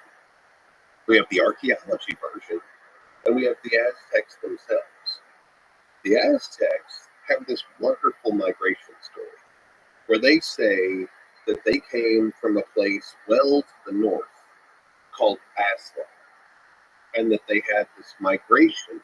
They went through kind of a hero's journey where they go to the Snake Mountain place and they encounter the birth of the war god that they'll worship after this, and how they stepped into the Valley of Mexico as the lost brothers of everyone in the Valley of Mexico. They said that they all came from the north. Near Aztlan is a place, a cave, with 7 different passages called Chiquimoscac, and that all the people who spoke the language Nahuatl came from the cave, and most of them went early to the Valley of Mexico. And in the Aztecs story, they were just the lost tribe. They were the last brothers to come in, but then they show up late game, and they become mercenaries. They just start working for communities in the Valley of Mexico. And this takes place in the 1300s. So about 200 years before Cortez shows up, the Aztecs show up to the Valley of Mexico. And they make themselves this indispensable group of mercenaries. They do the dirty work. All the civilized communities around Lake Texcoco, which is in the middle of which is now Mexico City. It's all dried up. But those guys were too civilized to fight with each other. But they could hire the Aztecs to do the dirty stuff. So the Aztecs did that and really changed the politics and the game of the Valley of Mexico. The dirty stuff is they're the monster. Yeah, they go in and they kill whoever you want to kill, and say, yeah, now you're the king of this area. So one of these kings that they were working for really liked them and decided, I'm going to make the Aztecs part of our ancestry. I'm going to give them my daughter to marry the head of the Aztecs. And the Aztecs sacrificed her. And that really pissed that guy off. So he took like his whole army and ran the Aztecs out. For a while, they say they live in this horrible desert section eating lizards. But then one of their priests say, we're going to walk around the lake, and my visions say that where we see an eagle sitting on a cactus with a snake in its mouth is where we will build our capital. And they see that, but it's out on an island in the lake. And he said, well, I don't know, that's the place. So they build up an island. They go to that island, and then they just start piling up lake mud until they make a whole city there in the middle of the island. The lake. They make an island city. And all of this occurs in about 100 years. So they show up about 1300. The capital of Tenochtitlan, as they called it, is really established. And from there, they quickly take over the entire valley. They make what they call the Triple Alliance, which is the 2 other big communities of the lake are now their allies. But they're not really allies. The Aztecs were brutal. They were just, those guys agreed to shut up and let the Aztecs run the show. And then the Aztecs spread like a wildfire all the way down into the Maya area. Everywhere they go, they rename everybody's towns and make them pay tribute. Pretty short lasting civilization. Spread extremely quickly. Famous. What are some defining qualities of this? I think they were very much like, they had an attitude like Attila the Hun. They just had no problem ripping your skin off. Everybody else had become too comfortable and too civilized, and the Aztecs were just mercenary. They told everybody, we can either rip your heart out or you can work for us. And if you work for us, you'll be just fine. They go to every town they go to. The first thing they do is they show up with a bunch of merchants. There was a merchant class who were also military. They were really the the people who assessed where they were going to attack next. They'd go in with a bunch of Aztec products and say, we'd like to trade with you. But all the time they were assessing their military prowess, what products they had they could take. And then soon after the Pochteka were there would come the military with the reconnaissance. So the Aztec had a huge warrior class, as you're saying. So what was their just piece linger on their whole relationship with war and violence? They worshipped a war deity. Their main temple was the Temple Mayor. It had two temples up on top. One was to Tlaloc, the rain god, who liked a lot of sacrifice himself. But then the other one was Huitzilopochtli. He was, that translates the hummingbird on the left. But he's the war god. I love that he's a hummingbird. Maybe, he's fast and he comes from the magical side or something. But then right next to the temple on either side were the two temples of the warriors. One was the Eagle Warrior clan, the other one was the Jaguar Warrior clan. And they were symbolically in competition with each other, though a unified force. I guess, probably an analogy between like the Navy and the Air Force. They had a good-natured competition of who was better, but they were the same force. So those were their symbolic warriors, dressed up in all of their finery, and they would come at people with these two forces, and it was very unlike anything that had happened before in Mesoamerica. Again, I think I could draw a parallel to what happened in Europe. The famous Henry V moment in Agincourt, where his kind of ragtag army wipes out half of France's aristocracy with the longbow. Like, up until that moment, Europe had a very wars for the elite classes kind of attitude. And then after France lost half their aristocracy, then it's like, maybe we should be hiring from the villages. The same sort of thing happened with the Aztec, that there was Mesoamerica really didn't have huge standing armies. But the Aztec put this army together, and they intimidated people. They didn't actually have to use it a lot. It was used to great effect in the Valley of Mexico, and for the rest of Mesoamerica, it was mostly the fear factor. But there also seemed to be, a celebration of violence. I think you said that beauty and blood went hand in hand for the Aztec. Maybe like the Roman Empire. Was it they just had maybe a different relationship with what violence, where that stood in the purpose of life, purpose of existence? Is that fair to say? I would hypothesize so. I mean, I think it's one of the wonderful things about studying these ancient cultures, knowing what our human capacity is. And the Aztecs, when I said that statement, what I meant by that is they were absolutely comfortable with human sacrifice and ripping people's hearts out. They had this just grotesque, violent bent, but in the same way, they also absolutely loved flower gardens and poetry and music and dance. The same Aztec king who would order the hearts of 1,000 people extracted also would stand up at dinner parties to recite his own poetry or the poetry of famous statesmen that had come before him. And they spent money on things like flower gardens. All of the causeways leading to the Aztec capital had beautiful flower gardens, and they had a museum, and they had an aquarium and a zoo, and they had an opera, and they had a ballet.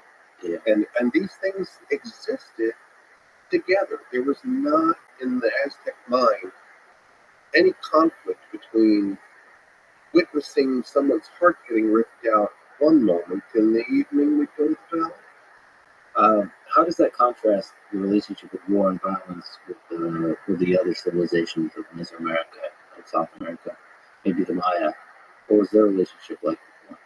The Maya were certainly influenced by the Aztec at the end, so we get a we get a skewed perspective from the contact period accounts because the Maya were much more violent and sacrifice oriented in their post-classic rendition, but in the classic period, it was mostly the priests and the king who were doing the sacrificing of themselves. That we know that the Maya kings would cut their penises and then bleed that blood onto paper, and the paper would burn and become the smoke through which they'd commune with their ancestors. But they'd actually tie this paper onto their penis, cut it, and then dance so the blood splattered. But it was them cutting themselves. It was different than killing a bunch of other people for it. It was an auto-sacrifice, we call it. Still very macabre, but very different than deciding a whole bunch of other people should die. It's a self-sacrifice thing. Can you speak to sacrifice a bit more? Animal sacrifice, human sacrifice. What role did that play in for the Maya, for the Aztec, for the different cultures? Is it religious in nature? It was absolutely religious in nature. And the Aztecs were of the opinion that that the war god demanded people were captured and sacrificed. And it had to be valuable people. There was a lot of, before they made that big standing army, they had just ritual battles that they would have, and they'd take captives. In fact, all around North America, they wanted captives so that they could bring them back and sacrifice them for the gods. And the Aztecs deciding to specifically follow the war god did this more than anybody. They did it so much and so successfully that they didn't have any enemies nearby. So they decided this one poor sucker group, not that far away, called the Tlaxcalans, that they were never going to make peace with them, so that they could go close by every year and just have a little symbolic war with the Tlaxcalans and haul them back for a sacrifice. Cortez met those guys, and he was like, here are people who hate their guts. I'll just use these guys. So, we say, oh, Cortez took over the Aztec world. It was Cortez and 20,000 super pissed off Tlaxcalans. And they actually sacrifice what? So there would be kind of these ritual battles, or is it chopping off people's heads? Like, is there some interesting rituals around the sacrifice? It's mostly heart extraction. Sometimes heads, they bring them up on top of the temple so everybody can see it, and they have a specific stone where they would bend them over so their rib cage would come out. And they'd use like a thick obsidian knife, and they had a really just tried and true way to do it. They'd stab it in a certain place close, and then they pushed down on the sternum as they ripped up on the rib cage.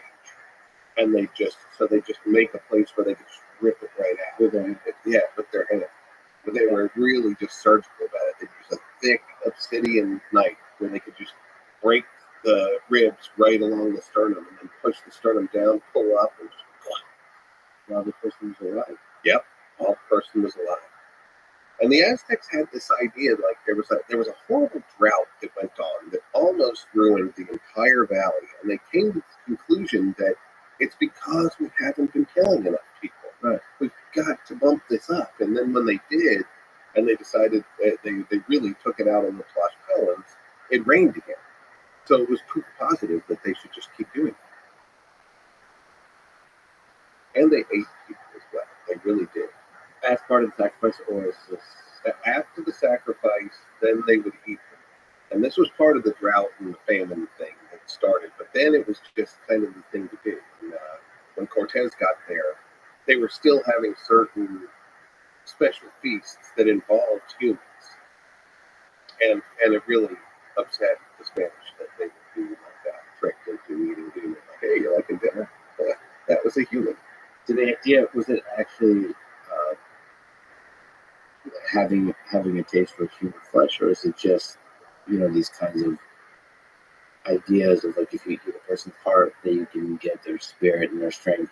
In the case of the Aztecs, it seemed like they just liked it. This guy Sahagún was a very responsible chronicler that was pretty specific that, like, there was a distribution thing. Yeah. Like the the elites got butts. The butts were the best part. So the butt cheeks, those are the best parts to eat, and then like it went down the chain until some people just got like fingers and toes. Literally about taste. Yeah, Boy. All right. they really did. Really did. In fact, that's what caused the. Have you heard of the Noche Triste, the sad night? The night that the Aztecs really go nuts on the Spanish and kick them out. It's all triggered by this one guy, Pedro de Alvarado, who's left in charge by Cortez, as Cortez goes to the coast and tries to talk to the new force, talk them into being for him, which he does. But Pedro Alvarado's left back in town in charge, and they're doing another one of these huge Aztec buffets and parties to honor them. And it happens. The guy says, hey, do you like dinner? It's humans. See, I told you they were good. And Alvarado just freaks out, and he has the guards close the doors, and he murders everyone in the party. Women, children, nobody has weapons. He just murders everyone. And that's what spazzes the Aztecs out to eventually murder Montezuma, who was their captain, and then try to murder all of them. And it was all Pedro Alvarado's fault for freaking out about eating humans. Just a little practical joke. Yeah, it was just, they thought it was funny. He did not.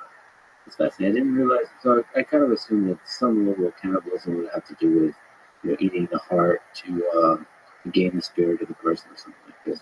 In certain like deer hunting rituals, things for sure. But the Aztecs, no, they just liked eating humans. It was part of the fear factor too. I mean, they could walk into a new town and be like, "You guys could either send us, a number of quetzal feathers every month, or we can eat you." So that's psychological warfare and actual warfare. They work, and that's how they spread. Mm-hmm. And they were just about to take over the Maya when the Spanish came and messed everything up. They had the Maya surrounded, and they were about to take over the whole Yucatan. Do you think without the Spanish, it would be this Aztec Empire that would last? Well, I think there would have been an Aztec Empire. I think they would have finished dominating everybody, but they did it through hate, and everybody hated the Aztecs. So it wouldn't have lasted forever. They were not ruling justly. They were ruling by force, and that can only go on so long before revolution happens. The Inca Empire, I think that would go on forever because they were really community oriented. Once the Inca took over, like no one in the Inca Empire starved. They built architecture. Everything was safe. It was a society that lasted a long time. What was the origin? Well, it was bloody at first, like most of them are. But once they started taking over, what they did is they empired it. Everybody else that just raided their neighbors to get the resources, but everybody they raided, they turned them into the Inca Empire, and they created this incredible mitas system where you took turns working. And they created the road system so they could get groups of workers back and forth. So a town of, let's say, 5,000 people, the Inca would roll up with an army of 100, 200,000 people and say, would you guys like to be part of the empire, or would you like us to escort you to the edge of the empire? And if your mayor here agrees, then he can have a town, he can have a house in Cusco. But then the very next month, a big work crew would show up, and they'd start building agricultural terraces and storage units. And every month, with the agricultural excess, they would have big parties, and everybody would eat. So people lived well in the empire. It was a rough beginning, but everybody who agreed to be part of it immediately had access to a whole bunch of resources and security they never had. So they started in South America and Peru, Cusco. Cusco was like the center of it. Cusco, in their language, Quechua, it means navel, belly button, and it's up in the mountains. But there's 4 quarters that they called their empire Tiwantinsuli, the land of 4 quarters, and the center of those 4 quarters was Cusco. It sprung to life in like 1200 AD. Yeah, we backwards project what it was, but it was probably mid 1200s when the first Sapa Inca, the first ruler, came in. But it was the ninth one is Pachacute, who really started being an empire builder. And part of that, I mean, what really defined the empire? I would just say roads. They built a massive road network. Roads, and in the same way that the Roman strategy of building roads and infrastructure, and then every place they took over, they create certain key pieces of Roman architecture that kind of made that city Roman, and they rename it something. The Inca did the same thing. They had certain signature Inca architecture that they would build in as the administrative part. They'd send the Kipu Kamaya, the guys who would weave or not the Kipus, as accountants. They would go through and say what everybody did.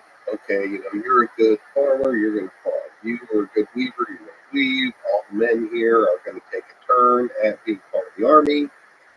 And they sent independent people Kamayaks too. Every community had like 5 or 6 that were not allowed to work with each other, and they all had to independently send their Kipus back to Cusco.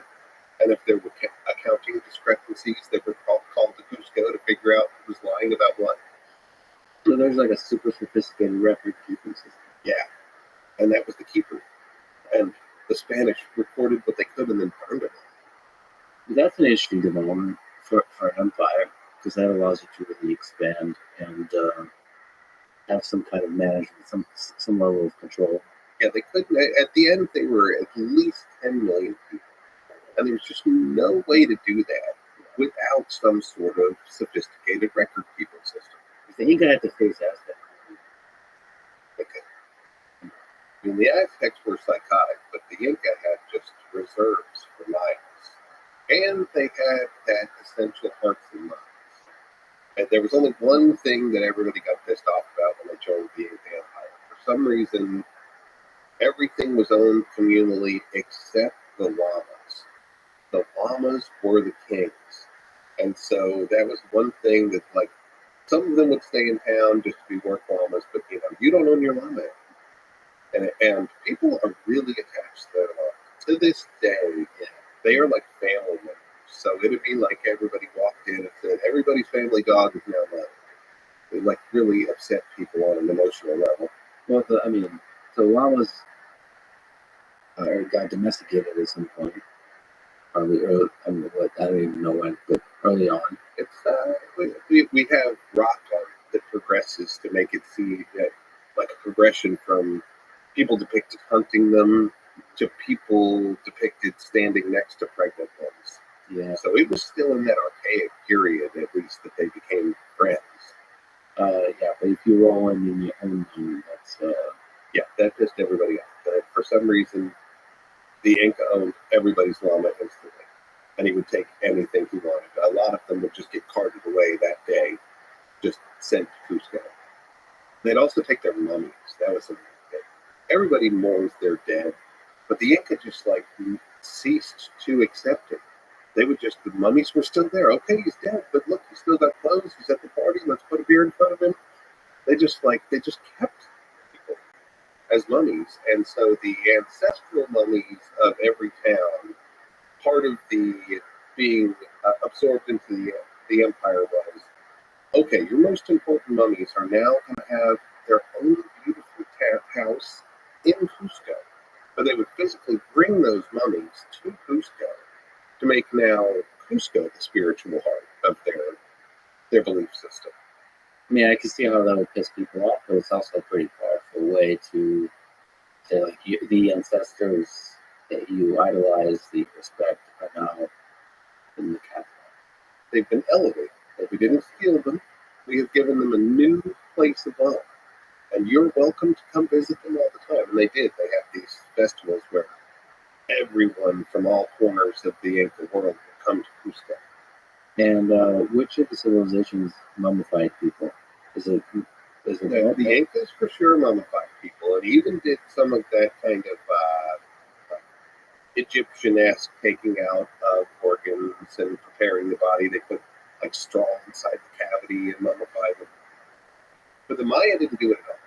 The Maya, in fact, on purpose, would flood the tombs with water so that the skin would float off the skeletons faster, and then they'd get back in there. It was jungly, so I think the bugs probably had part of it too. But then they would get back in there to get the bones. They'd open it back up and take the bones out and paint them with red cinnabar. The one that I was in Copan, we had evidence that they had gone in there 4 different times, and the last couple of times they only took the skull out and repainted it and then put it back in, articulated on the skeleton. But they didn't mummify. They on purpose would like grossly float the bodies so they could get the skin off faster and get to the bones. Or would they keep the bones? Yeah, they keep the bones, and they pull the bones out occasionally and do rituals to them or commune with them and then put them back in. But there's still a deep connection to the ancestors, through the physical manifestation of the ancestors. Then.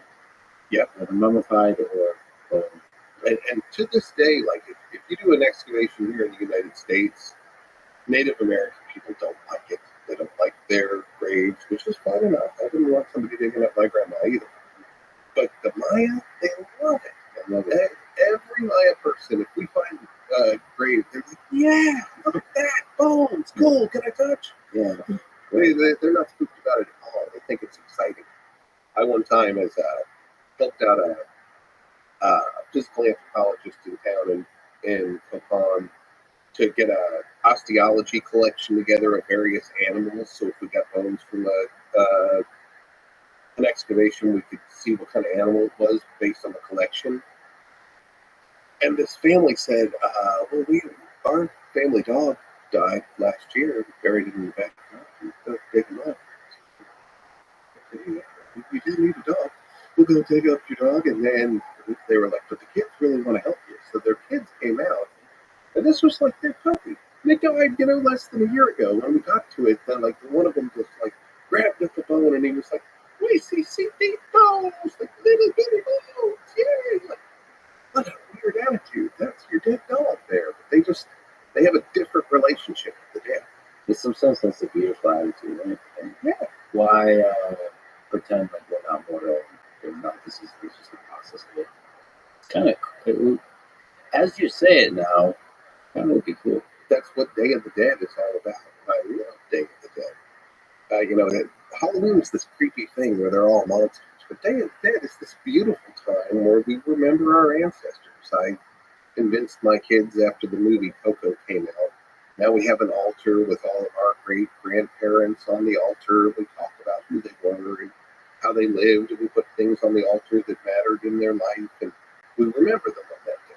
It started something that was a weird eat too much candy and wear a monster mask thing, and something beautiful where we discuss where we came from. I have to ask about the giant stones that Inca had been able to somehow move and fit together perfectly. Do you understand? Is it understood how they were able to do that so well? No.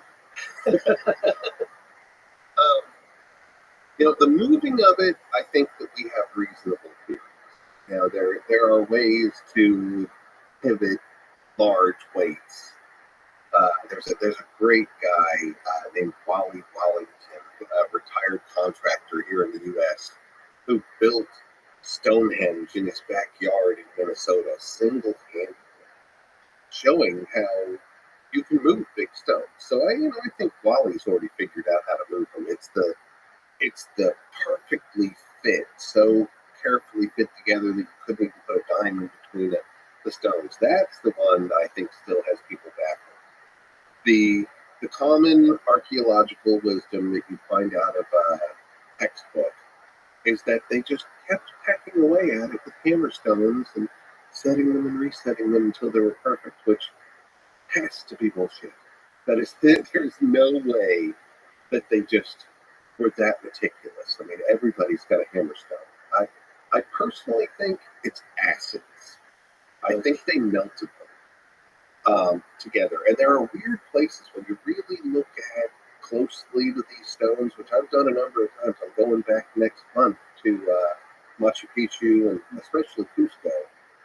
I walk around in the alleys where these 500, to 1,000-year-old walls are still there, and I see things like the crystals in the andesite are almost stitched together along the seams. Like there's the andesite around it is melted and the crystals haven't. And there are other places where there are weird wipes on the wall, like it's just melted, like somebody took a rag and wiped it while it was soft. Lots of talk about soft stones turning hard too. I haven't been able to prove it. This is one of these, end of my archaeological career chapters. I'm either going to prove myself wrong or prove it. But I think they used acids. My dad's a chemist, and he told me a long time ago that there's no naturally occurring acids. But my current theory, actually, I got the idea initially from the show Breaking Bad. I don't know if you ever saw that show. But there's a point in which they're trying to dissolve the body. Yeah. And they're using hydrofluoric acid, and it goes right through the ceiling. That hydrofluoric acid is so fascinating. It won't go through plastic. And you can also bring it in inert parts and then combine it. The Inca made tons of jewelry out of fluorite. Fluorite is big in the Andes. And they also mine a lot of things for gold and silver, and the byproduct of that mining is sulfuric acid. You put sulfuric acid and fluorite together, and it's hydrofluoric acid, and that will burn through andesite or anything. And if you learned how to do it judiciously, and then you didn't care whether servants lost an arm or two, then you could actually use them to fuse these together. And I think they're fused together. I asked the city of Cusco if I could take some core samples, and they said, "Go away, Gringo. Don't touch our walls." So this next time, I'm going to go try to talk to the more Quechua authorities in a place called William Taitambo, and maybe I can convince them. But right now, they just think I'm a weird ass Gringo who wants to put holes in their walls. It's a fascinating theory.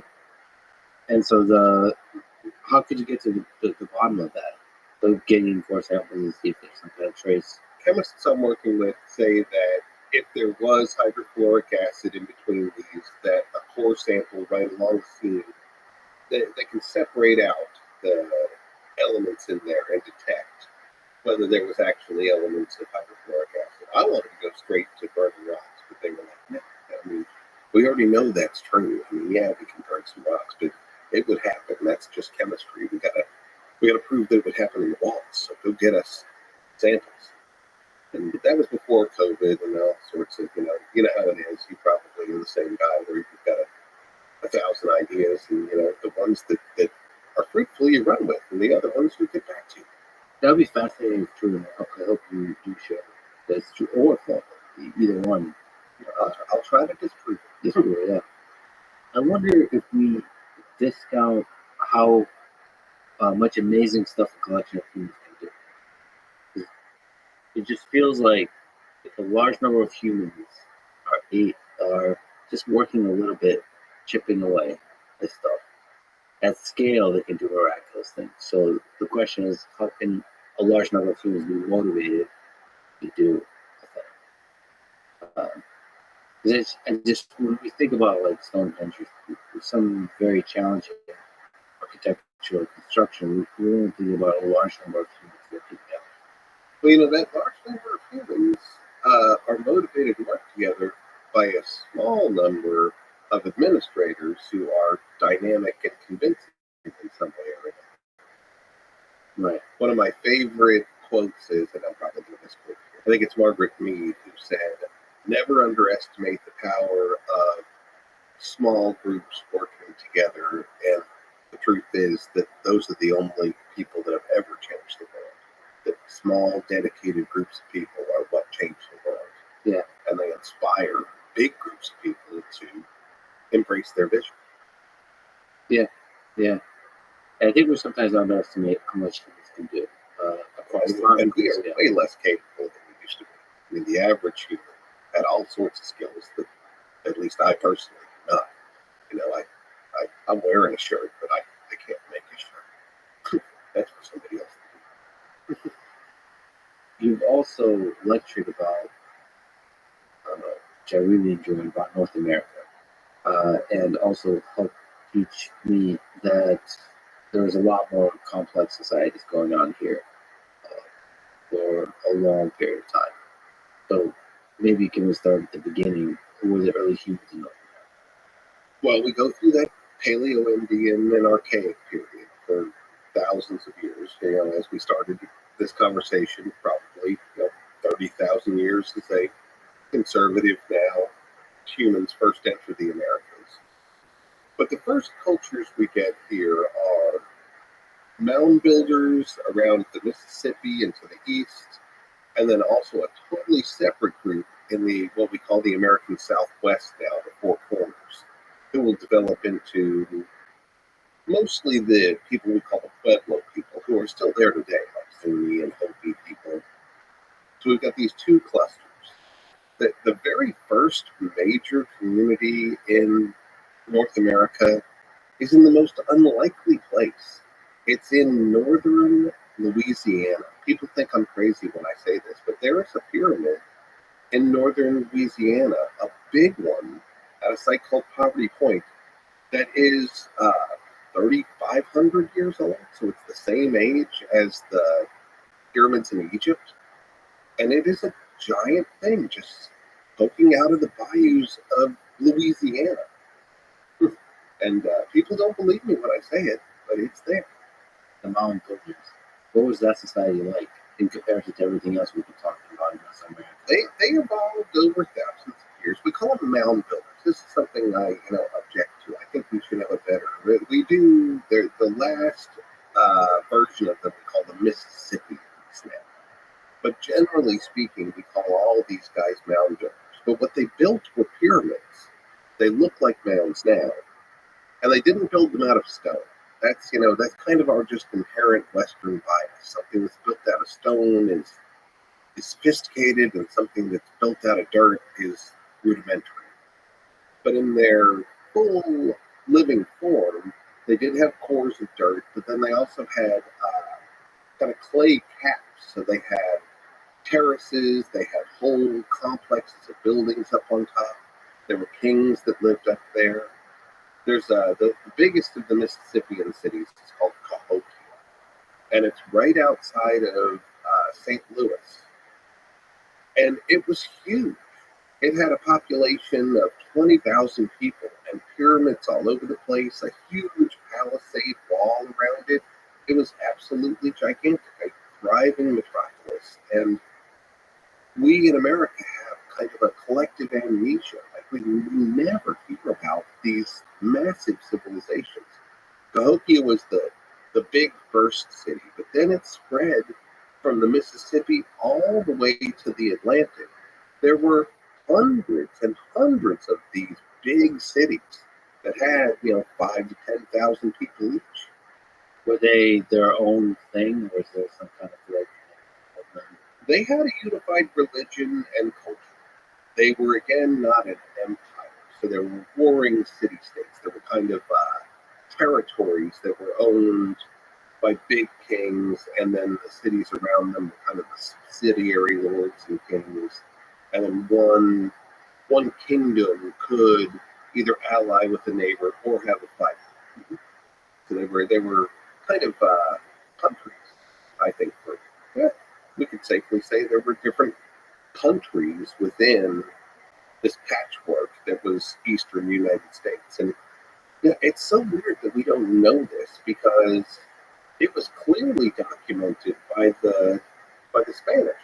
I'm not talking about just archaeology. We find them in archaeology now. But Hernando de Soto landed in Florida and went for 3 years he went up into the Carolinas and over down into Alabama and Louisiana, and he's the first one to see the Mississippi up there. But for 3 years, he went through city after city after city, unfortunately decimating them, eating all the corn, giving them diseases. But the documentation's clearly there. He met collectively millions of people in a very sophisticated and uniform civilization. There's disease and stealing of resources. But was there like explicit murdering going on? Unfortunately, yeah. He was a murderer, a psycho, and a liar. He snowed them that he was some kind of deity. He actually learned a trick from the Inca, who he was with Pizarro in his first run. Went back to Spain, was rich, had a wife, a castle. Then he got bored and he decided to have a reign of terror on northern America for 3 years. But he had people burned at the stake. He had his dogs rip them apart. He was very, very brutal. He ruled that area through fear and had absolutely no respect for anybody. He made promises and broke them all the time. He was a brutal man. This whole period when Christopher Columbus came, how did that change everything? Well, there's a great anthropological body of literature. It's called the Columbian Exchange. They're based on Columbus, but it's all this trade back and forth between the New World and the Old World, and the Old World got just wonderful stuff. All of a sudden, the diet didn't suck. All these vegetables came in. The New World got herd animals. It got pigs and cows and goats that it didn't have, but it also got 13 infectious diseases. Europe had wave after wave and kind of had herd immunity on a lot of things, but it didn't actually go away. It just couldn't spread like a wildfire through the community. So when they arrived to the Americas, all of a sudden, there's just a pile of horrible diseases hit people. I think in the first 20, 30 years, there were people who had contracted multiple deadly diseases at once and died of them. But the numbers, it's a shameful part of history, and it wasn't something that Europe perpetrated on them. The medical science at that time was still the four humors theory. That people were made of yellow bile, black bile, blood, and phlegm. And we did things like, well, you've got a bleed in, you'll feel better then. So we had no idea what an infectious disease was, but the reality was that this horde of diseases hit everyone, and the numbers are now saying in the first 50 years that 90% of everybody was dead, and that the number of people has increased as well. As far as our estimates, we're thinking it's somewhere around 150 million people, and 90% of them died. And with them, all their knowledge. Imagine the moment.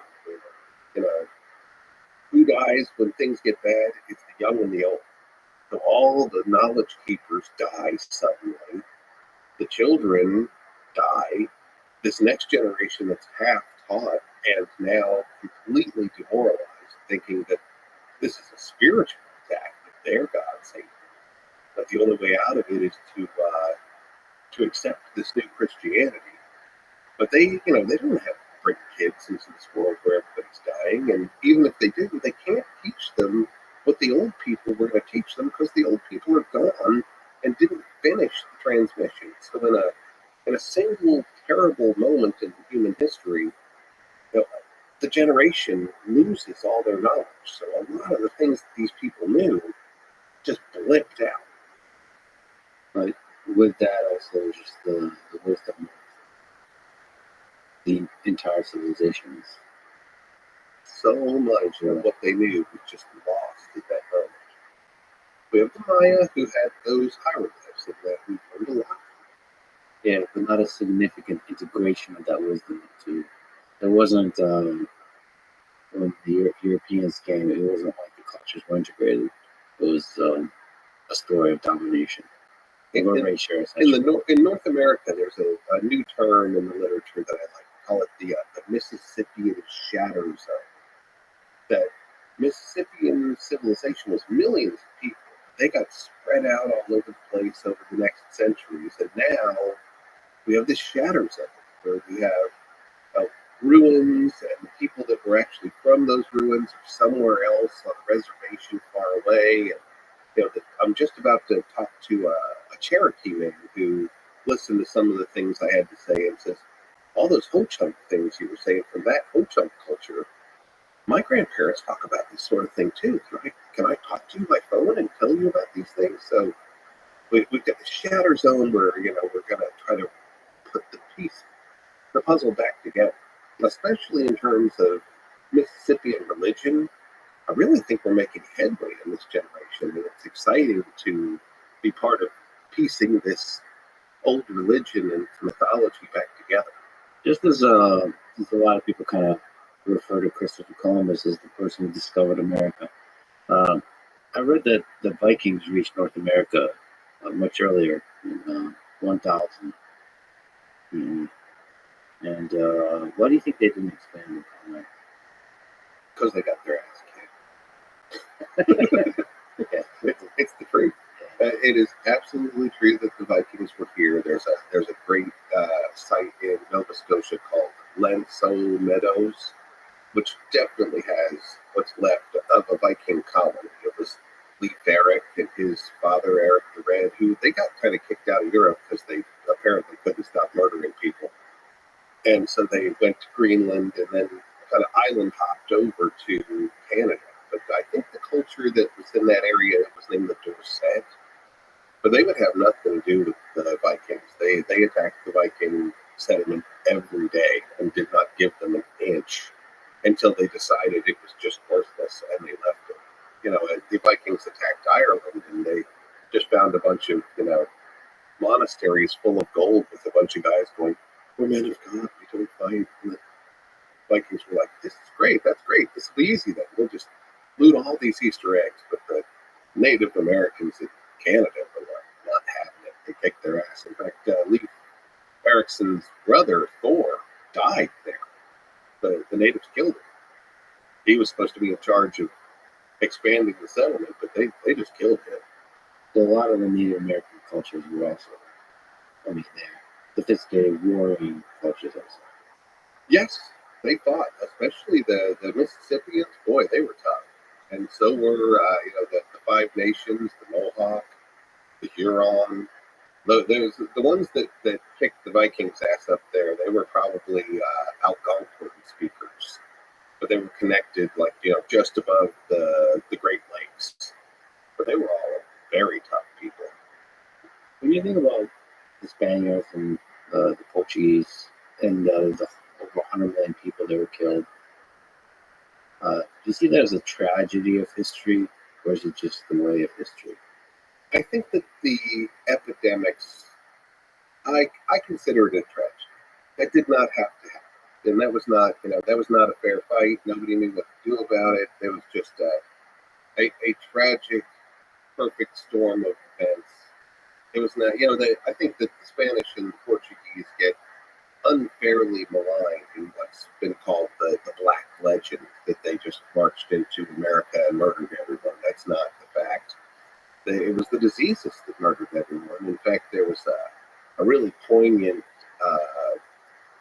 story I read of a Spanish priest in the Amazon, in the Brazilian northern part of the Amazon, where he made this utopian community, and he was bringing people in that were getting sick, and he wrote, I'm baptizing everyone. I baptize 10,000 people a day, and yet God's still killing them. Why is he doing this to them? They're doing everything that I asked them to do. They are submitting to the will of God. But this guy doesn't realize that the same bowl of holy water that he's baptizing them in, he's just wiping the disease on everybody's faces. He's accelerating it when he doesn't even realize. He thinks he's saving them, but he's actually killing them. Yeah. That's a tragedy. That's not just like spoils go to the victor stuff. That's just straight up tragedy. Yeah. Yeah, but that one is hard to do, like Black Death. Infections they don't operate on normal human terms, right? They'll go through entire populations. Back to wild ideas. All right. Just my thought. I mean, we didn't really talk about how life originated on Earth or how humans have evolved. And we did talk about that there could be just a lot of stuff in ancient history we haven't even uncovered yet. Do you think it's possible that other intelligent civilizations from outside of Earth, aliens, ever visited? You had me right until they ever visited. That one I'm not entirely sure about. I'm not sure whether we have any. We certainly have no archaeological proof that I would cite or contemplate as the evidence of such. But the guys that discovered DNA, Watson and Crick, Watson, who actually habitually used hallucinogens to invigorate his thinking, he said that he thought that DNA on this planet was way too complex to have developed over the time period that it had at its disposal, and that his guess was that our DNA was somehow seeded from outside of our planet. And, take that for what it is, but the guy who we respect on many other levels also said that. So that's interesting. But in terms of, aliens visiting us, I don't know. It does smack of a kind of human hubris that we think we're important enough for some advanced species to give a shit about us. Statistically speaking, the universe is way too big. We can't be the only sentient beings. There's got to be somebody else out there. Whether they care about us, that's a question. I've been on Ancient Aliens a number of times. I show up and, I'm an educator. I mean, refusing to be part of the conversations an immediate fail in my book. But there was one time where they asked me at the end, do you have anything else do you want to say? And I said, well, Young's premise is that aliens came down a long time ago and they gave humanity these wonderful gifts of, science and medicine, engineering, all these things. Today, we also have a lot of stories of the aliens coming down. But now, all they're doing is mutilating cows and sodomizing rednecks. Like, whatever we did, we super pissed them off, apparently. The quality of the gifts has decreased rapidly. It's an interesting thought you've mentioned. What archaeologically would you have to see to be like, this might be an alien? A technology that doesn't belong there, first and foremost. I mean, we gotta. We just run with the premise that somebody was capable of making a vehicle that could get them from somewhere far away to here. That was almost certainly mechanical. I love the aliens thing, or biomechanical is something that certainly could be. And that would, that would disintegrate. We wouldn't see that at all. But I would expect some kind of technology that showed up out of the blue and changed things. That would be something. But I would think, mechanical or a substance that's not from here. But of course, we would only see the results of that mechanical. You mean like literally a mechanical thing? Right, some sort of thing like that.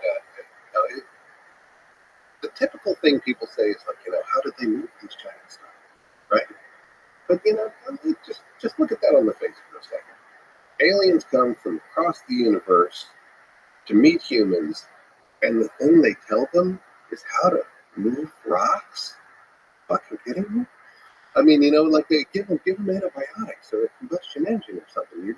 They came across the universe and they showed them how to move big rocks. I mean, that doesn't make any sense. That just doesn't make any sense. What do you think Earth will look like 10,000 years from now? Interesting question. I think it will be a lot more automated, or it'll be a smoldering pile. I mean, there's a possibility we could end ourselves. There's always that possibility that we've really opened Pandora's box in some regards.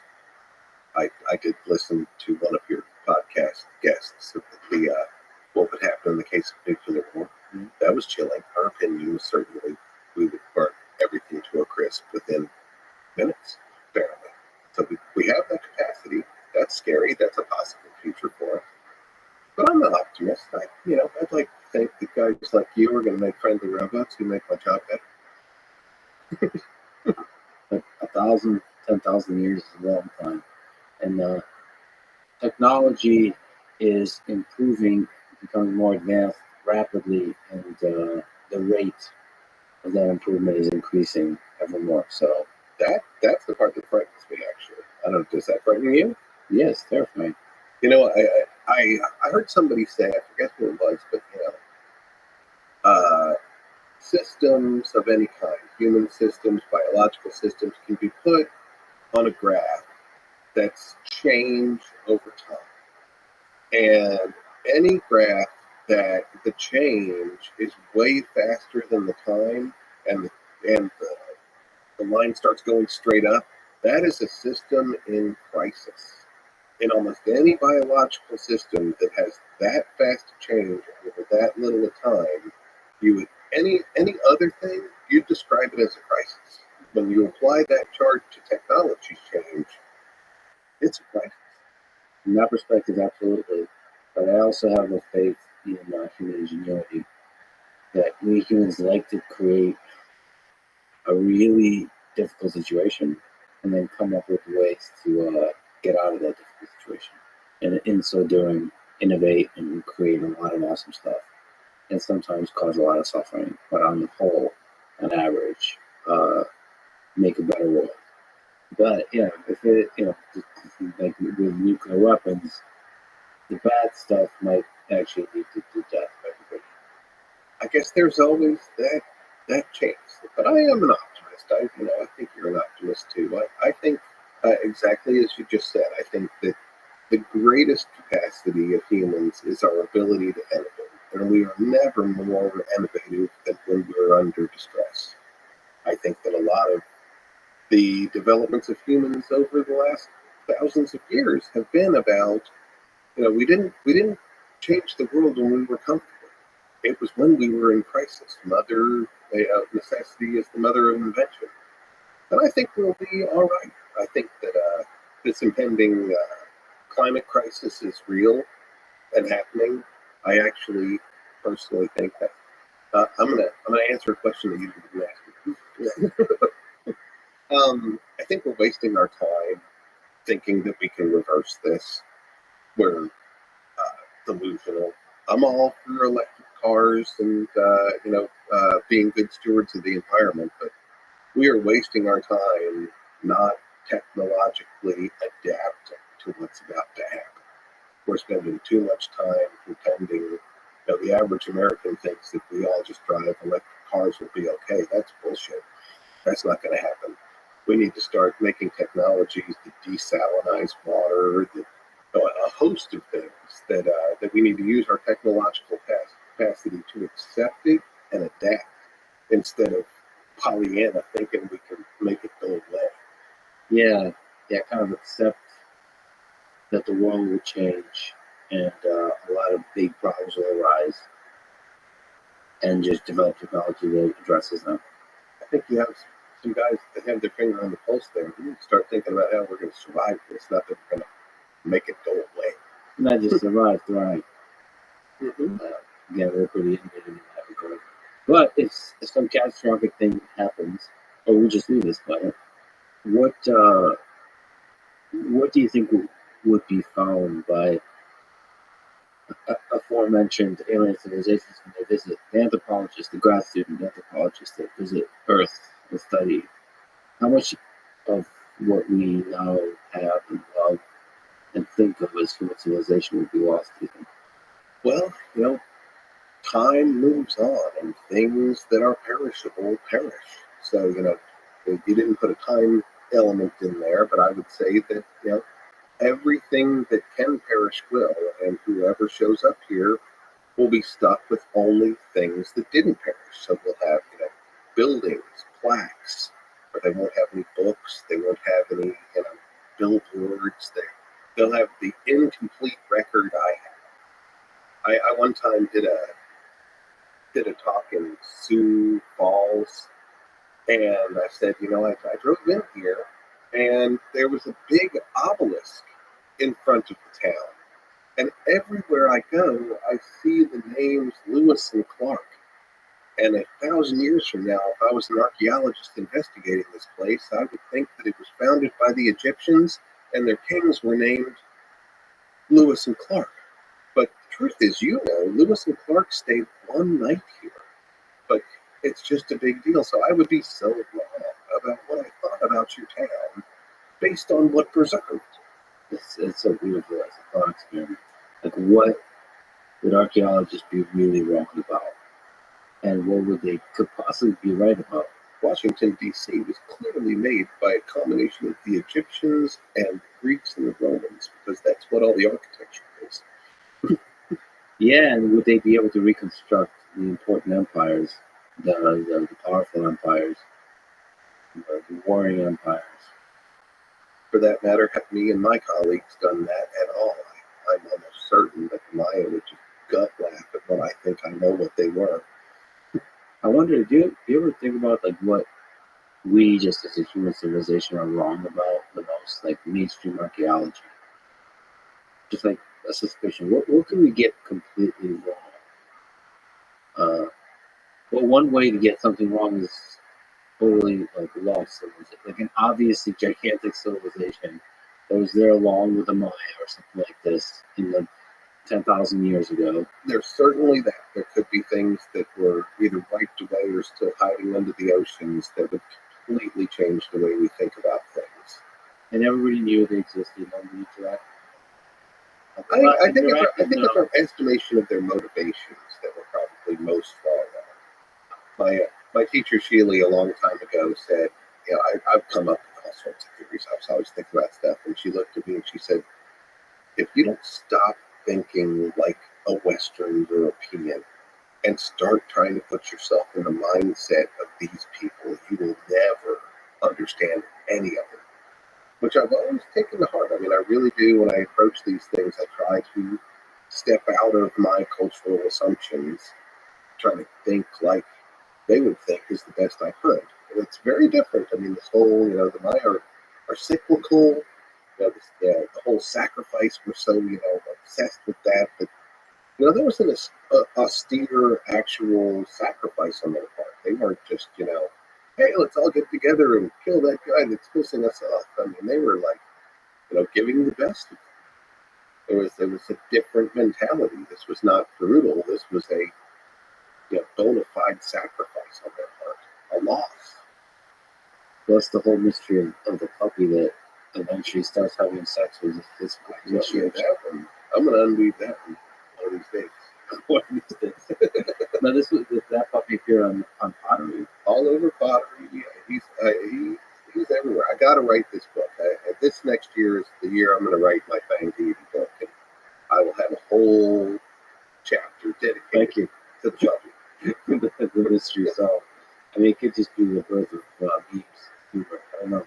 I mean, again, humor. You don't know what the nature of their humor or what their jokes are. Oh, that's a neat one too, and that's so cute.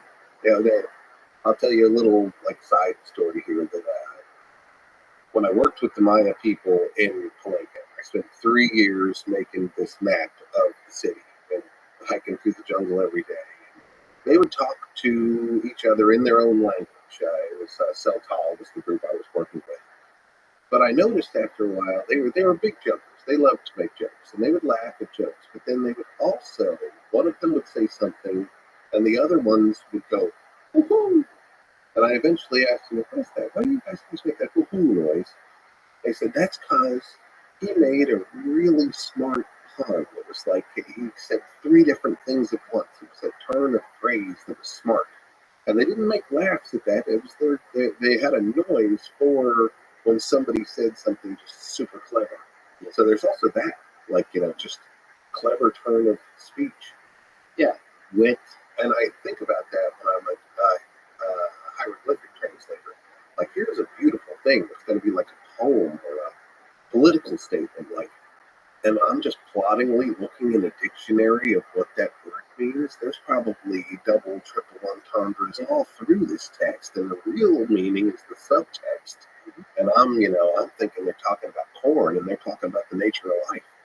Yeah, it could be satire. It could be, as it was in the Soviet Union, when there's a dictator, maybe there's an overpowering king. You're not allowed to actually speak. You have to hide the thing you're actually trying to say in the subtext. So, and all of that. There was a funny Maya ceramic that had the ceramics are neat because they don't the monuments can be kind of broken records. I'm the king. I was born this time. I beat these people up. I married this woman. I died. But the ceramics will tell us things out of mythology stories. And there was this one with a rabbit looking at the merchant god. And nobody could translate the text. And finally, this Eastern European, actually a Ukrainian guy, translated it. And the rabbit saying to the merchant god, "Bend over and smell my ass." I'd like, and we were expecting this wonderful piece of mythology, but no, it translates "bend over and smell my ass." That's great. That's human. As we mentioned previously, human nature does not change. You mentioned Palenque mapping it. It's just out of curiosity, what is that process like? It seems fascinating. Oh, it was a great adventure. I loved it, but it was difficult. I woke up every morning thinking I will be hurt today somehow. I don't know how. I don't know how badly. Where on my body it will occur, but it's going to happen because it was the jungle. So in the jungle, what's the process like? What do you have to do to map it? Well, it was tricky too because it was also a national forest. So the forestry department didn't want us to cut down anything more than it had to. So we basically just cut tunnels through the foliage, and we'd map everything twice. The first thing we'd do is I'd go in, find a building, draw it on a piece of graph paper, and I'd say you guys go north, you guys go east, west, find other buildings, and when you find them, pace back to this one. And so I'd start making a map.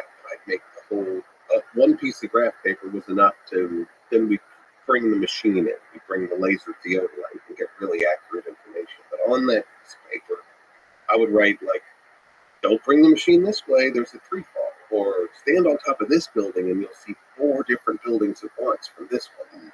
And all of this is in dense jungle. Right. And the deeper we got off the road, the deeper it was. Sometimes it would clear out. In certain places, if it was low, it would be such thick vegetation, and it would grow back so fast. Sometimes we would cut just tunnels through tall grass, and we'd come back 5 days later, and they were gone.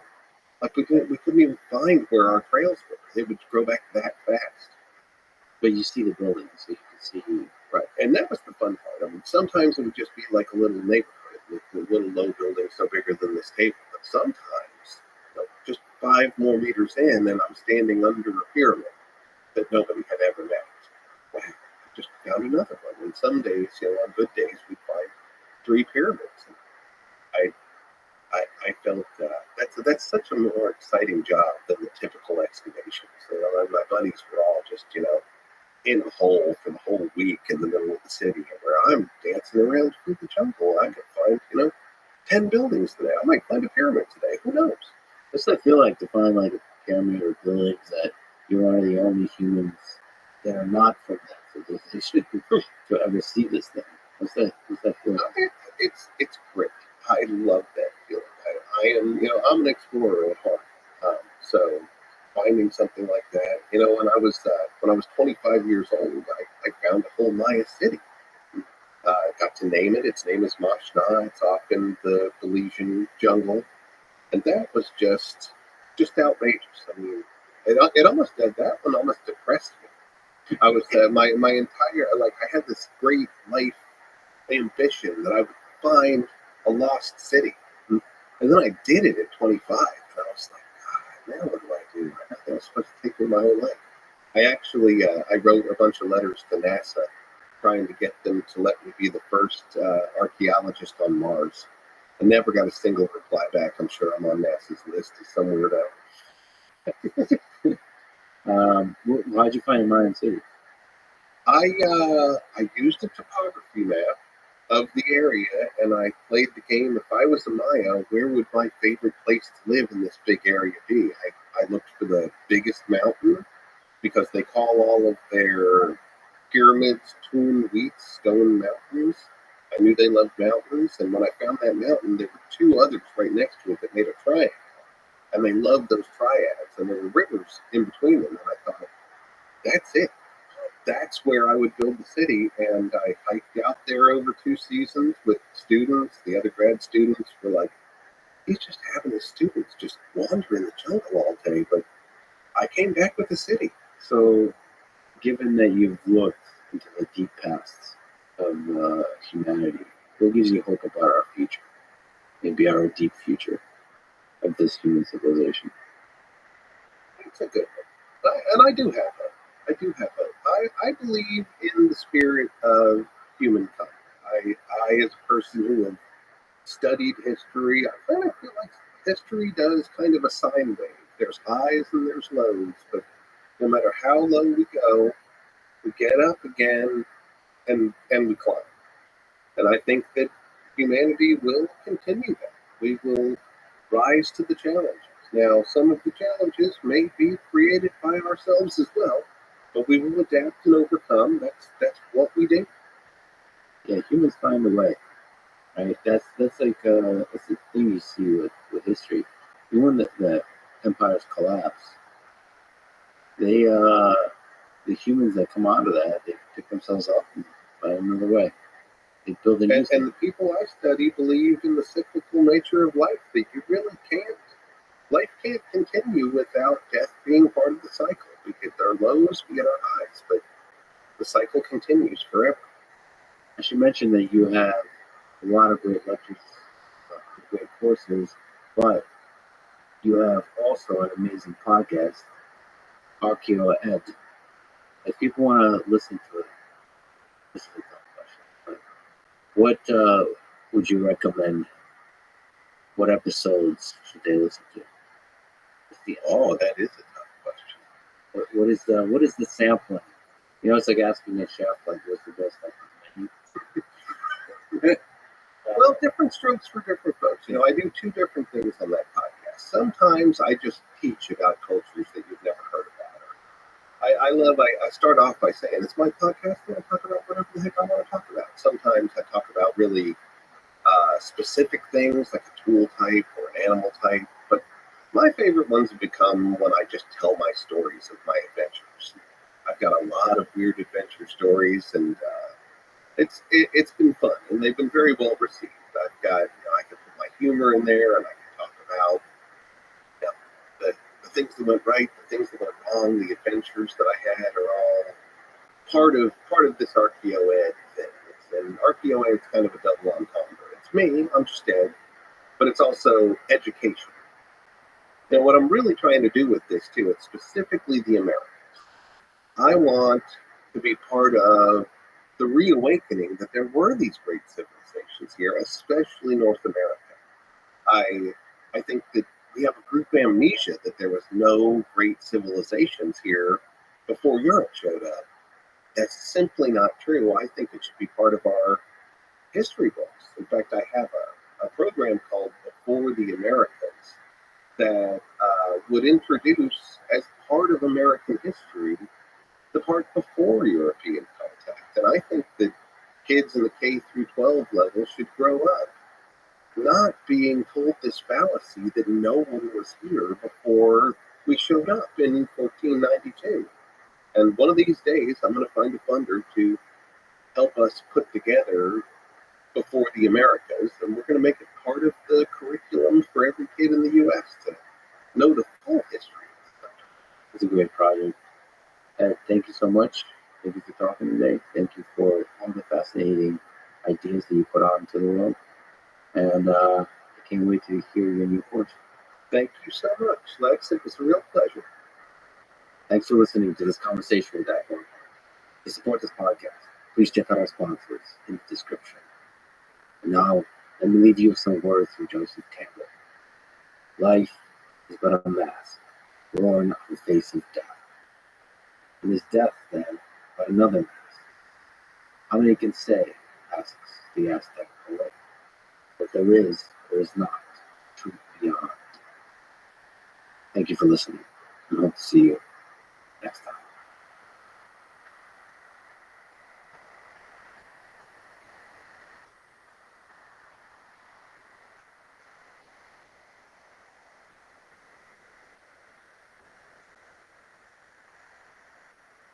The way I would do it, 75% headcount reduction across the board in the federal bureaucracy. Send them home packing. Shut down agencies that shouldn't exist. Rescind every unconstitutional regulation that Congress never passed. In a true self-governing democracy, it should be our elected representatives that make the laws and the rules, not unelected bureaucrats. Merit and equity are actually merit and group quotas are incompatible. You can have one or the other, you can't have both. It's an assault and a crusade on the nanny state. And that nanny state presents itself in several forms. There's the entitlement state, the welfare state, presents itself in the form of regulatory state, that's what we're talking about. And then there's the foreign nanny state, where effectively we are subsidizing other countries that aren't paying their fair share of protection or other resources.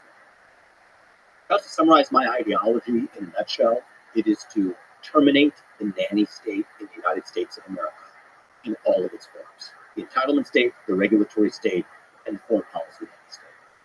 Once we've done that, we've revived the republic that I think would make George Washington. The following is a conversation with Vivek Ramaswamy about the future of conservatism in America. He has written many books on this topic, including his latest called Truth, The Future of America First. He ran for president this year in the Republican primary and is considered by many to represent the future of the Republican Party. Before all that, he was a successful biotech entrepreneur and investor with a degree in biology from Harvard and a law degree from Yale. As always, when the topic is politics, I will continue talking to people on both the left and the right with empathy, curiosity, and backbone. This is a live streaming podcast. To support it, please check out our sponsors in the description. And now, your friends with Vivek Ramaswamy. You are one of the great elucidators of conservative ideas, so you're the perfect person to ask, what is conservatism? What's your, let's say, conservative vision for America? Well, actually, this is one of my criticisms of the modern Republican Party and direction of the conservative movement is that we've gotten so good at describing what we're against. There's a list of things that we could rail against: wokeism, transgender ideology, climate ideology, COVIDism, COVID policies, the radical Biden agenda, the radical Harris agenda, the list goes on. But actually what's missing in the conservative movement right now is what we actually stand for. What is our vision for the future of the country? And I saw that as a deficit at the time I started my presidential campaign. It was in many ways the purpose of my campaign, because I do feel that that's why we didn't have the red wave in 2020. So they tried to blame Donald Trump, they tried to blame abortion, they blamed a bunch of individual specific issues. I think the real reason we didn't have that red wave was that we got so practiced at criticizing Joe Biden that we forgot to articulate who we are and what we stand for. What do we stand for as conservatives? I think we stand for the ideals that we fought the American Revolution for in 1776. Ideals like marriage, right? That the best person gets the job without regard to their genetics. That you get ahead in this country not on the color of your skin, but on the content of your character. Free speech and open debate, not just as some sort of catchphrase, but the idea that any opinion, no matter how heinous, you get to express it in the United States. Self-governance. This is a big one right now, is that people we elect to run the government, they're no longer the ones who actually run the government. We, in the conservative movement, I believe, should believe in restoring self-governance, where it's not bureaucrats running the show, but actually elected representatives. And then the other ideal that the nation was founded on that I think we need to revive, and I think is a North Star of the conservative movement, is restoring the rule of law in this country. Think about even the abandonment of the rule of law at the southern border. It's particularly personal to me as a kid of legal immigrants to this country. You and I actually share a couple of aspects in common in that regard. That also, though, means your first act of entering this country can't break the law. So there's some policy commitments and principles, merit, free speech, self-governance, rule of law.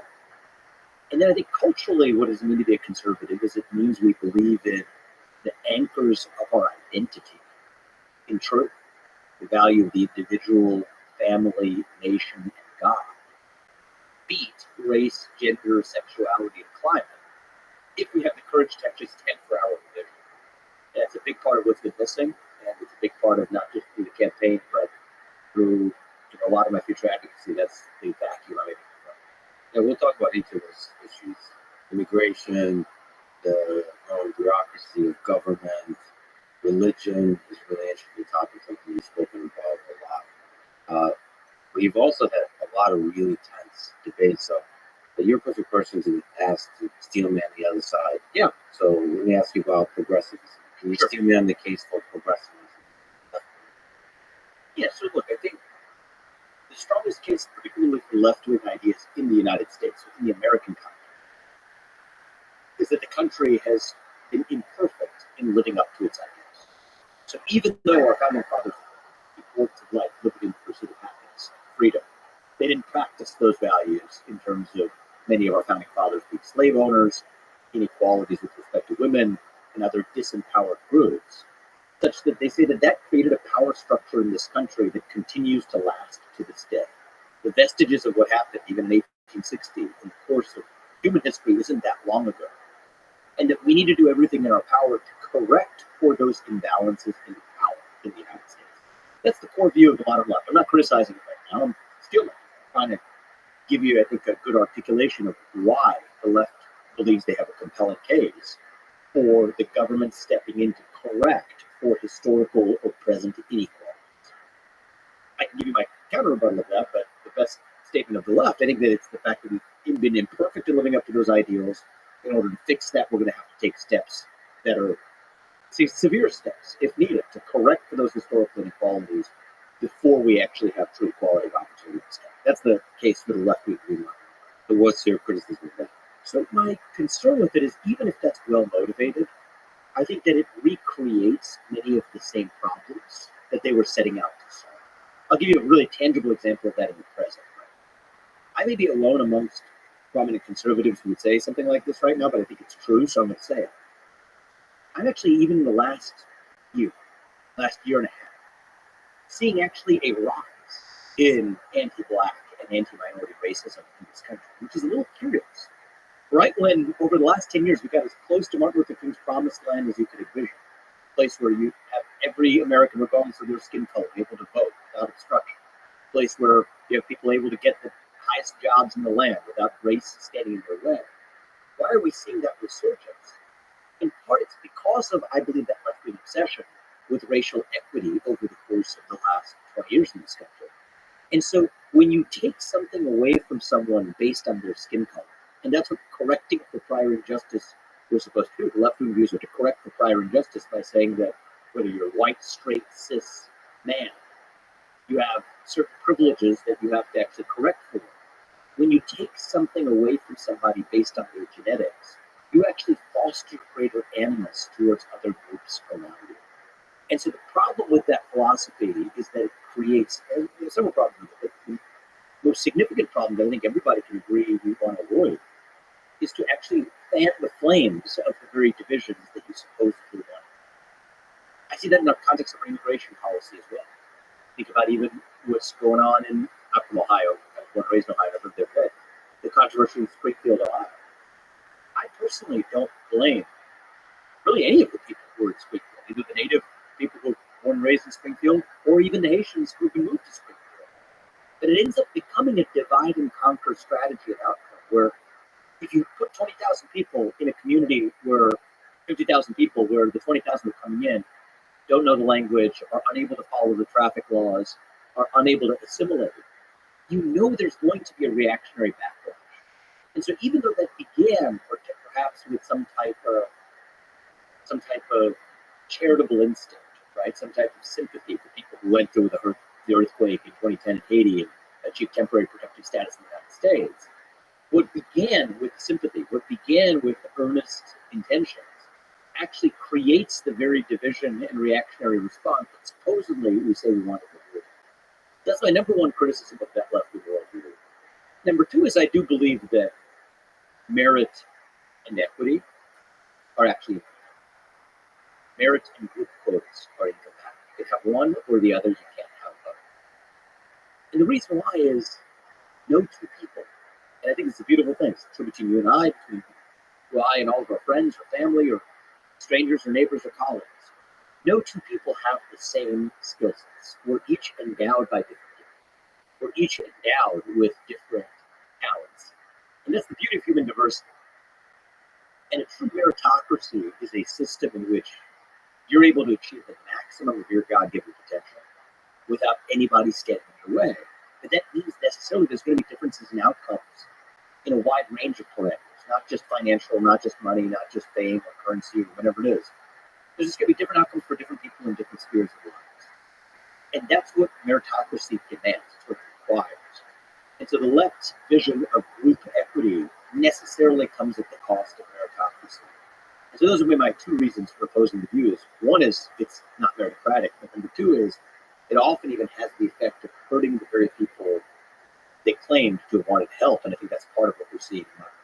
Yeah, you had a pretty intense debate with Mark Cuban. Great conversation.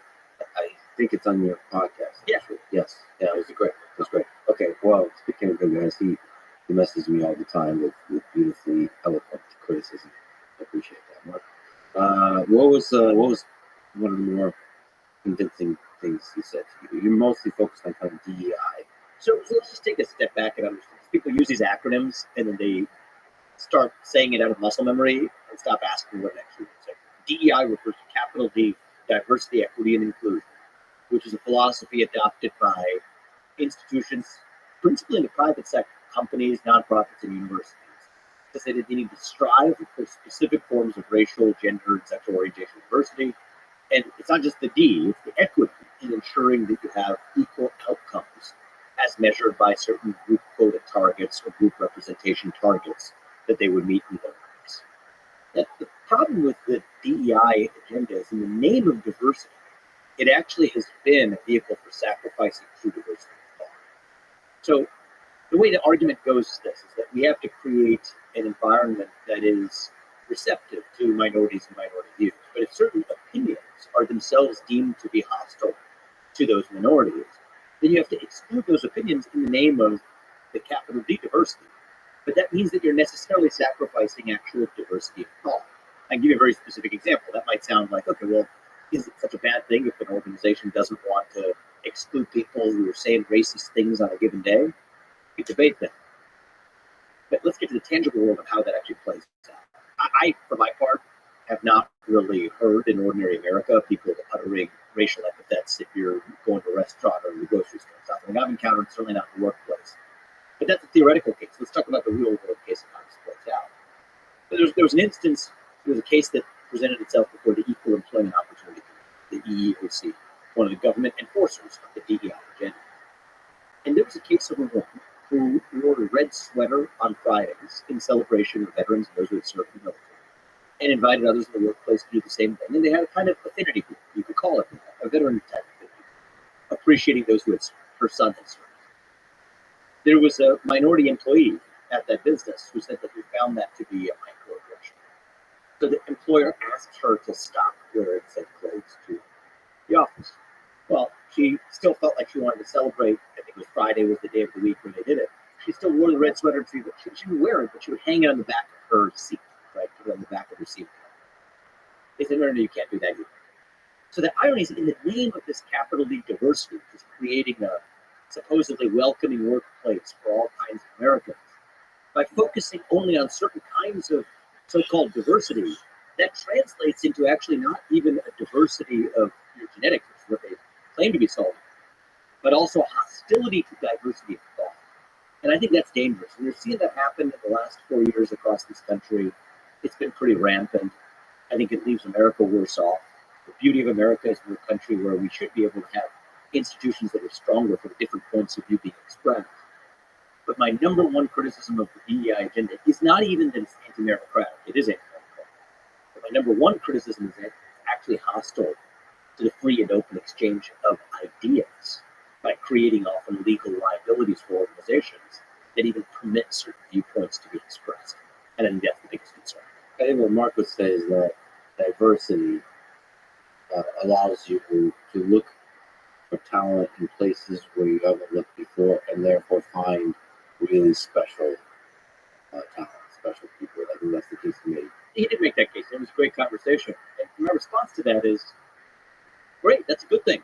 You don't need a three-letter acronym to do that, right? You don't need special programmatic DEI incentives to do it, because companies are always going to seek in a truly free market, which I think we're missing in the United States for a lot of reasons.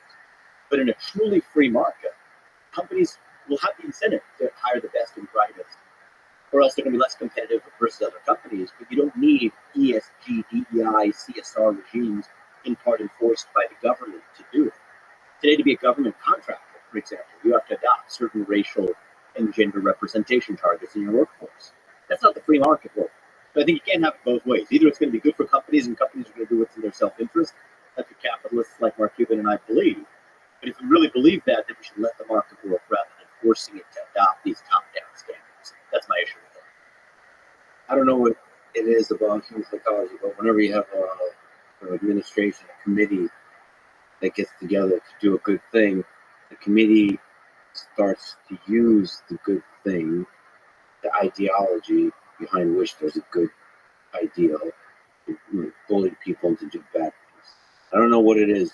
This is less to do with left-wing versus right-wing ideology, and more the nature of a bureaucracy is one that looks after its own existence as its top goal. So part of what you've seen with the so-called perpetuation of wokeness in American life is that the bureaucracy has used the appearance of virtue to actually deflect accountabilities for its own failure.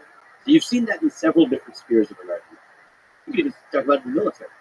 Right? Think about our entry into Iraq after 9/11 had nothing to do with the stated objectives that we had. And I think by all accounts, it was a policy move we regret. Our policy ranks and our foreign policy establishment made a mistake in entering Iraq, invading a country that really, by all accounts, was not at all responsible for 9/11. Nonetheless, if you're part of the U.S. military or you're General Mark Milley, you would rather talk about white rage or systemic racism than you would actually talk about the military's actual substantive failures. It's what I call the practice of blowing woke smoke to deflect accountability. I say the same thing with respect to the educational system. It's a lot easier to claim that, and I'm not the one making this claim, but others have made this claim, that math is racist because there are inequitable results on objective tests of mathematics based on different demographic attributes. You can claim using that math is racist. It's a lot easier to blow that woke smoke than it is to accept accountability for failing to teach Black kids in the inner city how to actually do math and fix our public school systems and the zip coded mechanism for trapping kids into communities in bad schools. So I think that in many cases, what these bureaucracies do is they use the appearance of signaling this virtue as a way of not really advancing a social cause, but of strengthening the power of the bureaucracy itself and insulating that bureaucracy. So in many ways, bureaucracy, I think, carves the channels through which much of this woke ideology has flowed over the last several years. And that's why part of my focus has shifted away from just combating wokeness, that's just a symptom, versus combating actual bureaucracy itself, the rise of this managerial class, the rise of the deep state. We talk about that in government. The deep state doesn't just exist in government. It exists, I think, in every sphere of our lives, from companies to nonprofits to universities. The rise of the managerial class, the committee class, people who professionally sit on committees, I think are wielding far more power today than actual creators, entrepreneurs, original ideators, and ordinary citizens. Yeah, you need managers, but as few as possible. It seems like when you have a giant managerial class, the actual doers don't get to do it. But like you said, bureaucracy is a phenomenon of both the left and the right. is not. It's not even a left or right. It just transcends that. But it's anti-American. So our founding fathers, they were anti-bureaucratic. They were the pioneers, the explorers, the unafraid. Right? They were the inventors, the creators. People forget this about Benjamin Franklin, who signed the Declaration of Independence. One of the great inventors that we have in the United States as well. He invented the lightning rod, invented the Franklin stove, which was actually one of the great innovations of the field of thermodynamics. Even invented a number of musical instruments that Mozart and Beethoven went on to use. That's just Benjamin Franklin. So you think, oh, he's a one-off. Everybody thinks he was the one zany founder who was also a creative, scientific innovator who happened to be one of the founders. Wrong. It wasn't unique to him. If Thomas Jefferson, what are you sitting in right now? You're sitting in a swivel chair. Mm-hmm. Who invented the swivel chair? Thomas Jefferson? Yes, Thomas Jefferson. Funny Yeah. enough, he invented the swivel chair while he was writing the Declaration of Independence. You're the one that Insane. reminded me that he wrote the Declaration of Independence when he was 33. And he was 33 when he did it, while inventing the swivel chair. I like how you're focused on the swivel chair. Can we just pause on the Declaration of Independence? It makes me feel But the horrible. Declaration of Independence part, everybody knows. What people don't know, he was an architect. He worked in Virginia, at the Virginia State Capitol Dome, the building that's in Virginia today, where the state capitol is. That dome was actually designed by Thomas Jefferson. So these people weren't people who sat on professional committees. They weren't bureaucrats. They hated bureaucracy. Part of old world England is old world England was committed to the idea of bureaucracy. Bureaucracy and monarchy go hand in hand. A monarch can't actually administer or govern directly. It requires a bureaucracy, a machine to actually technocratically govern for it. So the United States of America was founded on the idea that we reject that old world. Like the old world vision was that we the people cannot be trusted to self-govern and make decisions for ourselves. We would burn ourselves off the planet, as the modern version of this, with existential risks like global climate change, if we just leave it to the people and their democratic will. That's why you need professional technocrats, educated elites, and enlightened bureaucrats to be able to set the limits that actually protect people from their own worst impulses. That's the old world view. In most nations in human history operate.